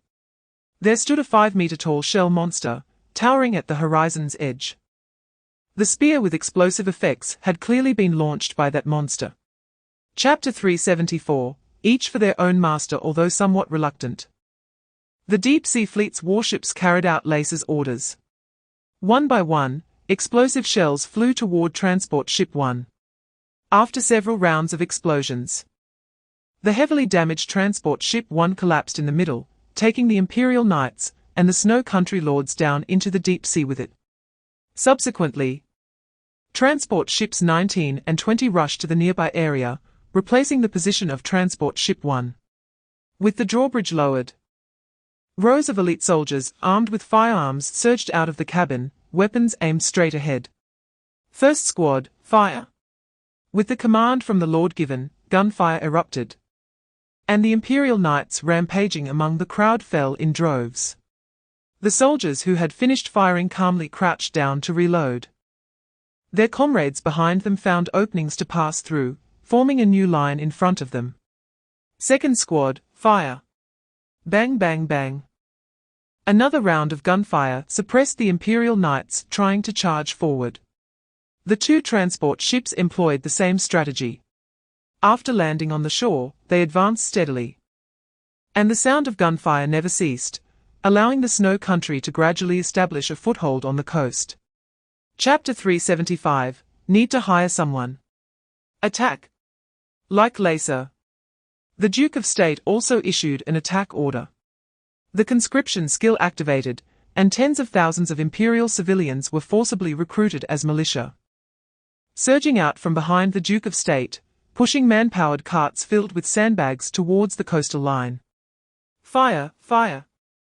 The actions of the Duke of State could not be ignored by the deep-sea fleet, which quickly organized a fire network to unleash a barrage on the Imperial forces. However, those bullets hitting the sandbags had little effective impact. The warships capable of inflicting effective damage had mostly been restrained by the ambushing fishmen. As a result, the seemingly less threatening Imperial militia, under the cover of sandbags, surged forward to the coastal line. Gunmen, fall back, let the warriors move up. Close combat. As more and more Imperial militia charged forward, the Snow Country's commanding lords decisively abandoned further shooting and switched to armored soldiers. However, this meant that the large number of gunmen in the rear were effectively rendered useless. After all, the effective range of firearms was only about 200 to 300 meters. And at such distances, gunmen could not attack without bypassing their frontline comrades. Chapter 376, Continuous Reinforcements in Confusion. Ling He looked at the upgrade rewards obtained from this level up. LV30 to LV31, Secretary Training Scroll, Directed Enhancement, a Secretary Training Scroll, although slightly different from the previous ones he had obtained, was overall an old acquaintance. Vera. Calling out Vera's name, Ling He glanced at the figure beside him, who was sipping tea with her legs crossed. Vera put down her teacup and winked at Ling He. What is up, you bastard lord? Oh right, the tea here is pretty good. We can take some back when we return, and... Before Vera could finish her sentence, she heard a thud as Ling He slapped the Secretary Training Scroll against her forehead. Please specify your Secretary Training direction. A prompt window filled with dense affixes appeared before Ling He. Compared to before, this newly obtained Secretary Training Scroll was clearly more advanced. Ling He quickly selected the direction she hoped Vera would possess. Main affix, spiritualization, sub-affixes, management, dispatch, additional affix, personal combat power, As Vera muffled behind the paper stuck to her face, the Secretary Training Scroll transformed into a stream of light points, merging into Vera's staff and wallet. Chapter 377, Half a Jin versus 8 Liang. Converted to the troops landing on the ground, it could be said that nearly half of the people had already fallen. Although before the departure, Leisha had considered that the battles in the Whispering Zone might be very brutal, she never expected it to be this severe. Just then, a hand suddenly patted Leisha's shoulder. She heard Lauren's gentle voice laughing softly, Captain Leisha, the current casualty numbers should be enough for you to report back, right? What? Leisha abruptly looked up, her eyes trembling as she stared at Lauren, seemingly unable to comprehend how the other party could say such things in that tone. Captain, there's no need to look at me like that. Lauren's demeanor was like that of a detached noble, speaking to Leisha with an indifferent tone. You see, your troops are making no progress, and we don't know if the enemy has more reinforcements. The landing battle creates a situation where they can fight with more against less. In this case, do you really want your soldiers to make unnecessary sacrifices? How grandiose! Unnamed anger surged in Leisha's heart. She actually understood why Loran was so eager to retreat. Chapter 378, Kill Him. And this battle will end looking at the gradually approaching giant ship of the elves on the sea. The Duke of the State stood tall and said to Jin Shueyu and the other mercenaries, "You all retreat." Two long halberds stuck in the ground were picked up again by the Duke. The many soldiers of the Snow Nation on land dared not come close to the Duke's side. HMPH, cowards. Loran glanced disdainfully at the timorous soldiers of the Snow Nation and sneered, then leaped down from the bow of the ship. "Elven warriors, follow me." With the command given, hundreds of elven swordsmen wielding enchanted long swords followed in Loran's footsteps. Under the cover of elven archers behind them, they bypassed the Snow Nation's allies and clashed with the Imperial army at the front. In just a moment of contact, over 100 Imperial militia fell beneath the elven swords. Loran led a not too large elite force, directly cutting a path on the battlefield toward the Duke of the State. At the same time, a swift figure also darted out from under the transport ship. Jin Shueyu seemed to have no intention of letting the Duke fight alone. She mixed into the chaotic battlefield, quietly sending her twin daggers towards Loran's back before the elven troops led by Loran could make contact with the Duke. Chapter 379, Blockade Agreement. Loran looked at this scene in disbelief. He admitted that his long sword might not match human gunpowder technology in terms of area destruction, but in terms of concentrated cutting damage, he held an absolute advantage. So far, no human-made armor had been able to withstand the slashes of elven blades. Unless it wasn't human-made. A chilling feeling crept over Loran, making his skin crawl. Looking up at the Duke of the State, Loran saw the mocking grin on the Duke's face. "Why don't you cut?" Saying this, the Duke hurled his halberd and reached out to grab Loran. A dangerous aura approached step by step, and just then, an elven warrior darted in front of Loran, blocking the Duke's grasp. Seizing the opportunity, Loran retreated to the protection of the elven swordsman. The elven swordsman caught by the Duke was in dire straits. With a powerful grip, the sound of bones shattering echoed, and the captured elven swordsman immediately spat out a mouthful of blood. Drawn by the smell of blood, the Duke bit down on the shoulder of the captured elf, tearing off a large piece of flesh to chew. Chapter 380, Summons. The waves on the sea gradually calmed. A figure dressed in a deep red cloak gazed far towards the land of the Whispering Zone. "Forget it." Slowly shaking his head, the figure turned in another direction, gradually sinking into the sea of blood. Meanwhile, the Duke boarded the elven giant ship and twisted off the last elf's head. Blood flowed down the Duke's arm as he looked around, seeing no enemies left standing. Jin Shueyu did not follow the Duke, but instead led the mercenary members to drive away the transport ship at the shore to support the remaining fishmen in the naval vessels. It wouldn't be long before she could completely end this battle. Knowing that her task was complete, the Duke gradually relaxed his body and looked at the center of the elven giant ship, where a glowing branch was planted. It was something he couldn't understand. The Duke strode forward without any caution, directly reaching out to uproot the branch planted on the ship. In an instant, the brilliance of the branch dimmed considerably, and the protective shield enveloping the fleet disappeared without a trace.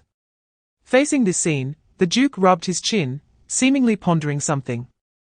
Chapter 381, Meeting the Leader. What looked like a monster made of mushrooms and mud, a creature over a person's height with long legs and jointed limbs, and humanoid stone-shelled creatures.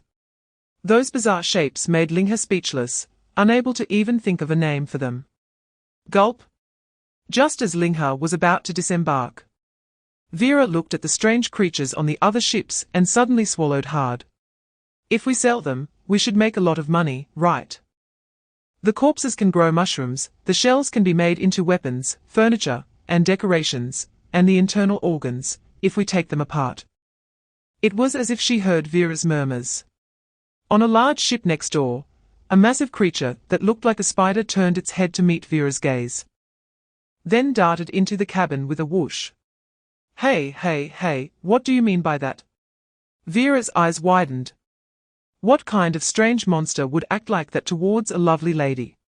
All right, Vera is leaving, Ling He said irritably, turning around to grab Vera by the collar and pulling her off the ship together. At this moment, a traitorous lord had already walked out of the castle and was heading towards the ship where Ling He was. Chapter 382, The Unique Governor. Seeing Negolia's actions, Ling He roughly guessed that the person was the governor Negolia had encountered at the port earlier. The other party knew Negolia, and if she revealed what Negolia had done at the port earlier, Ling He's situation at the Shadow Fang Council would become very awkward. At this moment, the blue-haired woman seemed to sense something and glanced over at the location of Ling He and the others. But she didn't say anything more. After a brief glance with the three of them, she turned her gaze away like a stranger. Ha ha ha. Valak chuckled and took the initiative to introduce the woman's identity to everyone. This is the former governor of the Snow Country, His Excellency Lu Siheng. And I believe everyone is not unfamiliar with her. All our previous actions have been supported by intelligence provided by this governor. Of course, the same goes for this time. After Valak finished speaking, Lu Siheng nodded, took out several hand-drawn documents from her bosom, and passed them along the long table. Soon, a document was passed to Ling He. Ling He opened it to see that it was a detailed deployment map of the military forces of the Snow Country, which included several cities and the Blood Sea Dam. Chapter 383, The Heavens do not respond, the earth does not answer. Seeing this, Valak continued, then I'll arrange the operation plan for this time. First is Chang Shao. Valak looked at Ling He. I will allocate some ships to you, and I need you to lead this fleet to launch a feint attack on the dam. Because the ocean fleet has been defeated, it is now the time when the Snow Country's naval power is weakest.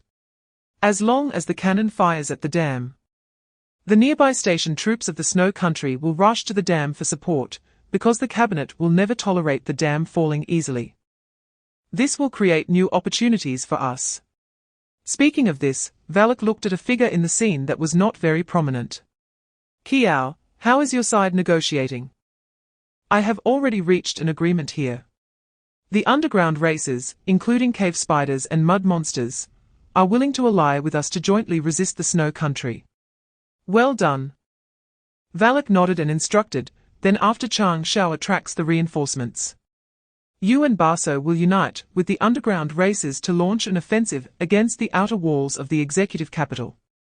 Meanwhile, I, Mogus Lily, and His Excellency Siheng will take advantage of the chaos to break into the city and capture Kells along with the cabinet officials and councillors inside the executive capital. Chapter 384, Selling Oneself. At my moment of despair, my friends, my allies, no one reached out to help me, except for you. Lu Siheng raised her head and turned to look at the mask on Ling He's face. It was you, my former enemies, who reached out your hand when I was about to drown in the mire. Only you were willing to pull me up. So there is no need to worry. I stand with you. Now I am just an ordinary person yearning for revenge. I see. After hearing Lu Siheng's story, Ling He nodded. The feeling of being betrayed by the whole world is indeed not pleasant. Isn't it? Lu Siheng gave a bitter smile, her hair fluttering slightly in the sea breeze. Well then, let's take a deep breath. Lu Siheng removed her hands from the railing of the platform. Thank you for listening to my rambling for so long. But Valak and the others are still waiting for me, so I should go now. When the moment the Snow Country is destroyed arrives, we will drink and celebrate together. Ling He nodded and said to Lu Siheng's back, good luck. Chapter 385, The Plan Begins. Vera. Okay. Vera made an okay gesture, sitting up from the sofa and heavily striking her staff on the ground. Launch the attack. At the same time, outside the dam, Chang Shao also conveyed the same signal to the surrounding traitorous lords. Launch the attack. Ha ha ha. Finally, no longer having to hold back. A strange laughter erupted from the traitorous warships around. Under the leadership of those traitorous lords, several warships headed straight for the dam, mercilessly firing their cannons at it. Boom! Boom boom boom. The continuous explosions sounded from the surface of the dam. Although this firepower was not enough to shake the entire dam, it also caused the guards on the dam to fall into panic. Enemy attack! Enemy attack! Sharp screams echoed continuously from the top of the dam. Soon, defensive forces were organized at the top of the dam. Initially, only a few scattered muskets were firing at the distant warships, but as more and more reinforcements arrived, the gunfire on the dam gradually intensified. Seeing this scene, a few traitorous warships did not engage in prolonged combat. After demonstrating a few rounds of cannon fire, they gradually steered their ships away, starting to harass other sections of the dam. Chapter 386, It's Lily. Why are mud monsters also appearing here? Watching the increasingly chaotic scene before him, the commanding lord among the guards was filled with confusion. Unlike the cave spiders, which carried toxins and had high lethality, mud monsters had high defense, but lacked any commendable offensive and mobility capabilities. This was not a race suited for attack. The presence of mud monsters would greatly delay their speed in clearing the invaders, but posed little threat to the battle situation. By the way, are we the only ones being attacked? On the city wall, a lord suddenly had a flash of inspiration. He pushed back a cave spider that had climbed onto the wall and turned to look at the other side of the administrative capital's wall. Upon seeing the situation on that side, his pupils suddenly constricted. He saw that the main gate on the north wall of the administrative capital was wide open, and the guards responsible for defending that side made no moves, seemingly wanting to welcome the outsiders in. Not good, there. Before he could finish the words "there's a traitor," the lord, realizing something was wrong, felt a sharp pain in his throat. A sharp dagger pierced through the gap between his helmet and breastplate, stabbing into his throat. Chapter 387, Moment of Revenge. But this bloody scene made the guards no longer hesitate. That guy is one of the traitors, kill her. With the order given, the guards charged towards Lily with swords drawn, their blades aimed at her. At the critical moment, a heavy wolf-tooth hammer suddenly swept out, sending the figure in front of Lily flying. I'll clear the way. Moga snorted coldly, stepping over Lily's small body and swinging the hammer forward. Thud! A head encased in armor was smashed open just like that. Wow, big guy, cool. Lily bounced and hopped behind Mogus, surprised that your rusty organs are still functional. It seems Lily doesn't need to help you replace them after all. As she spoke, Lily casually tossed the heart she was holding aside. It's no longer beating. What a pity, it's always like this. Why do most people have to use defective organs that stop functioning once they leave the body? With a voice full of confusion, Lily switched to a bloodless hand and pulled a candy from her pocket, tossing it into her mouth. Rainbow bubblegum effect, after inhaling or swallowing. The lungs will continuously produce a large amount of bubbles until pulmonary fibrosis leads to death. Chapter 388.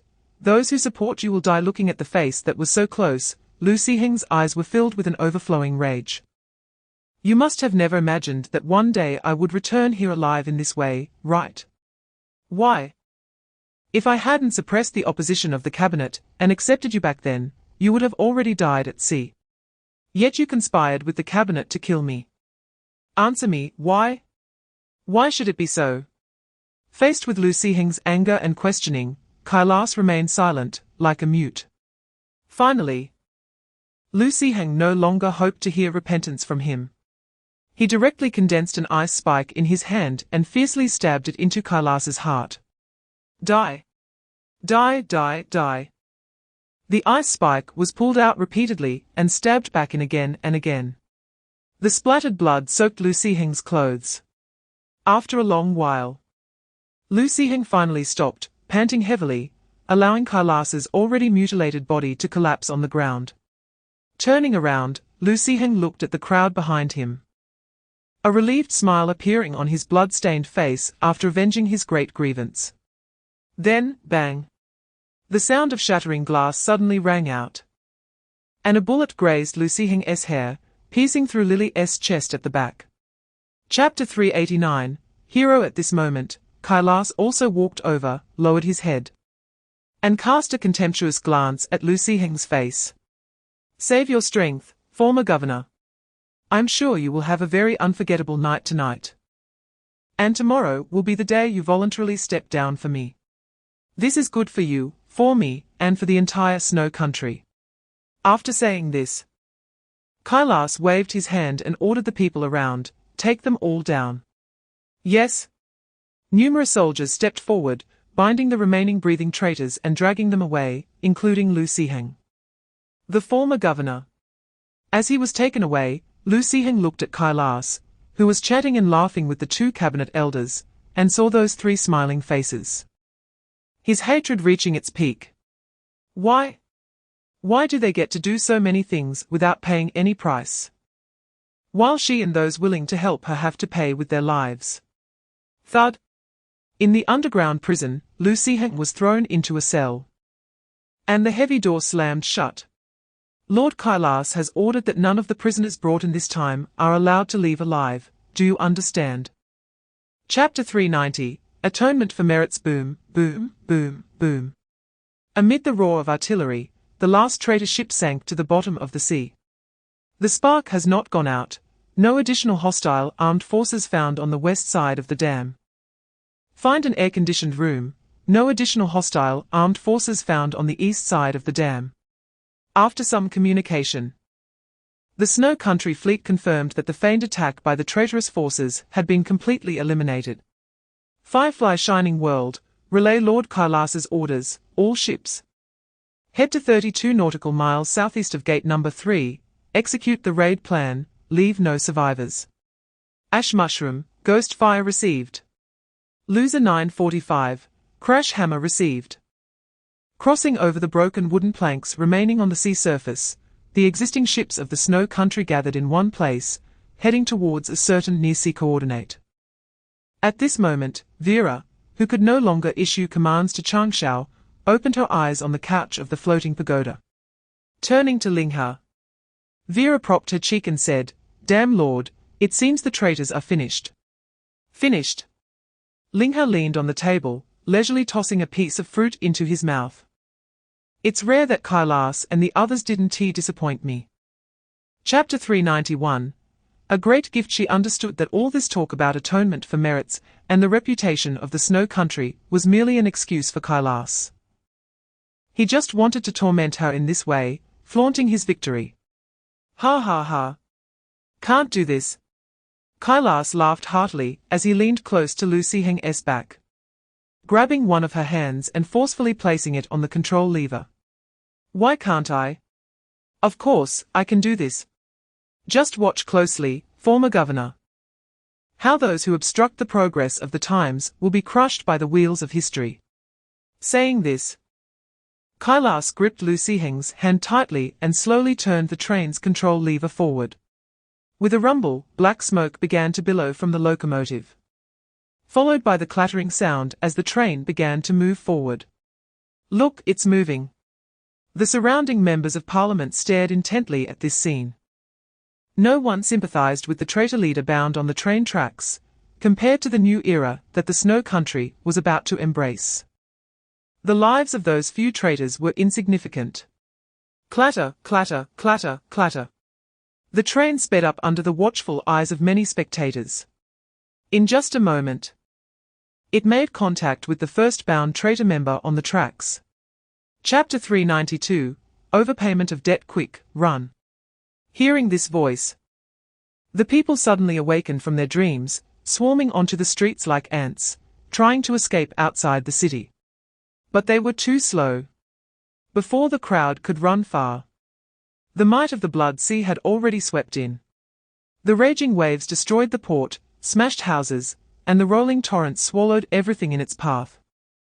The culprit behind this scene, the palace with the golden Buddha sitting cross-legged, was being propelled by the waves, swiftly floating over the port city. Wahahaha. Feeling the fierce wind blowing against her face and the countless sights passing by, Negolia let out a wild laugh. They are all going to die. They are all going to die. I've long wanted those damned peasants to go to hell. To avoid exposing her identity, Negolia had been patient throughout her journey in the snow country, and now it was finally time for her to show her true nature. On the other hand, Vera pressed her hat down against the howling wind and leaned beside Ling He, watching the developments in the regional channel together. Currently, in the regional channel, in addition to the continuous flow of distress messages, the number of dead lords was also steadily rising. Chapter 393, Beyond Redemption. What? How could the dam possibly collapse? In the middle of the Elder Council, Murphy let out an incredulous voice. I clearly sent so many reinforcements over, even if the monsters from the deep sea came. It shouldn't be this fast. As he spoke, Murphy seemed to think of something, his eyes blazing as he turned to Kailas and questioned, Is it you? I. Kailas's face was ashen, but he knew it was not the time to hide. So he immediately summarized the matter of mobilizing the dam's reinforcements to attack the traitor's castle. After hearing about Kailas's good deed, Murphy clutched his chest in anger and scolded. Stupid! How many times have I said, the dam cannot have any losses? Do you think I'm harming you? Realizing how foolish his actions were, Kailas's face turned even paler. My lords, stop arguing! Shouted the lord who rushed over to report, wiping the sweat off his forehead, it's urgent to escape. Once the water comes, we won't be able to leave. Hearing these words, many high-ranking officials from the snow country also realized that it was not the time to pursue who should take responsibility. The most important thing was to survive and leave this place. Chapter 394. I don't deceive friends. Merchant, Lu Siheng whispered, repeating the term. That's right, a merchant. Ling He nodded and pointed a hand towards the sea, indicating for Lu Siheng to look over there. Lu Siheng silently turned his head. He saw that on the surface of the sea, only the remains of the elder and the council members were left. Those people were all dead. Not a single one alive. Seeing this scene, Lu Siheng suddenly spoke softly, Thank you. Oh? Ling He looked over with some curiosity, Aren't you afraid? Strictly speaking, I'm not one of the traitors. Perhaps soon you will meet the same fate as them. Well, I don't care. Lu Siheng slowly shook his head. A smile on his face, I'm very happy to see them all die. If being a traitor means you need to kill me, then go ahead. For me, being killed for the sake of the people is always better than dying in the guise of righteousness. Seeing Lu Siheng's expression, Ling He realized that she had already made up her mind to die, so he called out to Negolia beside him, Your Majesty, bring the people up. Huh? Oh? Chapter 395, Magic Crystal Technology Expansion Pack. What? Kailas took a step back, roaring, What kind of reason is that? However, Ling He was too lazy to waste more words with him, turning directly to Negolia and saying, Your Majesty, you can handle him as you wish. That's just what I wanted. Negolia's eyes lit up, licking her lips as she approached, eyeing Kailas with an aggressive gaze. Not many dare to plot against me. I admire your courage. But aside from admiration, a lowly person like you is not worthy to scheme against me. Negolia raised her hand and shouted, Word Spirit. Boom! A bronze spear shot from behind the floating palace, grazing Negolia's head and piercing through Kailas's leg. Ah! Kailas let out a scream, trying to flee backward. But whether it was the Blood Clan units gathering around, or the spear that had pierced his thigh, it signaled that he could not easily leave here. We still have some fun left, lowly one. Negolia ordered the surrounding Blood Clan units to pin Kailas down. Then coldly approached, running her fingers across Kailas's neck. Chapter 396, Light as a feather without debt. Time passed slowly. Boom! Boom!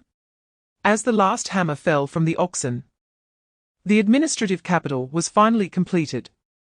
On the rugged highlands, it was thanks to the oxen that such a large-scale building could be constructed.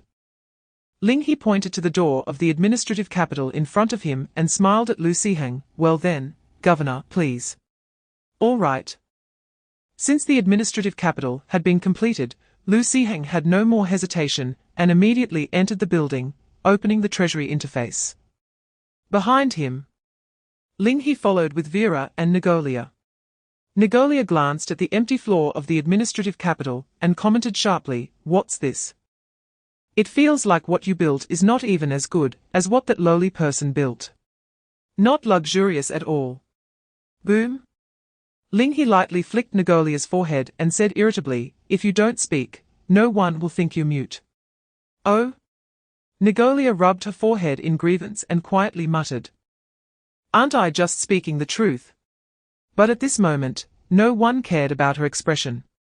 For example, Vera directly walked past Negolia with a light step and approached Lu Siheng's side. Chapter 397. Having nothing looking at the words Demon Control Era written on the heart of the furnace tag, Ling He rubbed his chin. Because private equity economics can only learn the characteristics of Era 4, if he guessed correctly. This Demon Control Era was likely the era when the elves strictly guarded against Lu Siheng during the demon ascendancy. The elves probably never expected that after guarding against the Snow Country for so long without letting them succeed in entering this era. One of its characteristics would be easily taken by Ling He. However, after extracting the new era characteristics, Ling He's remaining assets had dropped to just over 100,000 gold. At this moment, Vera inadvertently turned her head, catching a glimpse of Ling He's personal panel. Remaining assets, 12,020, 564 gold, huh? Vera tilted her head, her gaze becoming dazed. After a while, Vera's brain resumed functioning, and she suddenly pounced on Ling He, grabbing his collar and shaking him back and forth. "Damned Lord! What have you done? Why did we go bankrupt right after making over 4 million? This amount of money can't even cover this month's wages. Can you bear to see such a lovely lady like me hung on the crooked neck tree?" Chapter 398. Human joys and sorrows are not communicable. No. Lu Siheng shook his head. A council of over 100 people often has disagreements, let alone the entire Snow Country expanded thousands of times. But their voices were not important, because as long as the cabinet issued a bounty, even if the target was me, they would respond without hesitation to capture. Yes. Even you. Ling He did not deny Lu Siheng's words, but instead guided him gently. But has the governor considered who is truly responsible for making those ordinary lords determined to stand against you, the cabinet, or the bounty? Of course it's. Lu Siheng paused, the bounty. Strictly speaking, it was the amount of the bounty. Ling He corrected, or to put it more bluntly, it's the money. Ling He recalled the scene in front of the tavern back then. The living Lu Siheng is worth 500,000 gold coins. Even if he can't be captured. Killing Lu Siheng and bringing him back would still yield 80, a bounty amounting to 400,000 gold coins. If it weren't for Kailas's concerning reputation. Under such a high bounty, even Ling He, a stranger with no grievances against Lu Siheng, would be tempted to claim the reward upon encountering him. Chapter 399. Profitable food. Now, let me add fuel to the fire for the governor. Ling He smirked, edited some information, and sent it out consecutively in every small channel within the region. Conscientious vendor. Hey, good morning, everyone, this is the conscientious vendor. Maybe you all don't know me or understand me, but that's okay. Today, thanks to the trust of the Governor Lu Siheng, the vendor has come to the land of the Snow Country to do one thing, which is to improve everyone's standard of living. I won't say much more. Let everyone have a hearty meal first, bread at 20 off, let's go. Once the message was sent out, it went completely unnoticed, which did not surprise Ling He. After all, he wasn't exactly a celebrity in this land. Making such a bold statement could easily lead many lords to see him as a madman or a fool. However, reputation isn't always about what someone says, sometimes it's about what someone does. Vera, let us stir up this market. Vera replied. Moved her head away from Ling He's shoulder, and then heavily struck her scepter on the ground. Chapter 400, Pen and Ink. I really wish I were a prophet. Vendor, will the newly listed bread still be 2 copper each? One time Olive, how is that possible? What are you thinking? Selling bread at 2 copper in the trading post is a total loss. Chi. I just looked at the trading post. That vendor has at least listed millions of bread.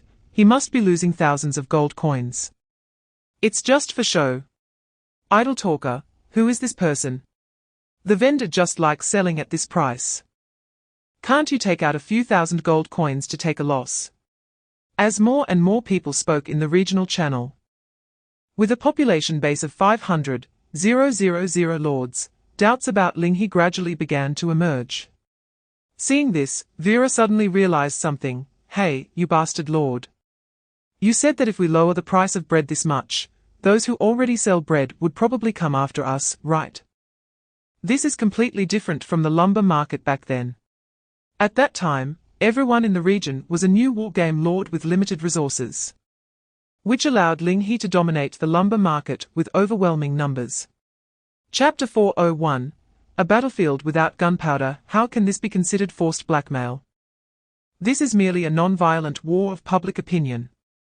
Speaking of which, Ling He quickly switched the channel sequence and looked at what other lords were discussing in the regional channel. Clearly, the discussion's heat had been completely ignited by the confrontation between Ling He and Xiao Shengwen. Wind passing through, 666. It's the first time I've seen someone dare to confront the elder directly. Nanjiang watching the stars. Speaking of which, the vendor is at odds with Elder Xiao. Both sides are accusing each other. Who do you think is telling the truth? Mad magician, I think neither side is a good person. Discount God of War. Identification complete. The person above is lovesick. Quack quack magpie, I don't care, the vendor sells cheap stuff, the vendor is good. The cabinet doesn't let us buy cheap things, the cabinet is bad, I firmly support the vendor and the governor. Watching the messages scroll rapidly in the channel, Ling He briefly analyzed the public opinion trend and smiled at Lu Siheng. Did you see that? Those voices supporting us. They just want to eat cheaper bread. Chapter 402, Never increase taxes. Amidst the escalating calls in the regional channel, Xiao Shengwen suddenly found himself at a loss for words to refute Ling He. Ling He had grasped the people's needs too well. Many people didn't care how much profit the local lords of the snow country could make from farming and cooking. They only cared about whether the food prices could be lowered to match the conscientious vendor. If it could, then the conscientious vendor would still be the conscientious vendor. Because no one knew how much money the unscrupulous merchants of the snow country had made off food in the past. If it couldn't, then the conscientious vendor would still be the conscientious vendor, and the unscrupulous merchants could take their 10 copper coin bread and go to hell.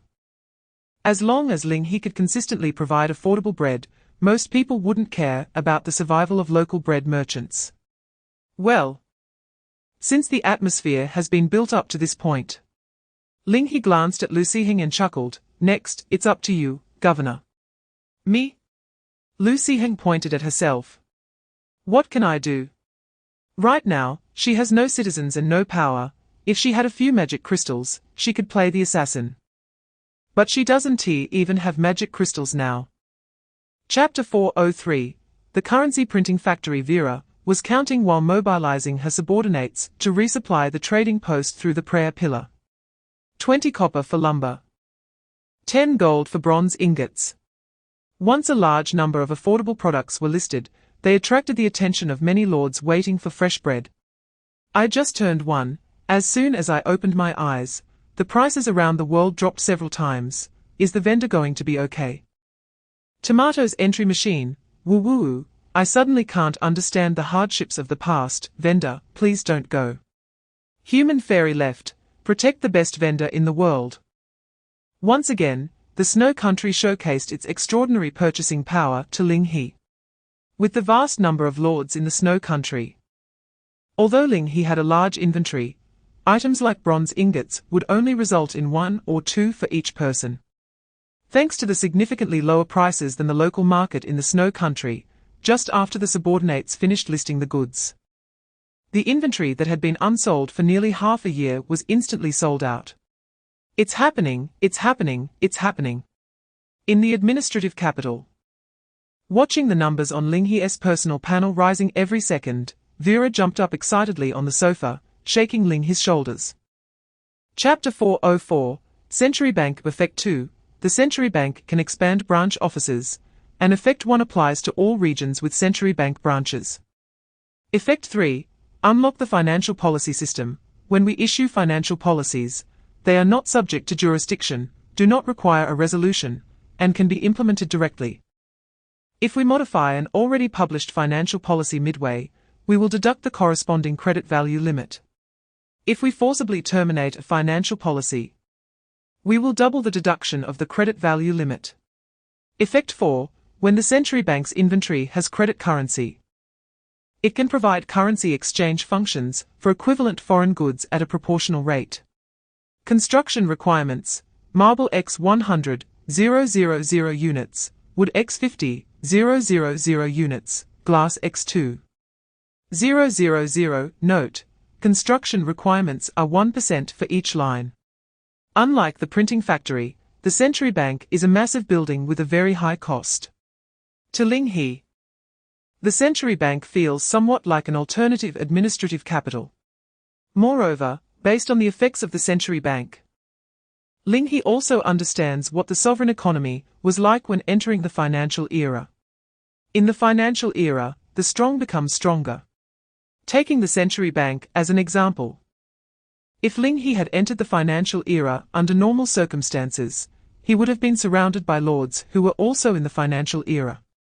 Chapter 405, It's time to go home. Enough is enough.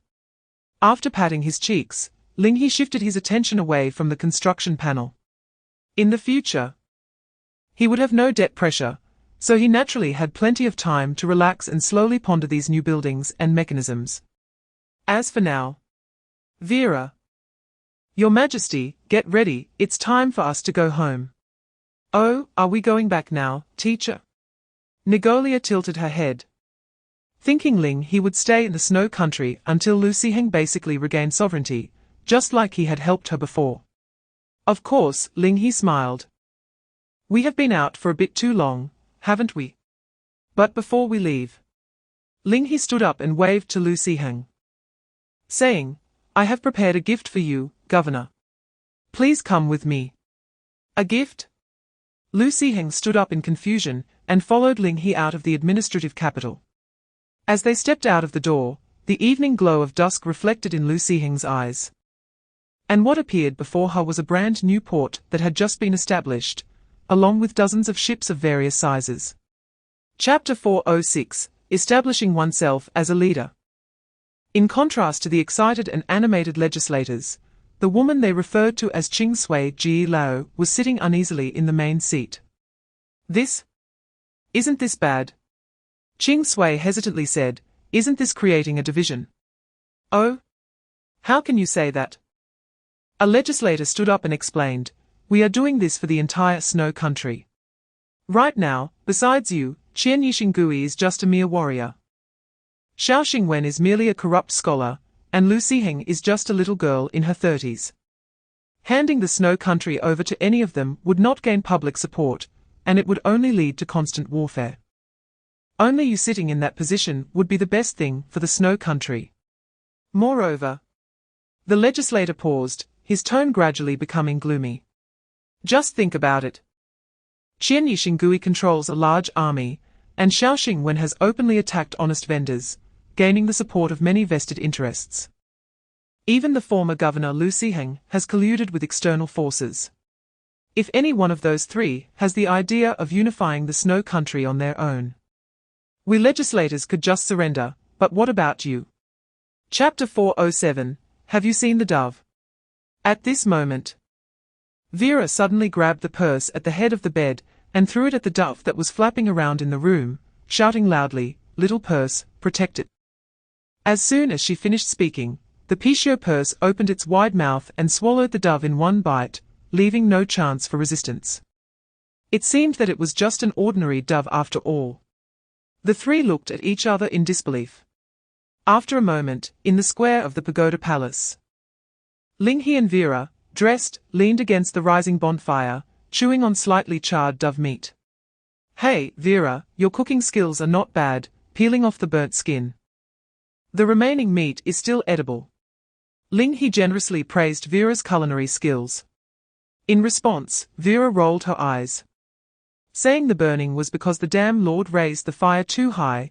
It has nothing to do with a proper lady. Saying this, Vera tore off a piece of dove meat and chewed it in her mouth. "It's okay, adding some spices would make it taste better." While the two were chatting, the pagoda palace continued to sail along the waterway. Soon, the flags of the White Dove group appeared on both sides of the waterway, along with a striking patch of green against the sea of blood. Chapter 408, Reunion with Acquaintances. Haha, the old general's sword is still sharp, Ling He said cheerfully. Because of the strong claim shared by the governor's office, the lands expanded by the Duke of the state had naturally been marked by Ling He. It was equivalent to Ling He gaining a lot of land without spending a dime, although it was temporarily useless. "Oh, by the way, there's one more person," the rent-seeker continued, "that Shi Chijing has recently brought trial-type war airships to the Whispering Zone, apparently to increase oil production." "War airships?" Ling He muttered about oil. But his attention was irresistibly drawn to the war airships. Did he really create them? Thinking of this, Ling He decisively opened the private chat interface and sent a private message to Shi Chijing. "Honest vendor, where are you right now?" "Shi Chijing, I'm over here at the oil field. Is something wrong with you, vendor?" "Honest vendor, nothing's wrong, just passing through the Whispering Zone on my way back. Heard you were here, so I asked casually. By the way, did you really create that war airship?" Chapter 409, Three Major Advantages, and One Shortcoming. A large amount of oil was gushing out from the holes and flowing into the containers that the cattle and horses had prepared in advance, following the grooves on the ground. At this moment, Shi Chijing's figure walked out from deep within the oil field. He was covered in black, the hem of his white lab coat stained with oil, but his face was beaming with a smile. "Vendor, you guys are here." Wiping the stains off his hands, Shi Chijing quickly walked up to everyone.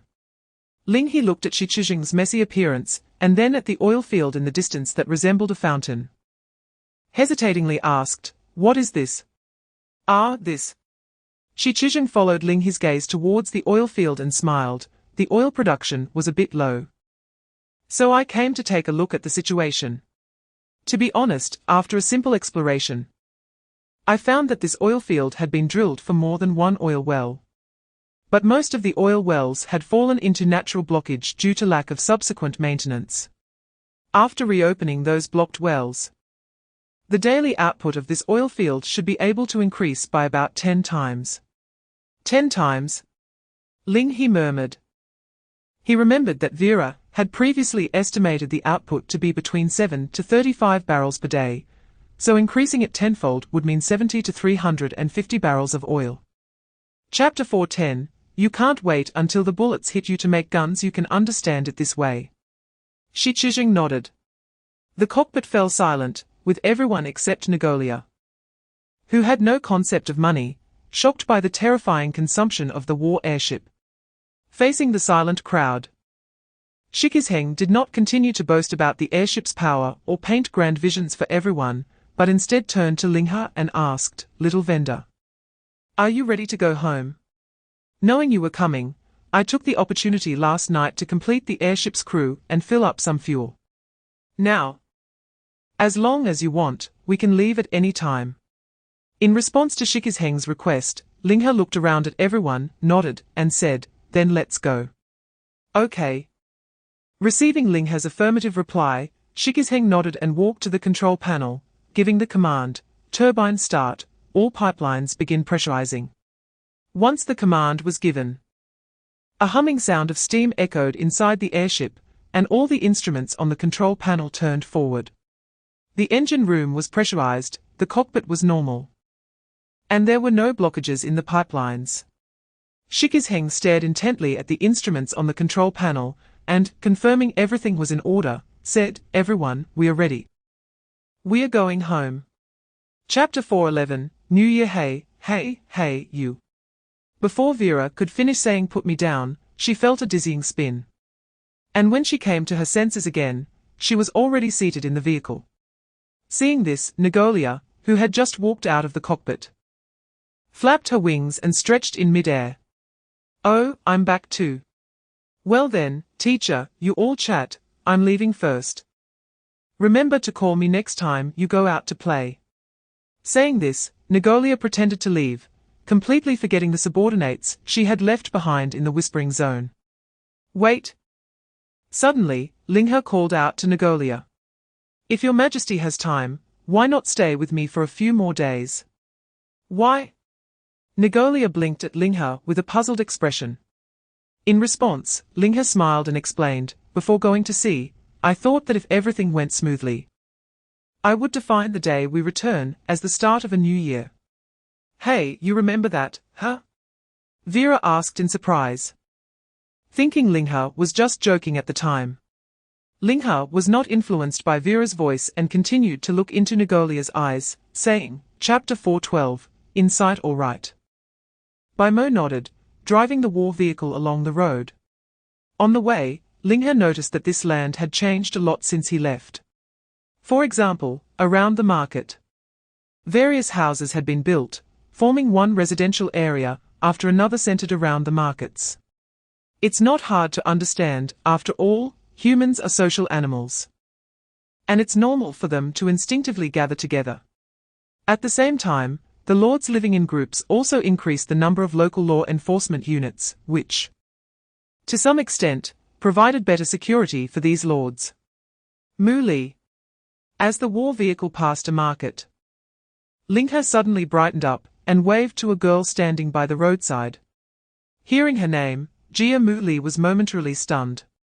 Coming back to her senses, the war vehicle had already stopped beside her. "Lord?" Jia Li hesitated and turned to look at the war vehicle, and the next moment, a large hand was placed on her head, gently patting her. "Long time no see, Li. How have you been during this time?" Ling He asked with a smile. Just like usual." Noticing it was Ling He whom she hadn't seen for a long time, Jia Li did not evade Ling He's gesture, but just turned her gaze aside. Chapter 4:13, Dark Cuisine. No one paid attention to Lin Xiao's thoughts. After receiving Ling Xiao and hamburger, Ling He and his group returned directly to the original place, beside the spirit transformation lumberyard, in the flat area. They returned to that small meeting hall. "We are back." After entering the room, Vera plopped down on the bed, her eyes filled with emotion. "Yes, we are back." Ling He nodded.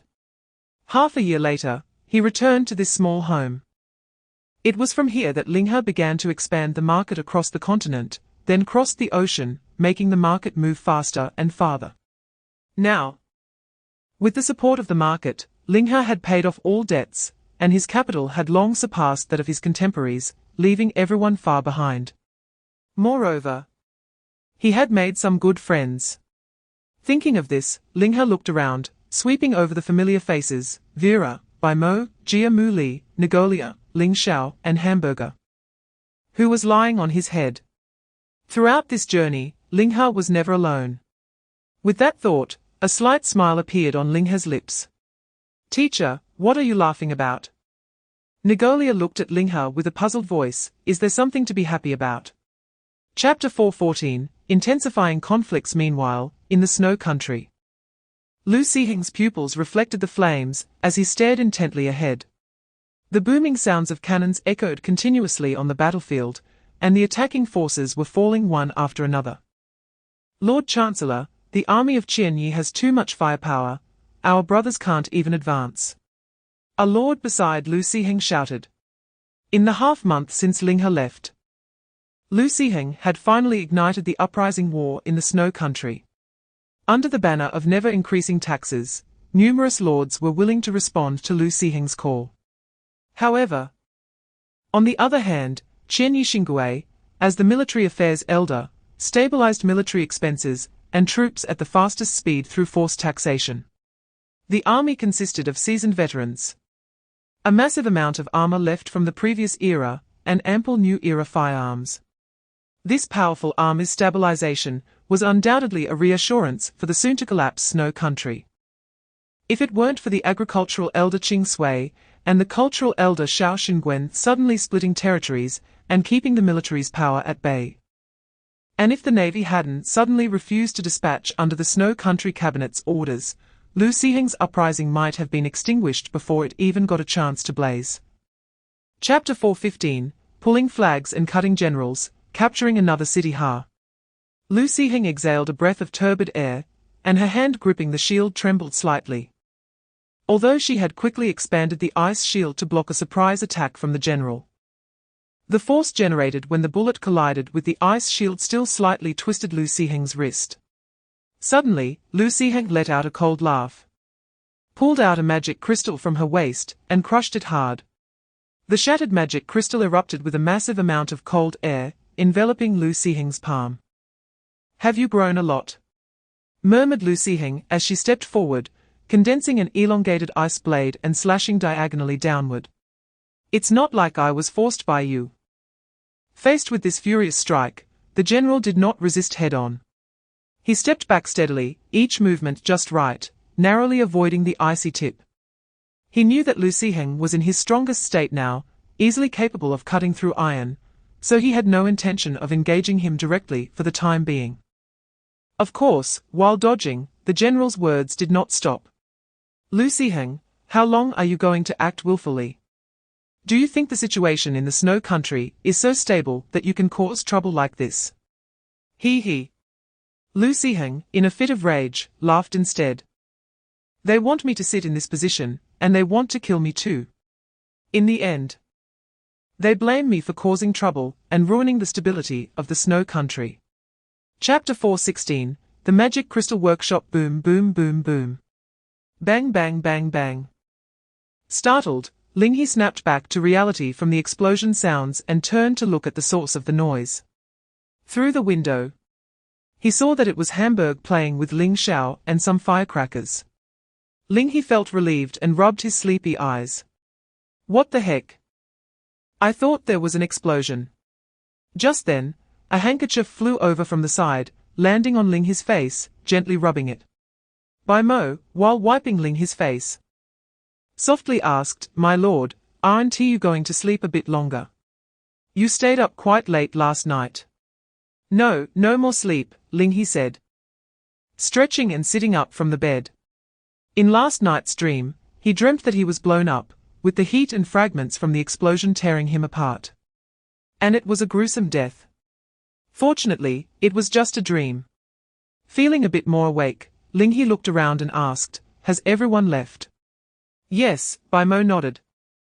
"That true ancestor left early this morning. Miss Mu Li had to manage the market, and left quite early too. Then there's Shi Qi who needed to debug the airship.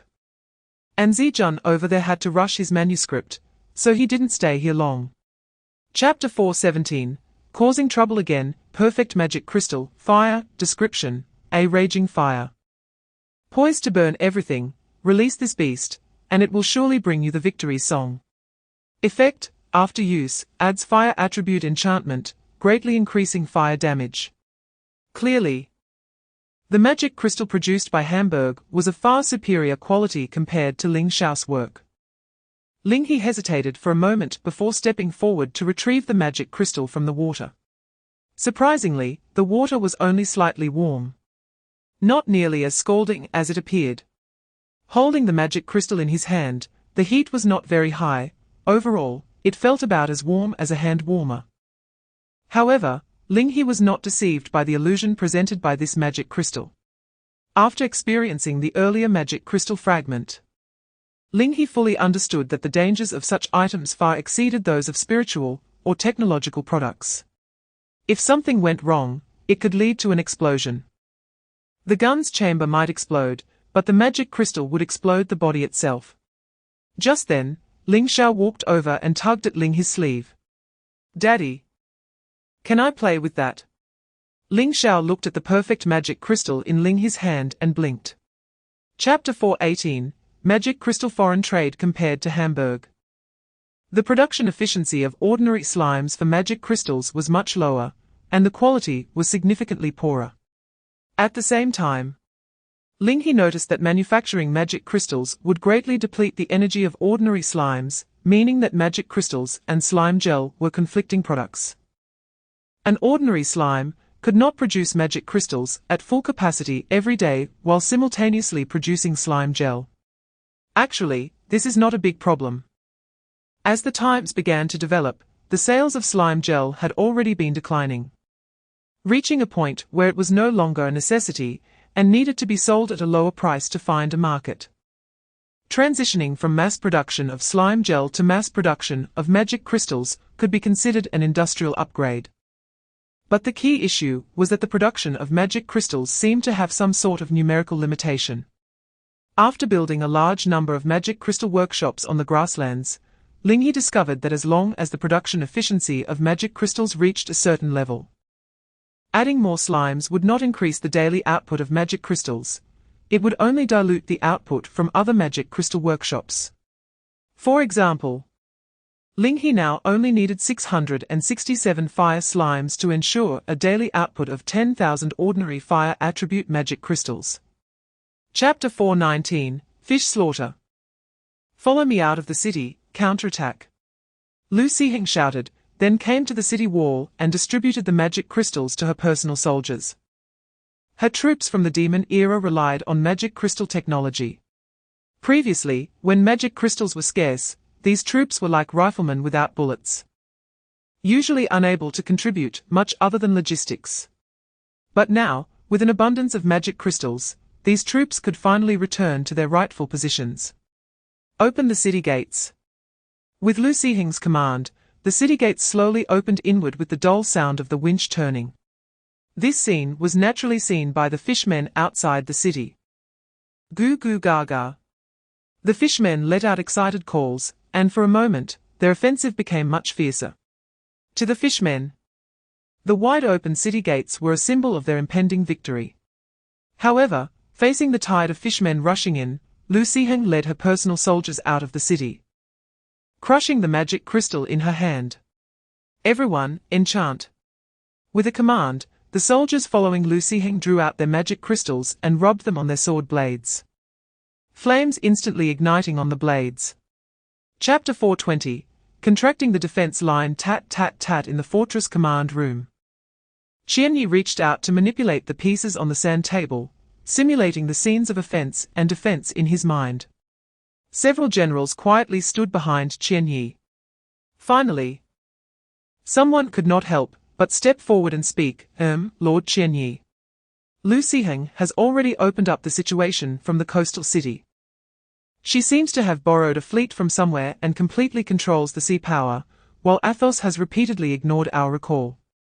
What should we do now? Retreat. Yes. I will order the retreat immediately. Retreat, retreat. Just as the general was about to leave, suddenly his mind turned around, and he hurriedly stopped and asked, "You mean, retreat?" "That's right, retreat." Qianyi nodded and pointed at the sand table. "Since that governor can hold the line, we will abandon all coastal city defenses and give them to her." But, faced with Qianyi's approach of retreating without fighting, which would boost others' morale while diminishing one's own prestige, the general stuttered even while speaking.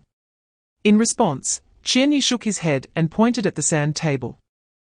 Chapter 4:21 Economic Buildings. No, how can you assume the gender of the goddess of luck? Ling He and Vera were bickering, but their hands didn't stop moving as they placed a financial academy right next to the lumberyard. At the same time, Ling He glanced at the Financial Academy's introduction in the construction panel.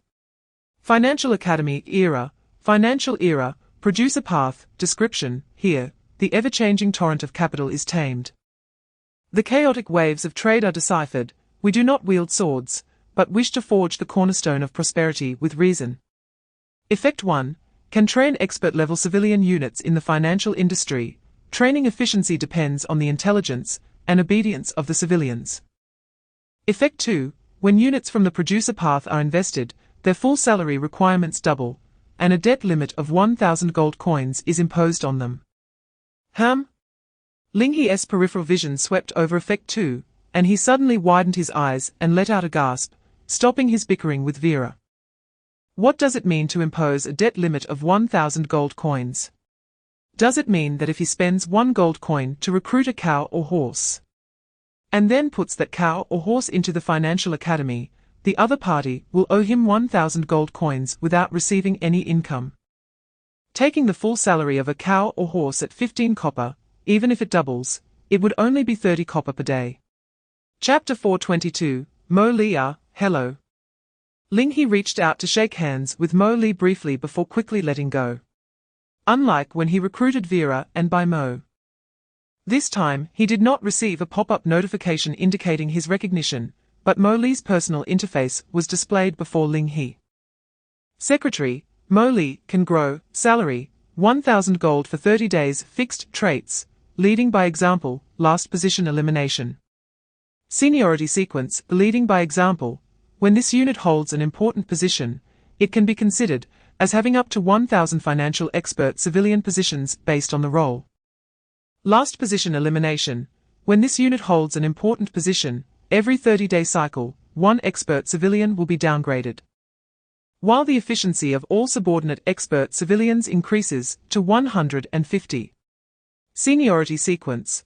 This unit automatically grows and acquires new traits every random working duration. And fixed salary increases by 10. This is a money-devouring beast. It was Ling He's first time seeing a fixed salary like this. Scary, truly scary. In other words, if back then he hadn't used the initial secretary recruitment item to recruit Vera, but had used a regular recruitment method, he might have gone bankrupt directly due to the secretary. Chapter 423, 100 million a day. How is it? Isn't my design pretty good? Vera leaned against Ling He's shoulder, holding a banknote up to the sun. Under the sunlight, an image of a soaring white dove appeared faintly on one side of the banknote. This effect was created by a difference in thickness and special ink, making manual counterfeiting extremely costly in the current era. Let me see it. Ling He reached out to take the banknote from Vera, flicked it in his hand, listening to the unique crisp sound that only banknotes make. Immediately after, Ling He concentrated, and the banknote disappeared from his hand, while the asset line on his personal panel also changed. Remaining assets, 169, 091, 059 gold, 100 yuan. It worked. Facing the growing number on his personal panel, Ling He turned to meet Vera's gaze, both of them smiling. Being able to add to the personal panel meant that the credit currency issued by Ling He had successfully been linked to gold coins, and could be officially issued for use. This credit currency, apart from being unusable in the war games trading market, could be directly consumed as normal gold coins for recruiting civilians based on the exchange rate. For example, a new option had appeared in Ling He's recruitment choices. Chapter 424, Development Strategy. Mo Li glanced over at the busy workstations and explained, credit, bonds, funds, insurance. Although the bank has not officially started operations yet, these revenue items should be prioritized. I cannot allow any of my subordinates to exist without earning a wage. Oh? Ling He and Vera nodded in agreement, expressing their astonishment. Then Vera stepped closer to Ling He's ear and whispered, I suddenly don't want to live here anymore. Me neither, Ling He replied softly. For Ling He, the environment here was great, but the air was just a bit too tiring to breathe. A bit? Walking past the experts' workstations, Mo Li led Ling He and Vera to another door, opened it, and walked in. The room behind the door looked a bit like a planning room. In the center was a long wooden table, with uncomfortable wooden chairs on either side, and a whiteboard with built-in magnets hanging on the wall. Seeing this scene, an ominous premonition rose in Ling He's heart. This, someone is trying to harm him. Ha ha. Chapter 425, Seniority Sequence. Suppose Ling He currently has 1 million credit currency, with a 3 deposit interest rate, and a 7 loan interest rate for lending. Without setting reserves. After borrowing 10 times, this 1 million credit currency could generate a 400,000 annual interest for Ling He. It would also provide the market with 9 million circulating currency that shouldn't exist, for other lords to consume, greatly stimulating market activity. At the same time, the credit currency lent out must be secured by land, assets, or other special items. If repayment cannot be made within the limit, the collateral would belong to the bank, which is owned by Ling He. Correspondingly, for depositor savings, Ling He could also reclaim them through market means, alleviating the issue of unsold goods to the maximum extent when everyone has money. The problem of credit currency not being actively usable for consumption can also be perfectly solved in this model. That is, when trading with other lords, Ling He can use the money lent out by the bank, which is essentially other people's debts, for indirect consumption. Every expenditure he makes is a disguised way to reduce debt in the market, while every borrowing by other lords actually increases Ling He's available funds. Chapter 426, Free Money. Huh? What business trip? Vera, pulled by her cheeks and waking from her sleep, was filled with questions. As Vera's consciousness gradually awakened, she suddenly realized. What? A business trip? You lazy lord, aren't you tired? Of course I'm tired, that's why I'm going on a business trip. Ling He replied irritably. Right now, going on a business trip is much easier than staying in the house with Mo Li to write plans. All right, enough chit-chat. Hurry up and get ready. Ling He said, not giving Vera a chance to refuse, and opened the private chat interface. He had already thought about how to quickly establish people's trust in credit currency in the Snow Country. Perhaps it would be difficult for people to directly exchange the gold coins in their hands for credit currency. However, if Ling He gave away free money, surely no one would dislike that, right? Of course, this free gift is not the same as another kind of free gift. Even if it's giving away free money, there are still techniques involved. Opening the private chat interface with Lu Siheng, Ling He sent a message. Conscientious vendor, Siheng, are you short on money? In the Snow Country, coastal city, Lu Siheng stared at Ling He's message in the private chat, momentarily stunned. Chapter 427, Unspoken Understanding. Of course, I can. Ling He did not refuse Shi Chizheng's company, nodding and leading Vera, and by Mo onto the airship first. Shortly after, Shi Chizheng followed, closing the hatch door behind him, and walking to the control panel with proficiency. Just as Shi Chizheng was about to start the airship, he suddenly remembered that he seemed to not know where Ling He was going, so he turned around, awkwardly smiling and said, I'll need to trouble you, vendor brother, to point me in the right direction. No problem. Ling He came to Shi Chizheng's side, recalling the general direction of the Snow Country, and pointed slightly. Understood. Since the airship's flight path is not easily affected by external factors, Shi Chizheng did not ask further, and directly pushed the pressure lever. Well then, everyone, hold on tight. We're setting off. 2 days later. At the Shadow Tooth Conference Fortress, within the newly established naval base, dozens of figures surrounded a long table, discussing the current situation in the Snow Country. Marshal Athos. A captain spread a map of the Snow Country on the table, pointing to several cities, saying, the situation within the territory is becoming increasingly clear. The rebel army led by Lu Siheng is occupying all the coastal cities, completely cutting us off from several cabinet ministers. Chapter 428. The third currency. There are no outsiders here, so even if someone accidentally says something wrong, there's no need to worry about it spreading. As everyone took their seats, Lu Siheng smiled and asked, what would you like to eat or drink? For a moment, no one answered this question. And all eyes turned to Ling He. I'll just follow Lord. By Mo stated. Am I deciding? Ling He pointed to himself, and seeing everyone nod. He had to casually choose, how about some tea? I'm actually not hungry after eating and drinking on the way. Tea? I'll go brew it. Two voices sounded simultaneously. And Lu Siheng and Bai Mo exchanged glances, making the atmosphere a bit awkward. Bai Mo, you go brew it. Ling He suddenly spoke up, breaking the awkwardness. Then waved to Lu Siheng, Siheng, you rest. I have something serious to discuss with you. Serious matter. Hearing those words, Lu Siheng no longer cared about the etiquette of hosting and sat down honestly. Then, Ling He shifted his chair closer to Lu Siheng, took out $100 bill, and handed it to her on the table. Knowing that Lu Siheng was not the type to calculate others, Ling He didn't beat around the bush and went straight to the point. Chapter 429, Initial Trust at Night, next to the market outside the city. For many lords responsible for guarding the city or patrolling the coastline, tonight was quite strange. Unlike ordinary days, Lu Siheng had specifically instructed to change the salary distribution point to a location near the market. Fortunately, there were no strange phrases like remove armor to receive pay. Otherwise the lords would have doubted whether Lu Siheng could pay them, and would prepare for a showdown. However, even knowing that the probability of such an event was very low, many lords queuing for their salaries appeared somewhat anxious, unsure of the current situation. Hey!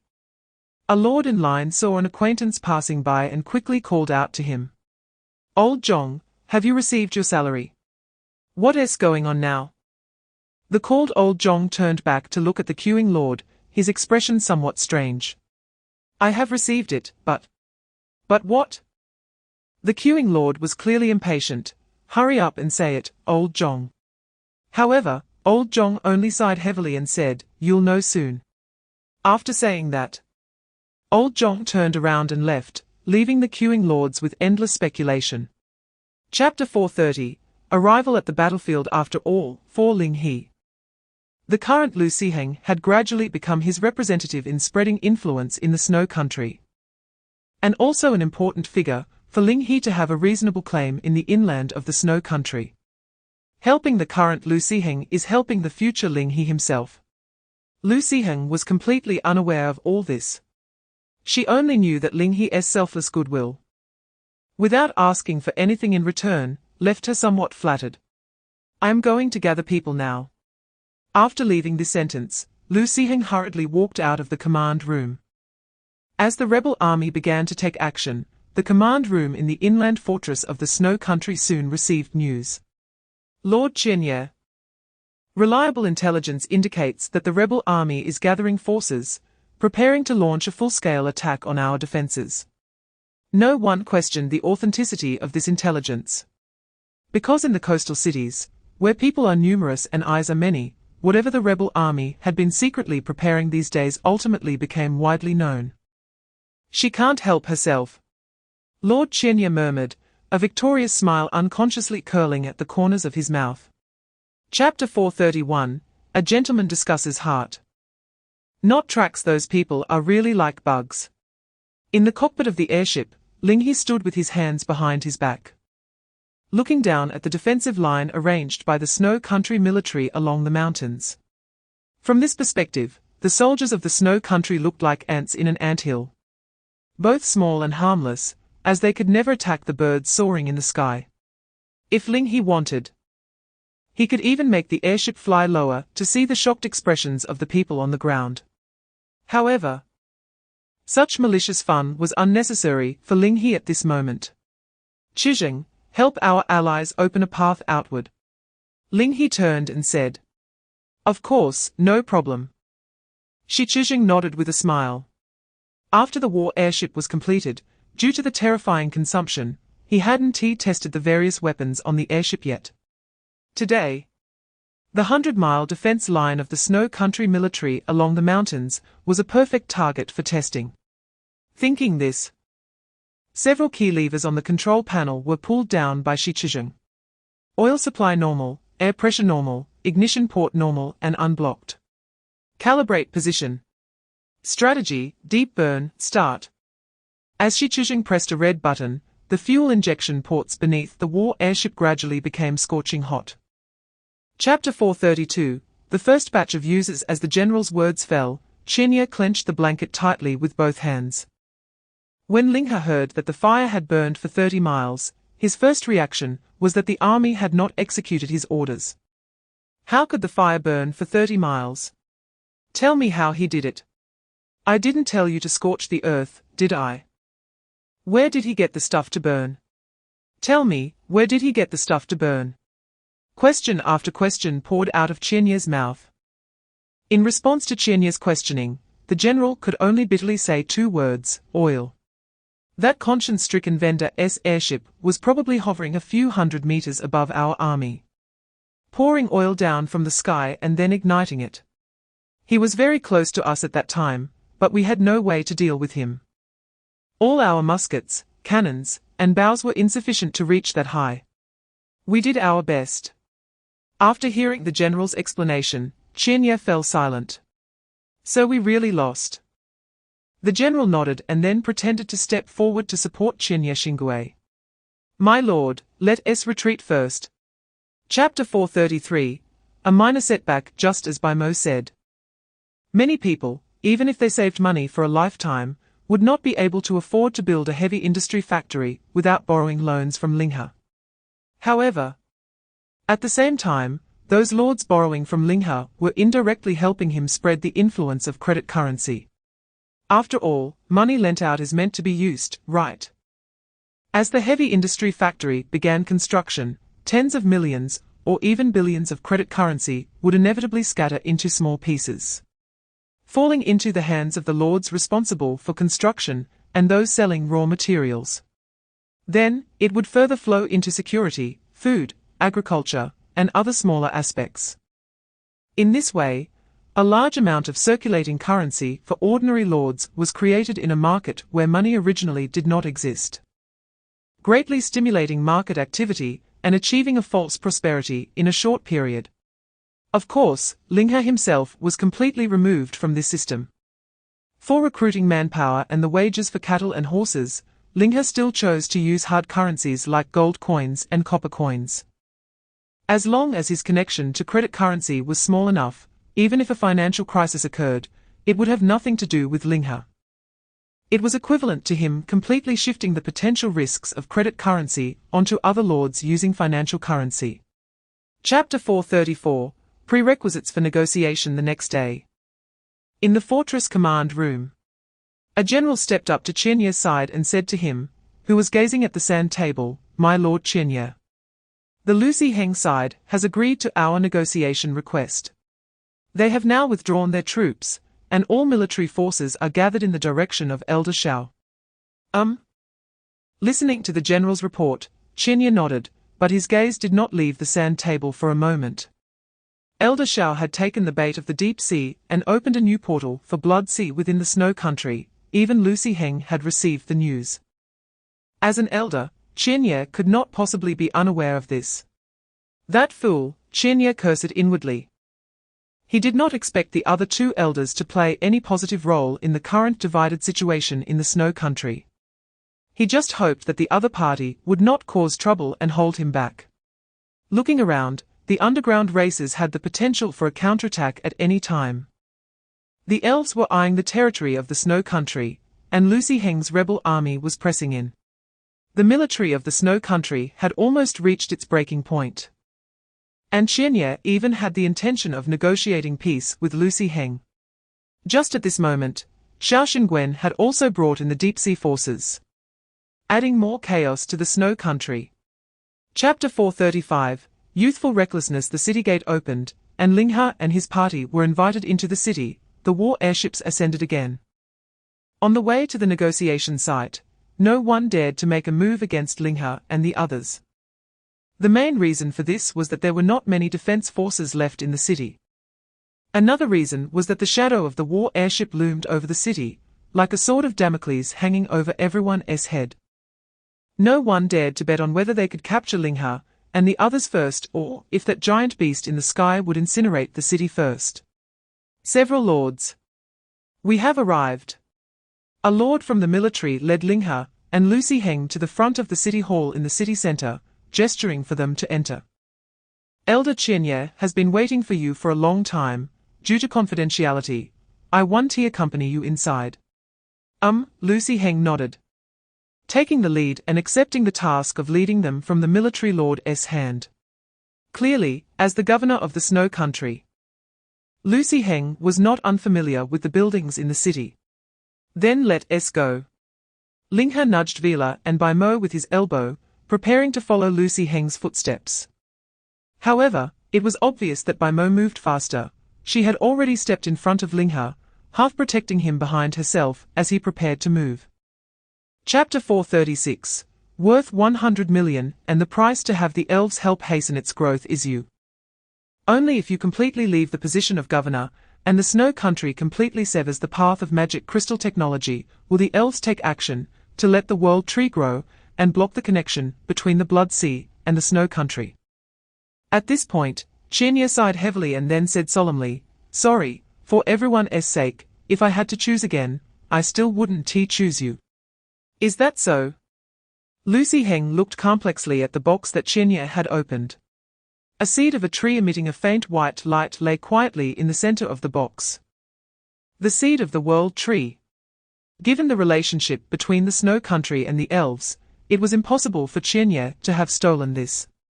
Moreover, the elves were unlikely to easily hand over such a sacred object that could take decades, or even 100 years to produce.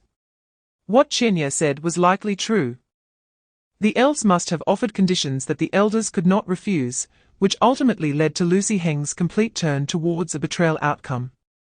Thinking of this, Lu Heng's fist tightened, and an expression of anger gradually appeared on his face.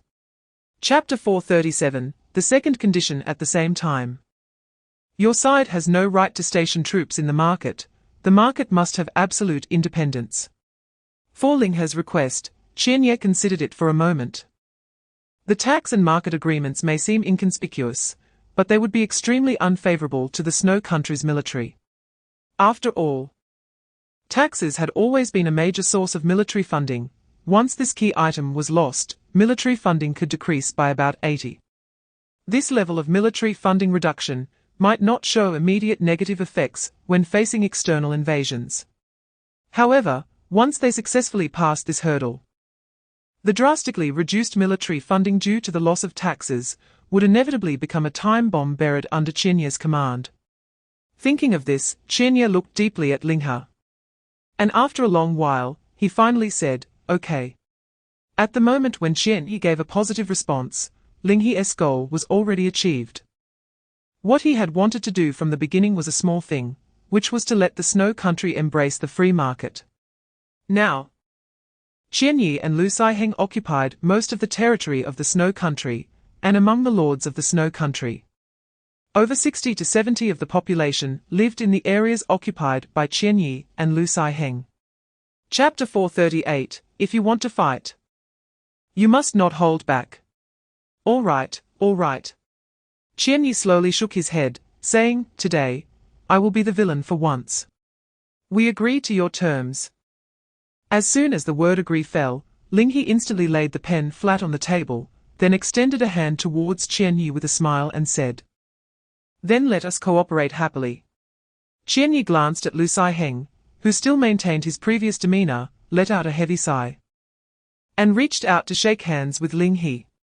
Cooperate happily. In the next moment, Qianye's aura changed instantly. Now, let us discuss the battle plan against the Elf clan and the Deep Sea forces.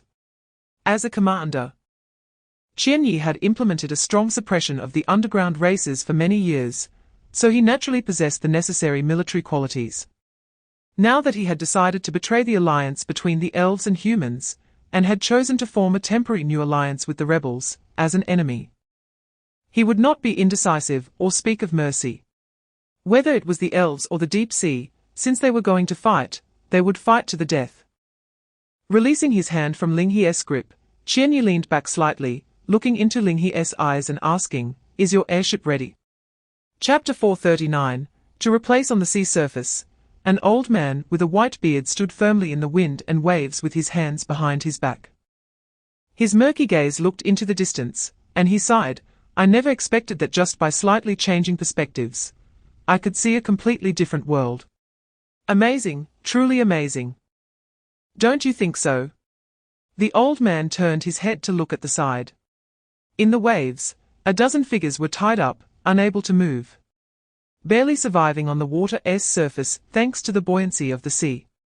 Many of them revealed deep despair in their eyes, but some still held onto a glimmer of hope. Mr. Shao, please wake up. A young woman spoke, her hair a mess in the seawater, looking utterly disheveled. We have always believed that you would never be defeated by the deep sea, that you would not be seduced by the deep sea to become its slave, turning into an irrational madman. We have always believed in you, please wake up. As her voice fell, all that appeared before her was Xiao Shengwen's disappointed gaze. Shaking his head, Xiao Shengwen stepped on the waves, stroking his beard as he walked to the young woman and looked down at her. Chapter 440, Feigned Defeat. Snow on the mountain. Lord Qianyi, this is the reconnaissance unit, the waves are approaching the shore. Has it arrived? Qianyi murmured. Since reaching a united front with the rebels, he had moved the front line to the very edge facing the deep sea, which was near the area previously occupied by Xiao Shengwen. Now, much of this land had been swallowed by the Blood Sea. The lost land was irretrievable. What Qianyi should do now was to hold the coastal position to prevent more land from being pulled into the Blood Sea. However, thinking of the agreement made with Ling He, Qianyi sent out a private message. Qianyi Xingui, relay my order, the reconnaissance unit does not need to conserve ammunition. Hold the position for 10 minutes, then feign defeat and retreat to the second defense line. Snow on the mountain, yes. Closing the private chat interface. The commander of the reconnaissance unit looked into the distance. Through the thin mist, he could see dense black shadows approaching the shore. Closer, closer. Suddenly, a heavy muffled sound echoed as a large foot belonging to a sharkman stepped onto the beach, its crimson gaze piercing through the mist, followed by a deafening roar. Chapter 441, The Demand of Era 5. Indeed, the limit of the deep sea's Era 6. Ling He was momentarily taken aback. Looking at the current performance of the deep sea forces, it seemed to be at the level of Era 3 to Era 4, far less terrifying than Era 5. Could it be that, besides what was superficially revealed, there were unknown secrets within the Blood Sea? The more he thought about it, the more terrifying it became. And Ling He quickly shook his head, tossing these chaotic thoughts aside. It was better to focus on the present. Reciting in his heart, Ling He pointed to the scroll of the Atomic Age. The scroll unfolded at his fingertips. Lacking the grand waves of the Colonial Age and the metallic waterfalls of the Bronze Age. What it had was just a point of light, a small, bright white point, flickering slightly at Ling He's fingertip. Immediately after, the point of light shrank and then expanded, and a blinding light instantly enveloped the entire scroll. Atomic Aged Introduction. We have broken the final shackles, stealing the power born from the stars. The core of matter, the smallest bond that sustains the existence of all things, has been split in two by us, and from then on, we wield eternal authority. Chapter 442, Crossing the River in White Clothes. Meanwhile, at the foot of the World Tree, a group of elves was praying around a magic circle, with numerous magic crystals floating in the air, emitting dazzling light. Beside the magic circle, several elf lords were elegantly seated around a tree table, enjoying fragrant tea, looking quite content. Suddenly, a message appeared in the guild channel of the several lords. Yuxing, lords, a group of human refugees have arrived at our borders, seeking our shelter. What should I do? Refugees. Looking at the message in the guild channel, an elf lord furrowed his brows, glancing at the others at the table. Lotheran, Layla. What do you think? The one referred to as Layla was a relatively young elf girl, and after being asked for her opinion, she pondered for a while before saying, Romies, I think we cannot take them in. It is a critical moment for establishing the isolation barrier. Allowing this group of humans in is always a hidden danger. Ah? That is a grave error. Before Layla could finish her words, Lothran interrupted her with a light laugh. As far as I know, humans suffered a crushing defeat in their confrontation with the deep-sea forces a few days ago, and it is only natural that in this time of turmoil, some refugees would come to us for shelter. Chapter 443, Impossible, Absolutely Impossible. Looking at the private chat interface, Lothran could no longer maintain the smile that was always on his face. Bad news came one after another, overwhelming him with no chance to react. This feeling was as if the entire World Tree area had completely fallen in an instant. Who did this? Lothran muttered to himself. Is it the deep sea? As soon as he spoke, he quickly dismissed his own guess. No, it's impossible. Even if it were the deep sea, it couldn't silently intrude into the World Tree area, and it certainly couldn't cause such significant damage to us in an instant. Who on earth is it? At that moment, a voice came from behind Lothran. It's humans. Layla stepped up beside Lothran and looked towards the distant raging flames, saying, I have heard the sound of human firearms before. And it was exactly the same as that noise just now. Humans? You mean those refugees from this morning? Mentioning humans, Lothran's tone was filled with disdain and disbelief. Impossible. What could those human refugees accomplish? Besides, we still have an alliance with humans, they would never. Chapter 444, Can't Escape Through by Mo's Special Skill. Ling He once again reported the area to Ka, and soon this area report would become a very high-quality advertising resource in Ling He's hands. Just as Ling He's thoughts began to wander, Vera's shaking brought him back to reality. Hey, I said, damn Lord. Don't lean against the control panel while you're daydreaming. We are going to crash together soon. All right, I'm going, stop shaking. Ling He said with a dizzy head. Breaking away from Vera's grip, Ling He moved away from the control panel, giving the pilot seat to Bai Mo. Then looked outside the cockpit. A giant tree, towering hundreds of meters high, with its shade covering a vast area of land, obstructed the path of the war airship. No doubt, that should be the world tree belonging to the elves, a sacred artifact capable of reducing the influence of the blood sea and worth its weight in gold. Mastering it would allow for a more efficient utilization of the blood sea and open a new chapter in maritime trade. Speaking of which, what is going on now? Ling He looked down from above. Below the world tree, he saw many fallen human soldiers, but there were no living humans in sight. Chapter 445, Is it unbeatable? Delicate strands of hair fell through his fingers. But Romis seemed to feel nothing, trembling hands repeating the same action. Finally, he could no longer suppress the impulse within. Roaring, everyone, enchant, bring that damned thing down. Everyone knew what the damned thing he was referring to was. The elves atop the tree canopy exchanged glances and nodded. Enchanted the magic crystals into their quivers, then picked up arrows and shot towards the war airship. Whoosh, whoosh, whoosh. Because the war airship was flying at a relatively low altitude this time, the elves hiding in the tree canopy had the advantage of shooting from high to low. With their skills, all arrows hit their target, aimed at the airship's gas bag. However, the war airship was simply too large. Even if the enchanted arrows could penetrate the heavy armor of the airship, the remaining force would hardly deal any damage to the gas bag. After a rain of arrows, the war airship continued to fly smoothly, but the elves atop the tree canopy exposed their positions. Bai Mo, ascend. Ling He said. Chapter 446, Fight to the Death. At first, it was just unstable airflow, making their clothes flap loudly. But soon, as the speed of the war airship increased, the wind seemed no longer to be wind, but had condensed into some solid substance. It felt like an invisible wall, hitting each elf with pure physical force. At that moment, one elf hadn't even had time to scream before their body tilted, and they were flung out, disappearing without a trace. Get down. Get close to the gas bag. Romis shouted loudly. To avoid being thrown out, what they could do now was to minimize their area of impact as much as possible. However, Romis's voice did not carry far in the howling wind.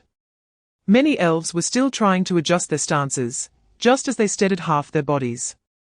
A stronger gust of wind rushed in from the side, like an invisible hand, precisely grabbing one of them. No, no. Amidst the screams, that elf was like a dry leaf caught by autumn winds, lightly detaching from the gas bag's surface, rolling helplessly in the air a few times before disappearing from the sight of the other elves. It was only then that the first death message finally arrived. Chapter 447, Invitation. At this moment, Romis finally remembered that his longsword had been flung away by the air pressure when it pierced the airship's gas bag. In desperation, Romis had to abandon drawing his sword and pulled out a small fruit knife from his pocket, holding it in his hand. Phut, phut, ha ha ha ha. Seeing the weapon Romis pulled out, Vera couldn't help but bend over and laugh heartily. So small, ha ha ha ha. Amidst the laughter, Vera spilled all her juice on the ground and simply threw away the cup. Then, under Romis's disapproving gaze, she extended 2 fingers to create a gap. It's okay. Being small is quite cute, ha ha ha ha. Hey, enough already. Finally, Romis could no longer endure Vera's infectious laughter, and after enchanting the small knife, charged towards the others. However, at that moment, Vera suddenly stopped laughing and, extending a finger, seriously said 4 words in the direction behind Romis. Full payment in 100 days. Boom, boom, boom, boom. Boom. A series of heavy footsteps instantly sounded. Although Romis's speed was already quite fast, it was clear that someone was faster than him. Chapter 448. Angered without reason. At the same time as Romis's voice sounded, the whoosh of the small knife cutting through the air followed. He threw his only weapon towards Ling He's face. However, unfortunately, the knife hadn't flown far before it was intercepted by the riot squad members who were on high alert. Romis's action also lost him the last mercy Ling He had shown. Knowing that the other party was impossible to join him, Ling He shrugged indifferently. Well then, please escort our guest away. Thank you. As soon as he finished speaking, the riot squad members stepped forward towards Romis, who was already unarmed. According to Ling He's estimate, Romis, who could draw with Mo without a war vehicle, probably had around 100 combat power. Considering magic crystal technology, his combat power at most would be between 200 to 300. The riot squad members around, bolstered by a series of skills, each had combat power hovering around 200. Facing the riot squad, Romis had no chance of victory at all. As expected, without a weapon, Romis was easily subdued by the riot squad, even if he fought with all his might. Because Ling He and the others requested to send each other away, the riot control team chose not to kill Romis, but instead took him to the hatch and threw him out from the airship's cockpit. Chapter 449. Not planning to leave Phut, listening to Vera's voice, Ling He spat out a mouthful of water. Smooth bowel movements. Well, now Ling He understood what that warm flow in his belly was about. Seeing Mo turn away to cover his mouth and stifle a laugh, Ling He couldn't help but feel annoyed and said to Vera, "This thing is worth $1 billion because it can aid bowel movements." Of course, Vera replied seriously, "Don't underestimate the function of aiding bowel movements, okay? Constipation is a big business. Think about it, bread is so cheap now. If it's cheap, people will eat more, right? Eating more leads to constipation, right? And when they get constipated, they will need this pure, green, pollution-free good stuff to aid their bowel movements. Won't they?" Well, that does make some sense. Ling He nodded with a dark face. Constipation medication is indeed a new market he hasn't ventured into yet. However, Ling He always felt something was off. Would people in the future point at him and say, "Look, that's the vendor who monopolized the bowel movement aid industry"? Hiss. That is terrifying. All right, no more teasing. Chapter 450. The girl Eileen. It seems she is the elf who just spoke behind everyone. At this moment, Ling He looked down and saw nothing but fear in the girl's eyes. What are you going to do to me? The girl trembled as she spoke. Looking at the girl's pitiful appearance, the elves behind her, captured by the Snow Country military, revealed expressions of sympathy and reluctance. But they opened their mouths, and no one dared to say anything more, fearing they would be caught and tortured for speaking out. Ling He silently scrutinized the elf girl's face, then raised his head to glance at the other silent elves behind. Suddenly, he broke into a smile. Without any intention of blaming the girl, Ling He squatted down. Pride opened the girl's hand, placed a candy in it, and said in a friendly voice, "Don't worry, I'm not a bad person." MHM. Tears welled up in the elf girl's eyes, and she nodded her head like it was being mashed. Even the hand that Ling He was holding, she dared not pull back. As for Ling He saying he wasn't a bad person, if it weren't for the corpses all around, she might have believed it. Seeing this, Ling He helplessly shook his head, released the girl's hand, and changed the subject. "By the way, you don't seem very old. How old are you this year? And what is your name?" Chapter 451. We will be back soon. Feeling a slight weight on her shoulder, Eileen was taken aback and looked toward Ling He. Why? What why? Ling He smiled, reached out and poked Eileen's nose. "I already said I'm not a bad person. If you don't believe me, you can ask them."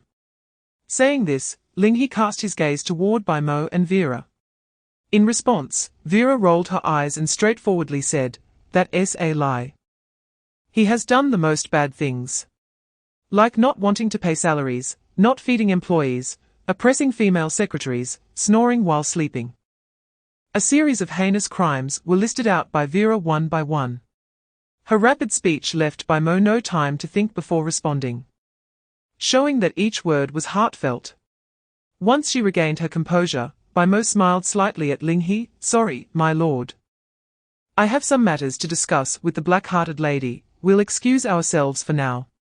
Saying this, Bai Mo swiftly grabbed Vera and pulled her to the side cabin. Why are you doing this?" "Don't pull my face." "No." The voices gradually faded away until they completely disappeared. In response, Ling He rubbed his forehead and sighed deeply. Chapter 452. I am here to save you. Returning. Boom, boom, boom. Not long after the deep sea side penetrated inland, a large number of cannon fire erupted, and soldiers from the Snow Country military surged out from all directions. They surrounded and separated the fishmen and the congregation like a pocket, then slowly consumed them. After doing all this, the Snow Country military would employ the same tactics, luring the enemy deeper and enticing a new batch of enemies into their encirclement. In this way, they divided and conquered, seemingly turning the entire land defense line into a series of bottomless maws, swallowing the endless stream of deep-sea congregation coming in. At the rear of the deep-sea forces, Xiao Xingwen watched the coastal battle conditions, his eyes flickering slightly. Being an outsider, he could clearly see that although the deep-sea side's offensive was fierce, it had not caused much damage to the defense line. The pocket formation, using softness to overcome hardness, brought to mind a face that had once been a fellow cabinet elder, surfacing in Xiao Xingwen's mind unknowingly. "Qian Yi is truly a tough opponent," Xiao Xingwen muttered. Although he prided himself on not being inferior to Qian Yi Xingui in terms of tactics on paper, the other party had suppressed the underground races for many years. And in actual combat, that kind of experience was something the current Xiao Xingwen could not compare to.